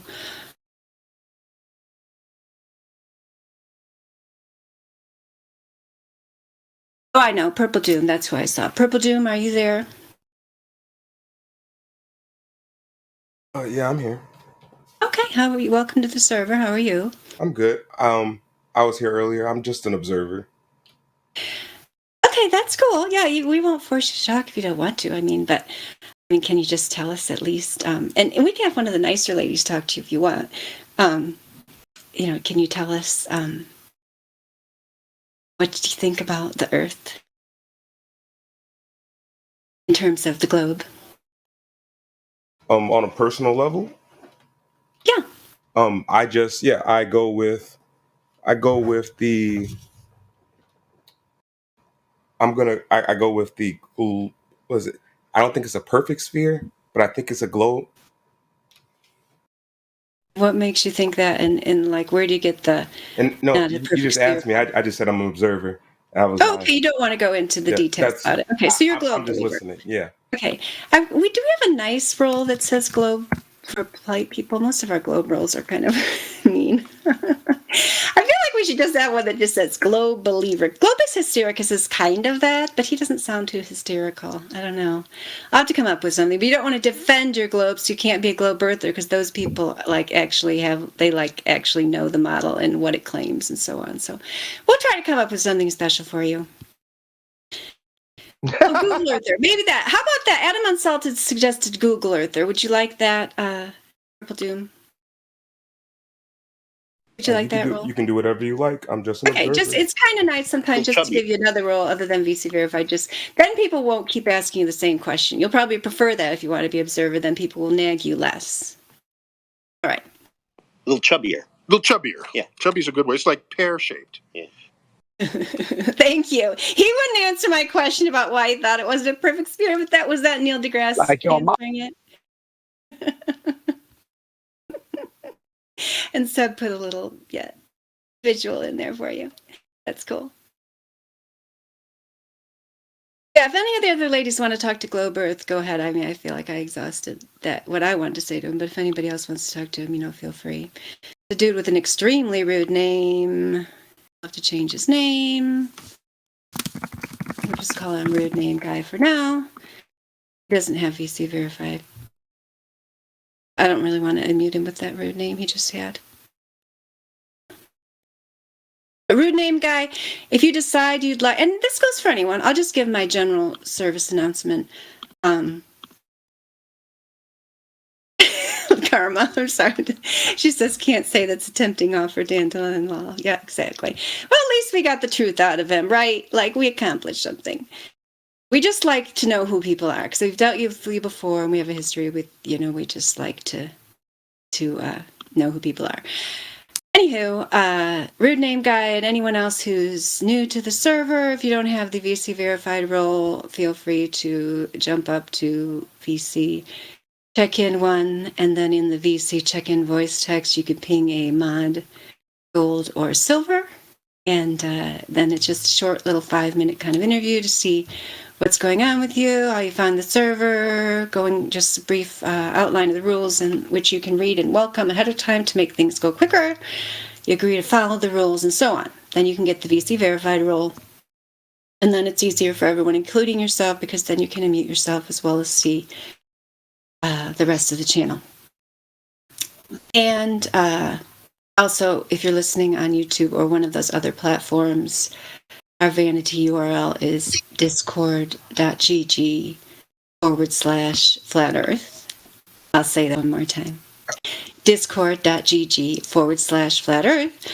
And then you can come in and to the Discord server. And even if you think Discord sounds like a terrible place to be, because that's what I thought. I didn't want to join it for a really long time. Oh, rude name guys in VC check-in voice You'd text. be right. Yeah, he wants to be checked in. So if anybody can go up there, Glad Flow's up there. I'll move him up there.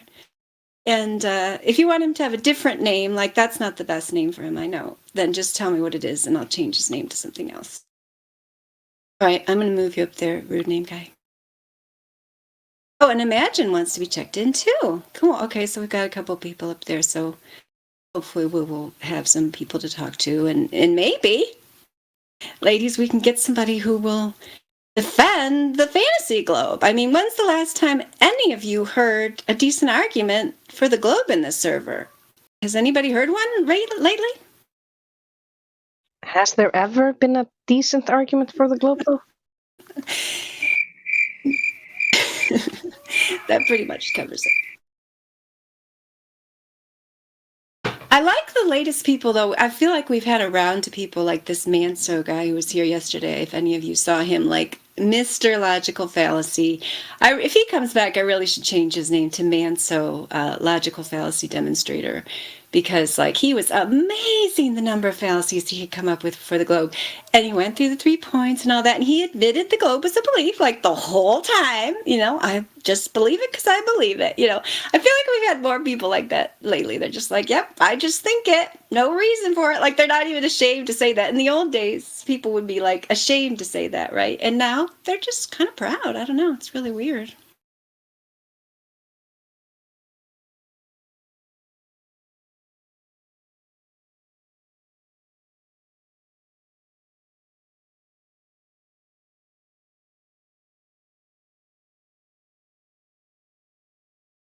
Oh, did we talk to Yer? Oh, no, we didn't talk to Yer yet. I'll try unmuting Yer. Hello, Yer. Are you available to speak to us?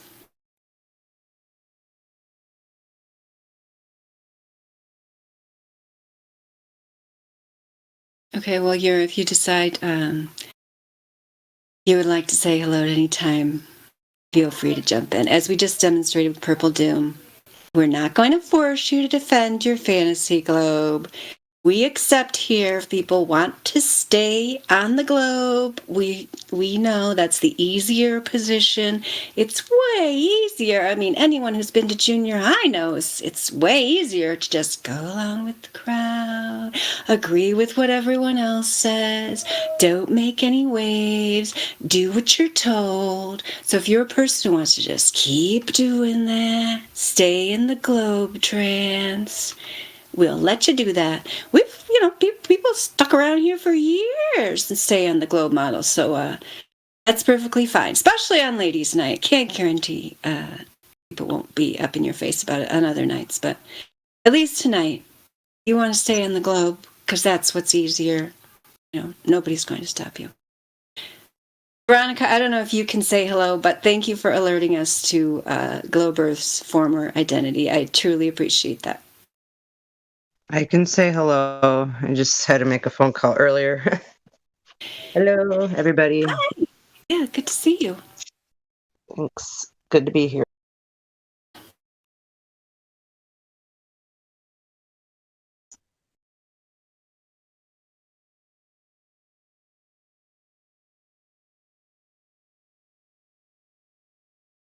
What about Javon D, Globe Skeptic? Did we ever talk to you before? Can you say hello to us? Hey. Yeah, I'm not so often here. What? Sometimes just listening here. I'm not talking so much here. You don't want to talk? Yeah, we can talk, but about what? Well, what do you want to talk about? Flat Earth? What makes you a Globe Skeptic? What makes me Globe Skeptic? Well, NASA lies. What I can measure myself is contradicting with the Globe model. Yep, I agree with both of those things. So have you done some measurements? Yeah, with my eyes and common sense. Cool. I'm not Can you really tell a us more about scientist or anything like that. Yeah, well, that's the cool thing. Yeah, you don't need to be a scientist to observe the obvious reality that the Earth is flat and stationary, just as it appears. Yeah, I mean, doesn't need any special training of any sort, really. Just it's the globe is the positive claim that requires some kind of evidence to back it up, and not just any evidence, but as we said before, testable, repeatable, verifiable evidence. Which is what is sadly lacking, which is why we're in here day in and day out asking someone to show us any evidence of this and not getting an answer, or not getting any kind of decent answer. We get a lot of fallacies, we get a lot of sidestepping, we get a lot of sophistry, but we don't get a lot of direct observation or verifiable, repeatable, testable evidence. I have a question, if it's possible. Oh, please, by all means. So, again, like he said, I'm not a scientist. My major is in communication. I like to deal with people and things of that nature. I like to defuse situations, if you will.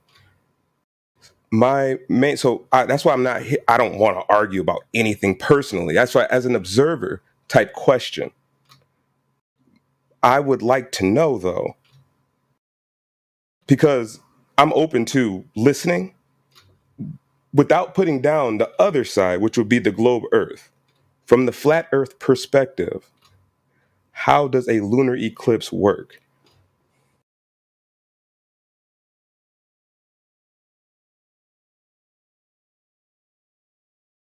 I can answer you, but I've been talking a lot, so are there any other ladies that would like to take that one? All I can say is I don't know. I can only observe what I see, and I can't test it. I can't go there. I can't verify it. So I have no way of knowing. But I'd be interested in finding out.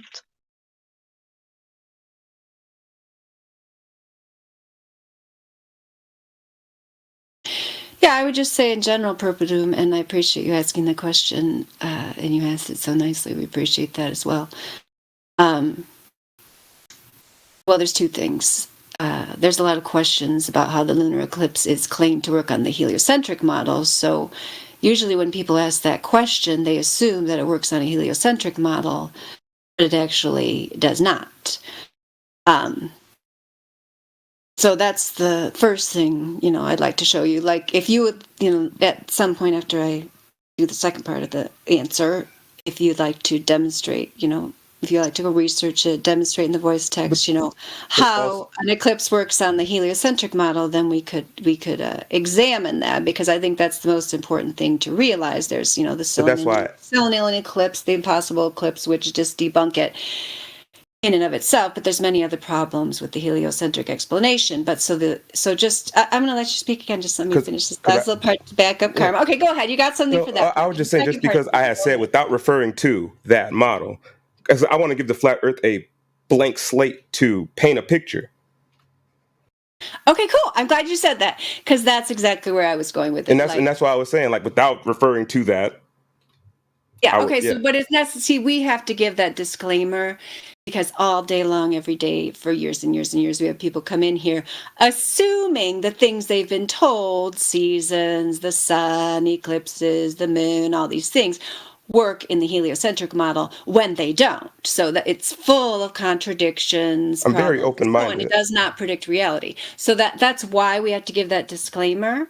But there are also other things where their explanation could hold up, and the thing works on both models, or both, but that leads to the next part, which I need to tell you is we will sometimes here in the flat earth community demonstrate aspects of phenomena in order to explain how they could, a possible explanation for how they could work here on the actual earth where we live, or how we actually observe them to work.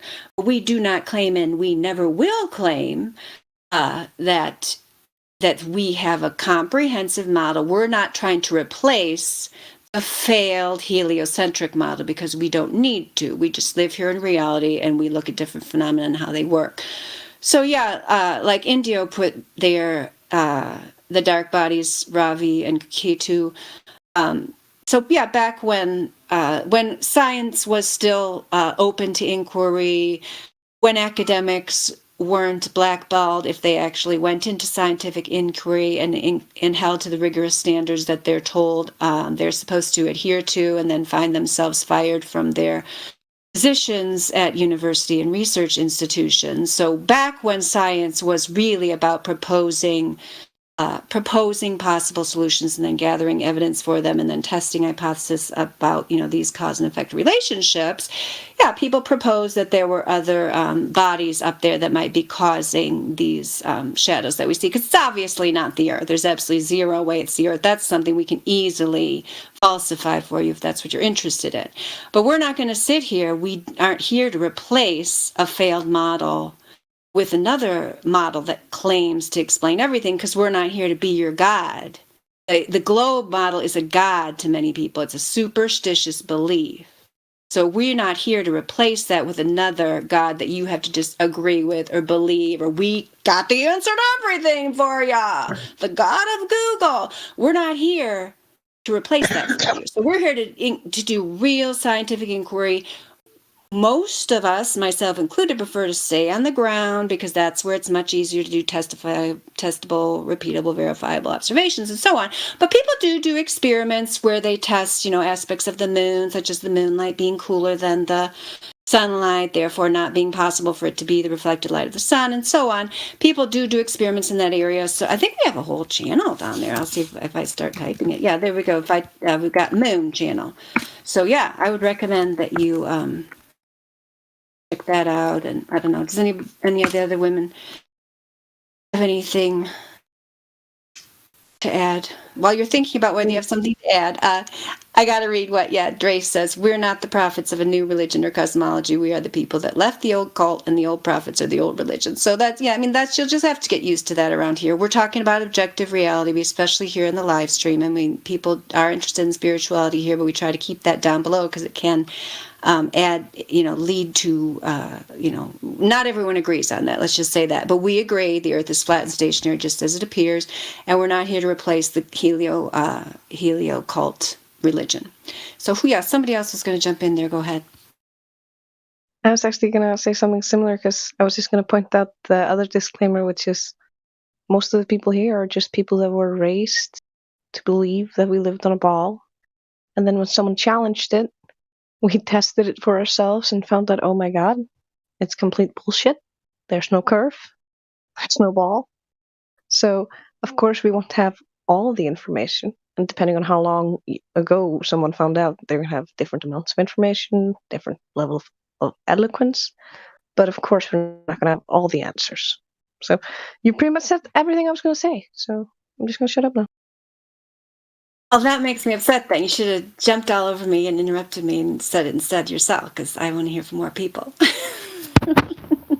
No, I'm not much for doing that. I have to have at least gotten a shot of vodka in me if I was going to do something like that. Well, anyway, yeah, just jump in there anytime.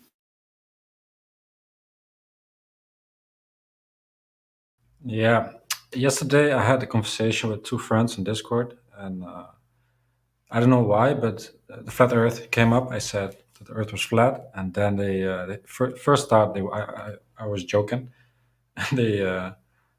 They asked more and more, and actually, it came to a point they just ridicule me, and they laugh at me, and they don't take me serious, and that's what bothers me the most. You cannot have like a normal conversation about this because for them it's like a religion.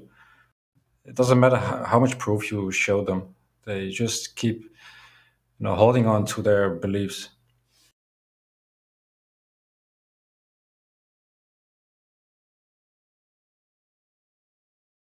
Of course, there's different people, yeah. Go ahead, Carmen. I was just going to say, it also depends on the people, because you always have outliers, exception to the rule, and different types. And our methodology. And yeah, different methodology, like Joyce is saying next to me, how we think is different, so how we process it is different. Just like you see how some people go really hard to deconstruct this right away, while others are just like, that's really interesting, I'm going to go have to research this and actually go and do that. And those people usually become flat earthers really fast, so those don't last very long as Globers. But the hardcore Globers, definitely.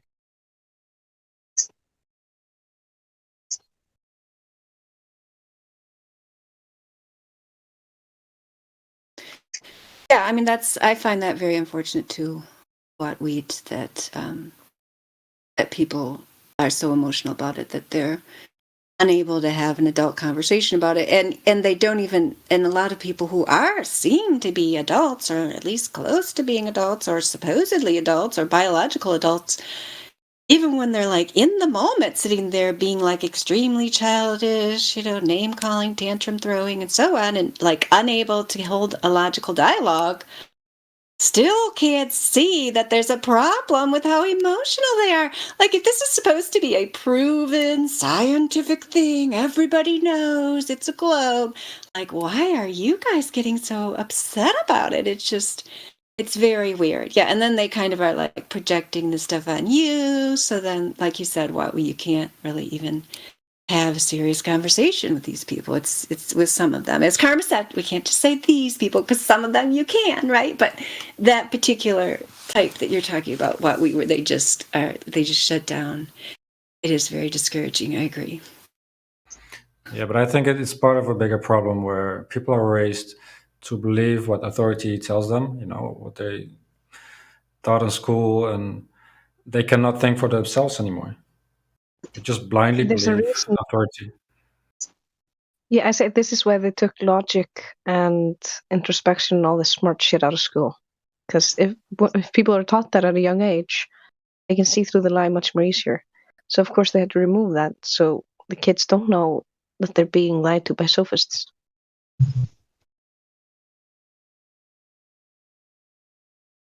Oh, I'd like to introduce Mei June if you're able to talk. If you can't talk, that's all right, Mei June. But Mei June's relatively new to the server. Hi, Mei June. Hi, how are you? Good to see you. I'll go ahead and give you the ladies' night roll because then and you'll see. And I actually know you want to. I'll give you the link, image, and bedroll because then you'll get pinged for this event if you're interested. We do it every Friday at this time. Oh, okay. This is the ladies' night right now going on? Yeah. Okay. Okay, but it's a mix of people here.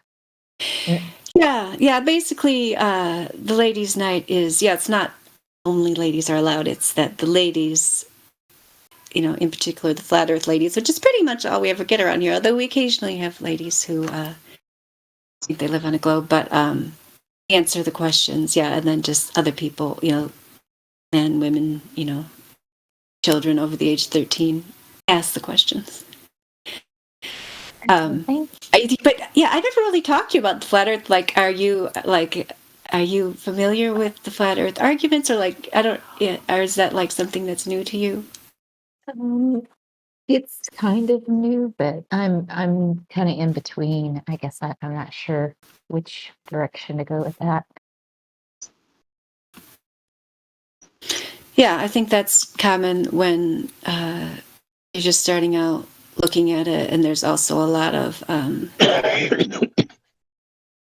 propaganda surrounding it. At least that's what I found before I actually started looking into it. I didn't even realize I was being subject to propaganda. But there's the mainstream propaganda, which is just globe, globe, globe, globe, globe, and then there's the second layer in the so-called truth community, which is the flat Earth is a psyop to make the truth movement look bad. Propaganda.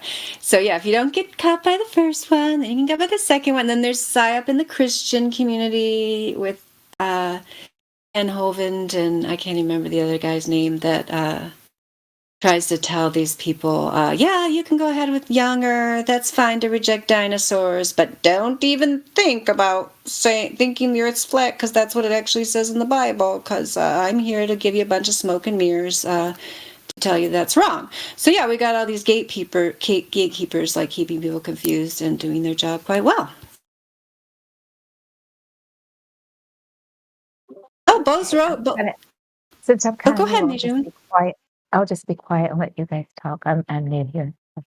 Oh yeah, well we appreciate you being here. If you ever feel like speaking up, if you have a question about it, feel free.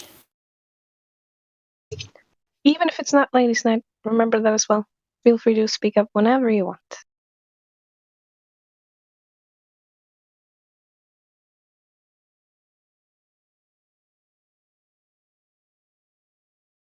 Okay, thank you.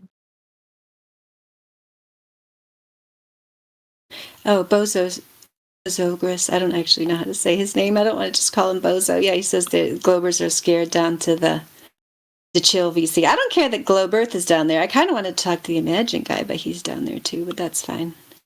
Some guys are like the Imagine person said that they wouldn't come into live stream. They're a bit too afraid. They're only 14. Seemed a bit nervous, a bit young. I said you could type in the voice text, but still nothing. I'm still waiting for them to reply.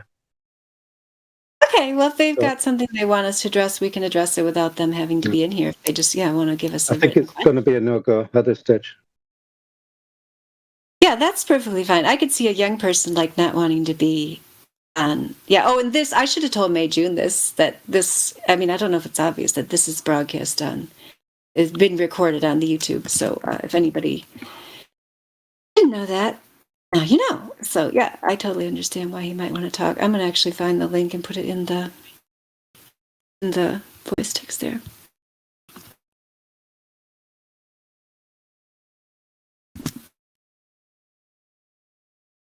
Yeah, is there anybody else that has a comment or question they would like the ladies of the Flat Earth to address?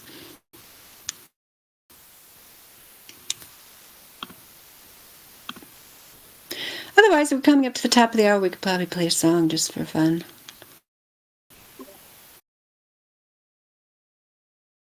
Lulu, did you have any? Is she still here? Yeah, she's still here. Lulu, did you have any songs in mind that you would want to play? Oh, no, sorry, that took me by surprise. I don't know why. No, I don't have any in mind, but I can think of one. Give me a minute. Yeah, I think I want to get it queued up. I didn't. May June, you had another question? Yeah. So I'm sure y'all talked the whole topic here for quite a while, and I just wondered your thoughts about. Someone said that I believe one of the tests they don't do right off the bat is just is there maybe like a laser test or something to generally disprove the Earth is round? They just shy away from some of the more easy tests, but they give you other, demonstrations of the Earth being flat, but it's maybe not necessarily the best one. They kind of avoid the ones that would just prove it right quickly without any doubt. Yeah, I can put a link there. Can you see the live stream voice text?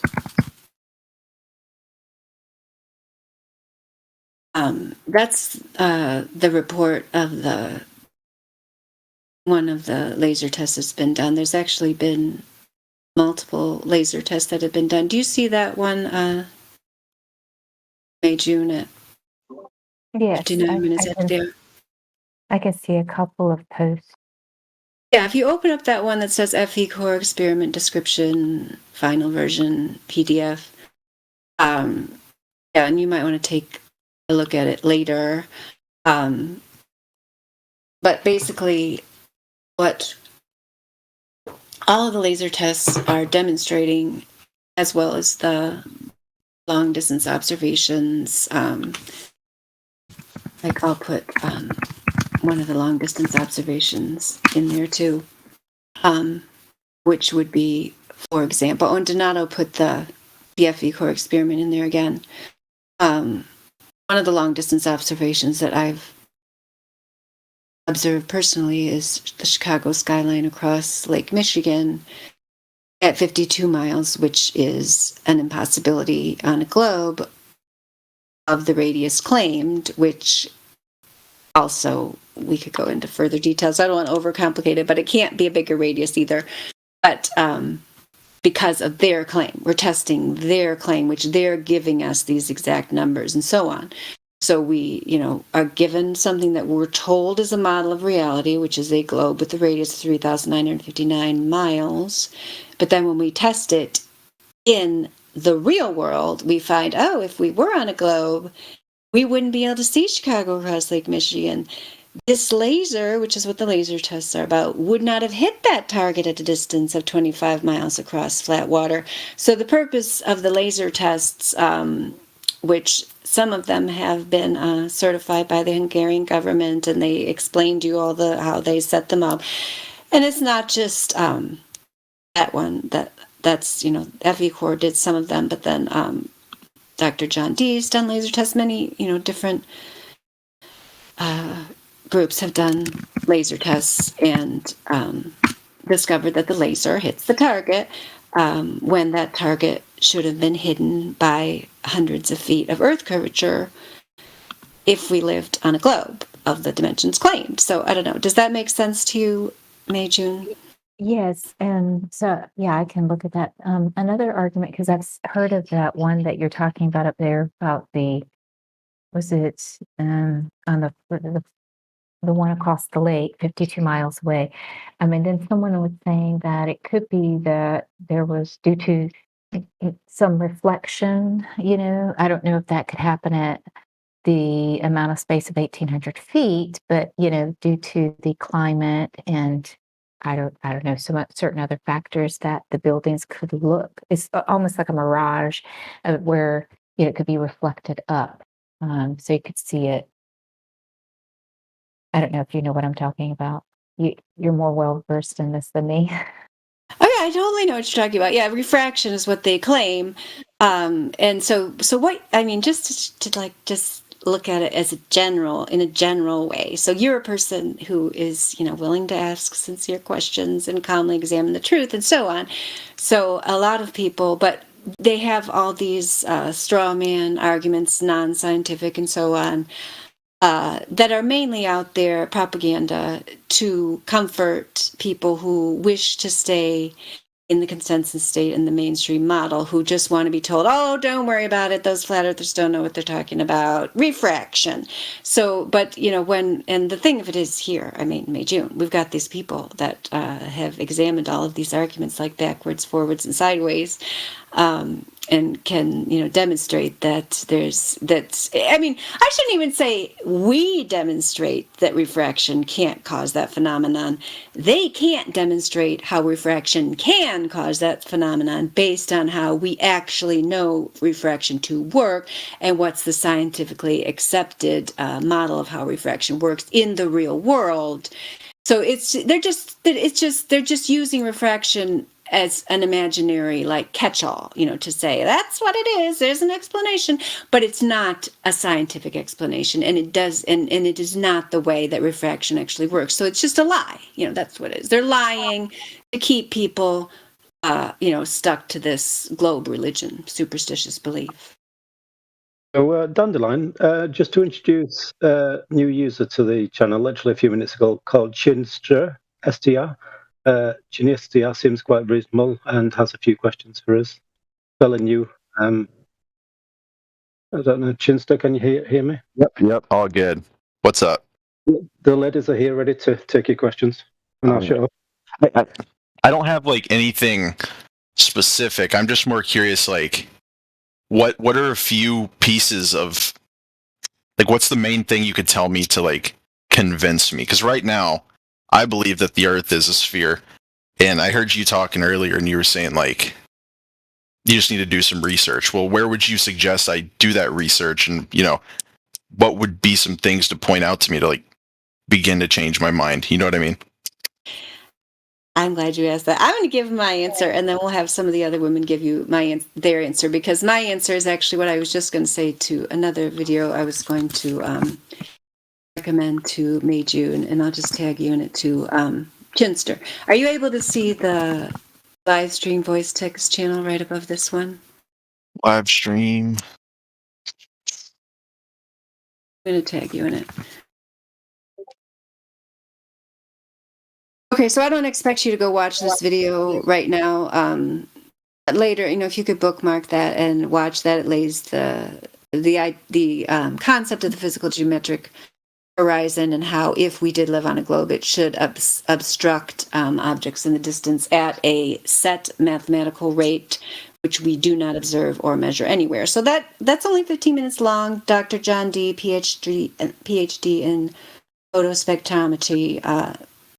He, like many of us here long ago, decided, I got to find out, I got to debunk these flat earthers, I got to show they're wrong. And, PhD researcher Dr. John D found out, nope, there's no proof of the globe nowhere. And so one reason why I recommend that one for anyone new to it is because he's just very calm about it, very matter of fact, which is all it is, like we were talking about earlier with wheat. If we're just talking about a mathematical model, or scientific inquiry, we don't need to get emotional about it. It's just like, yep, we're not on a globe with the radius of 3,959 miles. And then he explains quite well in that video, and then you can decide where you are if you want after that, but you can't say we're on that because we're just not. So anyway, that's my. It is pretty interesting that when somebody hears flat Earth, they get super defensive about it and like almost angry. It's kind of weird. But like my whole thing is, why would the government want us to believe that the Earth is a sphere? Like, what do they have to gain from that? Is it just about controlling the population? Karma, Lulu, Dan Semitic, anybody else? KJ, want to talk about that? Why would they lie? Oh, sorry. I was chatting with Lulu in text. She hasn't heard half the songs that have been coming out. Oh, okay. So you're trying to come up with a song. Okay, cool. Well, if either of you have a comment on why would they lie, that's what Chinster wants to know, which is a song. Maybe we should play that one, but that's an oldie but goodie, but I don't know. We could play that for Chinster at some point. But yeah, do any of you ladies have anything to say about why they would lie about the globe? Why would they not? But yeah, control, money, like you name it, why wouldn't they?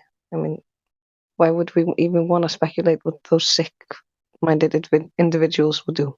Well, it's just like, I don't know if there seems to be nothing to gain from saying, oh yeah, hey, by the way, the Earth is round or a sphere. You know what I mean? Well, here's the first example then. Back in the day, everybody was like, we're God created and we have God-given rights. And if you're not God created and you're an insignificant speck in space on a random coincidence of a flying ball, then those rights are given to you by the state and the state can take them away. Just one example. And then there's all the millions that go into NASA. So there's money there. There's control in the other thing. Do you think it's like a scheme to gain? Also, we aren't allowed to explore beyond a certain degree. What was it, the 67th or 66th degree parallel? Yeah, because of the Antarctic Treaty. So we're not allowed to explore. It has a psychological impact on people when you're forced to when you're made to believe in something that contradicts your basic senses, makes it easier to fool you again, makes you more gullible. Okay. There's tons. What about the moon? The more you think about it, the more you find, Was the moon, like, do you guys believe the moon is flat as well? I've chosen not to believe in anything without having proper proof or evidence for it. I'd rather know. And since I can't verify anything about the moon, I just go with I see it's a light source. It sometimes is not as bright, sometimes it's bigger, sometimes it's smaller. It follows a set pattern, and it's useful. It's kind of one of those things. I'm sorry. Just like one of those things, you can go by a telescope and you can look at the moon. You can see the curvature on the moon with the sun reflecting off of it, and it's if the moon's a sphere, you can look at Mars. Mars is a sphere. It can't be a reflection of the sun though, because it doesn't have a highlight like when you shine light on a sphere. That's not how a sphere reflects light. What do you mean? It's too even. There's a picture in text chats. You can see the difference of how light looks when it hits a sphere or when it hits, or how the moon looks. Let me find text chat. And I'm sure I'm just repeating, the same argument that a million other people have. This is chill chat.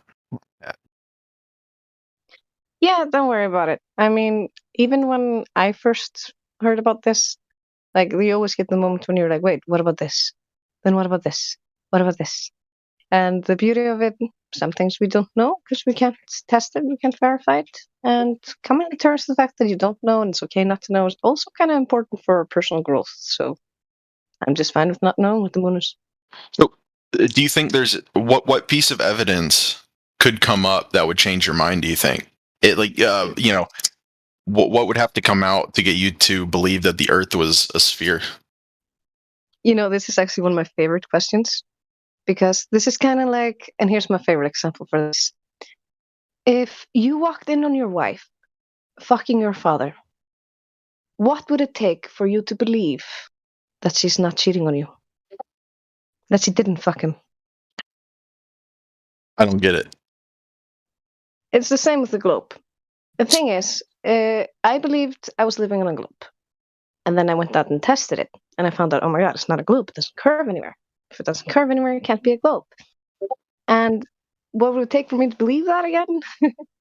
Well, it'd be something along the lines of self-denial and like dishonesty with myself. I'd have to lie to myself.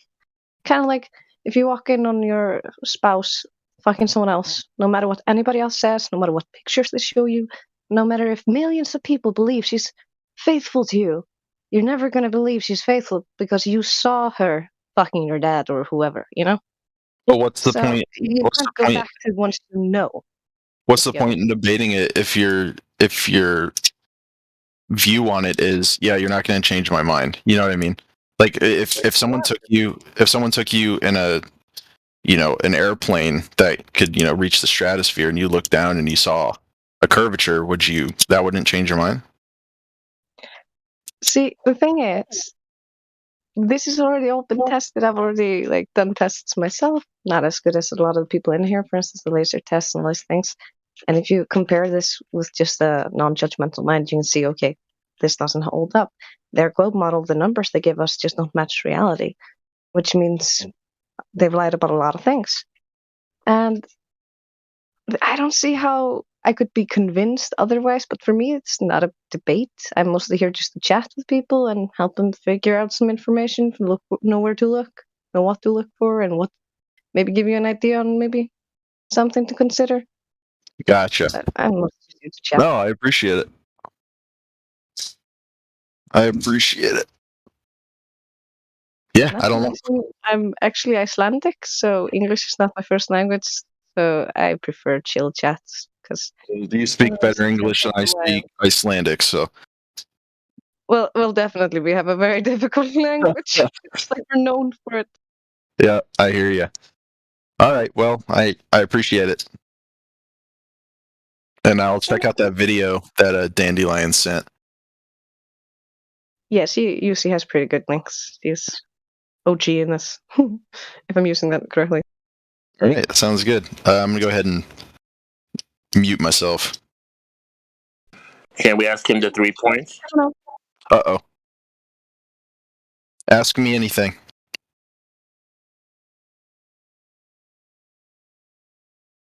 Hello? Oh, I was gonna let you go watch that video first. Oh. Someone again. mentioned asking me something. Well, the 3 points is kind of like to see where people's at, like how their thinking's at.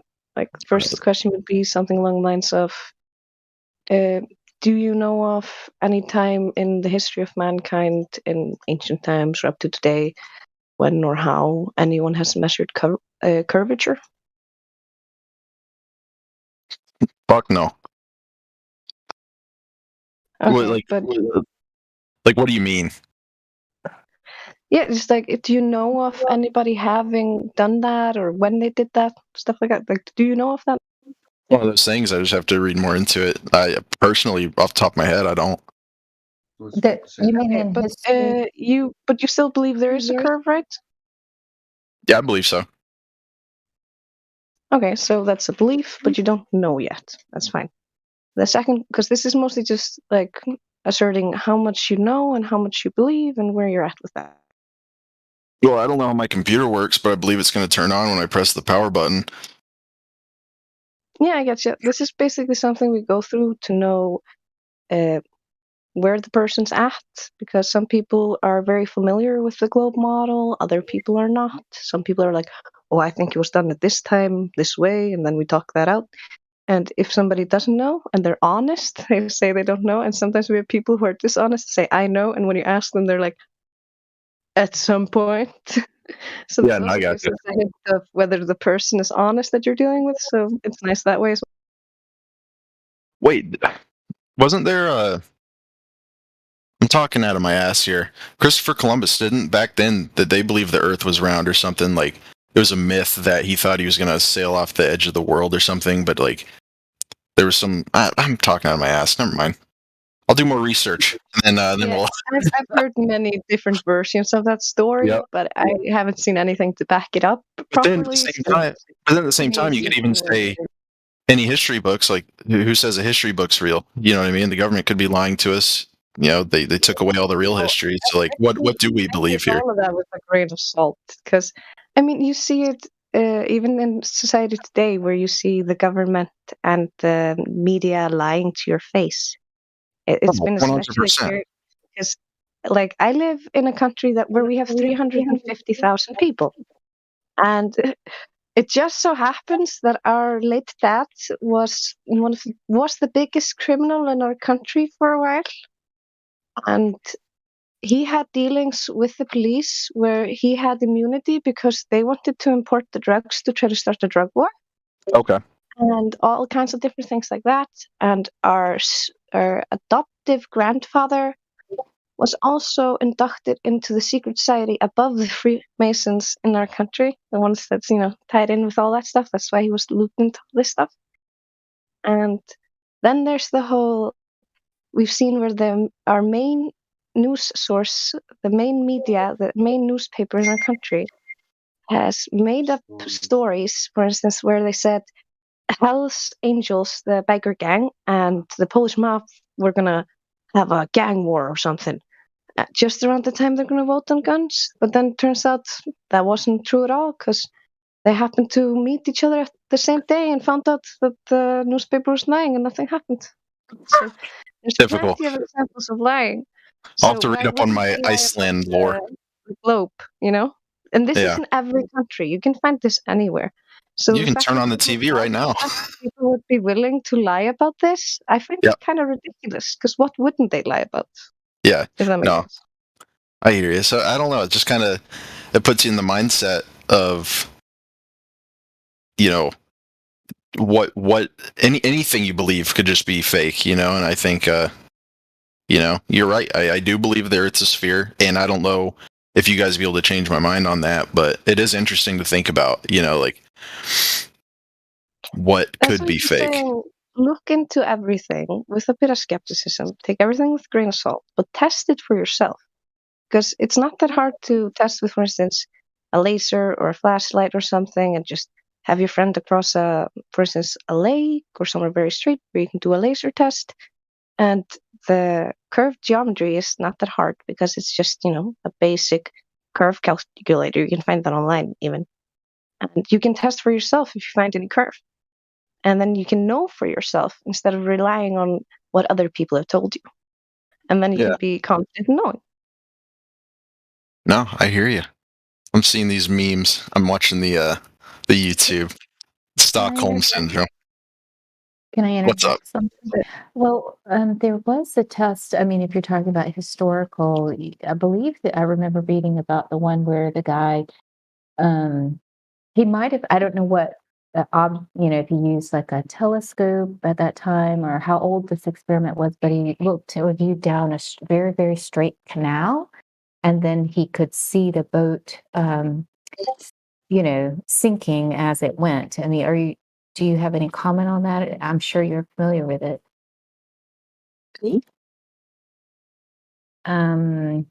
Karma from Iceland, because you're the one who was talking and asking the question about historical experiments.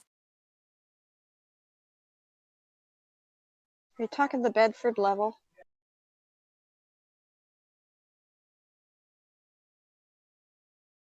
I'm sorry? Are you talking the Bedford level? I don't really know the name of the experiment, but if that's the one involving a canal, which was, I believe, hundreds of years ago that they did that experiment. It was one person that did it. I think you might be talking the Bedford level, but I'm not certain if that's what you're talking about, because that one proved the Earth was not curving. Oh, okay. I thought it was the opposite. What year was that, Bedford? I can't remember what year, but I'd have to go look it up again. But Bedford level it was in Britain somewhere that they have a canal that they were able to see that there was no drop over that distance that was supposed to be there if it's a radius of 3959 miles. Okay.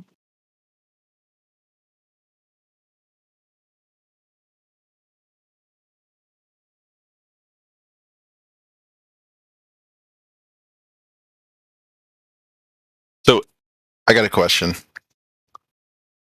if you don't mind.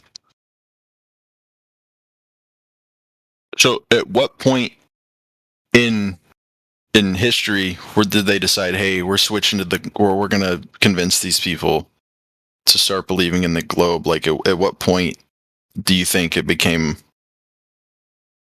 like a strategy to control the population? Okay, I'm just reading the chat here. I see not long ago than 1500s. I guess that's two different answers. Well, there's different times periods in history that they claimed that they were saying it was a sphere already and had been proven, so it depends on what you mean by it, because there's newspaper articles that you can go look up in the archives that show that they were still teaching in public schools flat Earth. Probably Alabama. 1920s. No, it wasn't just anywhere. It was a lot of places and overseas as well in other schools. So interesting. until the moon landings happened, that was their first time that they actually could say, oh yeah, here we go. Now we know what the Earth looks like from this distance, is when they started saying that, because they could provide something that people would say, see, we landed on the moon. It must be what they say it is. Gotcha.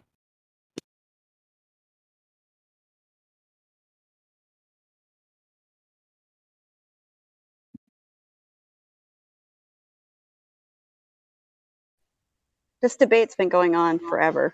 It just became very public again when social media became a platform so that you could actually get it widespread enough that people knew. But there's always been this debate. It's always been going on. There's always been groups. I'm sorry. That knew. I was going to say. Always been groups that knew that we were being fooled and didn't buy into it. So. Well, I was going to say my problem with it is that whenever you hear somebody mention the flat Earth, it just gets memed into the ground. And it's like whenever I try to, in the times I've tried to look it up, people just, they meme it and they create videos about how ridiculous it is. And it's like, I just want to find what people like, what makes people believe it. You know what I mean? It's like the only thing I've seen recently that It looks like you guys actually I are. wouldn't call it a belief. See, the thing is, you have a belief. I don't have a belief. I've actually gone out and verified what they told me what it's supposed to be, and I can't find that curve, and that radius is not there. And I Wait, don't know so how they figured it out. So for me, it's not a belief. I guess that's just your opinion.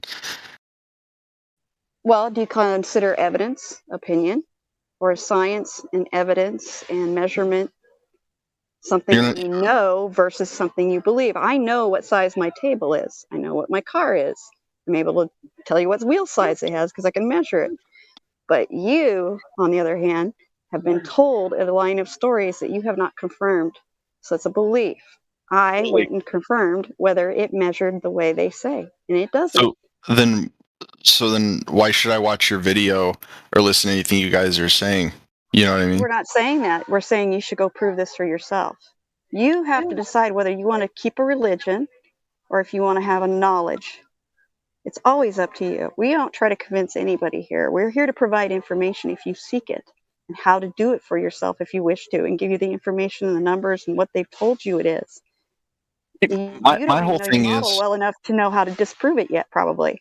my whole thing is it's like at the end of the day, if I did my own research and did the experiments that you guys say to do, and I did it, and then if I found out the Earth was flat, I just feel like, damn, okay, and then I just go to work and keep doing my thing. You know what I mean? It's not really like a groundbreaking thing, That's what a lot of people think, but you don't understand how much it actually probably plays into your reality and what they're going to lie to you continually about and add to it and make you pay for.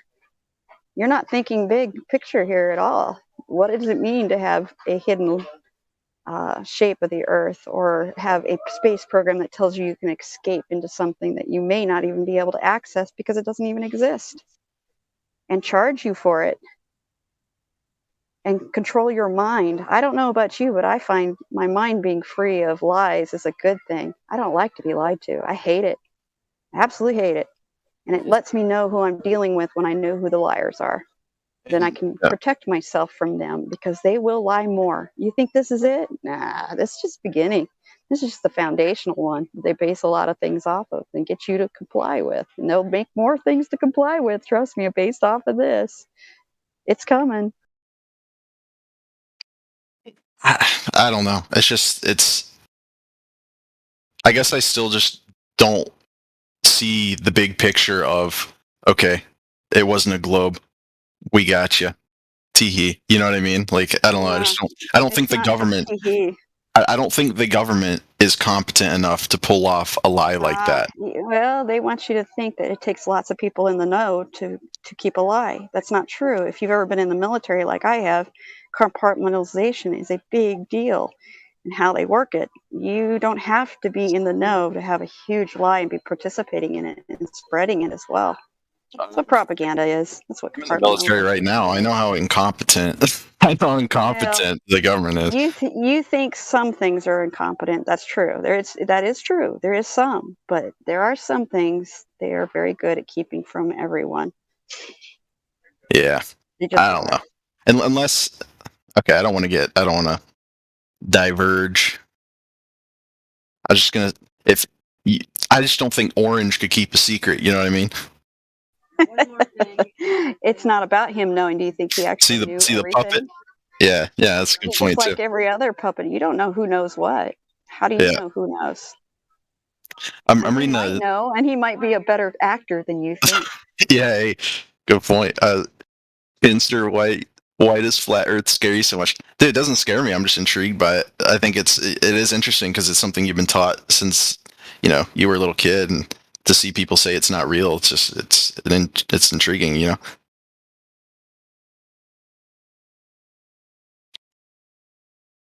Oh, you're right. I am scared. So is it like a flat circular plane, or is it like a Minecraft thing with an ice wall that you can't go past? Well, that would have to go try it out and see. If people that have tried to go to Antarctica cannot get past a certain point because there's a treaty. And Got a Bass Pro. Well, who By a knows? boat. I won't claim that I know what's past a certain point. All I can tell you is, yeah, there's a large wall if you want to go look at just the coastline being called a wall of ice. But what's beyond that? Well, there's a lot of land, so who knows? And is it completely circular? I can't tell you that. I don't know. Here's a more lighthearted question. All right, and you can't say me because that'll make me feel bad. But what is the dumbest thing?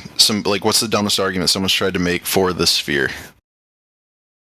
Drop something, and you'll know that there's gravity and we're spinning. Yeah, just things like that. Just dumb stuff. Gotcha. Yeah, I saw a GIF. Somebody there was they spun a ball with water in, and they're like, "Explain this." It's like, damn, I'm not smart enough to disprove.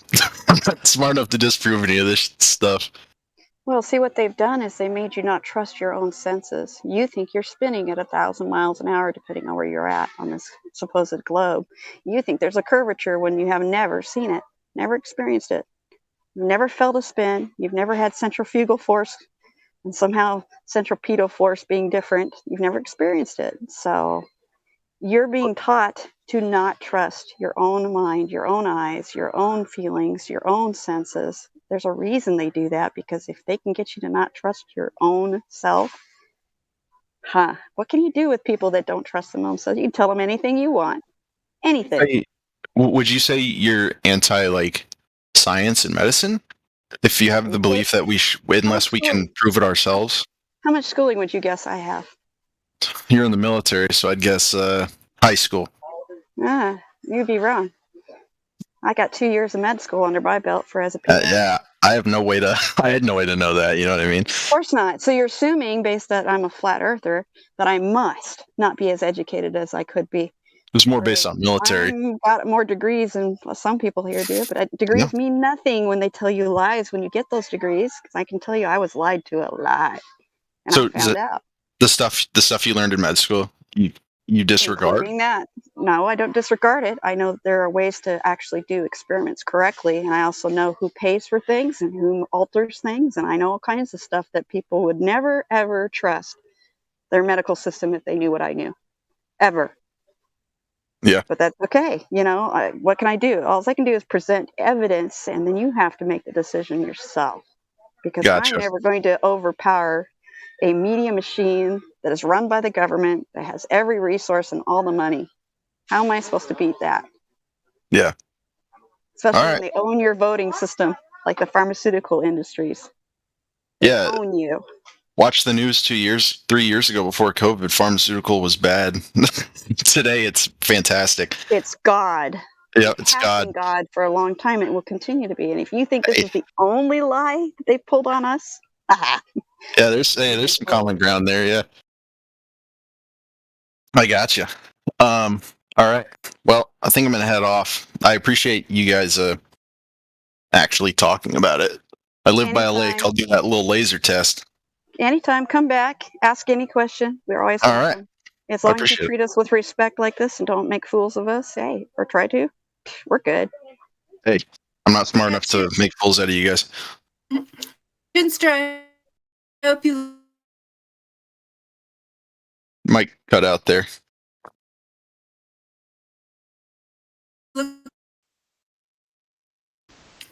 Is that better? Is that better or no? You're coming in now. Okay, yeah, I was just going to say, I hope you bookmarked that Dr. John D. video. I hope you get a chance to look at that later. And there's a whole bunch of information down at the bottom of the channel on server, A to Z channels about information. Because like you said, when you searched it, you just get a bunch of silliness and propaganda and emotional people who have a fit and a tantrum. If you happen to mention they might have to let go of their fantasy globe. So we do have a lot of information here that's curated to get around the YouTube and other censorship that was admitted in Congress, that Congress does censor flat Earth. So this is a good place to come just as a resource, if nothing else. But we hope you come back and talk to us as well. All right. Hey, I appreciate it. Yeah. All right. Have a good one. Yeah. Peace, brother. All right. Bye. I thought that was funny that he said he assumed you were in high school because you were in the military. I assume military people are college educated because don't they still have the GI Bill where you can get a free college education? Yeah. I mean, that would be my assumption is if you've been in the military that you are college educated. I don't know. I mean, maybe not when you start out, but you know. Yes, I've worked with corpsmen. If somebody's asking that in the chat, yes, I have. I worked with multinational forces when I was in Iraq, so I messed with everybody, including even crazy enough some CIA people that were having issues on our base at times. So yeah, worked with lots of different military people. Dandelion, can I ask you a question?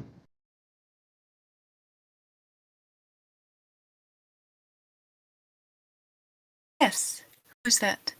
Yes. Professor Photon. Hi there. Hello. How are you today? Pretty good. How are you? I'm doing okay.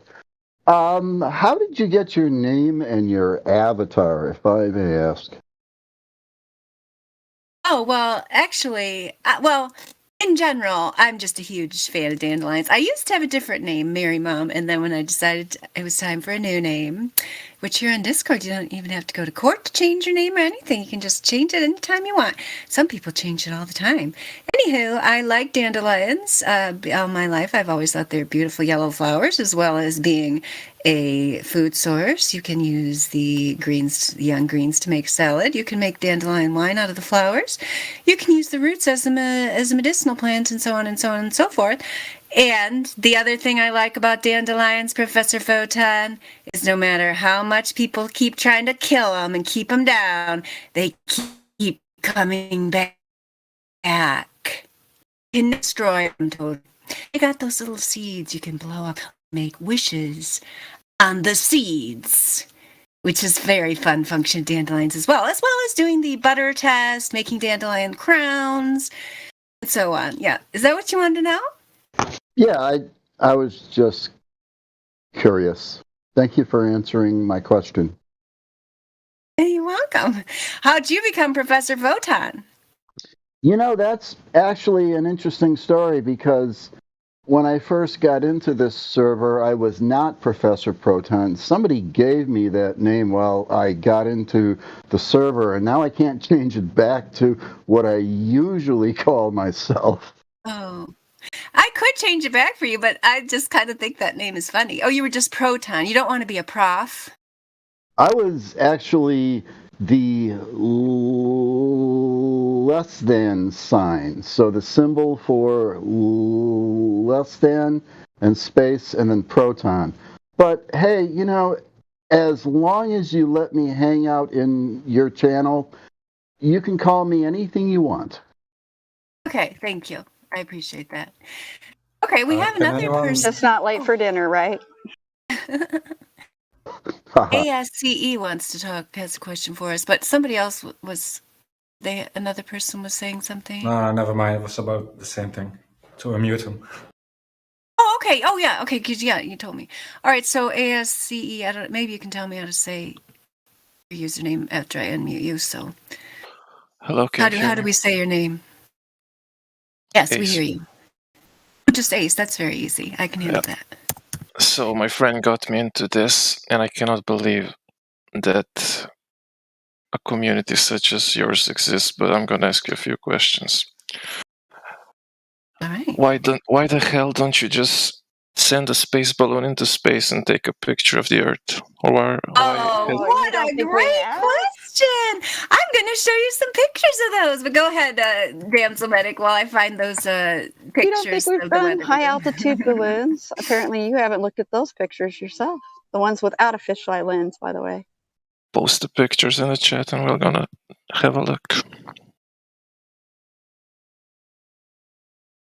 Okay, first I have to give you the VC verified rules so you can see that voice text. So do you agree to follow the rules of our server as listed in welcome? Short summary would be no trolling, no concern trolling, be civil, no personal attacks, and all of those things. And you can read them in more detail there. Also, this live stream's going out on YouTube, just so you know. So do you agree to follow those?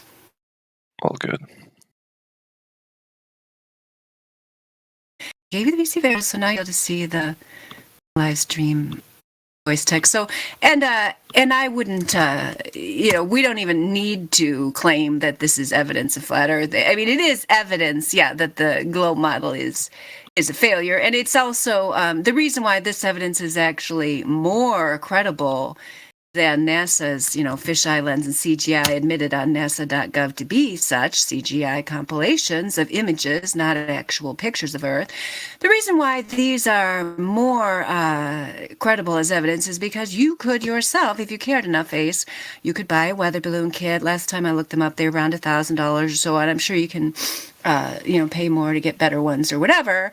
And you could go up and you could have a camera and you would find and that's this exactly is what the I horizon did. looks like. And that's cool. exactly Let's see your footage. Let's see it. Put it up there. Let's see it.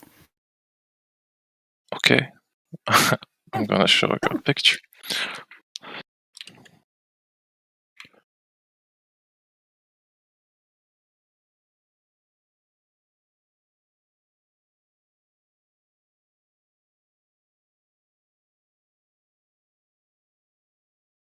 Yeah, and as I said, like while you're finding that Ace, have you posted your picture? Where can I find it? Oh yeah, sorry. So I gotta tag you in there. Scroll up, just put it back in there. But it's not necessary for us to claim this as evidence. So whatever evidence you put up that disputes or seems to contradict these images that independent researchers and amateur scientists and other people have found that they're completely flat over 100,000 feet when they use the weather balloon footage. We don't need this. I mean, this is just nice, like icing on the cake. But the cake is we see too far. The laser tests show there's no curvature anywhere, as well as being no scientific, verifiable, testable, repeatable evidence of curvature or rotation anywhere. Yeah, you can put your image up, but it's not proof. I mean, I'm not claiming that this is proof either. I'm just showing you, as you said, why don't we do it? People have done it. I'm not going to spend $1,000 to do that I can't even get the word in. Oh, yeah, it's because you keep interrupting me, so I was trying to get it out before you, because you're just dying to fight. You go ahead, Ace. I'm sorry I talked too much. Go ahead. This is our world. This is our world video. It just proves the Earth is a globe. What the fuck? It's basically, it's not even high enough. That's all the proof you have. You don't think over about balloons? Now you asked about balloons, so we showed you balloon footage because that's what you came in and said. You said, why haven't you guys done those? And now you're saying it's not high enough. So what is high enough? You're showing me a video from YouTube saying this is our world. Yeah. And actually, you can actually find ones that are not flat Earth videos that have done the same thing with their own balloons. And like she said, you can even go do it yourself. So did you do it yourself? Of course. Of course. Well, then I would love to see your footage without a fisheye lens. If you want to DM it to one of us, then we can put it up here so it would show. Otherwise, if you just put it up, it won't. The image won't show. But you could send it to, one of the silver, gold, or mods here, and they can put it up for you. Yeah. Or just put the link up and we can look at it. It's fine. I mean, it doesn't matter. I mean, it's irrelevant to what I just explained to you, that the Earth measures flat and that there's no positive proof of the claim of curvature and rotation. What's the problem? Have you measured? Say that, right, Ace? Because you don't believe any. Because you don't believe any evidence. No, we have evidence. That's the problem. You're saying we don't believe evidence, but we can then go let measure. me ask another question. Then, so have you gone out and measured on a point where you know the distance over the water or anything? Have you done any actual physical measurements yourself? Well, let me ask a few questions first. Then. No, I asked you one first. Please answer that question. It's very easy. Yes or no? Did you go do a physical measurement over any body of water, any long distance observation? That's so irrelevant because... No, because that's the shape of your Earth to be determined through that. So I'm asking you again, yes or no? I'm not the fucking measure guy. Well, then you don't know what you're talking about when you say we haven't measured it and we have no evidence. See, that's what we've done. So you're actually coming in here and insulting people that have done some of these things. I'm not insulting anyone, but let me ask a few questions first. if you think the Earth is flat, how do you think the airplanes go from Australia to South America? In which route? They fly in straight lines on a guided In path. straight lines. What do you mean? What does that mean? They can do that on a flat Which plane route? just as Which easy as a route? globe. Which We're route not do going they to get take? into routes because you can't confirm them unless you've been on them. I'm not going to debate any routes with you at the moment because none of them prove the shape of the Earth that way that you're trying to confirm that somehow it shows you that it's a globe versus the flat. You can use plane routes if you know them specifically, but I haven't been on some of them. I've been on military flights. I've flown all over the place. And I've never seen a curve yet either. If you're saying that the Earth is flat, that means that when an airplane goes from Australia to South America, it goes over North America, right? If it goes in a flat line.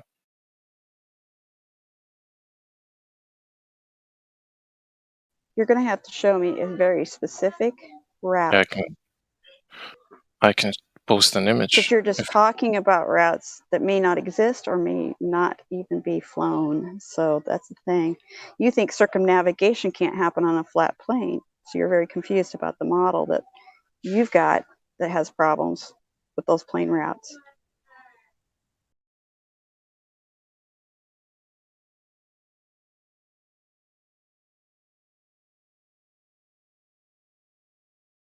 Then another question. If you think the Earth is flat, why has no one in the history of the Earth ever fallen off the edge? Because there isn't an edge that we speak of. Do you fall off the edge of a lake? Water has to be contained. So you're telling me you're going to fall off the edge of the lake because you think it's a flying pizza pie, which is actually a misnomer of the flat Earth idea. That's not any of us think that at all. That's from the Flat Earth Society. So you think it's a pizza pie sliding through some kind of vacuum No, I of think space. it's a globe. I think it's a globe. I'm not. But you think flat earthers think that so that you can fall off some edge. Then explain me what's on the edge. I don't know. Have you been there? I haven't been there. But why don't you go there? Because you can't. You don't know about the Antarctic Treaty? Nobody's told you about that? It sounds like you've been here before. No, I have a better You don't things know to about do. the Antarctic Treaty? Why, if you have such a large community, don't you just prove the evidence? You have provided the evidence. You first formulate some theory and don't provide any evidence of it. And you think your globe has done that? Tell me the scientific experiment that's proven your globe. Well, tell me, should I believe Einstein, Aristotle, and all the other guys? Why are you appealing to authority all of a sudden? You know, that's a fallacy. To appeal to authority suddenly because you can measure things. See, measurement isn't a scientific experiment, but it is evidence of what something is. I can measure my table. I can measure the land I'm going to build my house on. I can measure across the distance and know if it matches up with a globe. And if it doesn't match because the horizon doesn't fall off or have a physical horizon in the place that it should be, then I know it's not accurate. It's not right. In my eyes, it's so geometry. Easy. It's so easy basic to geometry.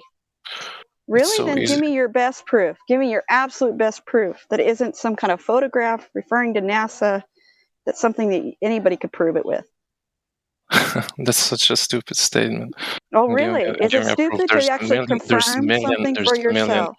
There's millions of videos, of photos. Millions of videos do not prove everything. anything. They can all be altered. They can all be But do you have one? Incorrect because of lenses. They can be all kinds of reasons why I would not believe a photograph. But I don't But when I can measure a physical item I stand on, you stand on it too, then why won't you measure it? What are you afraid of? What are you afraid of you might find? Why don't you just go to space? Take a picture. Why don't you? Hold on. Yeah, Damsel, you got to get him to. You can't just go gish gal from one thing to another. Yeah, I know. He's doing a good job of that. He's just, she's destroying every point you've made, and you're just going on to the next one without conceding. Yeah, because you won't answer the actual questions, which is another fallacy to gish gallop around. It means that you don't have any evidence to back up your point. That's what I was trying to get you to lock down on a yes and no even answers, and you wouldn't do that.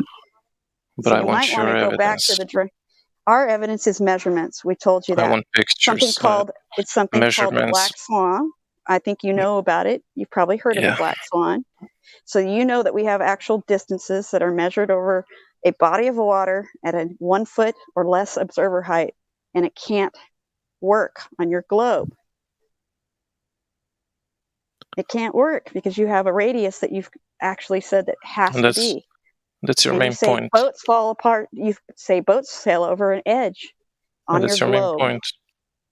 No, Ace, you go back to, she asked you for your best evidence. You said there's millions and you haven't given her one. Where's your evidence for this curvature or rotation? That's what Damsel Medic asked you to go back to that question. Answer it or concede that you don't have any.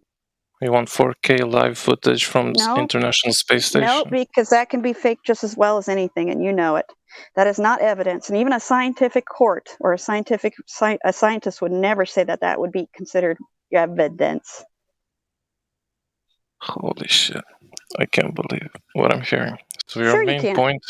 your main point is that you can measure the earth that you stand on and you can do it for yourself. Yes, because measurements are a scientific standard. They're a standard. You can measure for a house, you can measure you for believe a in tire measurement on a car. and science of measurement, but you don't believe in Ace, hold on. I got to moderate here for a second. We're going to go on with Ace. If you're going to have a conversation with Damsel Medic, she's been more than common patient with you. You need to let her finish her point and not start interrupting her midpoint. Otherwise, I will have to mute you while she's talking and then unmute you while you're talking. People get upset when I do that. We do that for people who are not capable of listening to another person and carrying on an adult conversation. So are you going to let her finish her point before you address that point that she made instead of going on to another one, Ace? Absolutely, but just Right, let's try it. Okay, sorry, Damsel, but you're gonna have to back up. You're gonna have to back up and repeat that wonderful content you just had because he kept talking. Ladies, can I just say we've got another user ready to ask a question if you want to move on from this guy. Yes, this guy is just incredulous. Yeah, he just has the incredulity because he doesn't think it could be possible that he could be lied to about his particular assumption that the globe is real and spinning. And you have provided absolutely no evidence since you've been here. Nothing. And you want to go with pictures? Well, then I want your the same evidence. thing about my pictures. I came here. Our evidence is measurements over a distance that has been told to us must be a physical edge, a horizon. Your globe model requires a globe horizon physical that's at 3959, so 3,959 miles. Must be your radius. And it's been blown away multiple times by even long distance photographs confirmed by Guinness Book of World Records even. So what do you got? You got nothing because you haven't even tried to go ahead and measure it. You want to look at pictures from somebody that tells you what to believe. Hey, can I answer this? Okay, hold on. Okay, yeah, we'll go on. Can I answer this or no? Hold on. Let me just. So, Ace, I just wanted to tell you, you're interested in the evidence. If you look in the live stream voice text where you've been tagged multiple times, so while we're talking to this next person, you could check out the FE core experiment description, final version PDF of the laser test, as well as any of the other evidence that's been presented to you. And then when we come back to you, you can tell us what your substantive response is. Okay, go ahead, Go Boozer. Boozer, what do you got to say there? So, ladies, let me just introduce the Bob User. Yeah, they've just literally dragged through the VC check-in process because they saw that the questions in here were not the best. So they are fairly new to the server, and they did seem a bit more genuine. And maybe the check-in process was a little bit rushed. But so, Bob User, your mic's open. You're free to ask the room. Hey, how's it going? What up? Greetings. Just chilling, man. I hope so. Go smoke something. All right, so before we answer any questions, Jump in, or I'll have to meet you. I'm sorry, I gotta moderate Glowbirth. Glowbirth, we'll talk to Bob. You need to keep yourself muted. If you have a question, put it in the live stream voice text, and we'll address it after we're done talking to Bob. Thank you, Glowbirth. All right, go ahead, Bob. Sorry for the interruption. So just before, because I don't want to hate on anybody, and we'll take it calm and smooth and take our time with everything, but I'm on the spectrum, you know. This is either spiritual or God, or I'm not saying I believe in these things or a flat earth. I'm just saying that I don't know what's out there, and I'm open to everything. Now, if you guys have any questions that need answering, either scientifically or just based on opinions, I'm here to answer that. Now, I heard someone bring up the fact that based on a distance and the curvature of the Earth, there are some objects like skyscrapers or mountains that we should not be able to see. Correct?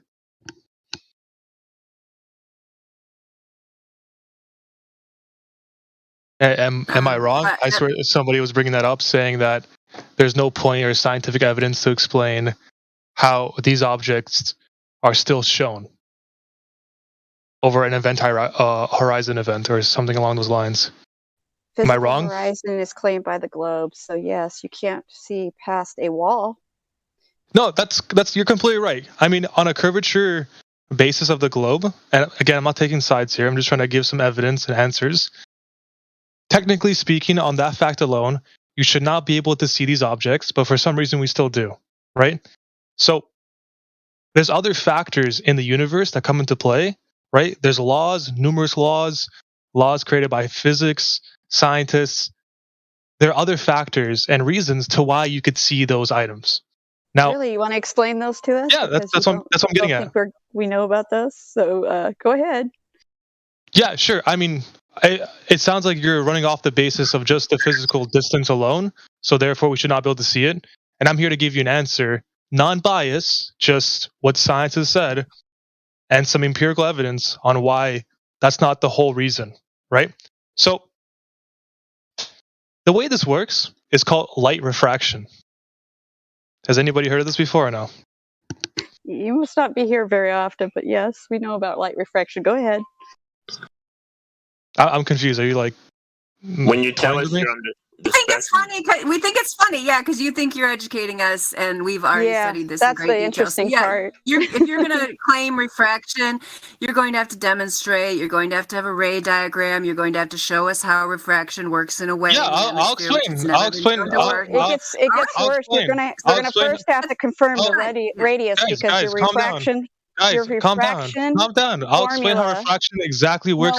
Guess what, Bob? I'm asking you. I'm going to have to mute you, Bob, because your point is important, damsel. Hold on. Right, I'm asking you now because you're going to get into a very long explanation that doesn't have a basis yet, because you have to prove the R value, the radius, because you're about to get into Snell's law. And if you don't have R, you're going to have a hard time explaining refraction to us. Because again, you don't have R. Looks like I have to go a little bit slower. So, would you agree that light refracts underwater? No, Bob, you're not going to. No, hold on. I'm going to mute you again. You're not going to get away with these sophistry techniques. Damsel Medic is clearly well versed in the subject. She just gave you an explanation and asked you to provide some. Because she's already heard these rudimentary arguments which you're about to make. She is actually ahead of you. You're trying to get the audience to think she's behind you. We don't do the sophistry here. So if you want to have an adult conversation with us without these little asides and snides and sarcasm, go ahead. If you're not, we'll just move on to somebody else. So are you willing to have an adult conversation? Yes or no, Bob? Please don't make me keep having to mute you while the ladies talking. Okay, I've been calm this entire time. I'm trying to go through this in a calm manner, step by step. If you don't want to listen to my points and have me explain in simple terms what light refraction is and how it works based on density of air, I don't know what to do. You can mute me again if you want to be like, I don't know. No, it's just that we want to make sure that you understand you're going to have to actually give citations. A real for example? everything you're going to position. No, citations. Do you know the difference between a citation and an example? You can tell me a story, but I want a citation. And you're going to have to provide those. I'm going to require it. I'm 100% sure. I'm 100% sure I can provide you with citations. What I'm telling you is, it has to happen while the conversation happens, because you're going to have to prove that you understand the definition of refraction. Oh God, here we go. So you're going to have to, you're going to have to do it because you're claiming all this stuff. You're going to tell a long story. But there's no need to elaborate. There's no need to elaborate outside. Hey, can you cite that? You know, we don't have to get into like a whole conversation about if I can cite something. I'm telling you, I'm 100% sure I can. What I'm offering you on the side, while we do this talk, you're going to have to what I'm offering you on the side, What I'm offering you on the side is some simple personal experiences that you could probably agree with, and some real life examples that everybody's heard about. Like, could you not agree that light I reflects can agree. underwater? Science trumps Are that, you though. underwater? And do you even know So what chromatic aberration in long-range images is? Because When if you look at light, the 57 guys, these are minutes pretty after the basic hour, principles. These are pretty basic principles. Bob, can you hear let me Bob? say Bob? a Bob? simple Sometimes thing, we have a man. technical problem. He can't hear Karma talk. He can't hear Karma talking, I guess. So somebody had to mute you. It's for your own good. So you look bad, over talking a woman like that. So Karma, go ahead and repeat what you said because Bob couldn't hear you, but the rest of us want to hear it. I was just going to point out the thing that the boys have been talking about the last few days, which basically destroys this whole refraction argument. And like Dre said, 57 minutes after the hour, demonstrate evidence of chromatic aberration in long-range images to substantiate your delusional claim of refraction. And with that is an example of how light reflects, and you see how different types of light, different colors of lights reflect a different amount, or refract, sorry, I mean. I keep mixing up those words. That we would see that if it was refraction. But they have none of that. And he thinks he knows refraction. well, he didn't give me the definition too, where it has to have two different medias to go through. So I already know he's not willing to provide that basic definition of refraction, which will tell us that. So I haven't gotten there. I mean, every time I've spoken for at least over a minute, I've been muted. So if you think you're winning a conversation or having an argument, I'm pretty I gotta sure you mute you guys are. again so I can explain to the audience. I'm sorry, I gotta mute you again so I explain to the audience. You have not been muted for going on. You've been muted for interrupting Damsel Medic and Karma.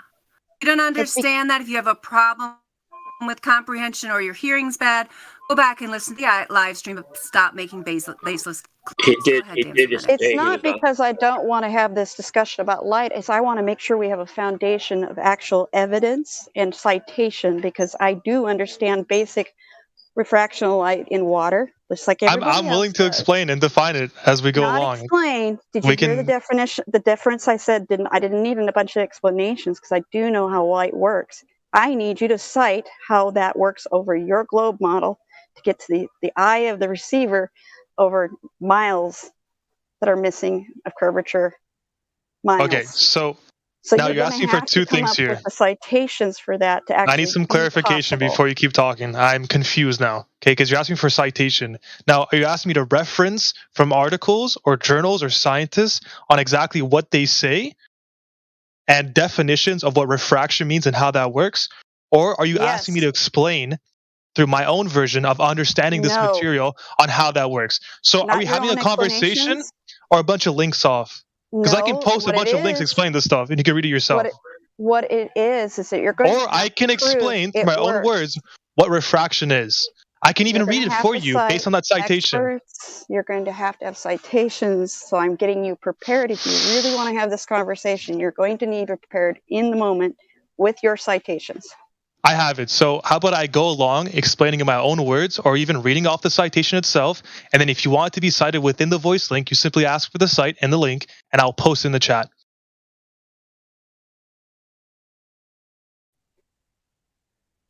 I guess we can do some of this. Well, just depends on how you go with it. Okay. So I'm going to start when you start. I'm going to give you some time to talk. I'm going to start the stopwatch when you start talking, and then we'll see if you make glaring claims without any evidence to back it up. We are going to have to pause you. But if you can say things that actually have evidence to back them up, we'll give you like 3 minutes for an opening statement. Go. So I can either do it two ways. So let me open up with my definition so I know we're on the same page and not trolling. So refraction in its own basic terms, right? I can dumb it down if you guys want me to. I'm not saying you're dumb, I'm just saying I can. Refraction is the change of direction of a wave passing from one medium to another. Okay? Now, I could either walk you through this and ask you questions and see if you agree with it or not, or I can just keep going on. So I could ask you, do you believe in light being waves, forms of UV light, forms of waves? Do you believe in this medium, waves? You know, like radio waves, light is a wave that we He's see. asking if you believe in the electromagnetic spectrum. Thank you.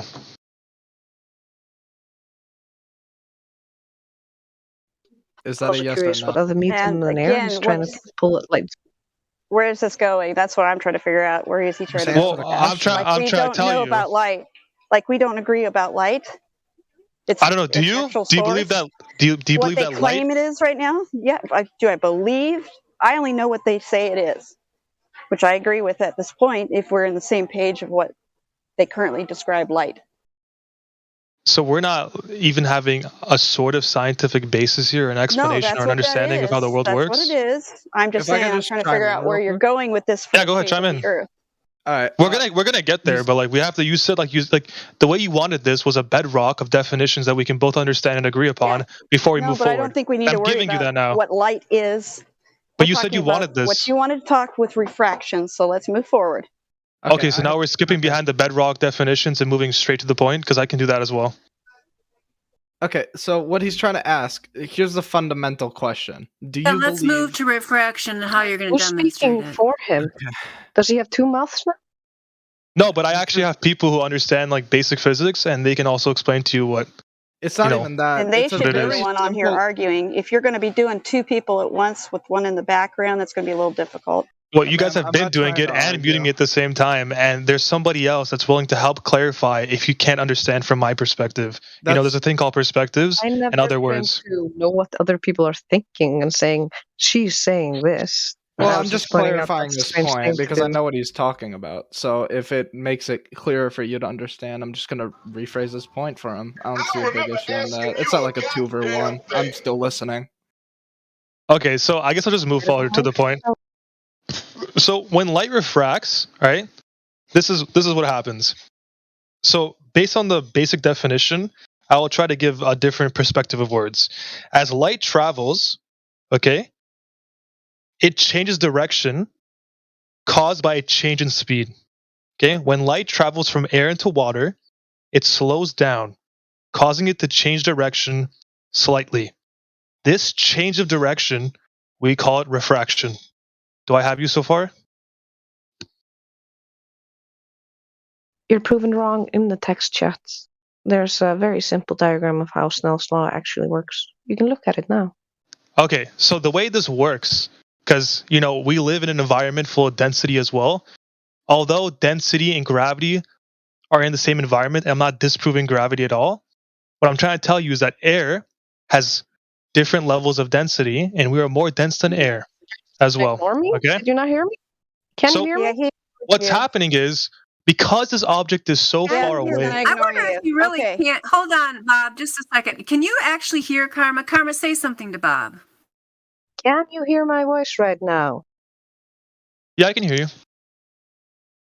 Oh, so you were just ignoring me. Okay, I thought you were having technical I'm sorry. Did you want me to interrupt myself and have somebody else speak for you via voice text? Speak for you? What? So you stopped and asked, and Karma addressed your question. Yeah, but the way she addressed me... You made a statement, and you asked whether you were right, and whether we agreed. So I said, no, you're wrong. There's actually a diagram in the text that shows you're wrong.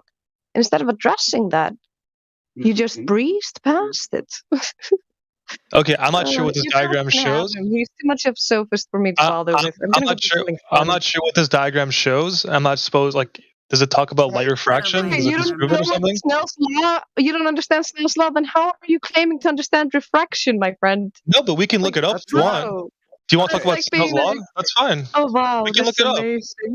I told you this at the beginning, that Snell's law required your R, and so you're going to have to deal with that.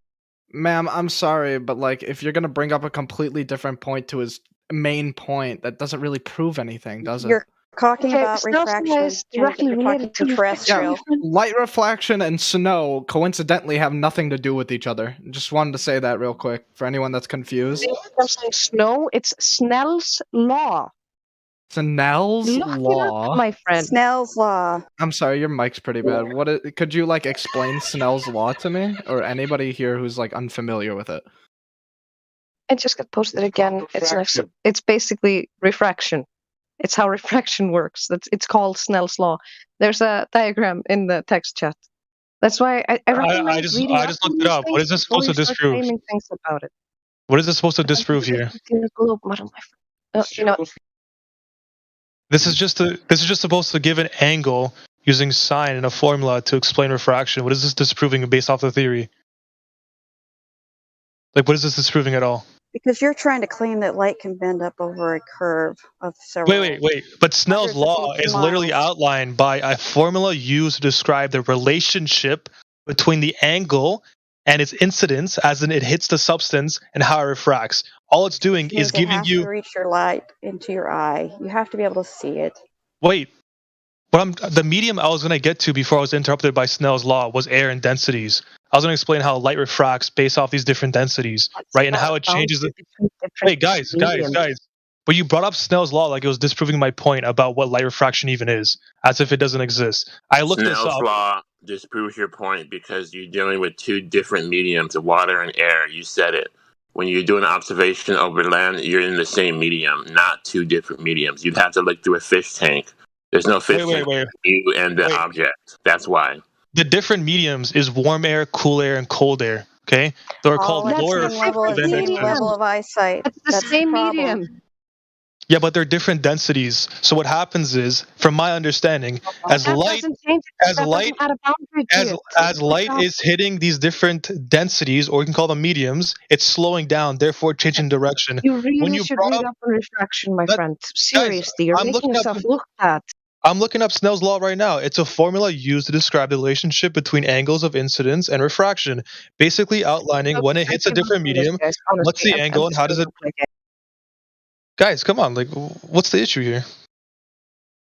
Okay, do you want me to explain how air has different densities? You're trying to come in here and explain when we actually have done some work on this. We actually do know some of this stuff really, really well. And you're thinking we don't even know the very, very basics. And it sounds like you don't understand Snell's law, which is one of the basics of refraction. You need to understand it. I think it's what part of the...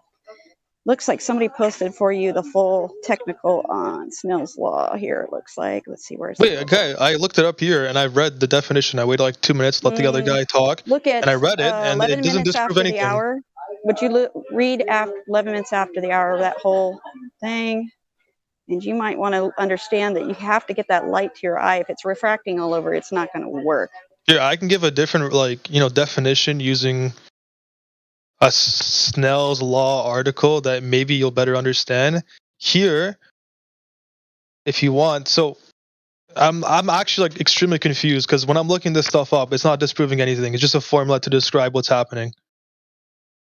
It's not, because what you're describing doesn't happen. You're telling us that light has to bend up over a curve to reach somebody's eye at whatever height they are at consistently.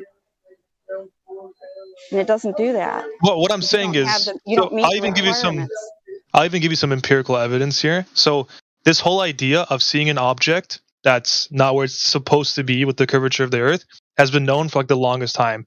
You can look through a telescope, right? That pirates used to use. Why you then need to explain how you got even on a ship, and it would seem like the ship is floating in midair.